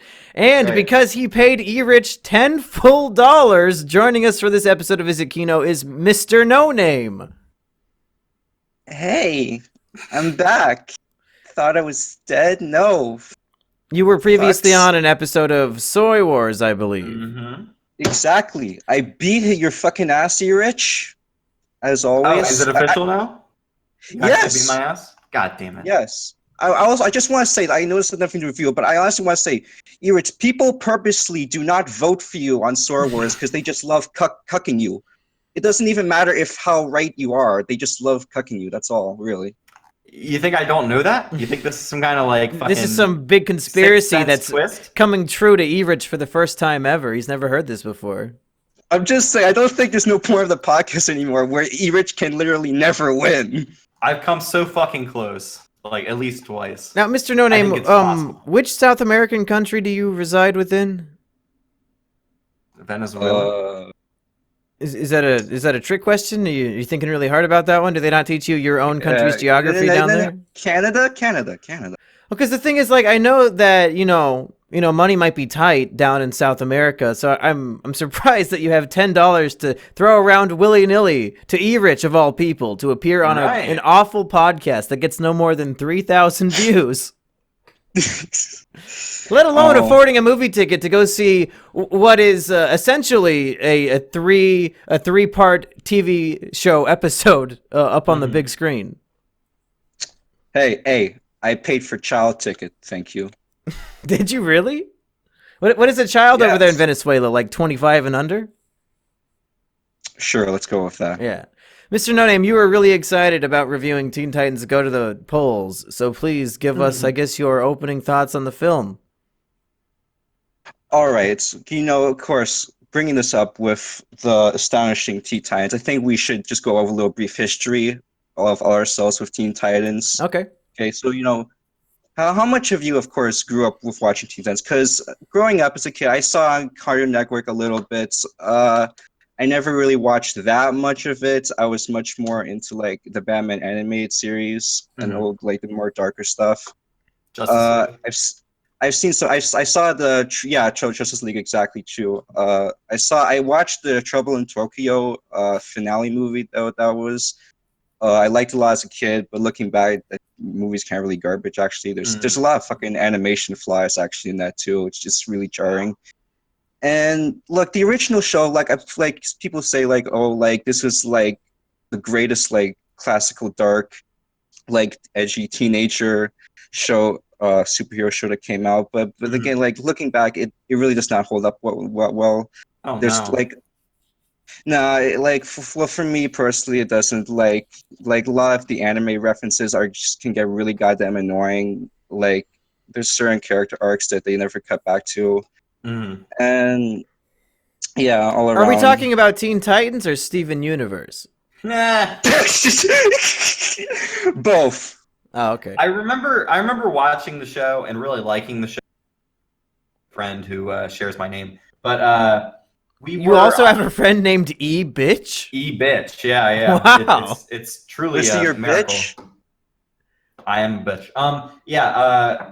And we both really dug it, but like it wasn't on frequently enough, I guess, and I couldn't keep track of when new episodes are on, and I was constantly frustrated with not being able to follow up with like what is the deal with Red X, like what is the deal with Slade, and I'm sure that like if you watch the show from beginning to end and all that stuff, like you could actually make clear what they were trying to do. But I was just like always watching reruns and always watching some of the shit that doesn't deal with the storyline and that kind of stuff. So I was always frustrated by it, but I enjoyed the show quite a lot. Yeah, as a young man, I was a kid's WB boy. That was my Saturday morning cartoons where I would get my weekly dose of Jackie Chan Adventures, Yu-Gi-Oh, Pokemon, and they also had, among other things, Teen Titans. And I was a fan of the whole lineup. I don't think there's a show on Kids WB that I skipped.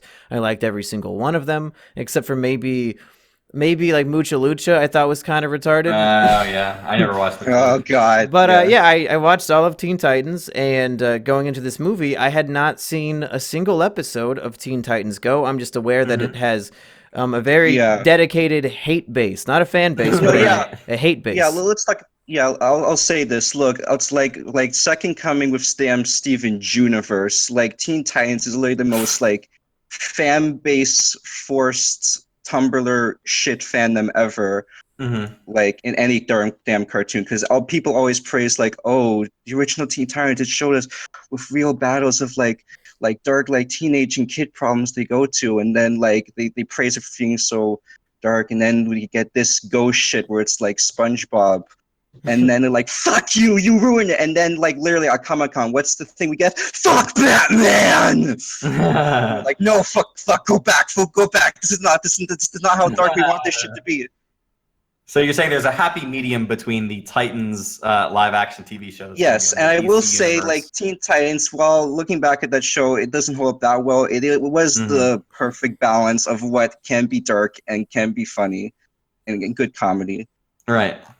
When I saw Teen Titans Go, I was like, well, it's like they basically taken the show that I liked and made it like edgy memes for little kids to watch. And is that what is it? Edgy memes? I've never seen the cartoon show before. No, like I wouldn't call it edgy. You just fucking did. I know. No. It's not. It's more like self-aware satire of what it's all doing. Random. I don't know if this was real, but I saw like a 1-minute scene where they play a prank on Robin by pretending that his parents came back for him, but then they say, haha, just kidding, your parents are dead. And I thought that was... Is that a real scene in the show? Because I thought that was the funniest shit I'd ever seen.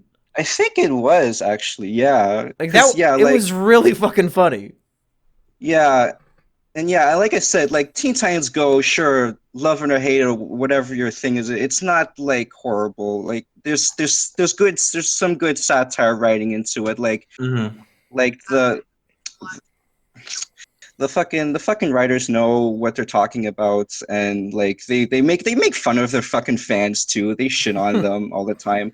I saw this little fucking like clip where like the stupid troll, it's like official Cartoon Network video, the stupid troll is like posting about how much he's ranting on 4chan about fucking Teen Titans Go, and they're just, and like literally like the writers are just like watching him, like spying on him and like using him as writing for an episode on This him. was in an episode? Like, yes, no, literally, like there's an episode of Teen Titans Go, like the show great, where, man. where like the Teen Titans Go characters, they're like the original show on their TV screen. And, Oh, like, is that the breaking the fourth wall episode? Yeah, I think so. And, Yeah, like, I and haven't they seen see it, but their- I've seen. I used to be part of this thing called the New Critic Titans, which I never participated in. I was just in the chat. But one of the members, yeah, what the fuck happened to that? It was Just left. It was a You big didn't even meme. join. Well, like I joined up, but then like I just watched as it imploded, and they all like betrayed each other. It's like a whole bunch of YouTubers with 300 subs, like who think that they're all high and mighty, and then they're like betraying each other in this epic showdown that nobody outside of the group gives a fuck about. That sounds great. I should have chronicled the whole thing better because it would make for a great story, but I don't want to. I'm still friends with a couple of these people, so I don't want to embarrass them too much. But one of them, Nostalgia Teen Critic, NTC, also known as Baseball Sam, has this fantastic like 40-minute video where he's shitting on the Beyond the Fourth Wall episode of Teen Titans Go, which I both really love his review, and it's just a YouTube classic instantly, but I also disagreed with him, and I thought that from what he showed, the episode was actually so self-aware and meta that it was like pretty great. I think a lot of the time people fall into the problem of being too close to something. So as soon as anyone like comments on it or does a different version of that thing, like it is completely like they hate it so much. So like basically Teen Titans Go can be good on its own. You don't really need to bring in your love for Teen Titans. Teen Titans had its time, it had its run, and you should be fine with this new thing taking over and doing whatever the fuck it wants. Because I'm going to play my cards on the table here. I really like this movie, actually. Thought it was a perfectly fine distraction for an hour and a half at a movie theater, and I had a good time watching it. Well, I think that the problem that a lot of these like these haters have is that they feel like it's a huge betrayal because the show it's all the same voice actors coming back reprising their roles, but then it's like such a change of tone and it's of throwaway, pace. yeah, like it's so different from the original thing, and they feel like they're being betrayed, and that they could have a continuation of what they loved, but for whatever reason, the universe has betrayed them and is giving them something else. Well, yeah, because the market is different now. Like the shows that are popular, shit like Steven Universe and shit like Adventure Time and shit that is for that smaller attention span kid. But like I know, like here's the thing. I know, here's the thing though. Like, look, a lot of Cartoon Network, like Adventure Time, Steven Universe, like those are progressive character growth shows that you have to watch in like an episode order line basis. With like Teen Titans Go, I see as like the kid version of like It's Always Sunny. Like you can just watch you can go, literally it's 5 like friends who like just hate each other, like assholes to each other. And you can just go in watching, just put in any random episode and just see them being stupid goofballs to each other. And that's what like toddler kids enjoy. Like for Cartoon Network to do something as retarded as cancel Teen Titans Go now would be the stupidest business move ever. And I can't understand how all these fucking retarded fucking cartoon cunts can't see that. Wow. From what I've seen, I think also what contributes to the hate is that Cartoon Network seems to schedule Teen Titans Go for 9-hour blocks. I know they play it like it's everywhere. They play it the all only the time. thing they play. Yeah. Wait, I know. I remember in when Mr. Enter, because of course you're gonna bring up Mr. Enter if all things Teen Titans Go. I remember in one video he said that like the most like Teen Titans Go has replayed more times on Cartoon Network than it has the number of episodes it's already been produced. So they just really like playing that show because it's popular. So popular, in fact, that it got a movie. It's Cartoon Network SpongeBob. Right, yeah.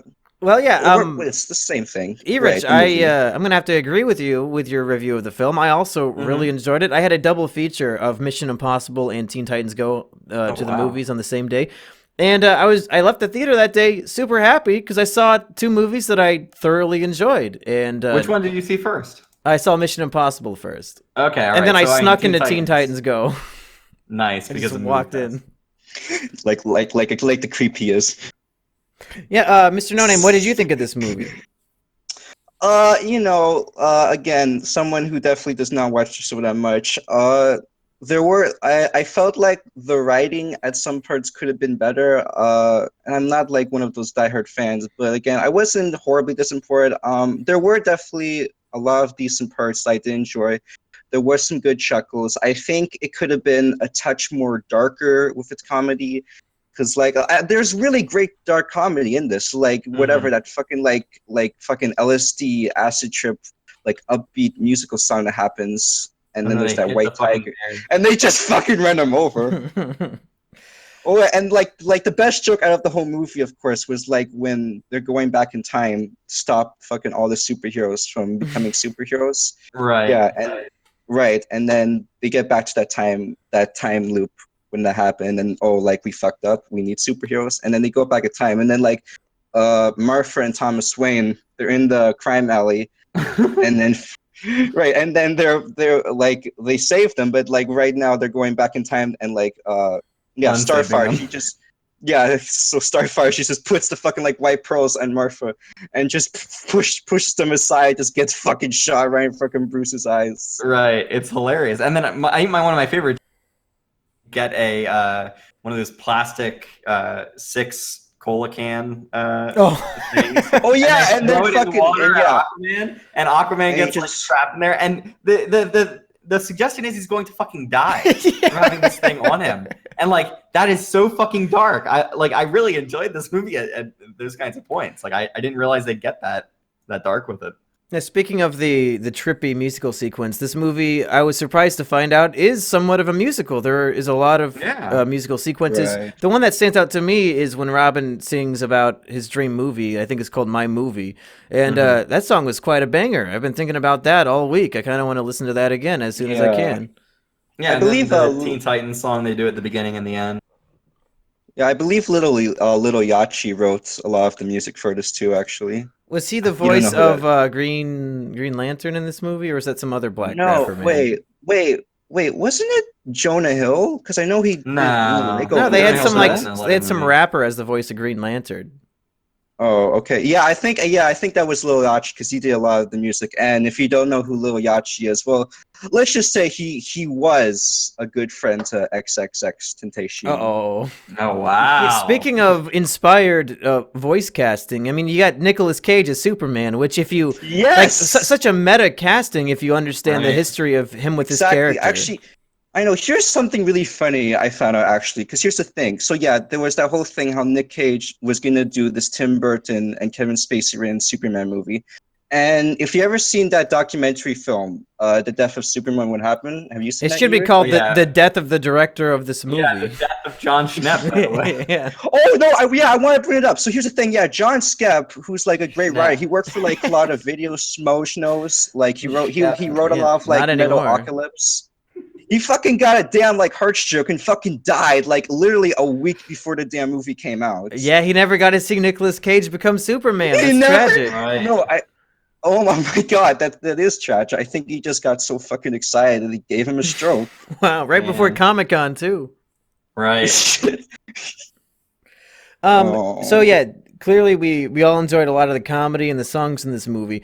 But there are some things that I'm bizarrely on the fence about because as fans of KINO know, my favorite movie is Back to the Future, and there is a sequence where they say we got to go back in time, and they start playing the music from Back to the Future, and they get on their tricycles or whatever the fuck, and I enjoyed it because it's a reference that I personally really love, but then I thought, but this isn't really a joke, is it? This is just them. Yeah.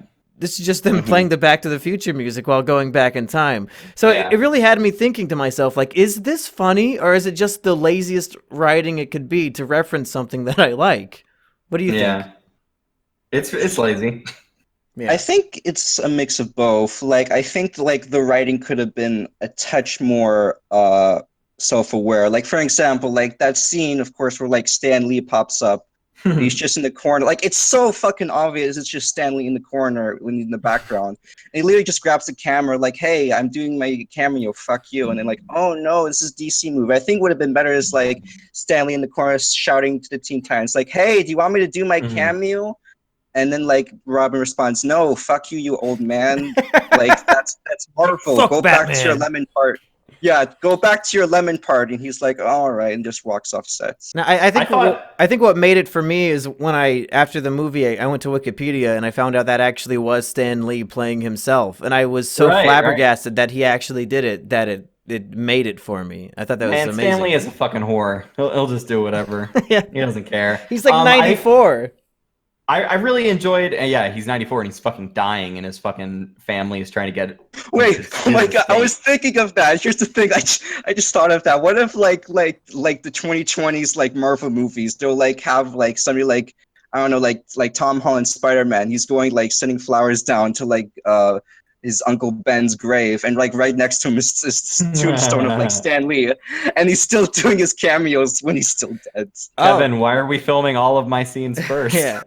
That is something I've been thinking about, is that they always film they filmed like his next 8 cameos in advance, and they're just going to plug him into movies. But when he actually does die, are they still going to use the cameo for the next movie, or are they going to do some sort of special tribute? No, they are. But are they going to do like a special tribute, or are they just going to do the normal cameo? Well, at the very end, they'll have in memory of Stan Lee and shit, so... I wonder if it'll be weird to like have 10 years of future movies where this guy who just died is still in them, because they keep filming these so early. Oh, sure. Wait, how about in like Avengers Infinity War 2, like Stan Lee kind of like swallows one of the Infinity Stones and then he dies. And then Iron Man has to like go open and dig up his grave for it too. Yeah, and then he has to stick his hand inside of his mouth and like Ant-Man would have to like shrink and go inside his like greasy old like wrinkly ass. What a cameo. I really liked how self-aware this movie was, like the DC universe around it, where like they're making fun of the Martha scene in Batman v Superman. Yeah, that was pretty good. And they're fucking saying Batman the Utility Belt is gonna get its own movie, and like I just found that very charming and fun, and I think everybody can laugh at that for the most part. But also there are a lot of deep cut fucking DC references in this movie as well, including the Challengers of the Unknown, which is the shitty team of superheroes from the 60s and shit, and like at the very end, stuck in the credits. Wait, no, that joke was like fucking perfect, because like I'm a good like comic book reader, but even I didn't know who the fuck those people were, and like it makes sense because like those people are literally unknown. Yeah, and I just love the villains like Lex Luthor and Sinestro and the Rainbow Raider. Like that. Was very funny. What did you think of BoJack Horseman as Slade? Yes, it was all right. I think it's fun that he's played both Lego Batman and now Slade in like back-to-back movies. Wait, hold on, Monkey. What do you mean, like Slade? That was obviously Deadpool. Deathstroke. Oh yeah, that's right. It's Deadpool. Well, here it was Deadpool. He doesn't go by Deathstroke in this movie, nor does he in the original. Oh wait, no, I series. think I read that because like I didn't read it. It's like a little like PG rating bullshit they have to do. Like they couldn't say death in the movie. Yeah. Mm-hmm. And but why would they want to when it's canon that the Teen Titans fight Slade, like even from the original show? Why would they change it for the movie? Well, in the comics, he's Deathstroke. Yeah, but on the show, he's Slade, and I think Slade is actually a cooler name. Deathstroke sounds like he's trying too hard. Slade is cool. Yeah, well, no, come on, guys. Yeah, Slade. Yeah, I mean, Deadpool was basically a copy of the Deathstroke character. Deadpool is Wade Wilson, and he was Slade Wilson, so... No, by the way, I just want to bring this up to all you norming viewers out there. Look, Deathstroke did come out first before Deadpool. Mm-hmm. Okay? That's what I just said. Thank you for reiterating. Yeah, good job. Is that the end of your thought?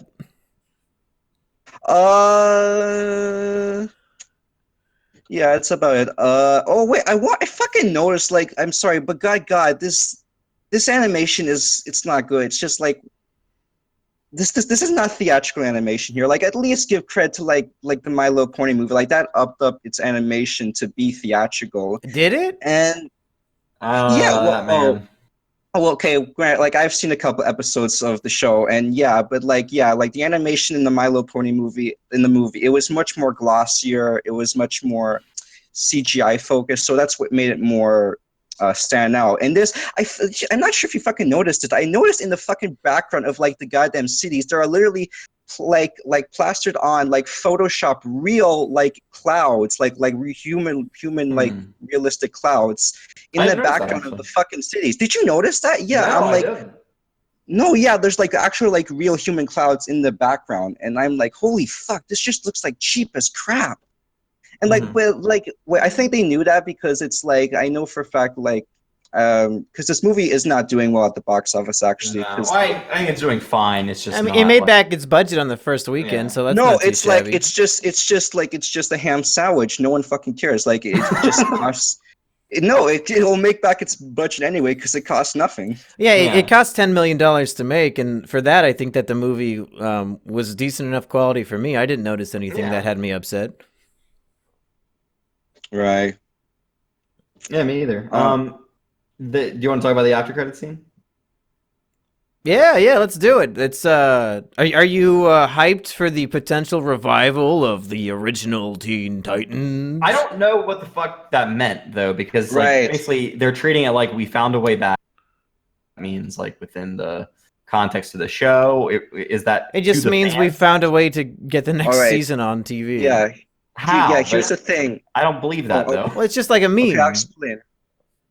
No, it is a meme. Okay, I'll explain. Actually, like back in like April or March of this year, actually, there was like this leaked, possibly real. I don't know if it is real. It was just this like image of like the original Teen Titans. It says Teen Titans Adult Swim 2019, and it was just like this leaked Photoshop image that could possibly be fake, but I don't know. Cartoon Network is so obviously just like butt fucking their fans. It's like, oh, okay, we'll give you your shitty 6th season to fucking to like please your nostalgia boners, but go see the movie you hate so we can give it to you. I mean, yeah, it feels like almost a bait and switch where no, it's you like have to see this thing first before anything you actually want happens. You gotta suck Cartoon Network's dick before you gotta suck yours.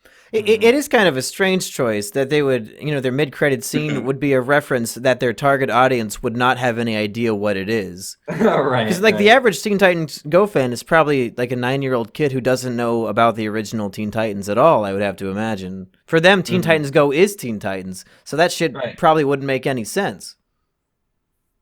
Yeah, I don't get it. I don't understand what they're trying to tell us, and I wish they were more specific. Well, Erich, I think it's very clear that they're teasing that the show might be revived, just in a. How will it be revived? Will it be on Cartoon Network? Will it be on this new DC streaming service they've got? Well, I don't know. I don't know about that. I could probably see it being on either Adult Swim or on the DC. I mean, streaming they brought service. back Young Justice for this streaming service, so it's possible to do a fucking animated show. Yeah. Right. What do you guys think of the final line of the film where Robin tells the kids to ask their parents where babies come from? That was actually shocking to me. I will say I tipped my fedora like the atheist I am to that. I was the only single 23-year-old in the audience. Everybody else was like families with their kids, and I was like, "You were the creep." I was the creep in the theater, and I could not fucking believe that that's how they ended this movie. It got the hardest laugh out of me, and then I thought, boy, that is gonna be an awkward drive home. Why the fuck did they do that? I'm so proud of them, but also I can't believe that they did that. Yeah, I can't believe this got past whatever studio. But I guess they just thought it was funny. It's very funny, but it creates an awkward situation for the parents who paid for their fucking kids to go see the movie. Well, luckily there is a pre-baked in excuse they can use, which is the fucking stork. Like, we already made up excuses for this. Yeah. All right, I think that's okay. Those are all the main points I wanted to make about the movie. So, do you guys have any final thoughts?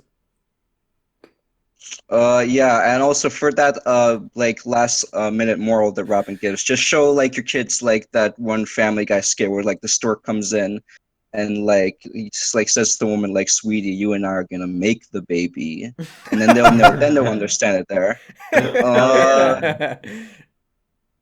Erich, what did you have to say? No, go ahead. No name. Do you have more to say? Yeah, I will say about actually the Mission Impossible thing. And my little young brother, he's about 12. I call him Little No Name. He's such a goddamn normie hipster about like trying to hate Teen Titans Go, because he didn't grow up with it, of course. And then he's like, he literally, when I got to the theater, I'm like to him to my mom. He's like, no, I want to go see Mission Impossible Fallout with you. Fuck Teen Titans Go. Well, and then I don't disagree with that. And then I had to be the damn like creep to go into that movie all alone while they go see a much better movie that I would have enjoyed. Now, Erich, how creepy were you going to see this film? I was maybe the creepiest person of all because I was in the theater completely alone. Oh, well, that's not so bad. You know, here's the thing. Let's rate this. Like, out of like the creepy shit that got with My Little Pony and Teen Titans, who would look like the bigger creep out of both of you? I went to go see My Little Pony with my girlfriend, so I had a good excuse with her. But Nice. I saw Teen Titans Go alone. I will say I was sitting in like the front, like the second front row, and there was just like 50-year-old like Jewish guy, I think, with like some yarmulke on his head. He was all alone, and he just kept like laughing, like all alone. And surprisingly, he just made it so much more uncomfortable for me. Well, maybe, you know, he's an old Jewish man. Maybe a film, a comedy about the Hollywood movie studio system really spoke to him. Erich, did you mute your mic? I can't hear you laughing. Did your mic? Erich, are you still there? It's so funny I forgot to laugh. Well, I think that's it for this episode of Is It KINO? Mr. No Name, thank you for joining us, even though you paid to be on. Where can people find you online? Yes, go to my channel, YouTube channel. Go to my Twitter at Mr. No Name 2000. I do some like little art commissions or writing editor. Just DM me, you know, and I'll give you something. Please, I'm dying. Just you know, support. And Erich, where can people find you online? People can find me at Erich KINO on Twitter. I do the tweets. So. And we're trying to desperately get your YouTube channel up to 1,000 subs. What are you at right now? Like 700? 788. Right. Hey, 212 more to go. We can do that. I got Mr. Sharp Yeti like 15 subs last night. He doesn't even do anything. Oh, fuck. Yeah, everybody, if you're listening to this, you don't even have to watch his videos. Just go sub to Erich so that he can get monetized. Actually, don't watch my videos. Yeah, we just want to get our boy monetized over there. He's got the watch time by now. Damn straight. Alrighty, everybody. For this episode of Is It KINO, I have been Mumkey Jones. I'm still Erich despite Teen Titans Go releasing in theaters this week. And I'm No Name. Go sub to me, and I'll maybe upload something. Yeah. Goodbye. Maybe. Bye. Get lost. Never come back. Hello, everybody, and welcome to the Day of Erich's Reckoning. I'm your host, Mumkey Jones, joined as always by Mr. Erich McCoy. No one cared who I was until I put on the mask. And fan favorite KINO character, the one, the only, Asterios Kokonos. No one cared who I was till I put on the mask. Wow. And today we're discussing what's the name of this fucking Indian director, Erich? Because I can't pronounce his name. Dinesh D'Souza. We're discussing the new Dinesh D'Souza film, a little-known documentary that is somehow in a wide release in movie theaters called "A Death of a Nation," a pro-Donald Trump, anti-libtard documentary that all three of us delightfully gave our hard-earned money away to Dinesh so that we could see his movie in theaters. Let me ask you guys, who did Dinesh D'Souza shake down to get this a wide release? Because, like, holy shit. I don't know if I've seen a movie with worse production values in theaters. Let me ask you. Kirk Cameron's Saving Christmas. Let me ask you something. You're trying to pitch something to a panel of Jewish directors, right? And you say, what do you say? What do you say? Do you say, like, hey, I got this really good movie? Or do you say, fuck Trump? You say liberals are the real Nazis. That's what you say, apparently. Exactly. Well, I did not expect Asterios Kokonos of all people to take such a stance this early on in the podcast. Can I just say that D'Souza looks like a dyke? Asterios, what's wrong with you? He looks like a dyke. You're not allowed He to say doesn't that look like word a on dyke KINO. because he has a weak fucking jaw. Fucking Erich! No, you missed the joke. I don't think anything flew over Erich's head. There's His a reflexes joke? are far too fast. He would have caught it. Should we talk about what the fuck this movie is, boys? Yeah, If yeah, we I want to somehow know what can. Erich thought of this movie because you and I were cackling in the theater. Well, how about this? Cruella de Vil. How about Burger, you and Erich? You guys give us the plot synopsis, but you each only do one sentence at a time, and we go back and forth until we go through the whole film. Erich, Right. please begin the plot synopsis. We start in Hitler's bunker. We do. We do. Already, me and Burger are fucking cracking up laughing. They have a PS2 cutscene graphic of like outside of Hitler's bunker for some reason. Like they couldn't just film an empty hallway. They had to get this disgusting CGI thing, and then suddenly it's real life Hitler sitting on a couch. Mm-hmm. I think it's your turn, Erich. Oh, I thought it was Burger's turn. I thought we were. Well, he agreed with you. Okay, so Hitler and Ava Braun are about to kill themselves, and Hitler watches as Ava Braun dies from the cyanide pill, and then he shoots himself. Mm-hmm. And that is the death of a nation. And then we see Dinesh D'Souza walking around places, which is approximately 55% of this movie. You skipped it! Yeah, you can't skip over. I mean, there's a whole scene with Hitler heroically sacrificing himself in this movie that you would assume is taking an anti-Hitler stance. So I'm already very confused. Not even that. The next scene after Hitler kills himself is little Dinesh. What's his name?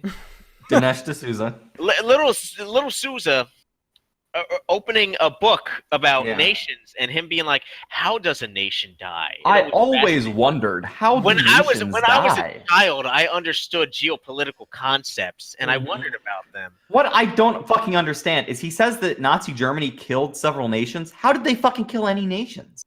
The fuck do you mean? How do they kill any nation? They invaded places, but all those places are still fucking there and are, for the most part, still the same countries that they were when they were invaded. No, they weren't. Ottoman Empire, Poland. That was World War I, you fucking cunt. Czech Republic was like 2 countries back then. He was talking about World War II. Yeah, I'm talking about World War II. I'm still talking about it. Czech Republic was like 2 countries back then. What the fuck? Yeah, you guys know that scene in Inglourious Bastards where the Nazi guy has like an honorable death, and it's sort of like it's strangely directed in a way that it seems like the Nazi is the heroic guy before he gets beat up by the bear Jew. Right. This movie, I felt the same way about this opening Hitler scene because I don't know why it was even included in the film or directed the way that it was, because it's a movie directed by a guy who is pro-Trump, and the whole point of the movie is like how Trump is right and he's going to save America, and all the liberal people are like retarded and wrong, and they're the real Nazis. But why is the scene included that seems to show Hitler doing like a like heroic sacrifice, and then even it shows his funeral and everything? What was the point, and why did he do it in that way? That was the death of a German nation. That's the whole point. Like, how does a nation die? But it's like so counterintuitive to the point of what he's trying to give in the movie. Yeah, and that's bad because Hitler was supposedly the heir to all these progressive and liberal ideas, according to Dinesh D'Souza. Yeah. So, like, it should be heroic when Hitler's killing himself. I mean, when you or break it it should be down, good. a lot of it was progressive, Erich. Well, that's No, going I'm to be serious. well. Let me just say, there is a 50-minute chunk in the movie where the director goes in depth about how Hitler is actually just a super liberal, and I'm very excited to hear you two history buffs argue about whether or not Dinesh D'Souza is correct. He's correct. He is correct in a lot of ways. In a lot of ways, because Nazi Germany had universal health care, it had free education. It had high taxes. Hitler was pro-gay, evidently. Yeah, he was pro. He didn't care whether or not somebody was gay. He made a point about that, which is what bothered me in the movie. Like, he would always just be like, he would always say Hitler's a liberal, and he would get like right there, and then he would say like, but he liked gay people, and like that would be his sucker punch to say like, this is why Hitler was evil. And I'm just like, dude, if you left that out, you could fucking like destroy 10,000 people's fucking opinion. But you had to make it about like Joseph Mengele. He talked about Mengele, the angel of death, the guy who would sew fucking twins together to see if he can create artificial Siamese twins. And then he said he moved to Brazil and became an abortion doctor. So he moved from one form of murder to another. And I'm just like, you completely that was hilarious. That was the funniest line in the movie. The problem is, like, you could have totally destroyed liberal land. It was like a Hillary Clinton kind of thing to insult Trump by saying, "I read your autobiography." Oh my Donald, God! But it ended at chapter 15. Like, who the fuck is gonna give a fuck? Burger, how many times have I heard you reference that fucking joke? It fucking floored me. I couldn't believe it. Maybe my favorite scene in this movie is Mengele in a South American abortionist clinic. Separating this woman's legs. Yeah, putting the girl on the stirrups. Stirrups, yeah, so he can perform the abortion. Oh my God. Oh God, Well, that's not my favorite. My question is to you: were you one of the 10,000s of people, as Assburger quoted, that had their opinion changed about Hitler in this movie? No. Oh.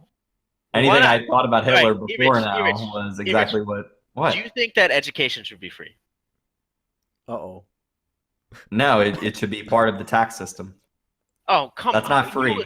Are you That's not kidding free. me? That is the fucking dumbest deflection I've ever fucking heard in my life. No. That's the Free. fucking mental gymnastics you're gonna No, do no, to not fuck accept you. that you sided with fucking Hitler, you fucking cunt. Holy shit! That is the lowest you have ever gone in my fucking life. Yes! You think that the state should provide fucking free education. I'm sorry. I'm sorry that Words have taxes meaning, you contribute to cuck. free education. Don't you fuck. You are When you say the word free, that means right you now. pay It's semantic $0 and fucking- 0 cents for No, that thing. I wasn't even gonna get angry at you until you said no. It's not free because I pay tax. You sound like fucking Florian. That 1% fucking. Why should I pay for other people's health care? No, that's not what I'm saying at all. When No, people that's say fucking socialized things are disgusting. free, This they sounds like a don't David think Clegg people meltdown. actually fucking pay for them. Okay, well, let's keep going through the list. Listen, Okay. motherfucker. No, Mike, I'm not done. Do you think that the state should provide free education? It's not free if you're fucking paying for it, my dude. Oh my God. You have never once in your entire fucking life used this argument until I tried to fucking pin you as supporting Hitler. You are can't say fucking free synthetic. and not You mean are free. fucking synthetic. You are a fucking flip-flop shim-sham. Well, who no, will no. fucking- Asperger, stop. I think I can pin Erich on his own logic here. So, by that logic, would you say that roads are not free, Erich? No, they're not because. Okay. you No. fucking That's pay all you need. All you polls- need is the you no. pay polls. Yeah, and I get shit. it. I All get right. it. Yeah. But what if you're a 17-year-old who's never paid taxes? The roads are free to you. Therefore, the education of a 17-year-old going to college would be free. I mean, if you work, those taxes are taken out of your. All right. But a 17-year-old who I got has it. not worked. I got it, Monkey. Do you believe in single-payer education? What the fuck? There's single-payer healthcare. Yeah, and single-payer education is the same fucking thing. You pay it to the government and they provide it for you. That's the fucking definition of single-payer healthcare. Does that exist anywhere though? Single-payer education? Sweden, Finland, Norway, Iceland, Germany, fucking Amsterdam. Where's Amsterdam again? I don't Fucking. know. Oh, I'm sorry. Because I didn't use the buzzword of fucking free education. I'm sorry. Yeah, there's no such thing as a free lunch, Erich. I realize that. But I'm talking the government providing it from you, from everybody else, contributing it Yeah, to the Erich, do you think that people should have to pay their own tuition fees or that the government should take care of it, I think is the question. No, he's going to say that everybody pays their own tuition fees because it's collectivist. I don't understand why he's taking a Republican stance all of a sudden after this fucking... Because he doesn't want to agree with Hitler. Yeah, he doesn't want to No. agree with Hitler. This is fucking bullshit. The socialist methodology is that everyone pays and everyone gets the fucking benefit. That's what you want, you fucking cuck, from every other political podcast that you've been in. Is that what you're arguing in favor of, Erich? Yes. Yeah, so you don't think Yeah, that so then why I the should fuck have are to you go saying- pay out of my pocket for school. You think that my taxes should take care of it. That is out of your pocket though. It's literally No. money that you Holy earned shit, being he's redistributed not and free, given man. elsewhere. Yeah, but Erich, I'm saying I don't have to pay twice. Right now in real life, I pay both taxes and for Yes. college. Yes, that is So- bullshit. Yeah. Both of you, Okay, both there you of go. you have paid for my grandmother's surgery because she's been on Medicaid for over 30 years. Yes. I have to. Well, yeah, sure. But what if everybody got the same kind of healthcare? Yeah. If it's good healthcare, what's the fucking problem? What the fuck are you arguing now? I'm trying to. You're arguing on my side now. What? On the side of Hitler or on the side of Trump? No, he just said like it's not free, and now he's saying like if it's good healthcare, sure. It's not free because someone pays for it, and that someone is everyone. It's you, it's your neighbor, it's everyone. I know They all that. pay for I it. want that. I want That's not that. free. That's I'm not a fucking free. libcuck. Stop redefining what free means. Holy shit, Monkey. Yeah, I think the term free here means you don't pay for it a second time, not including your taxes. You support collectivist healthcare. Collectivist healthcare. See, the capitalist system has brainwashed so many fucking people that free is not the same thing to everyone. There's no such thing as a free lunch. You ever taken an economics class before? That's the first fucking lesson. We all know. I'm talking, do you support collectivist healthcare where everybody contributes to the massive pool of healthcare funding, like in the UK, like in Sweden, like in Finland, like in Norway, like in Iceland, like in Germany, like in France, like in Luxembourg, like in Andorra, and every other fucking progressive European country that exists? Yes, I support that system. So then you support what Hitler did. Just admit it. Well, that's what happened. No, that's what the guy who made this documentary is trying to say. I don't think we need to go full tilt into agreeing with his double standard shit, but that's what the documentary is trying to say. Is that if you support these liberal ideas, you supported Hitler. This is the longest cinematic case of no you in history. Yeah. Look. The fact is, Germany had free healthcare and free education. All right, and we want those. And they also had death camps, Burger. I know, but I'm talking about just supporting policies to a certain extent. having policies that enrich and help the nation, and policies that denigrate and eradicate an entire population are not mutually exclusive things. Look, Erich, if we could give women 12 months of paid paternity leave. Mm-hmm. Did you say paternity leave? They wouldn't get paternity leave, my dude. Paternity leave. What, Erich, did you just assume a pregnant woman's gender, you sick fuck? Listen, why do you motherfucker. have this guy on? If we could give people 12 months of paid maternity leave, would you support that? Yes. Then why are you agreeing Even with longer. Joseph Stalin? Even Then why are fucking you longer. agreeing? Then why are you agreeing with Joseph Stalin, who fucking enacted that in communist Russia? Like this absolutist. No, answer the fucking question. Why Why are you supporting? Doesn't mean they Joseph couldn't also Stalin? do good things. Is fucking So insane. then why are you so fucking gung ho on avoiding agreeing with Hitler? Look, guys. There's a lot of reasons why Hitler and Stalin and all of these leaders were so effective as speakers and effective as We're not people who talking were about leaders speaks. of their nation. We're talking about economic policies. Yeah, but as leaders of their nation, they made their country better in the You know who else is an That's how effective you speaker? get fucking You know who people- else is an effective speaker? Donald Trump, Not you. because he fucking wiped the floor with everybody who fucking came above him. Okay. Should we? Should we talk about it? That I combat that point? I don't know if there's anything to combat. I think Burger's just off his medication today. Should we? What other parts of the movie should we discuss? Because there's a lot to dissect here with this this crazy fun movie. So there are approximately 3 or 4 parts of this movie. One of the parts is historical recreations, which are fine, mostly, I think. Do you remember the other PS2 cutscene where it shows a Nazi car driving up to a mansion? It looks so fucking garish, and they must have not been able to afford the car to film that. No, of course not. Just cut that part out. Like, you don't need that. Hitler's Mercedes Benz. Yeah, Hitler had it coming. Yeah, how could a rat race afford Hitler's car, but this fucking movie couldn't? Yeah, your entire fucking movie doesn't have to have this 10-second shot in it to be good. Like, just take that out. What? Yeah. Why is it so bad? Should we talk about the scene where he interviews that one alt-right guy, Spencer? What's his name? Spencer. Richard Yeah. White Spencer. supremacist? Yeah, what'd you guys think of was that? hilarious. It was hilarious. Why was it hilarious, Erich? Because he was saying Richard Spencer is this avatar for the press to take all of their anger out and call the Republicans Nazis. Yeah, so he's like another Trump. Yes. What he was trying to do, I think, was unlike that Trump. because Richard Spencer is an avid Trump supporter, and that the press points at him as like an example of like Trump's an alt-right dog whistle guy. He tried to prove in his interview with Richard Spencer that Richard Spencer is in fact a liberal, even though he's openly supporting Trump.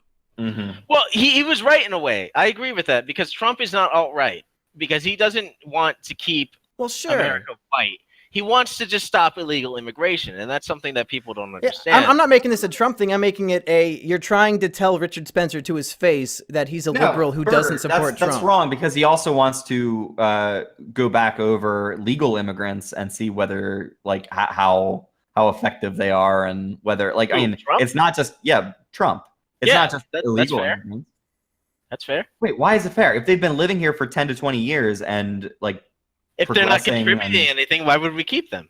What do you mean not contributing anything? What is the fucking minimum standard there you have Are to they meet in order to working? say, okay, we'll send them Are they back? working?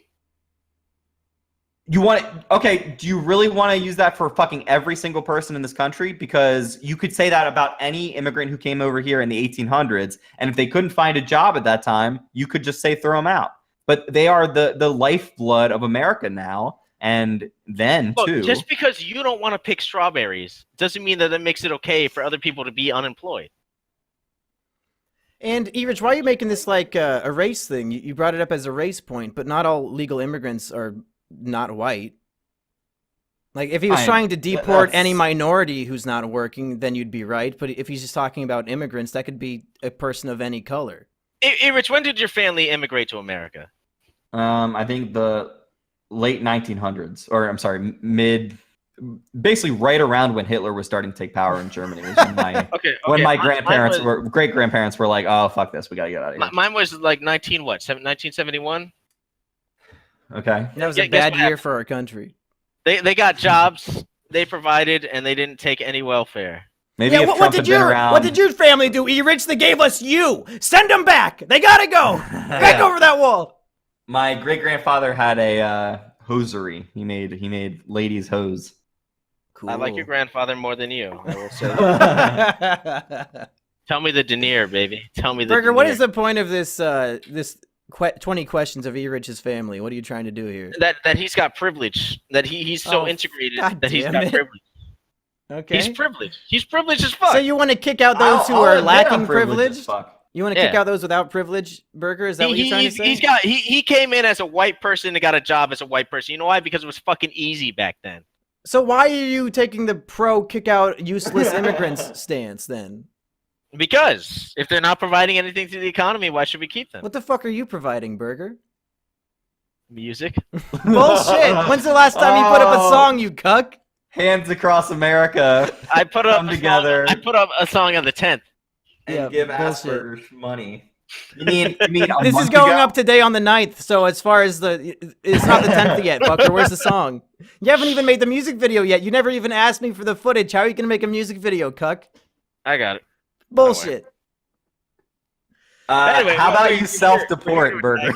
Yeah, Burger. If you're so pro getting rid of useless let me self-deport back to America since I was born in fucking New York. You fucking retard, Erich. Let's deport him back to Mexico. What about your parents? Were your parents born? One of them was born in Puerto Rico, which is still America. The other was born in Honduras. So if you want, but according to some Republican people, they want to undo the statute that allows you to be an American because your parents weren't. Not done yet, has it? Yeah. No, but it's definitely a supported argument. Grandfathered in anyway. We should deport Asperger back to his mom's rancid pussy.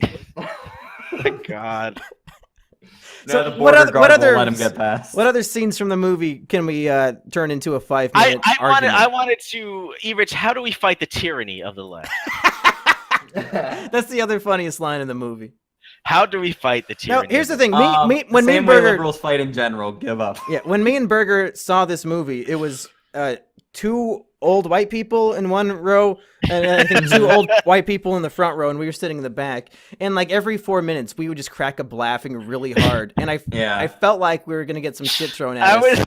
I was laughing so much that Monkey told me to shut up at one point. I don't remember what I was laughing at. It was probably when he asked, "How do we fight the tyranny of the left?"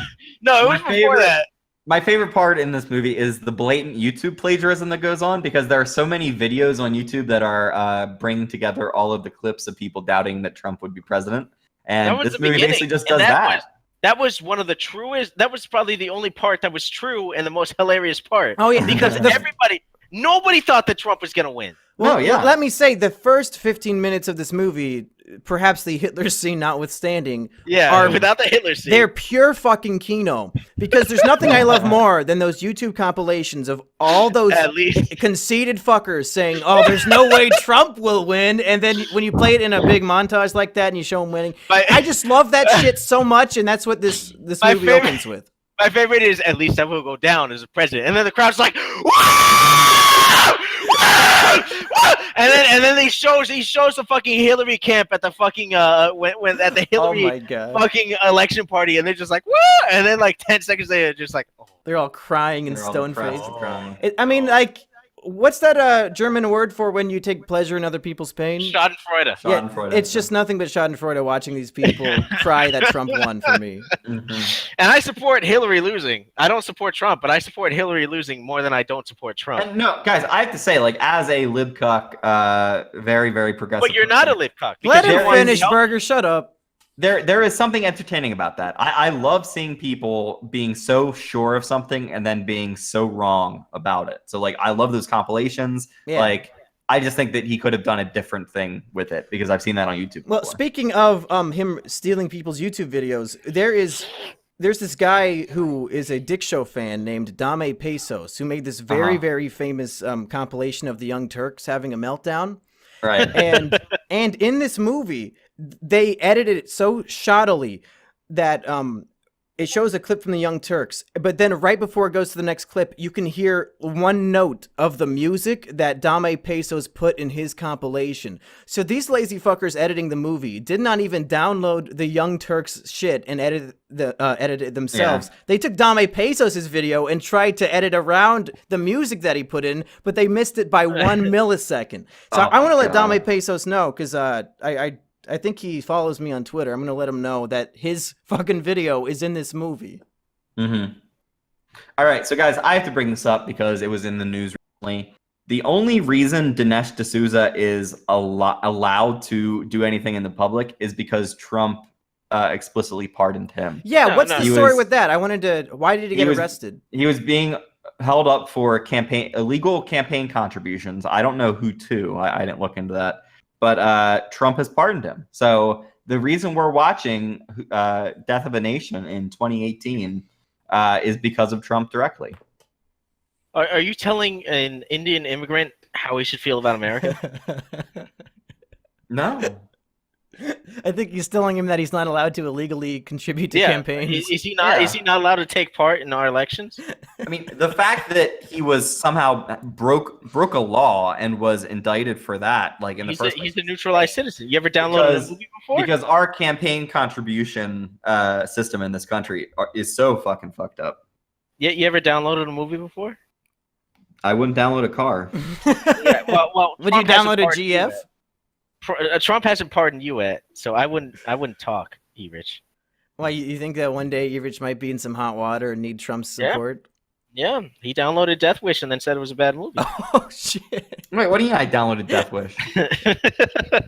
I would not put that on my fucking hard drive. No, there's no fucking way I would waste the bandwidth. So you're telling this Indian immigrant how he should feel about Burger, shut up. Your fucking meme sucks. Let's go to the scene where they show the Christian lady going undercover. Yeah, that was one of my favorite parts of the movie, was that all this, despite the Jews being the main victim of the Holocaust, this person picks like the one Christian lady to ever stand up to fucking, because he painted the Christians as just as much as victims as the Jews. Oh yeah, this is Sophie Scholl. This is the most Christians are discriminated against. We need to support them. We love them movie maybe I've ever seen. There are at least 4 musical scenes in the movie where it just turns into a stage show where we see a musician or like a choir perform a song about how God loves America, and they go on for way too long, and I think it's just to pad out the runtime, but it was just horrendous. Yeah. But anyway, tell us some more about this Christian super soldier. This cute Christian girl, she is very cute.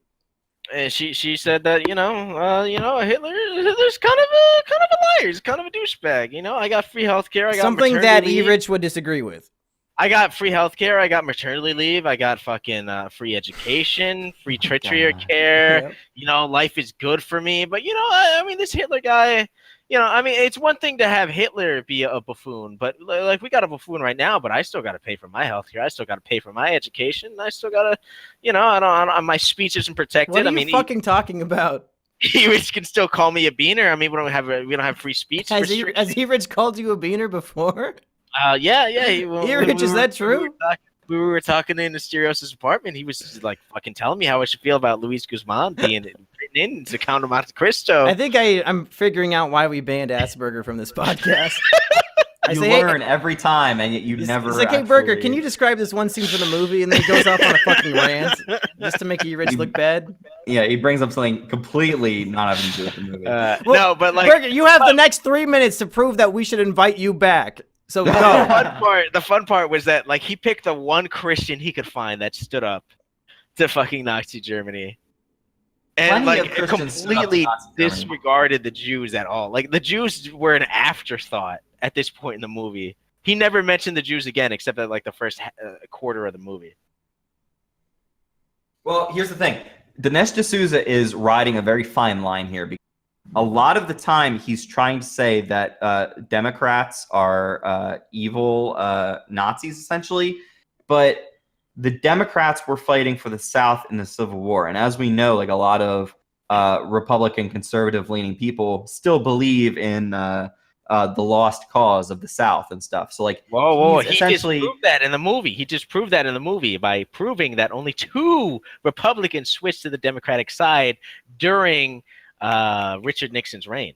No, but okay, he completely fucking messes that up because the actual Democrat to Republican change happened in the late 1800s, early 1900s, not in the fucking 60s and 70s when fucking Nixon was president. The fact that he pays lip service to the actual thing that happened without really saying what happened is one of the many major flaws in this documentary that make it just like, okay, well, this guy's obviously a fucking loon. Do you have a graph like he does? Yeah, do you have a Dixiecrat graph? Yeah. I need citation needed, my dude. Not on hand. I can find it.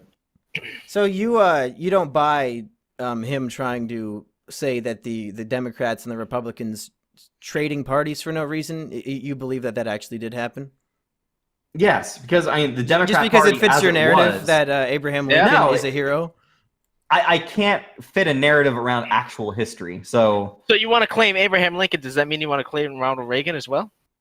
No, because they're both Republican. The Democrat Party, as it was, basically fucking died, and then it was later resuscitated. And I don't know, dude. I remember there was a Democrat and a Republican on my ticket last election.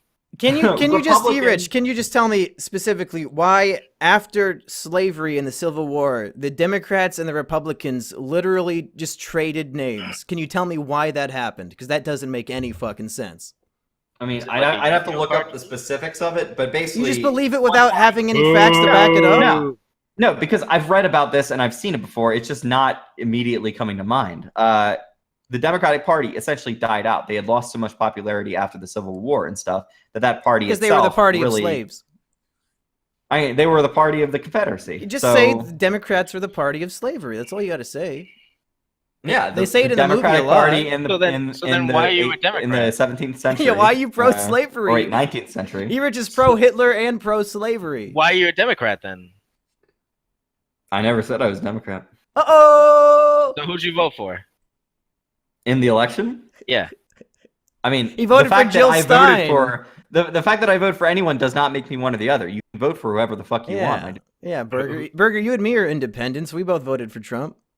I did not vote for Trump. All 3 of us voted for different people, but we can still come together to have a civil discussion about politics. Nobody yells. Nobody says beaner. We just have a very nice, friendly discussion about these political issues. You fucked up, you fake-ass history major. The party switched during the 1940s during World War II with Delano Roosevelt. Yeah, I said late fucking 1800s, early 1900s. That's part of that. You think that the 40s are the early 1900s? Early 40s is early? Maybe Theodore Roosevelt in the 1940s. Is when it switches over. That's fucking mid. That's mid. It's not fucking early. Early is like 20s and below. Early then. Roosevelt fucking with his New Deal fucking everybody. Bill of Rights. Everyone has the right to employment, which is something that Hitler had. Everyone has the right to free healthcare, which is something that Hitler wanted. Everyone has the right to the fucking education, which is something that Hitler wanted. Just admit that some of Hitler's policies were good. He already did. I already did that. What do you want from me? You like Hitler.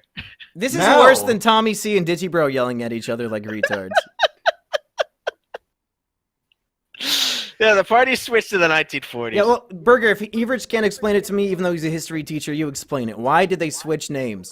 I like world Well, history. the problem is like we were at a time we were just gone out of the Great Depression, so capitalism was out. Nobody wanted capitalism because look what fucking happened. All right, there you would go to a town, you would go to a small town, it would say no jobs here, turn around on the fucking population. It would say like welcome to fucking Louisville, population 900. Welcome to Erichville, population cuck.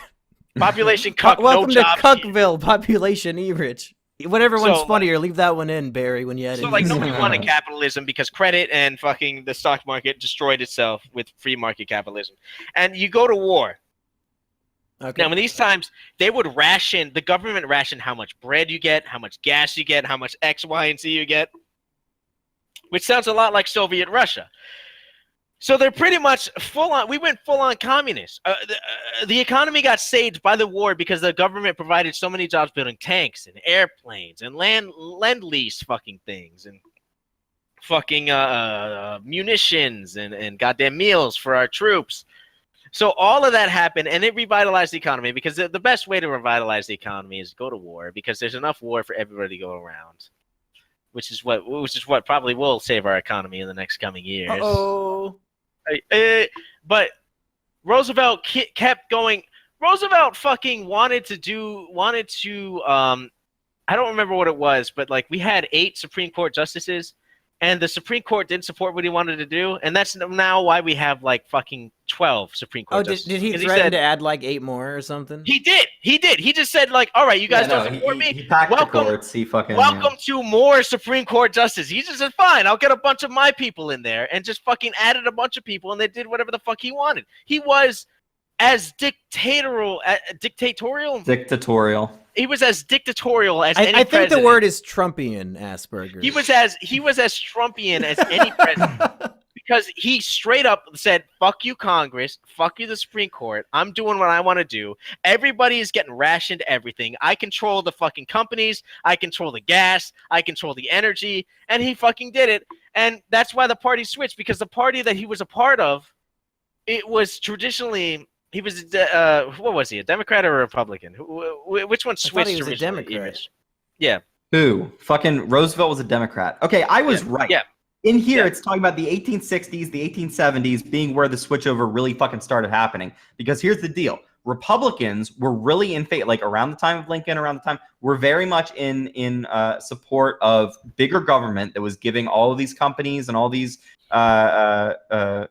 organizations the ability to get bigger and bigger and bigger. But as they got more successful, the Republicans started to take their side, like against the kind of people. And then when the Democrats saw that people were being put out of jobs and problems were starting because of those big corporations starting to really take impact, the Democrats started to become the people of the party of the people in a lot of ways. So the switchover happened gradually in the late 19th century, and then in the early 20th century, it really solidified to the time when Roosevelt took over. He was the first actual Democratic president. The apex was during Roosevelt, when he took control of everything. No, fuck you, Burger. A transition does not happen in fucking 4 years' time. It happens. It didn't. He served 4 terms. Years. He's the longest of any president. No, but he ran as a fucking Democrat in the first goddamn place. That's why the Democrat and the Republican switched. That's what I'm telling you. But it's not all of a sudden we're switching over. It's a gradual fucking process. I know. That's why he had 4 terms to do it. Yeah, but don't tell me I'm wrong when I say the late 1800s, early 1900s. You fucker. But the 40s aren't the early 1900s. Just because one guy was just like, you know what, I don't really think I like my party that much. I'm going to go to the other side. Doesn't mean that they all switched. No, the early 1900s is when it actually started to happen. Started? By 1940, I'm talking about when it happened. By 1930s, it's solidified. So now you're agreeing with me. You're yelling at me for my point. You're ultimately right, but I'm the rightist. You're the alt-rightist, I'm the Erich. most What kind of libcock shit is that? I'm the most right. He believes in the alternative facts of the situation. Oh God, Guys, listen. I can't. Very important update.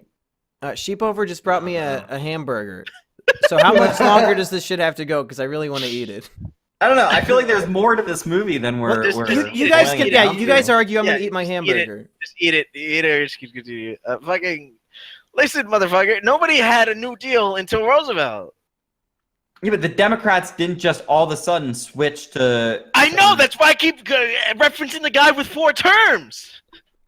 Yeah, but he ran on a certain policy in the first place. Before he was known as this big New Deal Democrat, he embodied some of those beliefs. All right, I don't care. What's another scene in the movie we should talk about? Obama. There's the scene where Obama stands menacingly in the White House, looking about to fuck people up. They got like a 20-year-old intern with the same hairstyle as Obama to do it too. I'm more impressed by that Abraham Lincoln actor getting his big break. That dude was ready for this. Did you see that guy? Did you see that guy? His whole life led up to this moment. Beard looked fake as fuck. Oh please, Erich, what would you have done if they got? What would you have done if they got Daniel Day-Lewis to reprise his role as Lincoln? Oh man, I would have actual respect for this movie. So what? You know what it sounds like? It sounds like you just didn't like Abraham Lincoln's actor because he seemed to be a Republican. What? Burger, you're done. We're fucking done. Hey everybody, thanks for tuning into this. Is it KINO? Boys, would you say that this movie is KINO? Would you recommend it to anybody? Should they see it in theaters? I think it's KINO. I think propaganda KINO. It's hilarious. So it's hilarious. Would you recommend it to anybody, Erich? Like, go check out how stupid this is, or like just? Yeah, ironically, like I wouldn't. I'd say sneak into a showing because I unwisely gave my money to this. I feel bad about it. I feel like I've done a disservice to my country. But like the 2 or 3 other old white guys who were in the theater with me, I hope they got their money's worth out of it. I hope they can go back to their families during Thanksgiving and talk about how the Dems are the real Nazis. Yeah. What about you, Burger? Would you recommend this to anybody? I think it's one of the best comedies I've seen this year. To be honest, the scene where they're trying to where the guy is painting, where Hitler walks in to his gay commander and they're pulling out like a bunch of men from under the bed. And so it's just like. You know what, Hitler, a bunch of Hitler's men. just like because there's 2 men in the bed having sex, and then like a third gay man hiding under the bed. It's like some random little orgy. And the guy's just like, Hitler didn't care that they were gay. What a fucking monster. But he's saying that as if it's like a thing that'll damn Hitler. It's that he was pro-gay. Like Hitler didn't care that they were gay. Can you believe that shit? Can you believe that Hitler didn't care that his generals were gay? And then of course there's a scene where they're trying to define what a Jew is, and they're just like, well, the Democrats say 1 drop of black blood makes them fucking undesirable. Just 1 drop. And the other guy's just like, oh, I'm a Republican, dude. What if like the great grandparent is black? And he's like, that counts. I'm a Democrat. That counts. Which fuck him. I might be confused. I thought that the 1 drop rule was still used to this very day to define people's ethnicity. Is that not true? Yeah, it's true. Wait, what? Like if somebody has like 1 black grandparent and 1 black parent, then they're considered to be black. Isn't that true? Yeah. Yeah, but you could say you're mixed. Well, yeah, but sure, but I don't think that, that's even worse. Like when you're filling out your application, I don't think people usually select mixed. I think they usually would say that they're black in that situation. It really depends on. Yeah, I guess it's really based on personal preference. Like if you put down white, I don't think anybody's unless you're like Rachel Dolezal, they're not going to shout at you. I put white Hispanic. I mean, that's what I put down. Yeah, you got some fucking options. If you're mixed like that, you got options. Yeah, I guess you have options. There you go. Because I'm full Hispanic when I apply to colleges, but when I get to a job, I'm a white Hispanic. All right. So I do want to talk about a part of this movie. It's where they really start to talk about how eugenics is a huge democratic value and progressive value. And of course, all 3 of us are pro-eugenics, so we really like that scene. Legitimately, unironically am pro-eugenics. Oh God, what? Like, you want more Aspergers running around? Think about it for a second. I'd be first in line to get fucking sterilized. There's a really funny scene in my when I reviewed Peter Rogers' shitty documentary. I did my own version, and Munchie from the PCP.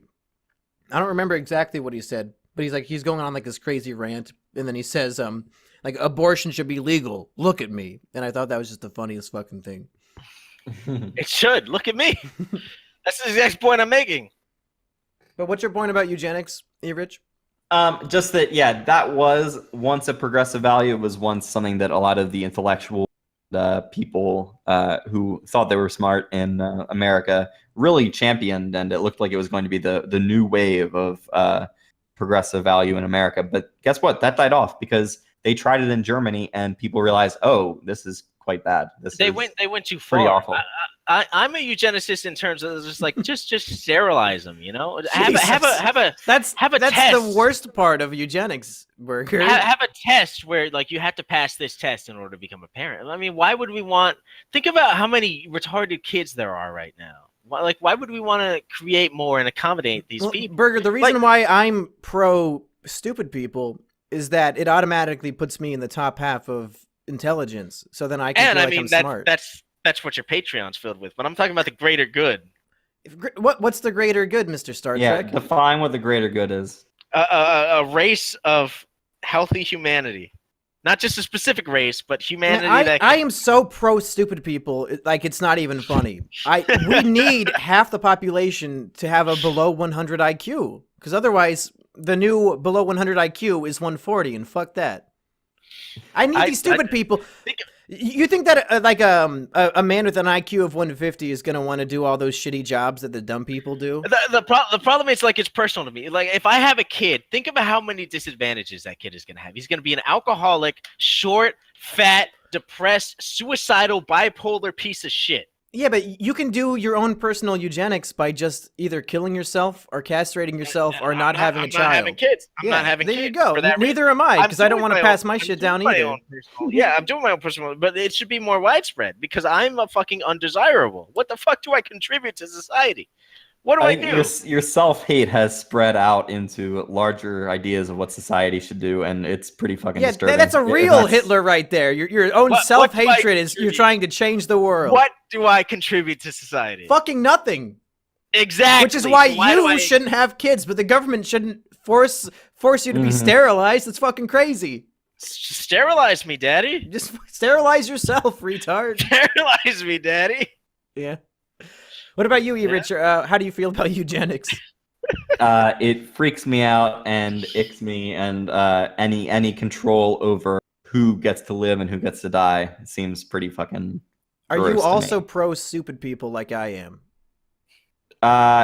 Insofar as they're actual people with feelings and thoughts and desires. No. Enough of that humanizing shit. Like, I mean, like, they're just like a stupid person, and that's the only characteristic we grant them in their description. Because if there were no stupid people, I would probably have 10,000 YouTube subscribers rather than 240,000.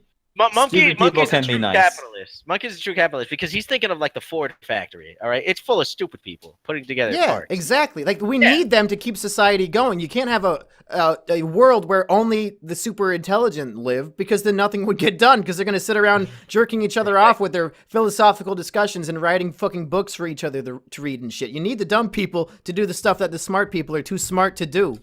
It sounded like a caste system, which I think Zoza would actually support, since he came from a place with a caste. No, because a caste system, you force people into it. This is just like you do whatever you want. Born into it. You're born into it in the caste system. Yeah, but you're not born into this. Like, a stupid person can get smarter and choose to do a different job. There's plenty of stupid people who are managers of McDonald's. I was one. Yeah, exactly. You're fucking proof of what I'm saying. Like, I was. It's not a caste system where you're forced to do this. I'm just saying the stupid people tend to do the more stupid things.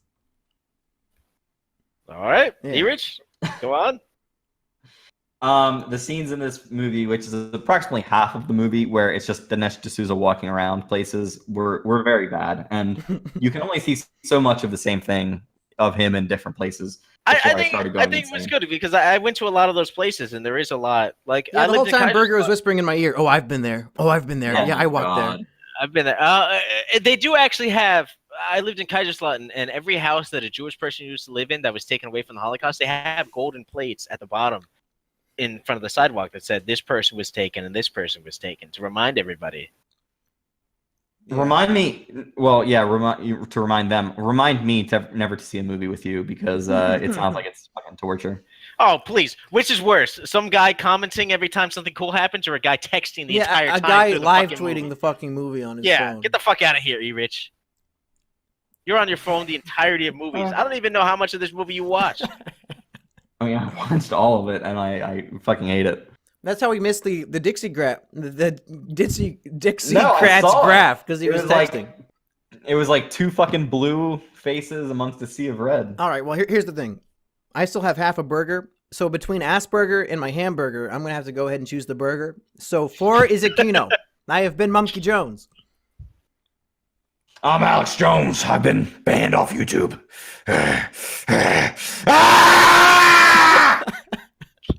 And I'm Asperger. Now, Erich, as half the podcast, I'm gonna open it up to you. I'm gonna put in a vote of I don't care, so it's up to you. Is burger allowed on Is It KINO ever again? So wait, you're voting I don't care, and it's up to me to decide. Yeah. Come on, Erich, don't dick me. You're all-inclusive fucking Democrat. You know you are. I'm a minority. Yeah, he's a minority. You have to do what he says. Once a year. Once a year, okay. What? And we'll Fucking see you all next time, baby. Ow! Ow! Oh, bruv, it's your boy, Erich McCord, coming at you with another Is It KINO movie review. That's my intro, Erich. What's your intro? Hey, it's your boy, Asperger Rap, here with a new rippity rap song for you. Here with another relapse for you.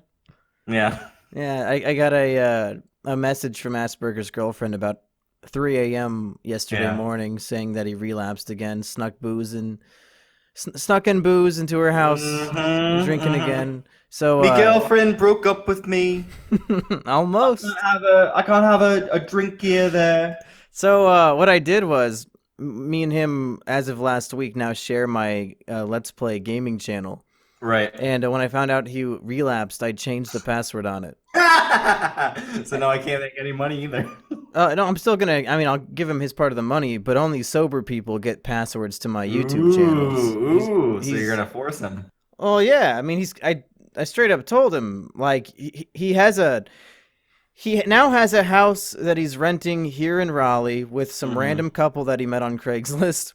Holy shit! And I told him, even though you're moving here, I am not going to see you in person again until you are on antabuse. He keeps saying he's going to take his fucking antabuse, never does, then relapses immediately. Guess what? When you're on those pills, you can't fucking relapse because you will vomit up your entire goddamn stomach. It's contingent on you taking the pills, though, right? Yeah, so if he's not taking the pills, he's not seeing me in person ever again. Fuck him. So, yeah, like, follow him when he's taking the pills, make sure he takes the pills, and then... Oh, I don't know how he's going to prove it, but he'll have to get creative and find a way to prove that he's taking those pills, because fuck that. I'm not letting this retard relapse again on my watch. I'm going to force him. Have him find someone's newspaper, videotape himself taking the pills, and then send you the video. Yeah. Or elsewise you won't let him do anything. Speaking of super cringy things that should not exist, we saw a film called 8th Grade, the directorial debut of a comedian named Bo Burnham. Bo Burnham. I've never seen any of his stuff, but I might have to check it out. I saw a bit of his stand-up stuff back when I was probably in high school, but I have not heard from him since. I think he has a recent Netflix special that I did not bother with. Yeah, he's had a couple Netflix specials that I hear are very good. So, Erich, once you're done scrolling and clicking on your computer, let me know what you thought of 8th Grade. I really. You know what? If we're gonna make Burger stop drinking, we're gonna make you fucking put you in a straitjacket for these fucking podcasts. One more click. Fuck you. Take it back to Discord. What, to take it back to porn? All right, nothing. Okay. All right. So 8th Grade. I really like this movie overall. I think that I prefer something more specific like Lady Bird, but this was a very generalized version of a white girl going to school and Whoa, why you got to bring the race into it, Erich? It's a story that reflects, I think, the story of all 8th grade girls, not just racially white or white. Whereas Lady Bird was a very particular person who was trying to find herself, but already had some vestige or form of a personality. 8th grade is about kind of finding who you are and attempting, like, basically when middle schoolers are developing and kind of growing up and finding out who they are, essentially. They're developing into people. So they're not yet like fully personality. Like they don't feel everything fully. They don't think the best because they're still growing. But these things develop who you are as a person. And so having that main character in this movie, she's very influenced by social media. She's very influenced by, basically she makes videos. So she's a lot like us. The videos are exactly the same. She's faking it until she makes it. Basically, she's attempting to trick herself into sociality and trying to make friends and all that shit. But it's just not her. Like she's putting on a personality that's not her. Now, so it's Erich, all about finding yourself as an 8th grader. It's funny that you compare this to Lady Bird because I also wanted to bring that up. Do you remember what my general thoughts and feelings were on Lady Bird? You overall liked it, but it was specific things in it that you didn't like? I think I have a very specific racism towards white girls who are around high school age. I think I fucking hate them. I don't want to hear their stories. It just infuriates me to watch them. Lady Bird gave me that rage. This movie gave me some of that rage, not particularly, not from the main character. What was the main character's name in this? I forgot. Kayla? Kayla Day, Yeah, Kayla Day did not infuriate me as much as the stereotypical, the preppy girls that Kayla tried to become friends with. Right, Because as stereotypical as Bo Burnham wrote them, it's not actually a stereotype at all. That's just how actual girls at that age are to a T. Yeah. And the fact that they exist drives me up the wall and makes me wish that I was Elliot Rodger because I want to get retribution on these people. It's but at least Kayla is sort of, as much as she wants to fit in with them, she learns the lesson at the end that fuck them. I think she wants to commit a day of retribution against them at the end too, which is why I'm not so harsh on this movie because I mean, Lady Bird was just a fucking dumb bitch the whole movie, but Kayla, she learned that these girls deserve to have their skin stripped from their flesh and to pour boiling water upon them and watch them suffer as I pour their friends' heads out of a bag into the middle of a street. I think a lot of this tends to be, do you care about what people think of you? And for most of the movie, Kayla really cared about what everyone thought of her and didn't think of who she was. It was more, who could she become in order to be friends with somebody else? And throughout this movie, she discovered, oh, well, people who are mean to me, I don't have to try to get their approval. I don't have to do things for them. I should do things for myself. And she stood up for herself, and that was good. I just generally think, though, that as much as this is kind of a 8th grade simulator movie, where if you've ever been through 8th grade, you will see a lot of moments that have happened to you or Rich, we have to someone in your assume life. most of our audience has not yet achieved that state in life of 8th grade. Yeah, because your entire audience is about 12-year-old generally, right? Yeah, this movie's about the future for them. Right, yeah. So, I mean, if you want a glimpse at what's coming up. What's coming up next? But wait, actually, you can't see 8th grade because it's rated R. Yeah. All the experiences that are native to your life, the MPAA has rated you cannot see. You're not allowed. Well, on the subject of the film's authenticity at portraying 8th grade in an accurate way, I would say it oversteps its boundaries and perhaps goes too far in a few places, as the famous Rich Evans once said. Because this is a cringe KINO of the highest caliber. It is. Now, there are many different types of uncomfortable scenes. The first type is just general 8th graders are retarded. They're not human beings. They're just straight up stupid, and they behave in retardedly awful ways that make you want to kill yourself, because it reminds me of really me from the age of, I think, 1 to 20 was pretty much my 8th grade period. Just constant cringe, and every time I reflect on who I used to be and really who I still am today, it really genuinely makes me want to fish out that belt and try to hang myself again. But that person is you. Like, it is basically the cocoon version of you. You had not, without that person, you would not be here right now. Like, your experiences shaped you into the fine young man that you are today, Monkey. Well, sure. I mean, it's like the story of America, you know? Like, America wouldn't be what it is today without slavery, but we still feel really bad about slavery, don't we? We still feel guilty about slavery to this very day, and I still... this movie is a cringy mirror where I remember how horrible existence was, because I don't even recognize the person that I was back then. But the other type of uncomfortable scene particularly comes in the form of an attempted statutory rape in the back of the car. Holy shit, man. That was almost, I mean, as crazy as it might sound, that was the most uncomfortable scene, but also I was equally, if not more so, uncomfortable by the follow-up scene where Kayla and a guy talk about how much they love Rick and Morty. Right. So much cringe KINO within this film. Perhaps the cringiest moment of the year and maybe even the decade. I cringed more at the Rick and Morty scene than the attempted rape scene. Rick and Morty is funny, and so says 2 8th graders. I mean, you can think that it's funny, but watching these 13-year-olds impersonate Rick and Morty really genuinely made me want to kill myself again. This movie is just suicide fuel through and through. Well, you know, it was nice to see 2 legitimate Rick and Morty fans, the actual target audience of what that show is. Children? Yeah, talk about it on the level it deserves to be talked about, rather than fucking 26 and 27-year-olds saying, "Oh, it's the best show on TV." Erich, it's rated. So fucking deep. It's rated TVMA and appears on Adult Swim. You don't think it's for adults? Yeah, there's nothing more that I love to see than a soldier who's possibly going into active duty go into like a fucking medic evac thing and say, "I'm Pickle Rick." Did that happen? Yeah. It's so fucking bad. I'd still say it's cringier coming from these kids because I couldn't stand it. And I would go so far as to say, again, it oversteps its bounds, and the movie is so authentically cringy that I had trouble enjoying it at times because it really made me uncomfortable in the worst ways. Probably in the ways that Bo Burnham intended, but it was too effective.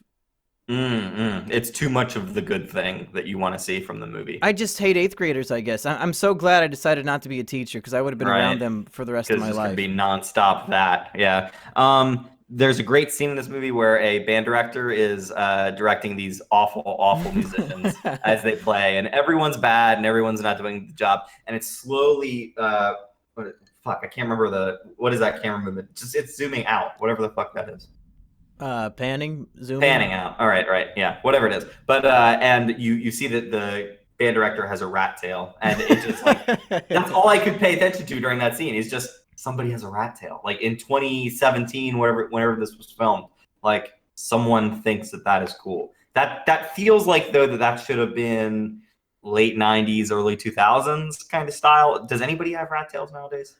Evidently that Please band tell me teacher no. does. I haven't seen any out in the wild myself. I feel like though that was like Bo Burnham saying, well, this was what high school was like or middle school was like when I was in middle school. It felt more accurate to another era. I'm sure there are people with rat tails. If you have a rat tail as we speak right now, please chime in the comments and tell me how proud you are of your rat tail. Tell me how I thought you were long going it to is. advise them to chop it off.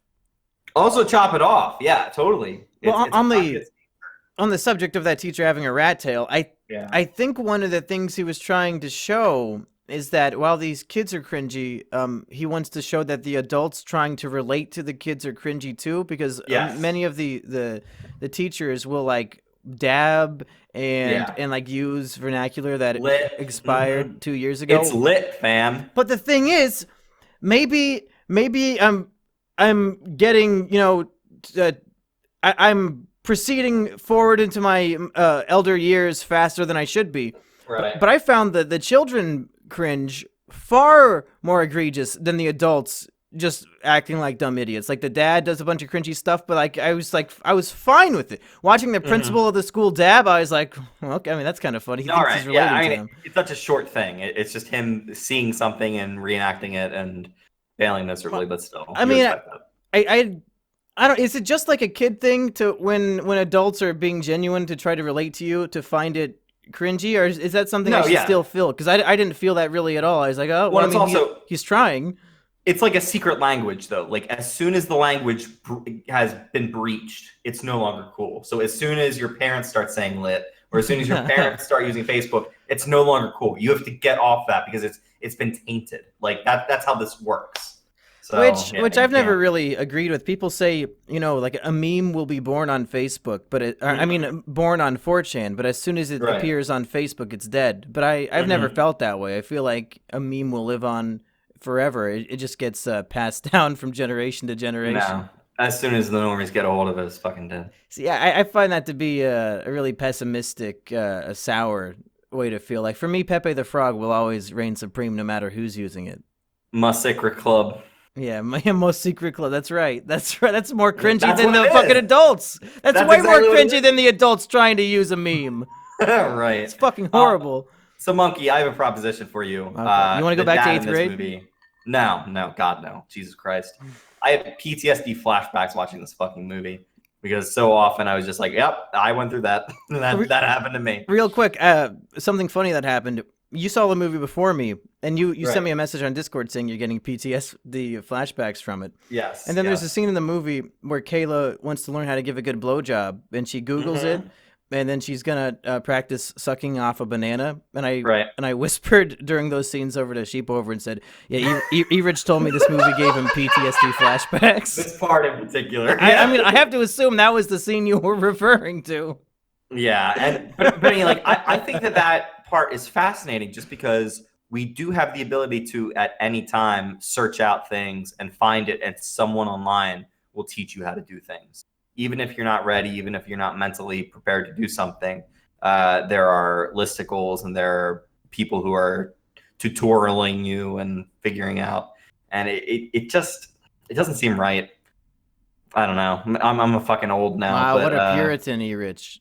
I know, but I mean, like, she's being pressured into it because she wants to relate to someone else, and she thinks that she has to use her body and sexually kind of give herself away to this kid. And I love the scenes where it's her basically drooling over this this hardly pubescent boy who's barely showing any signs that he's becoming a man. Yeah, and the fucking like thumping house music that plays when she's all hot and bothered. Oh, it's hilarious. All right, but anyway, my proclamation, my suggestion. Okay. The dad does nothing wrong in this movie. The dad is fine the entire time. No, the dad went too far in a few places, Erich. Where? Have you seen a little movie I like to call Monkey Jones Stops a School Shooting? No, I've never heard of it. Okay, tell me there's all about it. There's this scene where there's this troubled teenage kid who is the has a single parent, and the kid is really distressed and having a poor time. So then the kid's father literally hands them a $20 bill and says, "Hey, this should somehow make you feel better." Now you might be thinking I'm talking about Monkey Jones Stops a School Shooting, but no, that was a scene from 8th grade. 8th grade ripped off our fucking joke, but they didn't do it as a joke. Yeah. I mean, I don't think that's that bad. Giving somebody money to help them get some food. Your son's gonna be the next fucking Elliot Rodger if you think just handing your troubled teen money is gonna solve all their fucking problems. It's not going to solve their problems, but it's a make-do. It's I'm sorry that I was snooping on you here. It's pathetic parenting. Disgustingly pathetic parenting that leads to shootings. We're lucky. What should you do in that situation? What would you do? Just leave him alone? Without any She word? wanted him to leave, so he says, "Okay, you know what? I know how to make you feel better. Here's a $20 bill." Like, fuck off. Throwing your money at the problem isn't the solution. Be a better parent. Don't spy on your kid when she's meeting friends at the mall and then embarrass her. Fucking just drop her off the mall and come back in 2 hours, you cuck. But he's obviously worried about her and wants to see that she's actually making friends and isn't like you don't know what she's gonna do at that mall. I mean, are you pro helicopter parenting? Like, he's literally hovering around her. I mean, he could have been more innocuous about it, but I don't see a problem with someone. He knows obviously that she doesn't have any like real friends around her. So when she's supposedly going out with her new friends that he doesn't know anything about, like I just think that's a normal thing to do, is to just see who these people are. He doesn't know about them, so and guess what? Just check out. Him doing that directly led to her almost getting raped. If he would have, yes, it did. Yes, it did. Here's the deal. She should have more common sense than to go home alone with someone she's you never think met that a before 13-year-old night. girl should have more common sense, Erich? Yeah. The whole especially point is a that these fucking kids are 13-year-old fucking girl retarded. They're stupid. just They don't make good learning about decisions. fucking And it doesn't safe help sex. when their dad is also making dumbass decisions to embarrass them. No, she never should have let that other girl leave the van. Like that's just common sense. 13-year-olds You stick don't with have people- common sense. You stick with the people you know. Yeah, but I don't know. There's The stuff in solution that fucking is- safe sex stuff. And if her dad didn't teach her about that shit, then maybe I'm The wrong. Maybe solution your is, dad as isn't a parent, doing trust your enough. kid. Don't lie and deceive them. If you're going to drop them off to the mall and agree to pick them up in 2 hours, do that so then they don't get mad at you when you spy on them and embarrass them, and then they get a ride home with a fucking rapist. Yeah, but you should just randomly drive your kid around and drop them off at a mall. That's what he that you've never agreed to met or do. known before. That's what he agreed to do. Don't lie to your kid. At least say, I want to meet these people No, before I fuck leave you. You have to lie to your fucking kids. You're insane. All the goddamn You're time. crazy. All the goddamn time. No way. Danny Tanner never lied to his kids, and they turned out pretty well. I'm sorry your parents lied to you all the time. My parents told me when I was 2 that Santa's not real because I wanted to be so honest with me. Look how I turned out. I'm a well-adjusted person. Right. Yeah. I figured it out by myself. Fucker. Yeah, I did too when I was Using 2. logic. I walked up to Mom and Dad and said, Mommy, Daddy, according to the Pythagorean theorem and Einstein's theory of relativity, Santa Claus cannot exist. And they said, well, young Jimmy, it's absolutely correct. Santa Claus is fake. You were a very young Sheldon-esque boy. Young Sheldon-esque was a term back in 1997. Yeah, you pushed up your glasses and you said, jet fuel can't melt steel beams.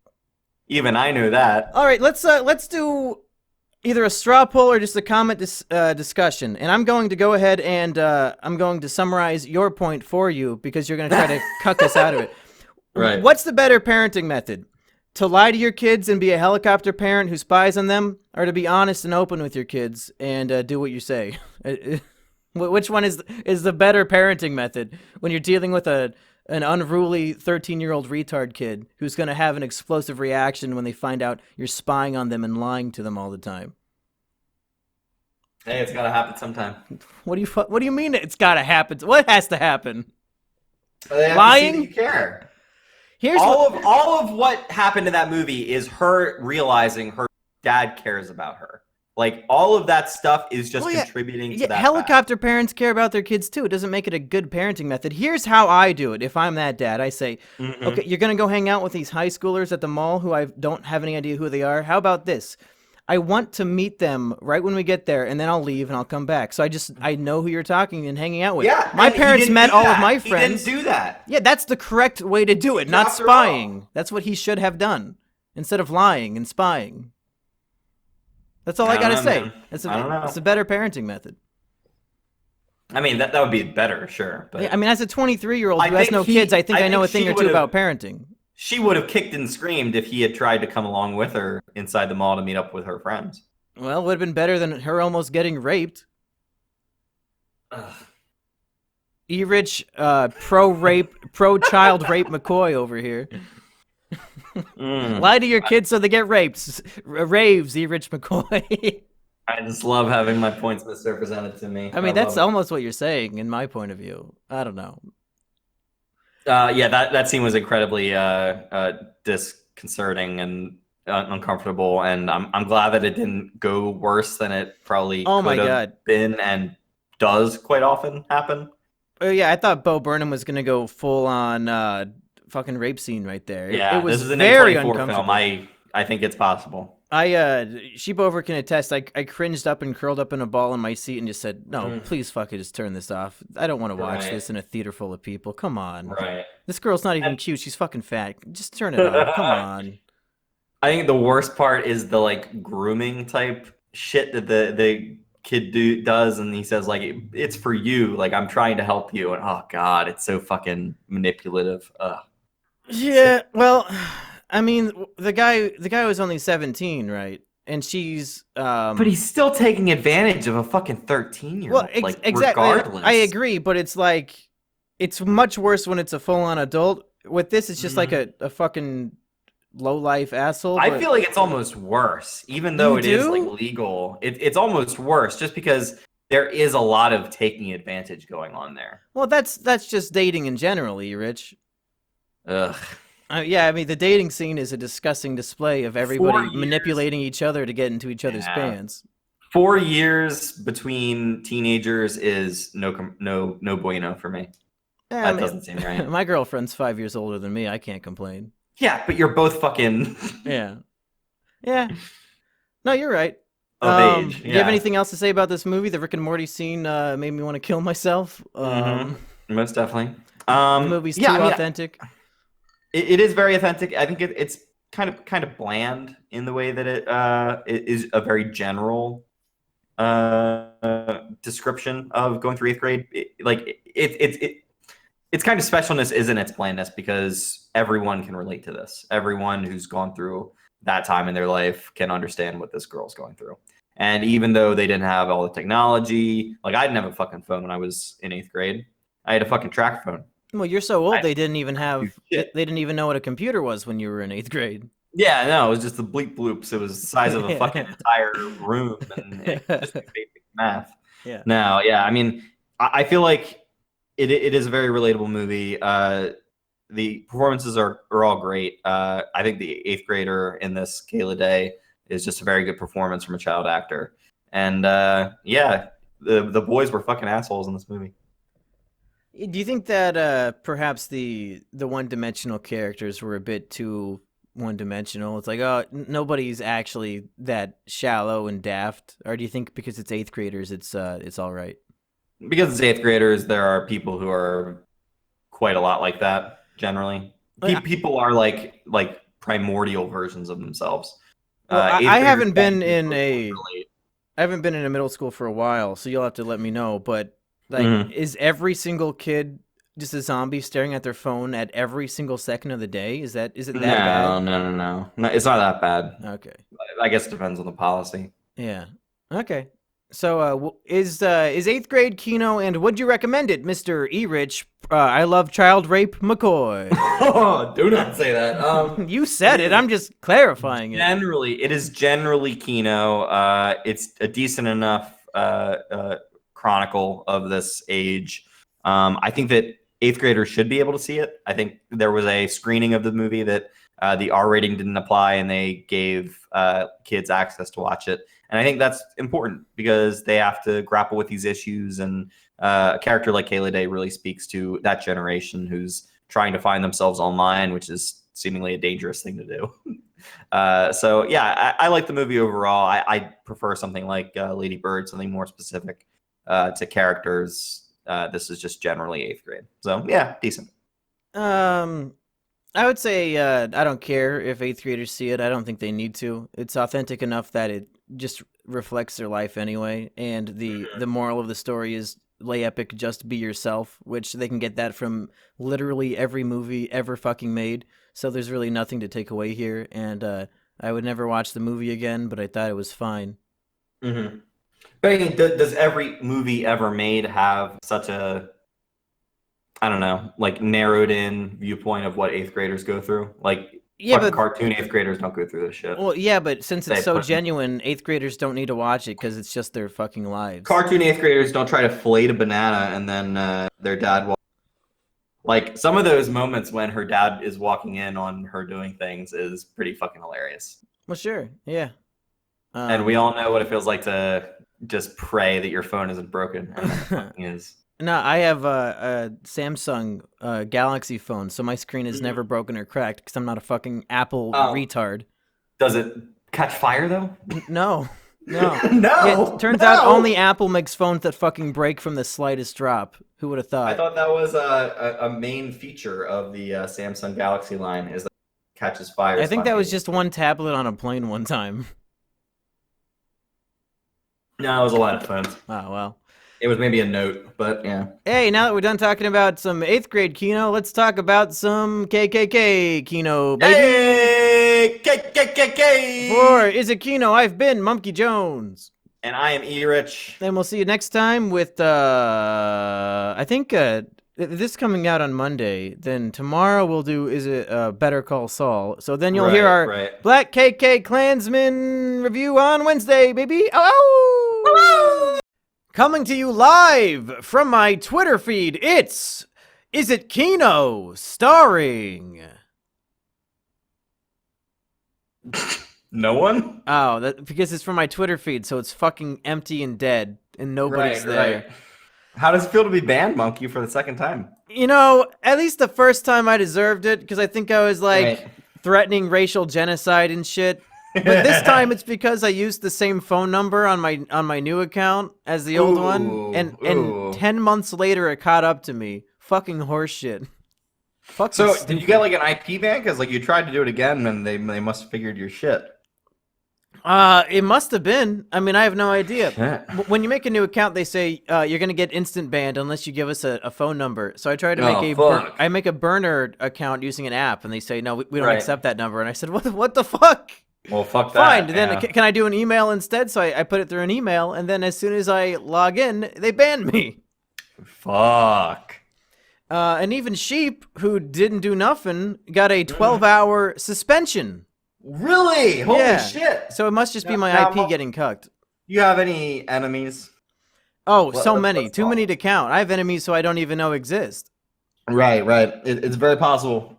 I've gone out of my way to make all of ISIS my enemy. All bronies are my enemy. People who identify as jerking off to images of children I consider to be my enemy. Right. So I mean, it's a real good group of people. You know, you got ISIS, pedophiles, and bronies. Really interchangeable groups of people. Some bad hombres in that group. I mean, we have to assume that Jack of Twitter is all three of those. All three of those, yeah. That's the only thing that makes sense here. Yeah. But enough about my Twitter. This isn't the 2-hour Twitter podcast. It's the 2-hour We Watched the Meg podcast. What theme song is that, Erich? Yeah, you know it. What is Price is Right? Yeah, Price is Right. You got me. Hey! You got me. Erich, what did you think of Jason Statham's The Meg? So here's the deal. When I go to a PG-13. like The Meg, I think this is going to be a big, dumb, loud movie, and at least what I can watch is Jason Statham beating the fuck out of a shark. You know the scene in Assault on Precinct 29, or Assault on Cell Block 90? What the fuck was that movie called? Yeah. Brawl in Cell Block 99. Brawl in Cell Block, that's right. When I see a movie like that and I see Vince Vaughn beat the shit out of a fucking car, I expect to see Jason Statham beat the shit out of a shark in this movie. And you know, I feel like it got halfway there. About halfway through the movie realized, oh shit, we're a movie about a giant megalodon that Jason Statham is going to kill. And from then on, it like kind of more fully realized the potential. But my problem is the first half of the movie is like, well, we need a good reason for this. And we need to like set up all these characters, and we need to actually make it so that this is a movie. So I admire the first half of the movie for trying, but then we don't get enough of what I actually wanted to see at the end of the movie. So I don't know. They kind of, didn't do well with either end of it. So it kind of ends up being a loss. I was in the camp of, drumroll please, thanks to my new A-Stubs AMC list pass, much better than Movie Pass already, I get to see a movie in IMAX every month, Erich. Oh, fuck. So I went and checked out The Meg in IMAX, and these stupid fuckers didn't have it in focus. Oh, shit. The whole movie was not in focus. It was like you had the screen and then like superimposed on top to like 1 pixel up and 1 pixel to the right, the screen again. So it was very distracting for most scenes of the movie. Anytime it was a close up of a character's face, I could see the face almost twice. Anytime that text was on the screen, I could read the text twice. So if I were you at that point, I would walk out of the theater, complain to the manager or the projectionist or whoever the fuck you get your hands on, and immediately demand a refund. Now, here's the thing. It's like it's that psychological phenomenon where if a woman is being raped in a New York park and 80 people hear it, they all assume, oh, somebody will call 911. I'm not going to do it. And then nobody does, and the woman gets raped until she dies. Yeah, no, and even you even think, well, surely someone else has left and gone to do this, so I would just be wasting my time and my energy to go and do it. It's like, I don't want to miss part of the movie, and I'm certainly not going to ask for a refund when I'm doing fucking Movie Pass on this shit. What are they going to give me? Yeah, right. But in spite of the technical errors of the AMC 17 South Point in Durham, I would not recommend, even though it's my only AMC nearby that I can go to. That's a cursed chalice if I've ever heard one. You have the AMC Stubbs A list. You can go see IMAX anytime, but it's fucking from a shitty screen that shows the image twice. Yeah, the sound was great, so that almost makes up for it, but I kind of wish I would have just seen the movie in normal D. Right. But in spite of that, I had a rockin', you could say, God, I need to think of a shark pun quick. I should have prepared before the show. It was oh God, a great white of a movie. I don't know. It was oh God, why did I drink so much before the show? What are some fucking shark puns? Give me anything, and I'll make it work. A hammer? No. Hammer to your head. It's not a hammerhead shark. I really like this movie, Rich. Okay. I accepted it for what it was, and it had me all the way through. I really liked Jason Statham's character. I liked the Erich. Let me do a little bit of trivia for you. I told you, every time I see one of these movies and I see a cutie pie GF who catches my eye, I instantly go home and Google search her. Right. The really stunningly beautiful Chinese actress, Chinese woman, Li Bingbing. Do you know how old this woman is? Oh fuck. Is she like 24? Would that be your guess? Yeah. The woman who is the romantic interest of, I think, 55-year-old Jason Statham. Right. Your prediction is 24.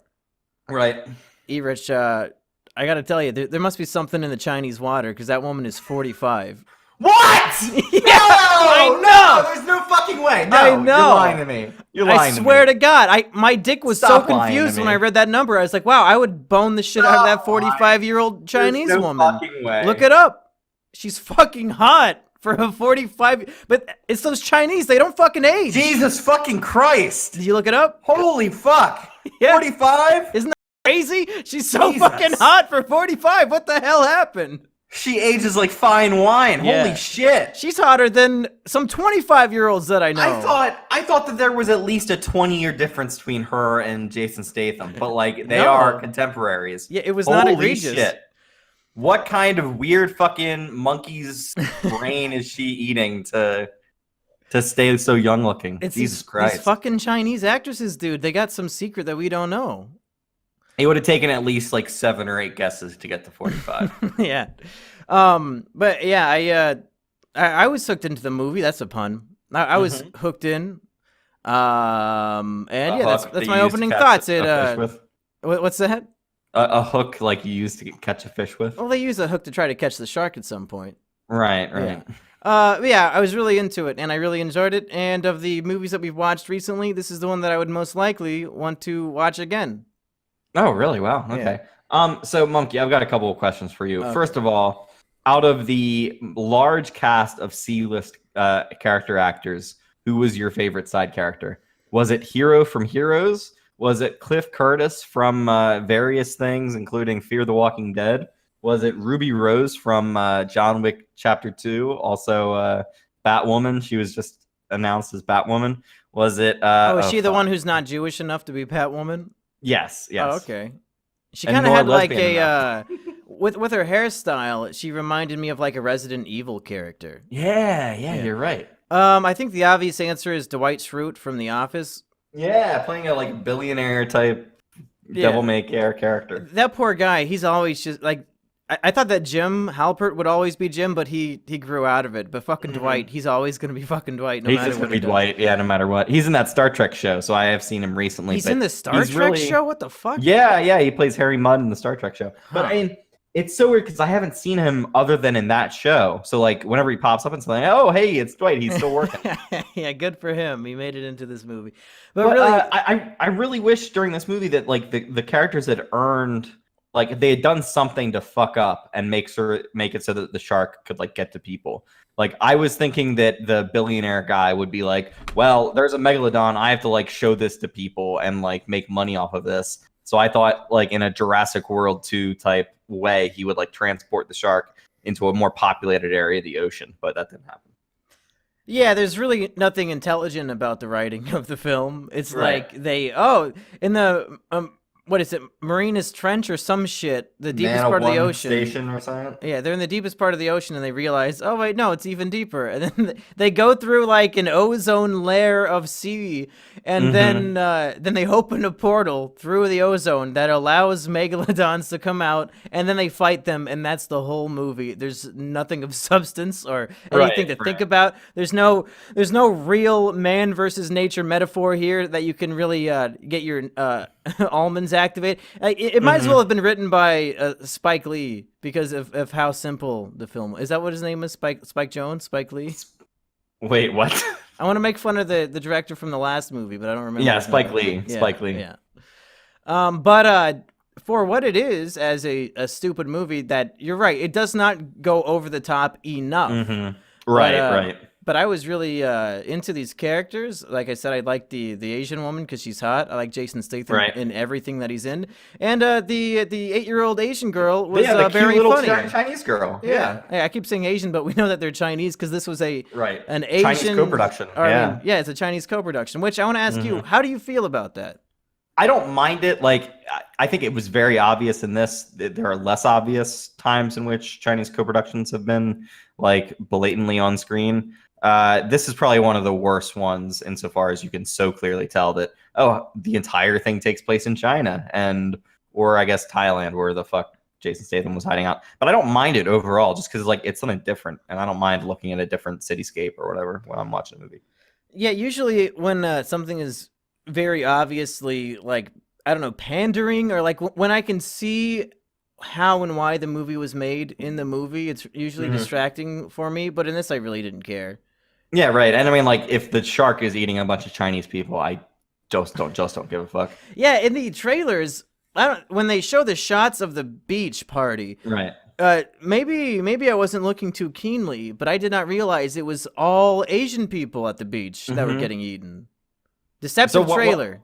One of the moments from the trailer that I remember is the person in the inflatable ball is just like running away from the shark. I did like the moment when the shark got a hold of that thing and just like popped it instantly. Oh yeah, fuck that kid. Fucking yeah. Oh, the fucking kid who's eating the ice cream and like asked his mom to go into the water and stuff like that. Yeah. I wanted that kid to get eaten by the shark so fucking bad. Yeah, but it didn't goddamn happen. The thing is, he has a fucking popsicle and he wants to go swimming in salt water. And right when he jumps in and he's laughing, the salt water splashes all over his fucking popsicle. But little fat retard is still eating it.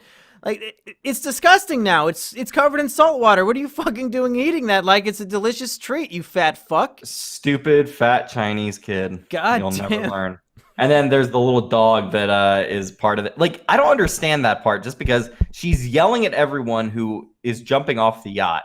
And the little dog jumps off the yacht. And she's blaming her husband that he let the dog jump off the yacht. Like, what the fuck do you think they're going to do? They're in fucking bathing suits and you're in the middle of this fucking beach area. You want them to just stay on the boat the entire time? And she's like, my wedding has been ruined. My wedding has been ruined. I don't think it's too much of a stretch, Erich, to assume that a woman would be a bridezilla, cunt bitch on her wedding day. Especially a rich woman with a yacht.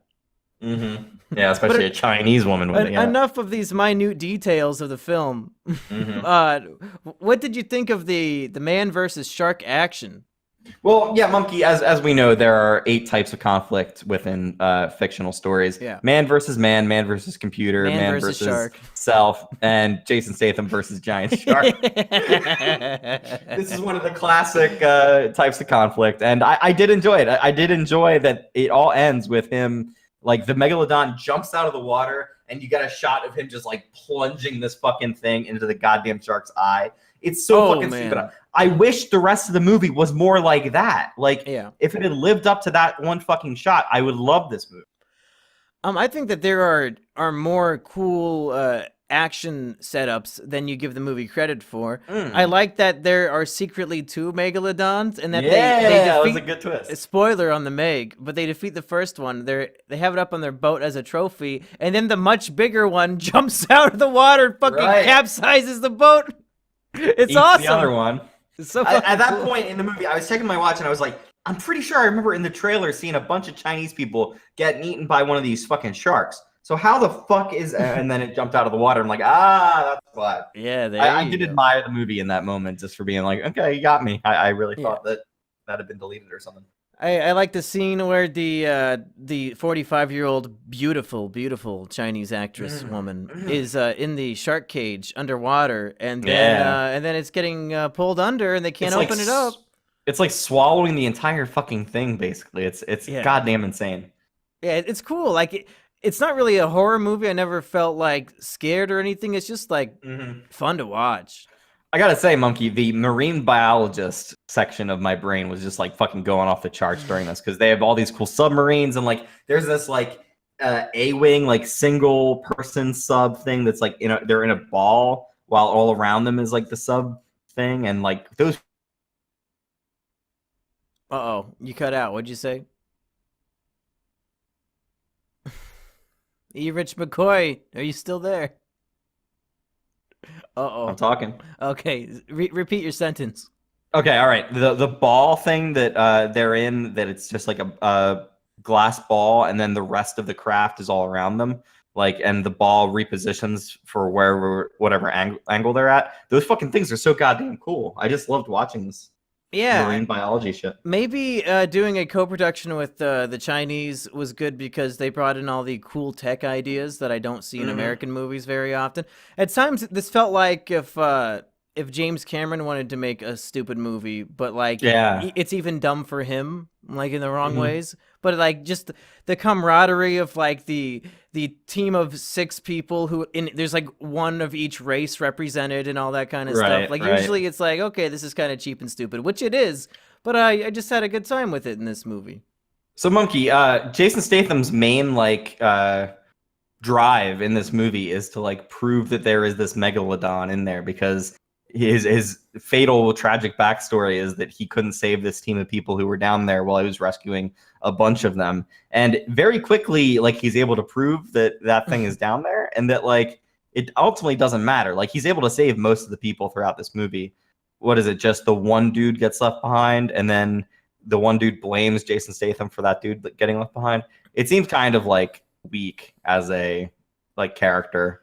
Oh yeah, and I think that the writers of the movie might have even known it, because when they go to Thailand to convince Jason to come, he like gives a speech where he's like talking to the audience, and he says, "Oh, you're gonna tell me I'm the only one in the world who can do it, and I'm gonna say I don't care. Then you're gonna say you'll pay me a lot of money, and I'll say I don't care. And then you'll try to appeal to my inner goodness, and I'll say I don't have any." Yeah, it's just like he's going through all the things that you hear in these movies, but then he finds out that his ex-wife is trapped, so he goes anyway. So they show him one thing, and then he instantly changes his mind. Yeah, I wouldn't say anybody is well written on a character level, but moments between characters, like Jason Statham when he's talking to the 8-year-old Chinese girl, is always really great. Right. Yeah, the movie is just fucking stupid. Oh, it is. It is. I thought the relationship between him and Bing Bing was all right. I mean, they definitely had some kind of chemistry, even though she was Chinese and he was British, whatever. Oh, wow. You believe in no interracial marriages? No, that's not what I'm saying. I just think that her English is less good than her Chinese. Oh, yeah. Oh, yeah, of course. I mean, I think she's been in... I think the only other American production she's been in is Transformers 4. I don't remember her in that movie. No. I watched that fucking movie like 2 months ago. I don't remember her in that movie. Well, she probably looked 18 3 years ago when that movie came out, so you wouldn't recognize her. It's still blowing my mind that she's only 45. Fuck. Yeah, she's too hot to be 45. If anything, go see this movie. Don't necessarily see it in theaters. I usually recommend it with a movie pass, but that doesn't exist anymore. See this movie sometime for fun, if only just to see the hottest 45-year-old woman perhaps on Earth. I gotta find me a hot Chinese woman, Monkey. Yeah, I hope Sheep's not listening because I think she's about to get dumped. I'm gonna find out if this 45-year-old actress is single. Maybe she's into guys who don't have Twitter accounts. There's so much fucking time there. Jesus Christ. Yeah. Blows my mind. Well, Erich, I'm at the point of drunkenness where if I don't start streaming Yu-Gi-Oh soon, I'm gonna pass out. So do you have any final thoughts on the Meg? We really didn't say a whole lot other than it's dumb fun. Yeah, I think it's decent for what it does. The beginning and the end are two different things, but if you can get along with the first half of it, the second half is a delight to watch. It's just a giant shark fucking things up. So if that's what you want to see, you can see that in theaters right now. Go see the Meg. Yeah, it doesn't reach levels of stupidity like a Sharknado would. It's almost more grounded in reality than that, almost to but I don't a detriment. want it to be Sharknado. I just want a giant shark eating a bunch of people. No, I mean, I see what you're saying. I think I wanted it to be bigger and stupider. And I think when they decided to make it PG-13, they ruined the chances of all this great bloody gore shit. Right. Which is too bad. But for what it is, not a bad time at the movies. What they should have done is a half hour less of setup up front, and then the end of the movie where the shark's at the beach should have been somewhere in the middle of the movie, and then they should have like dragged the shark way out into the like middle of the ocean or something to like really fight it like somehow. Yeah. Because you really need to establish how threatening this thing is. You can't have that be the very end. I think something like a very shitty, terribly made Jaws movie. Because the problem for me is the movie takes itself super seriously in like the first hour, and then it realizes, oh, we can have fun with this. We can do whatever the fuck we want. We don't care. Maybe the writers are too busy jerking off to the 45-year-old Chinese woman on set. Yeah, maybe. Could be. I'm guessing this movie was written while the whole cast and crew were on set waiting for the script. We need more pages. Yeah, okay, let's put some dumb bullshit in here. Jason, just like go back and forth. Like we don't even need you to say anything. Just look menacing. Yeah, we'll dub some lines in post. Yeah, just make it look like you're piloting the sub. It doesn't matter. Alrighty, it sounds like neither one of us hate this movie, and perhaps both would say check it out sometime, but don't necessarily waste fucking $12 on a blurry IMAX screen for it. Yeah, right. Oh man, that's rough. Let's hope that next year when I go to the same theater to see Infinity War Part 2 in IMAX, they don't make the same mistake. Otherwise, I might have to be the guy who stops the rape from happening. Well, yeah, you should. Like, the next time that something like that happens, you've got to speak up. But my fear is that they're not going to rewind the movie, and I'm going to miss a whole scene. That'll be part of your bitching, is I'm not going to fucking have watched a shitty version of this movie. Yeah. Like, do it as early as possible and really just get in there and make them suffer. Yeah, but then again, maybe I just have bad eyes, because, like, if nobody else complained, then maybe it's just my problem. I don't know. My question is, how the fuck did the family behind me afford to bring mom, dad, and 8 fucking little kids to an IMAX movie? That's like, and they all had popcorn and shit? That's like a $300 outing. They could have bought a fucking Switch for that money. That would last them forever. They took them to go see a fucking 90-minute movie. What the hell? I'd be pissed. Yeah, you'd think people would care more about what they're saying, but I think a lot of people just compromise and just say, well, it doesn't fucking matter. No, I mean, like, the concept of taking a family of 10 to a fucking IMAX movie and buying popcorn and shit? No, but a lot of those people are just lucky that all of the kids are in their seats and actually, like, looking at the screen. They don't care what's on the actual fucking screen. Like, they're just lucky that no one died on the way there. Fuck that, man. How many nights of babysitting can you get for that $300? I'd get the fuck away from those kids. Yeah. Disgusting. Disgusting. Buy me a Switch, Mom. You whore. And one of your dumbass kids kicked my seat twice by accident, and I almost whooped his little ass. Holy shit. Well, if you ever see something about an autistic monkey going ape shit on some little kid in a Kakalaki theater, there you go. Well, you won't see it on Twitter because I'm banned for life. Yep. Yeah, that's too bad. Hey, for Is It KINO? I have been Monkey Johnson. And I'm Jason Statham. Oh, shit.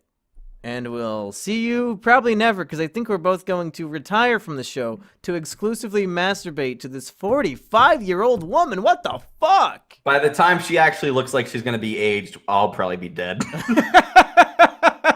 Hello, everybody, and welcome to the wonderful, fabulous episode 99 of Is It KINO? Believe it or not. Folks, 99 episodes of Is It KINO? Sure, maybe the first few episodes we retconned and said that they're technically Is It KINO. Maybe some of these episodes me and Erich weren't even on. It was Florian and Meatman. Maybe some of these episodes weren't even movie reviews. They were just elongated political debates that threatened everybody's friendship. But somehow, some way, we've made it to episode 99 of Is It KINO, with me being your main host, Mumkey Jones, joined as always by Mr. Erich McCoy.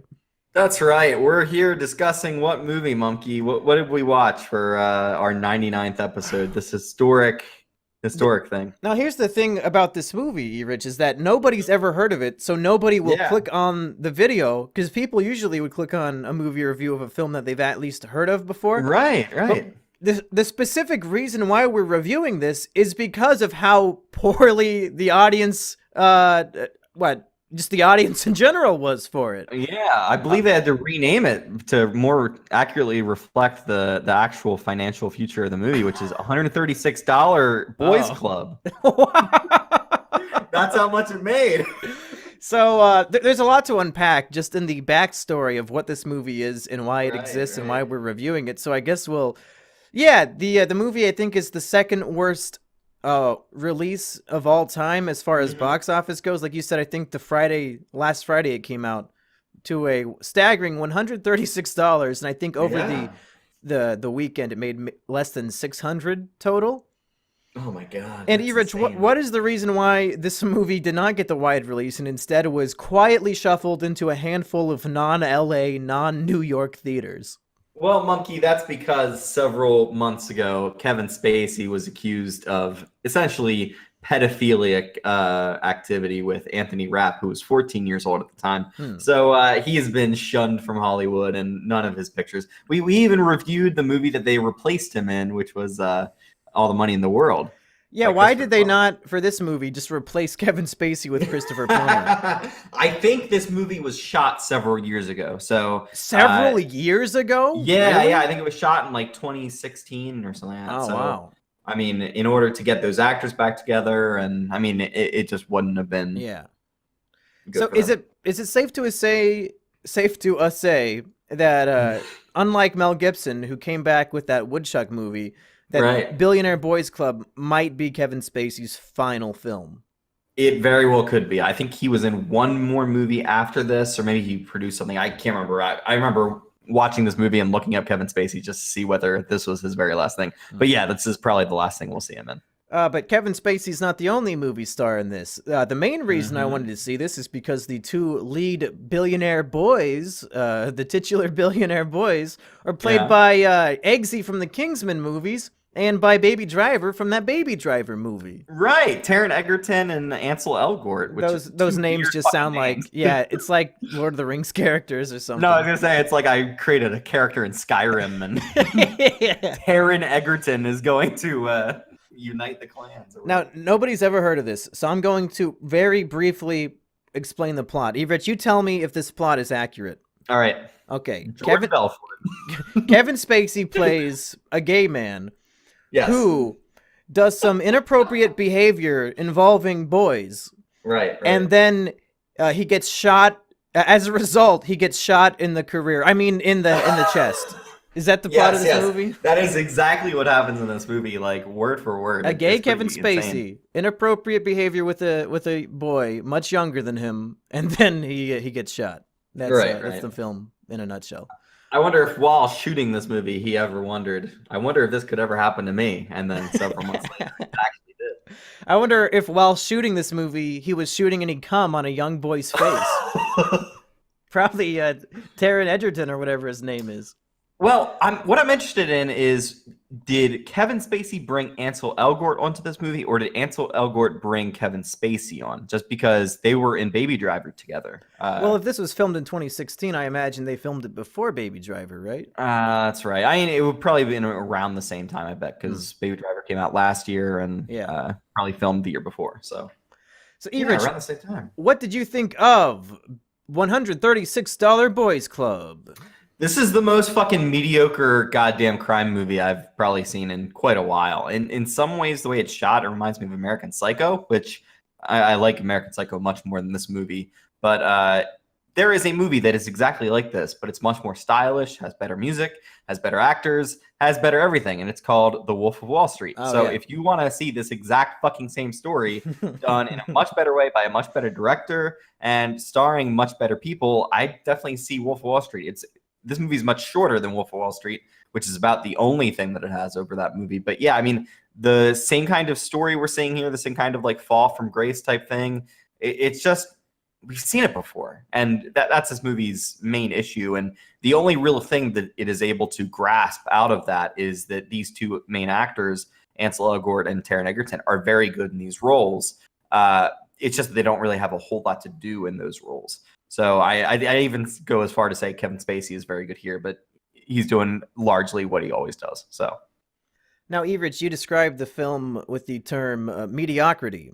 And yes. I'm glad you did, because I was going to say the same thing. The entire time, the film was shouting the word mediocre at me. I don't usually give number scores, but if I had to, this would be like a perfect 4.5 out of 10. It's just right. It's just like so around. It's dwelling in averageness and mediocrity in a distasteful way.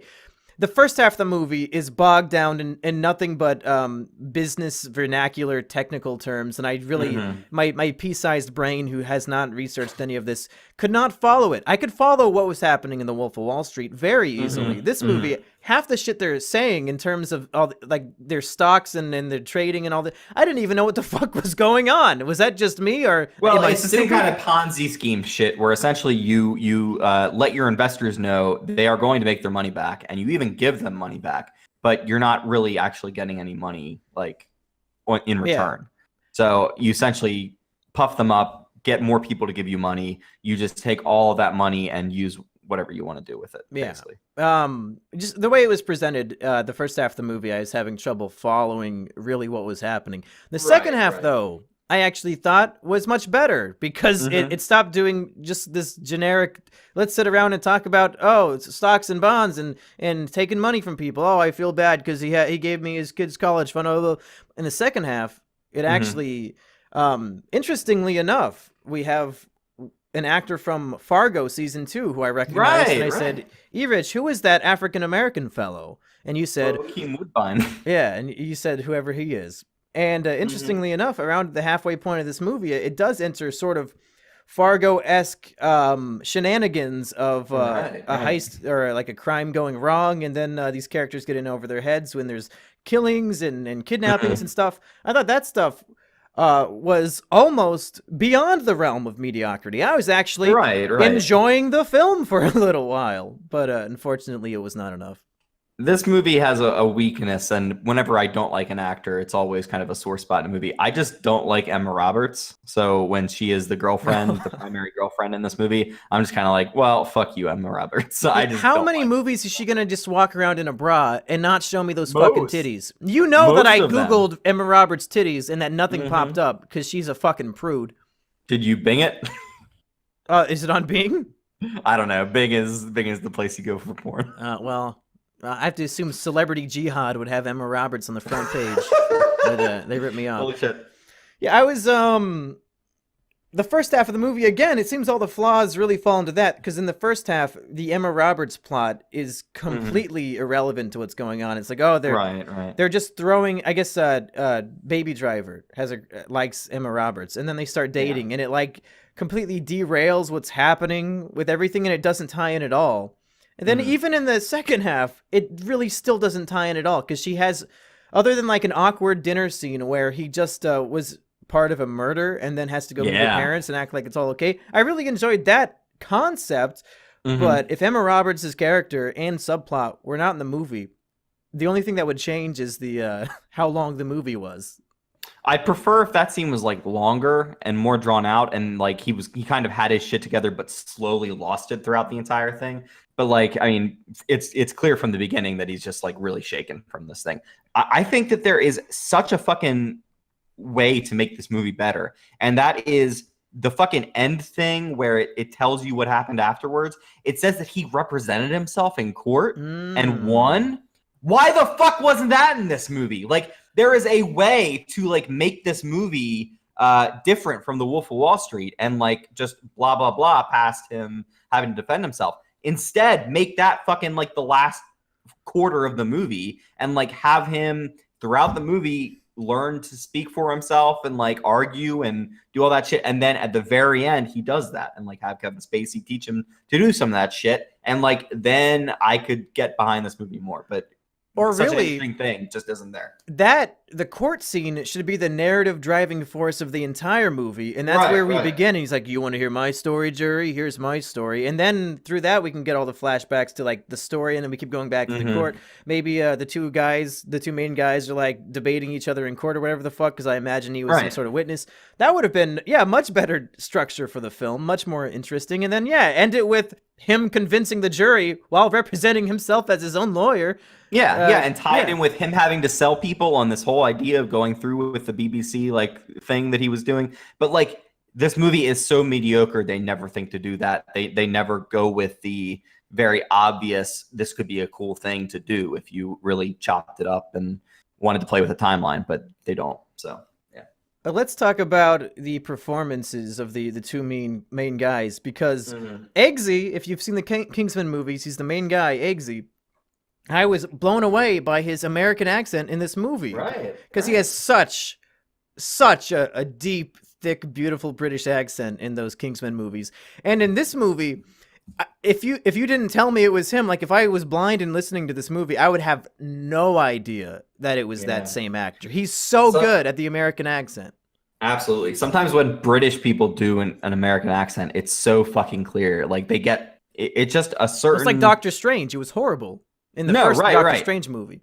There's a certain way they contort their voice to make it sound, and it's either completely different from their voice, like Benedict Cumberbatch, where he just doesn't sound like himself anymore, or like I'm trying to think of other people, but basically like when Dr. House. Exactly. When it's incredibly obvious, it takes you completely out of it, and it must be what any English person feels when they watch Peter Dinklage in Game of Thrones, because I don't think his English accent is very good. Wait, Peter Dinklage isn't British? No, he's American. Oh, I didn't know that. You learn something new every day. I never saw him in Game of Thrones. I've only seen him in the X-Men movie and the Avengers movie and in 3 Billboards. I think that's my only exposure. Wait, he was in Elf? Yeah, he was the angry little guy in Elf. Wow, typecast already. All the way back in 2003. Tragic. Yeah. What did you think of Baby Driver in the movie? I thought he did a really good job in like what I'd argue is the lead role here. I'd say that it's kind of a hard role for him specifically because it is kind of this thing that you've seen before. It's the guy who has to convince people that they should give him their money, that kind of thing. And I think he does a decent job with it. I liked that in the beginning he had a hard time getting all the douche bros on his side because they knew him from school and they knew that he like. I like the idea from this movie that he didn't come from all that and then he had to earn it more than they did, I guess. But that never really comes into play in a huge way. It's only really at the end that it comes back.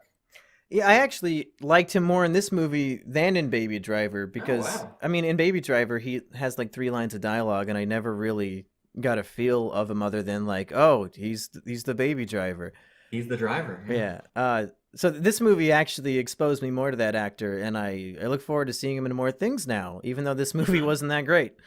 Speaking of people, enough, both of these actors were up for the role of Han Solo in the Han Solo movie. Oh, really? So yeah. Well, so it was interesting seeing them play off each other. Yeah, and maybe this was the way that they auditioned, and then they said, you know what? After you got face cummed on by Kevin Spacey, we're gonna have to go with an older actor on this one. Speaking of actors that we can't wait to see in future projects, what did you think of Kevin Spacey in this film? I was gonna say, what did you think of Carrie Elwes as Andy Warhol in this? Who? Carrie Elwes. Have you ever seen Princess Bride? No. No. Okay. Well, that's his big role. Really, Oh. he was in the first Saw movie as well.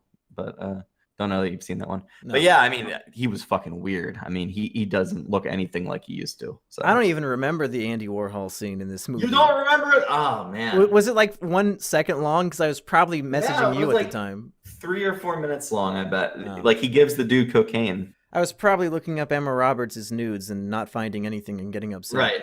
Yeah, and being upset. And to be very clear, we watched this movie at home. I was not an Erich in the movie theater pulling out my phone, guys. I was not disrupting my fellow theater goers with my fucking Discord tab on my phone. Right. What actor were you talking about before I fucking Kevin so Spacey. You might have heard of this guy.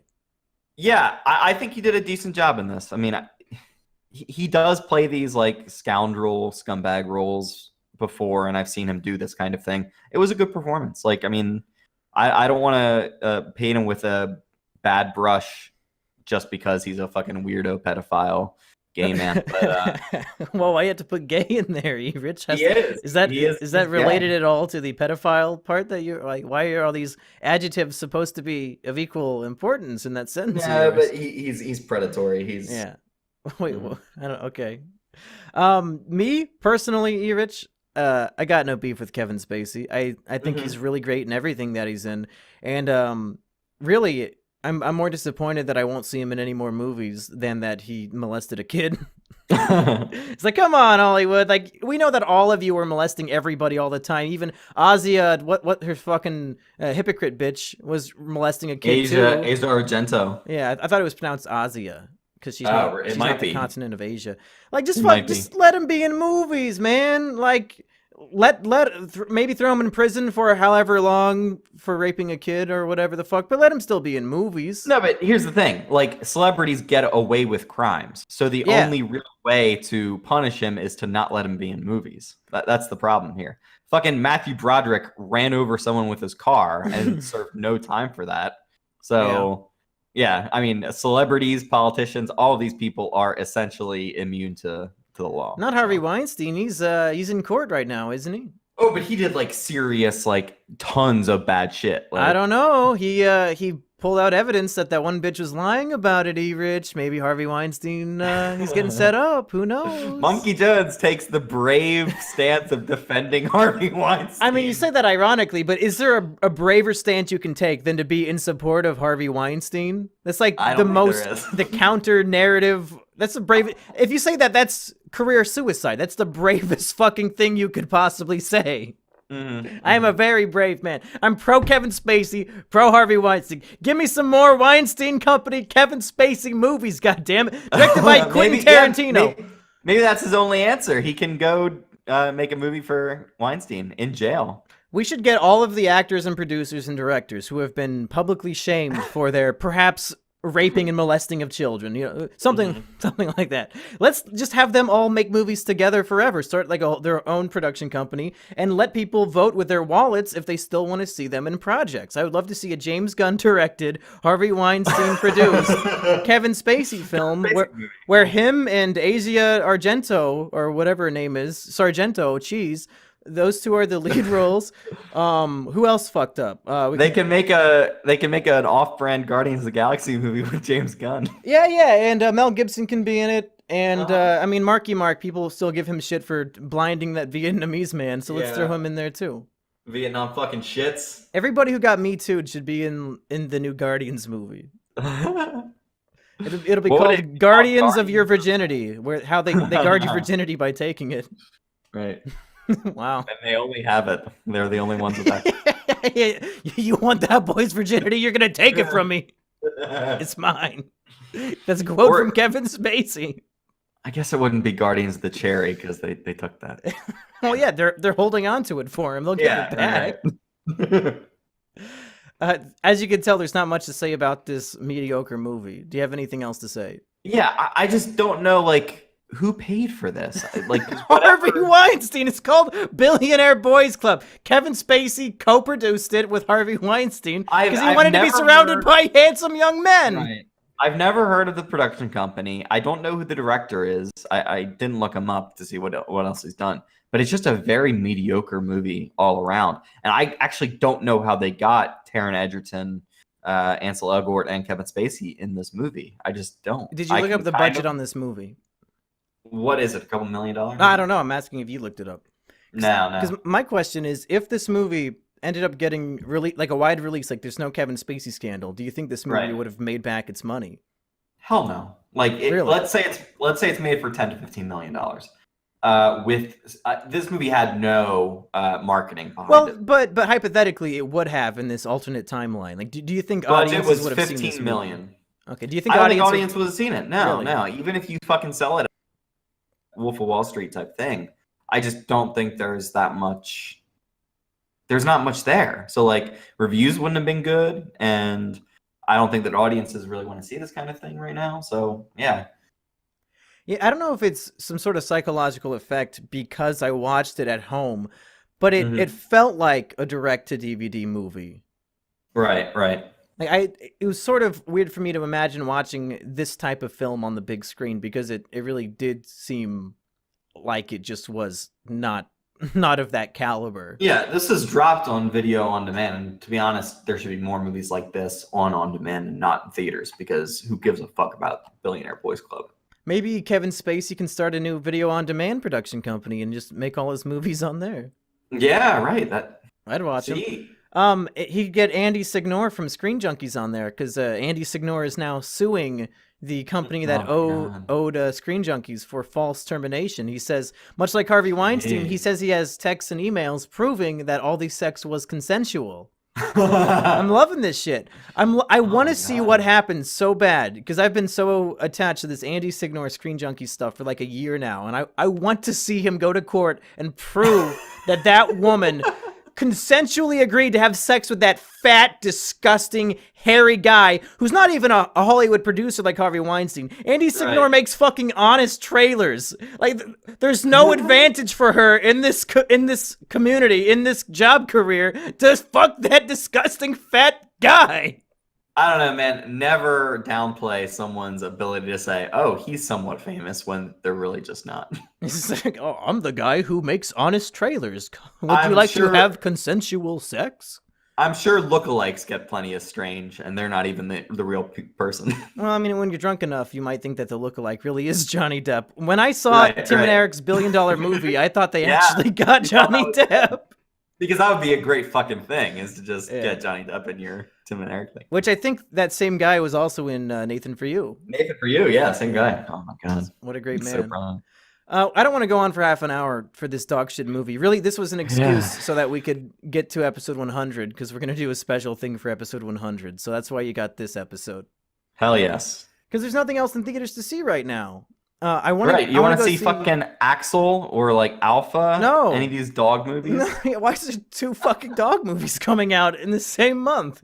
Yeah. One's a future dog and one's a past dog. It's a different movie. And there's a present day dog movie out called Dog Days. No! There's fucking dogs of Christmas future, present, and past, all in theaters at the same time. Tell Asperger to record a song. Yeah, you're the dog of Christmas past. I want to go see Happy Time Murders, and I just saw that it has a 30% on Rotten Tomatoes. That is going to be painful. Like, just laying my cards on the table, that was never a good idea. Doing like a crass puppet thing, fuck that. What do you mean it's a bad idea? Avenue Q is a great Broadway musical. Yeah, but does that have good jokes in it? Like, none of the jokes. Yeah, it's great. Well, I know, but none of the jokes I've seen from Happy Time Murders are any good. So, well, like, sure. If there's a basis for your comedy, great. But it just seems like, so this is actually done by the fucking Henson kid, who has squandered his father's fucking entire thing on his stupid fucking R-rated comedy thing. Oh god. Well, luckily I don't hold the for some reason mass opinion that Melissa McCarthy is like horrible and terrible. I actually enjoy seeing her on screen. So maybe I've seen Spy. Spy is the only thing I've seen from her that I enjoy, but I am willing to admit that she is good at times. Yeah. So maybe she'll give me a little bit of entertainment. And I do just like puppets in general. And evidently Joel McHale's in this movie too. Joel McHale's in anything, man. He was in Spy Kids 4. Spy Kids 4 was good, dude. I didn't see Spy Kids 4. He was also in Spider-Man 2. Oh, what's wrong with Spider-Man 2, Erich? He was a fucking bit part in that movie. Yeah, and Aunt May hit him, and he said, ow! Ow! Ow! See, you remembered it from He promised from the 20 toaster, years ago. and then you can't get the toaster. Yeah, see, he was in Ted. Everybody knows Ted was great. Thunder Buddies for life. Wait, what was he in Ted? I don't remember him in Ted. He was like the asshole boyfriend or boss or something of Mila Kunis or something. I don't know. Okay, all right. Erich, is Billionaire our $136 boys club? Is it KINO, and would you recommend it? It is not KINO. I would not recommend it at all. Like, I would only recommend this movie if you've never seen a movie like this, and Wolf of Wall Street is too extreme for you. Like, if you can't handle nudity, you can't handle too much swearing, and crazy drug use, like doing blow out of a stripper's asshole, is too much for you, then I definitely recommend Billionaire Boys Club. I would say it's not KINO, but I would recommend it because of the meta storyline of Kevin Spacey ruining his career by being involved inappropriately with young boys. And also just for Eggsy's American accent, I think was worth the price of admission, which was $0. Oh, I also hope Bokeem Woodbine, the black guy who shot Kevin Spacey, gets some good cred off this movie, because I think he's decent in it. Yeah, that's too bad. He finally gets like a big movie role, and then it's directed to DVD or whatever the fuck. Does it make you upset that the hundreds, if not thousands, of people who worked tirelessly on this film, no matter how bad it was, have to suffer because one guy in the movie did something stupid 20 years ago? Does that upset you? Yes, that does upset me, because those people don't deserve that kind of treatment. Yeah, that drives me fucking crazy. If I was anybody involved in this movie, even like the lighting guy, I would be furious that they were not releasing this. I mean, massively. they already got their money for it. Like, their payment isn't the issue for them. It's just basically their exposure. Well, like you're saying, like nobody's going to see this movie. The guy from Fargo season 2 is in this. Like, this could have been his next big break into major movies, and now he gets cucked completely. Right. That really only affects people who are above the line, though. Like, the crew and everything, they've done their fucking job. As long as people can tell that the movie's lit the right way, that's all that matters for them. My question is, okay, Kevin Spacey's in the movie. So they suspect, I guess, that it will not perform well because people would protest it or be disgusted by it. But why not give it a wide release anyway? Like, who does it hurt at that point? You already gave Kevin Spacey money for the movie. Because you'd have to then market it. So you're now wasting money on marketing that is not going to see your return on investment. But potentially the movie could have been seen anyway. Like, why not just throw it out there? And you could advertise it like the last movie Kevin Spacey did before getting caught raping a child. Like, I would have seen this in theaters. They would have got my movie pass $10 or I mean, yeah, they got my free money for the torrent. All the money in the world. Well, no, they didn't get any money for my torrent. Oh yeah. I don't know if I think it's unfair to everybody involved. I think you know, just accept that this man in this movie did something bad, because it's not like if I find out that somebody if I find out that Doc Brown molested a kid 40 years ago, I'm still gonna watch Back to the Future every day. I don't care. I can separate it. You have to give me your kids. Yeah. You have to come with me to the future, Marty. I accidentally knocked up your daughter. I need you to sneak into the room and fuck your daughter for me, Marty. It's the only way. Well, okay, Doc. I mean, I almost fucked my own mother, so. This doesn't seem that bad. Yeah, I mean, if you recall, Marty's daughter is just Marty with a wig on, so I think he would be okay. It's almost masturbation at that point. It's probably fine. I'm just saying it's bullshit. I would have given this movie a wide release. Fuck it. It's not fair. Well, also, what I'm just thinking here is, like, the movie was filmed at the end of 2015. It finished beginning of 2016. They did reshoots at the end of that year. So this movie's been on the shelf for a decent amount of time. Because those accusations only came out, beginning of this year? Yeah. Yeah. So this movie has been on the shelf for at least a year. I don't think there are many effects they had to do. So, like, anybody who was making, like, kind of their reputation off this movie would have probably already moved on and done other projects. And so anybody who's in the crew is probably either succeeding or failing based on their own talents and not whether Billionaire Boys Club went to theaters or not. So I don't know. It kind of sucks for those people, but yeah. If I recall, didn't Baby Driver win an Oscar for, like, some sound editing or something like that? Yeah. Wouldn't it have pissed you off if the Oscars decided not to nominate it because Kevin Spacey was in the movie? That would have totally been bullshit. Yeah, that absolutely exactly. would have been bullshit. That's how I feel but, about it. Billionaire Boys Club doesn't have anything like that in the listen. in the effects Billionaire or Boys Club. sound editing category. This movie fucking sucks. I'm just saying, you know, out of principle, the movie should have been given a fair shot. Not Yes, in a different situation with a different movie that deserves some kind of accolades for something that's not the person who did a bad thing in the past. Yes. Or, I mean, how much do you respect the art of filmmaking, Erich? What if Kevin Spacey literally, objectively gave the greatest performance in film history in this movie? Would you say he should not win the Oscar because of something bad he did? You have no respect for art, Erich. You disgust me. He should...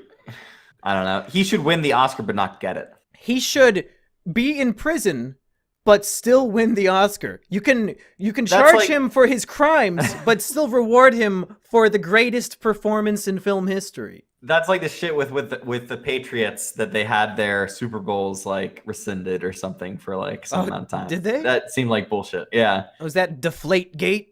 Yeah, over Deflategate, I think. Wow. This is a molesting boy gate, I think, is what they called it on CNN.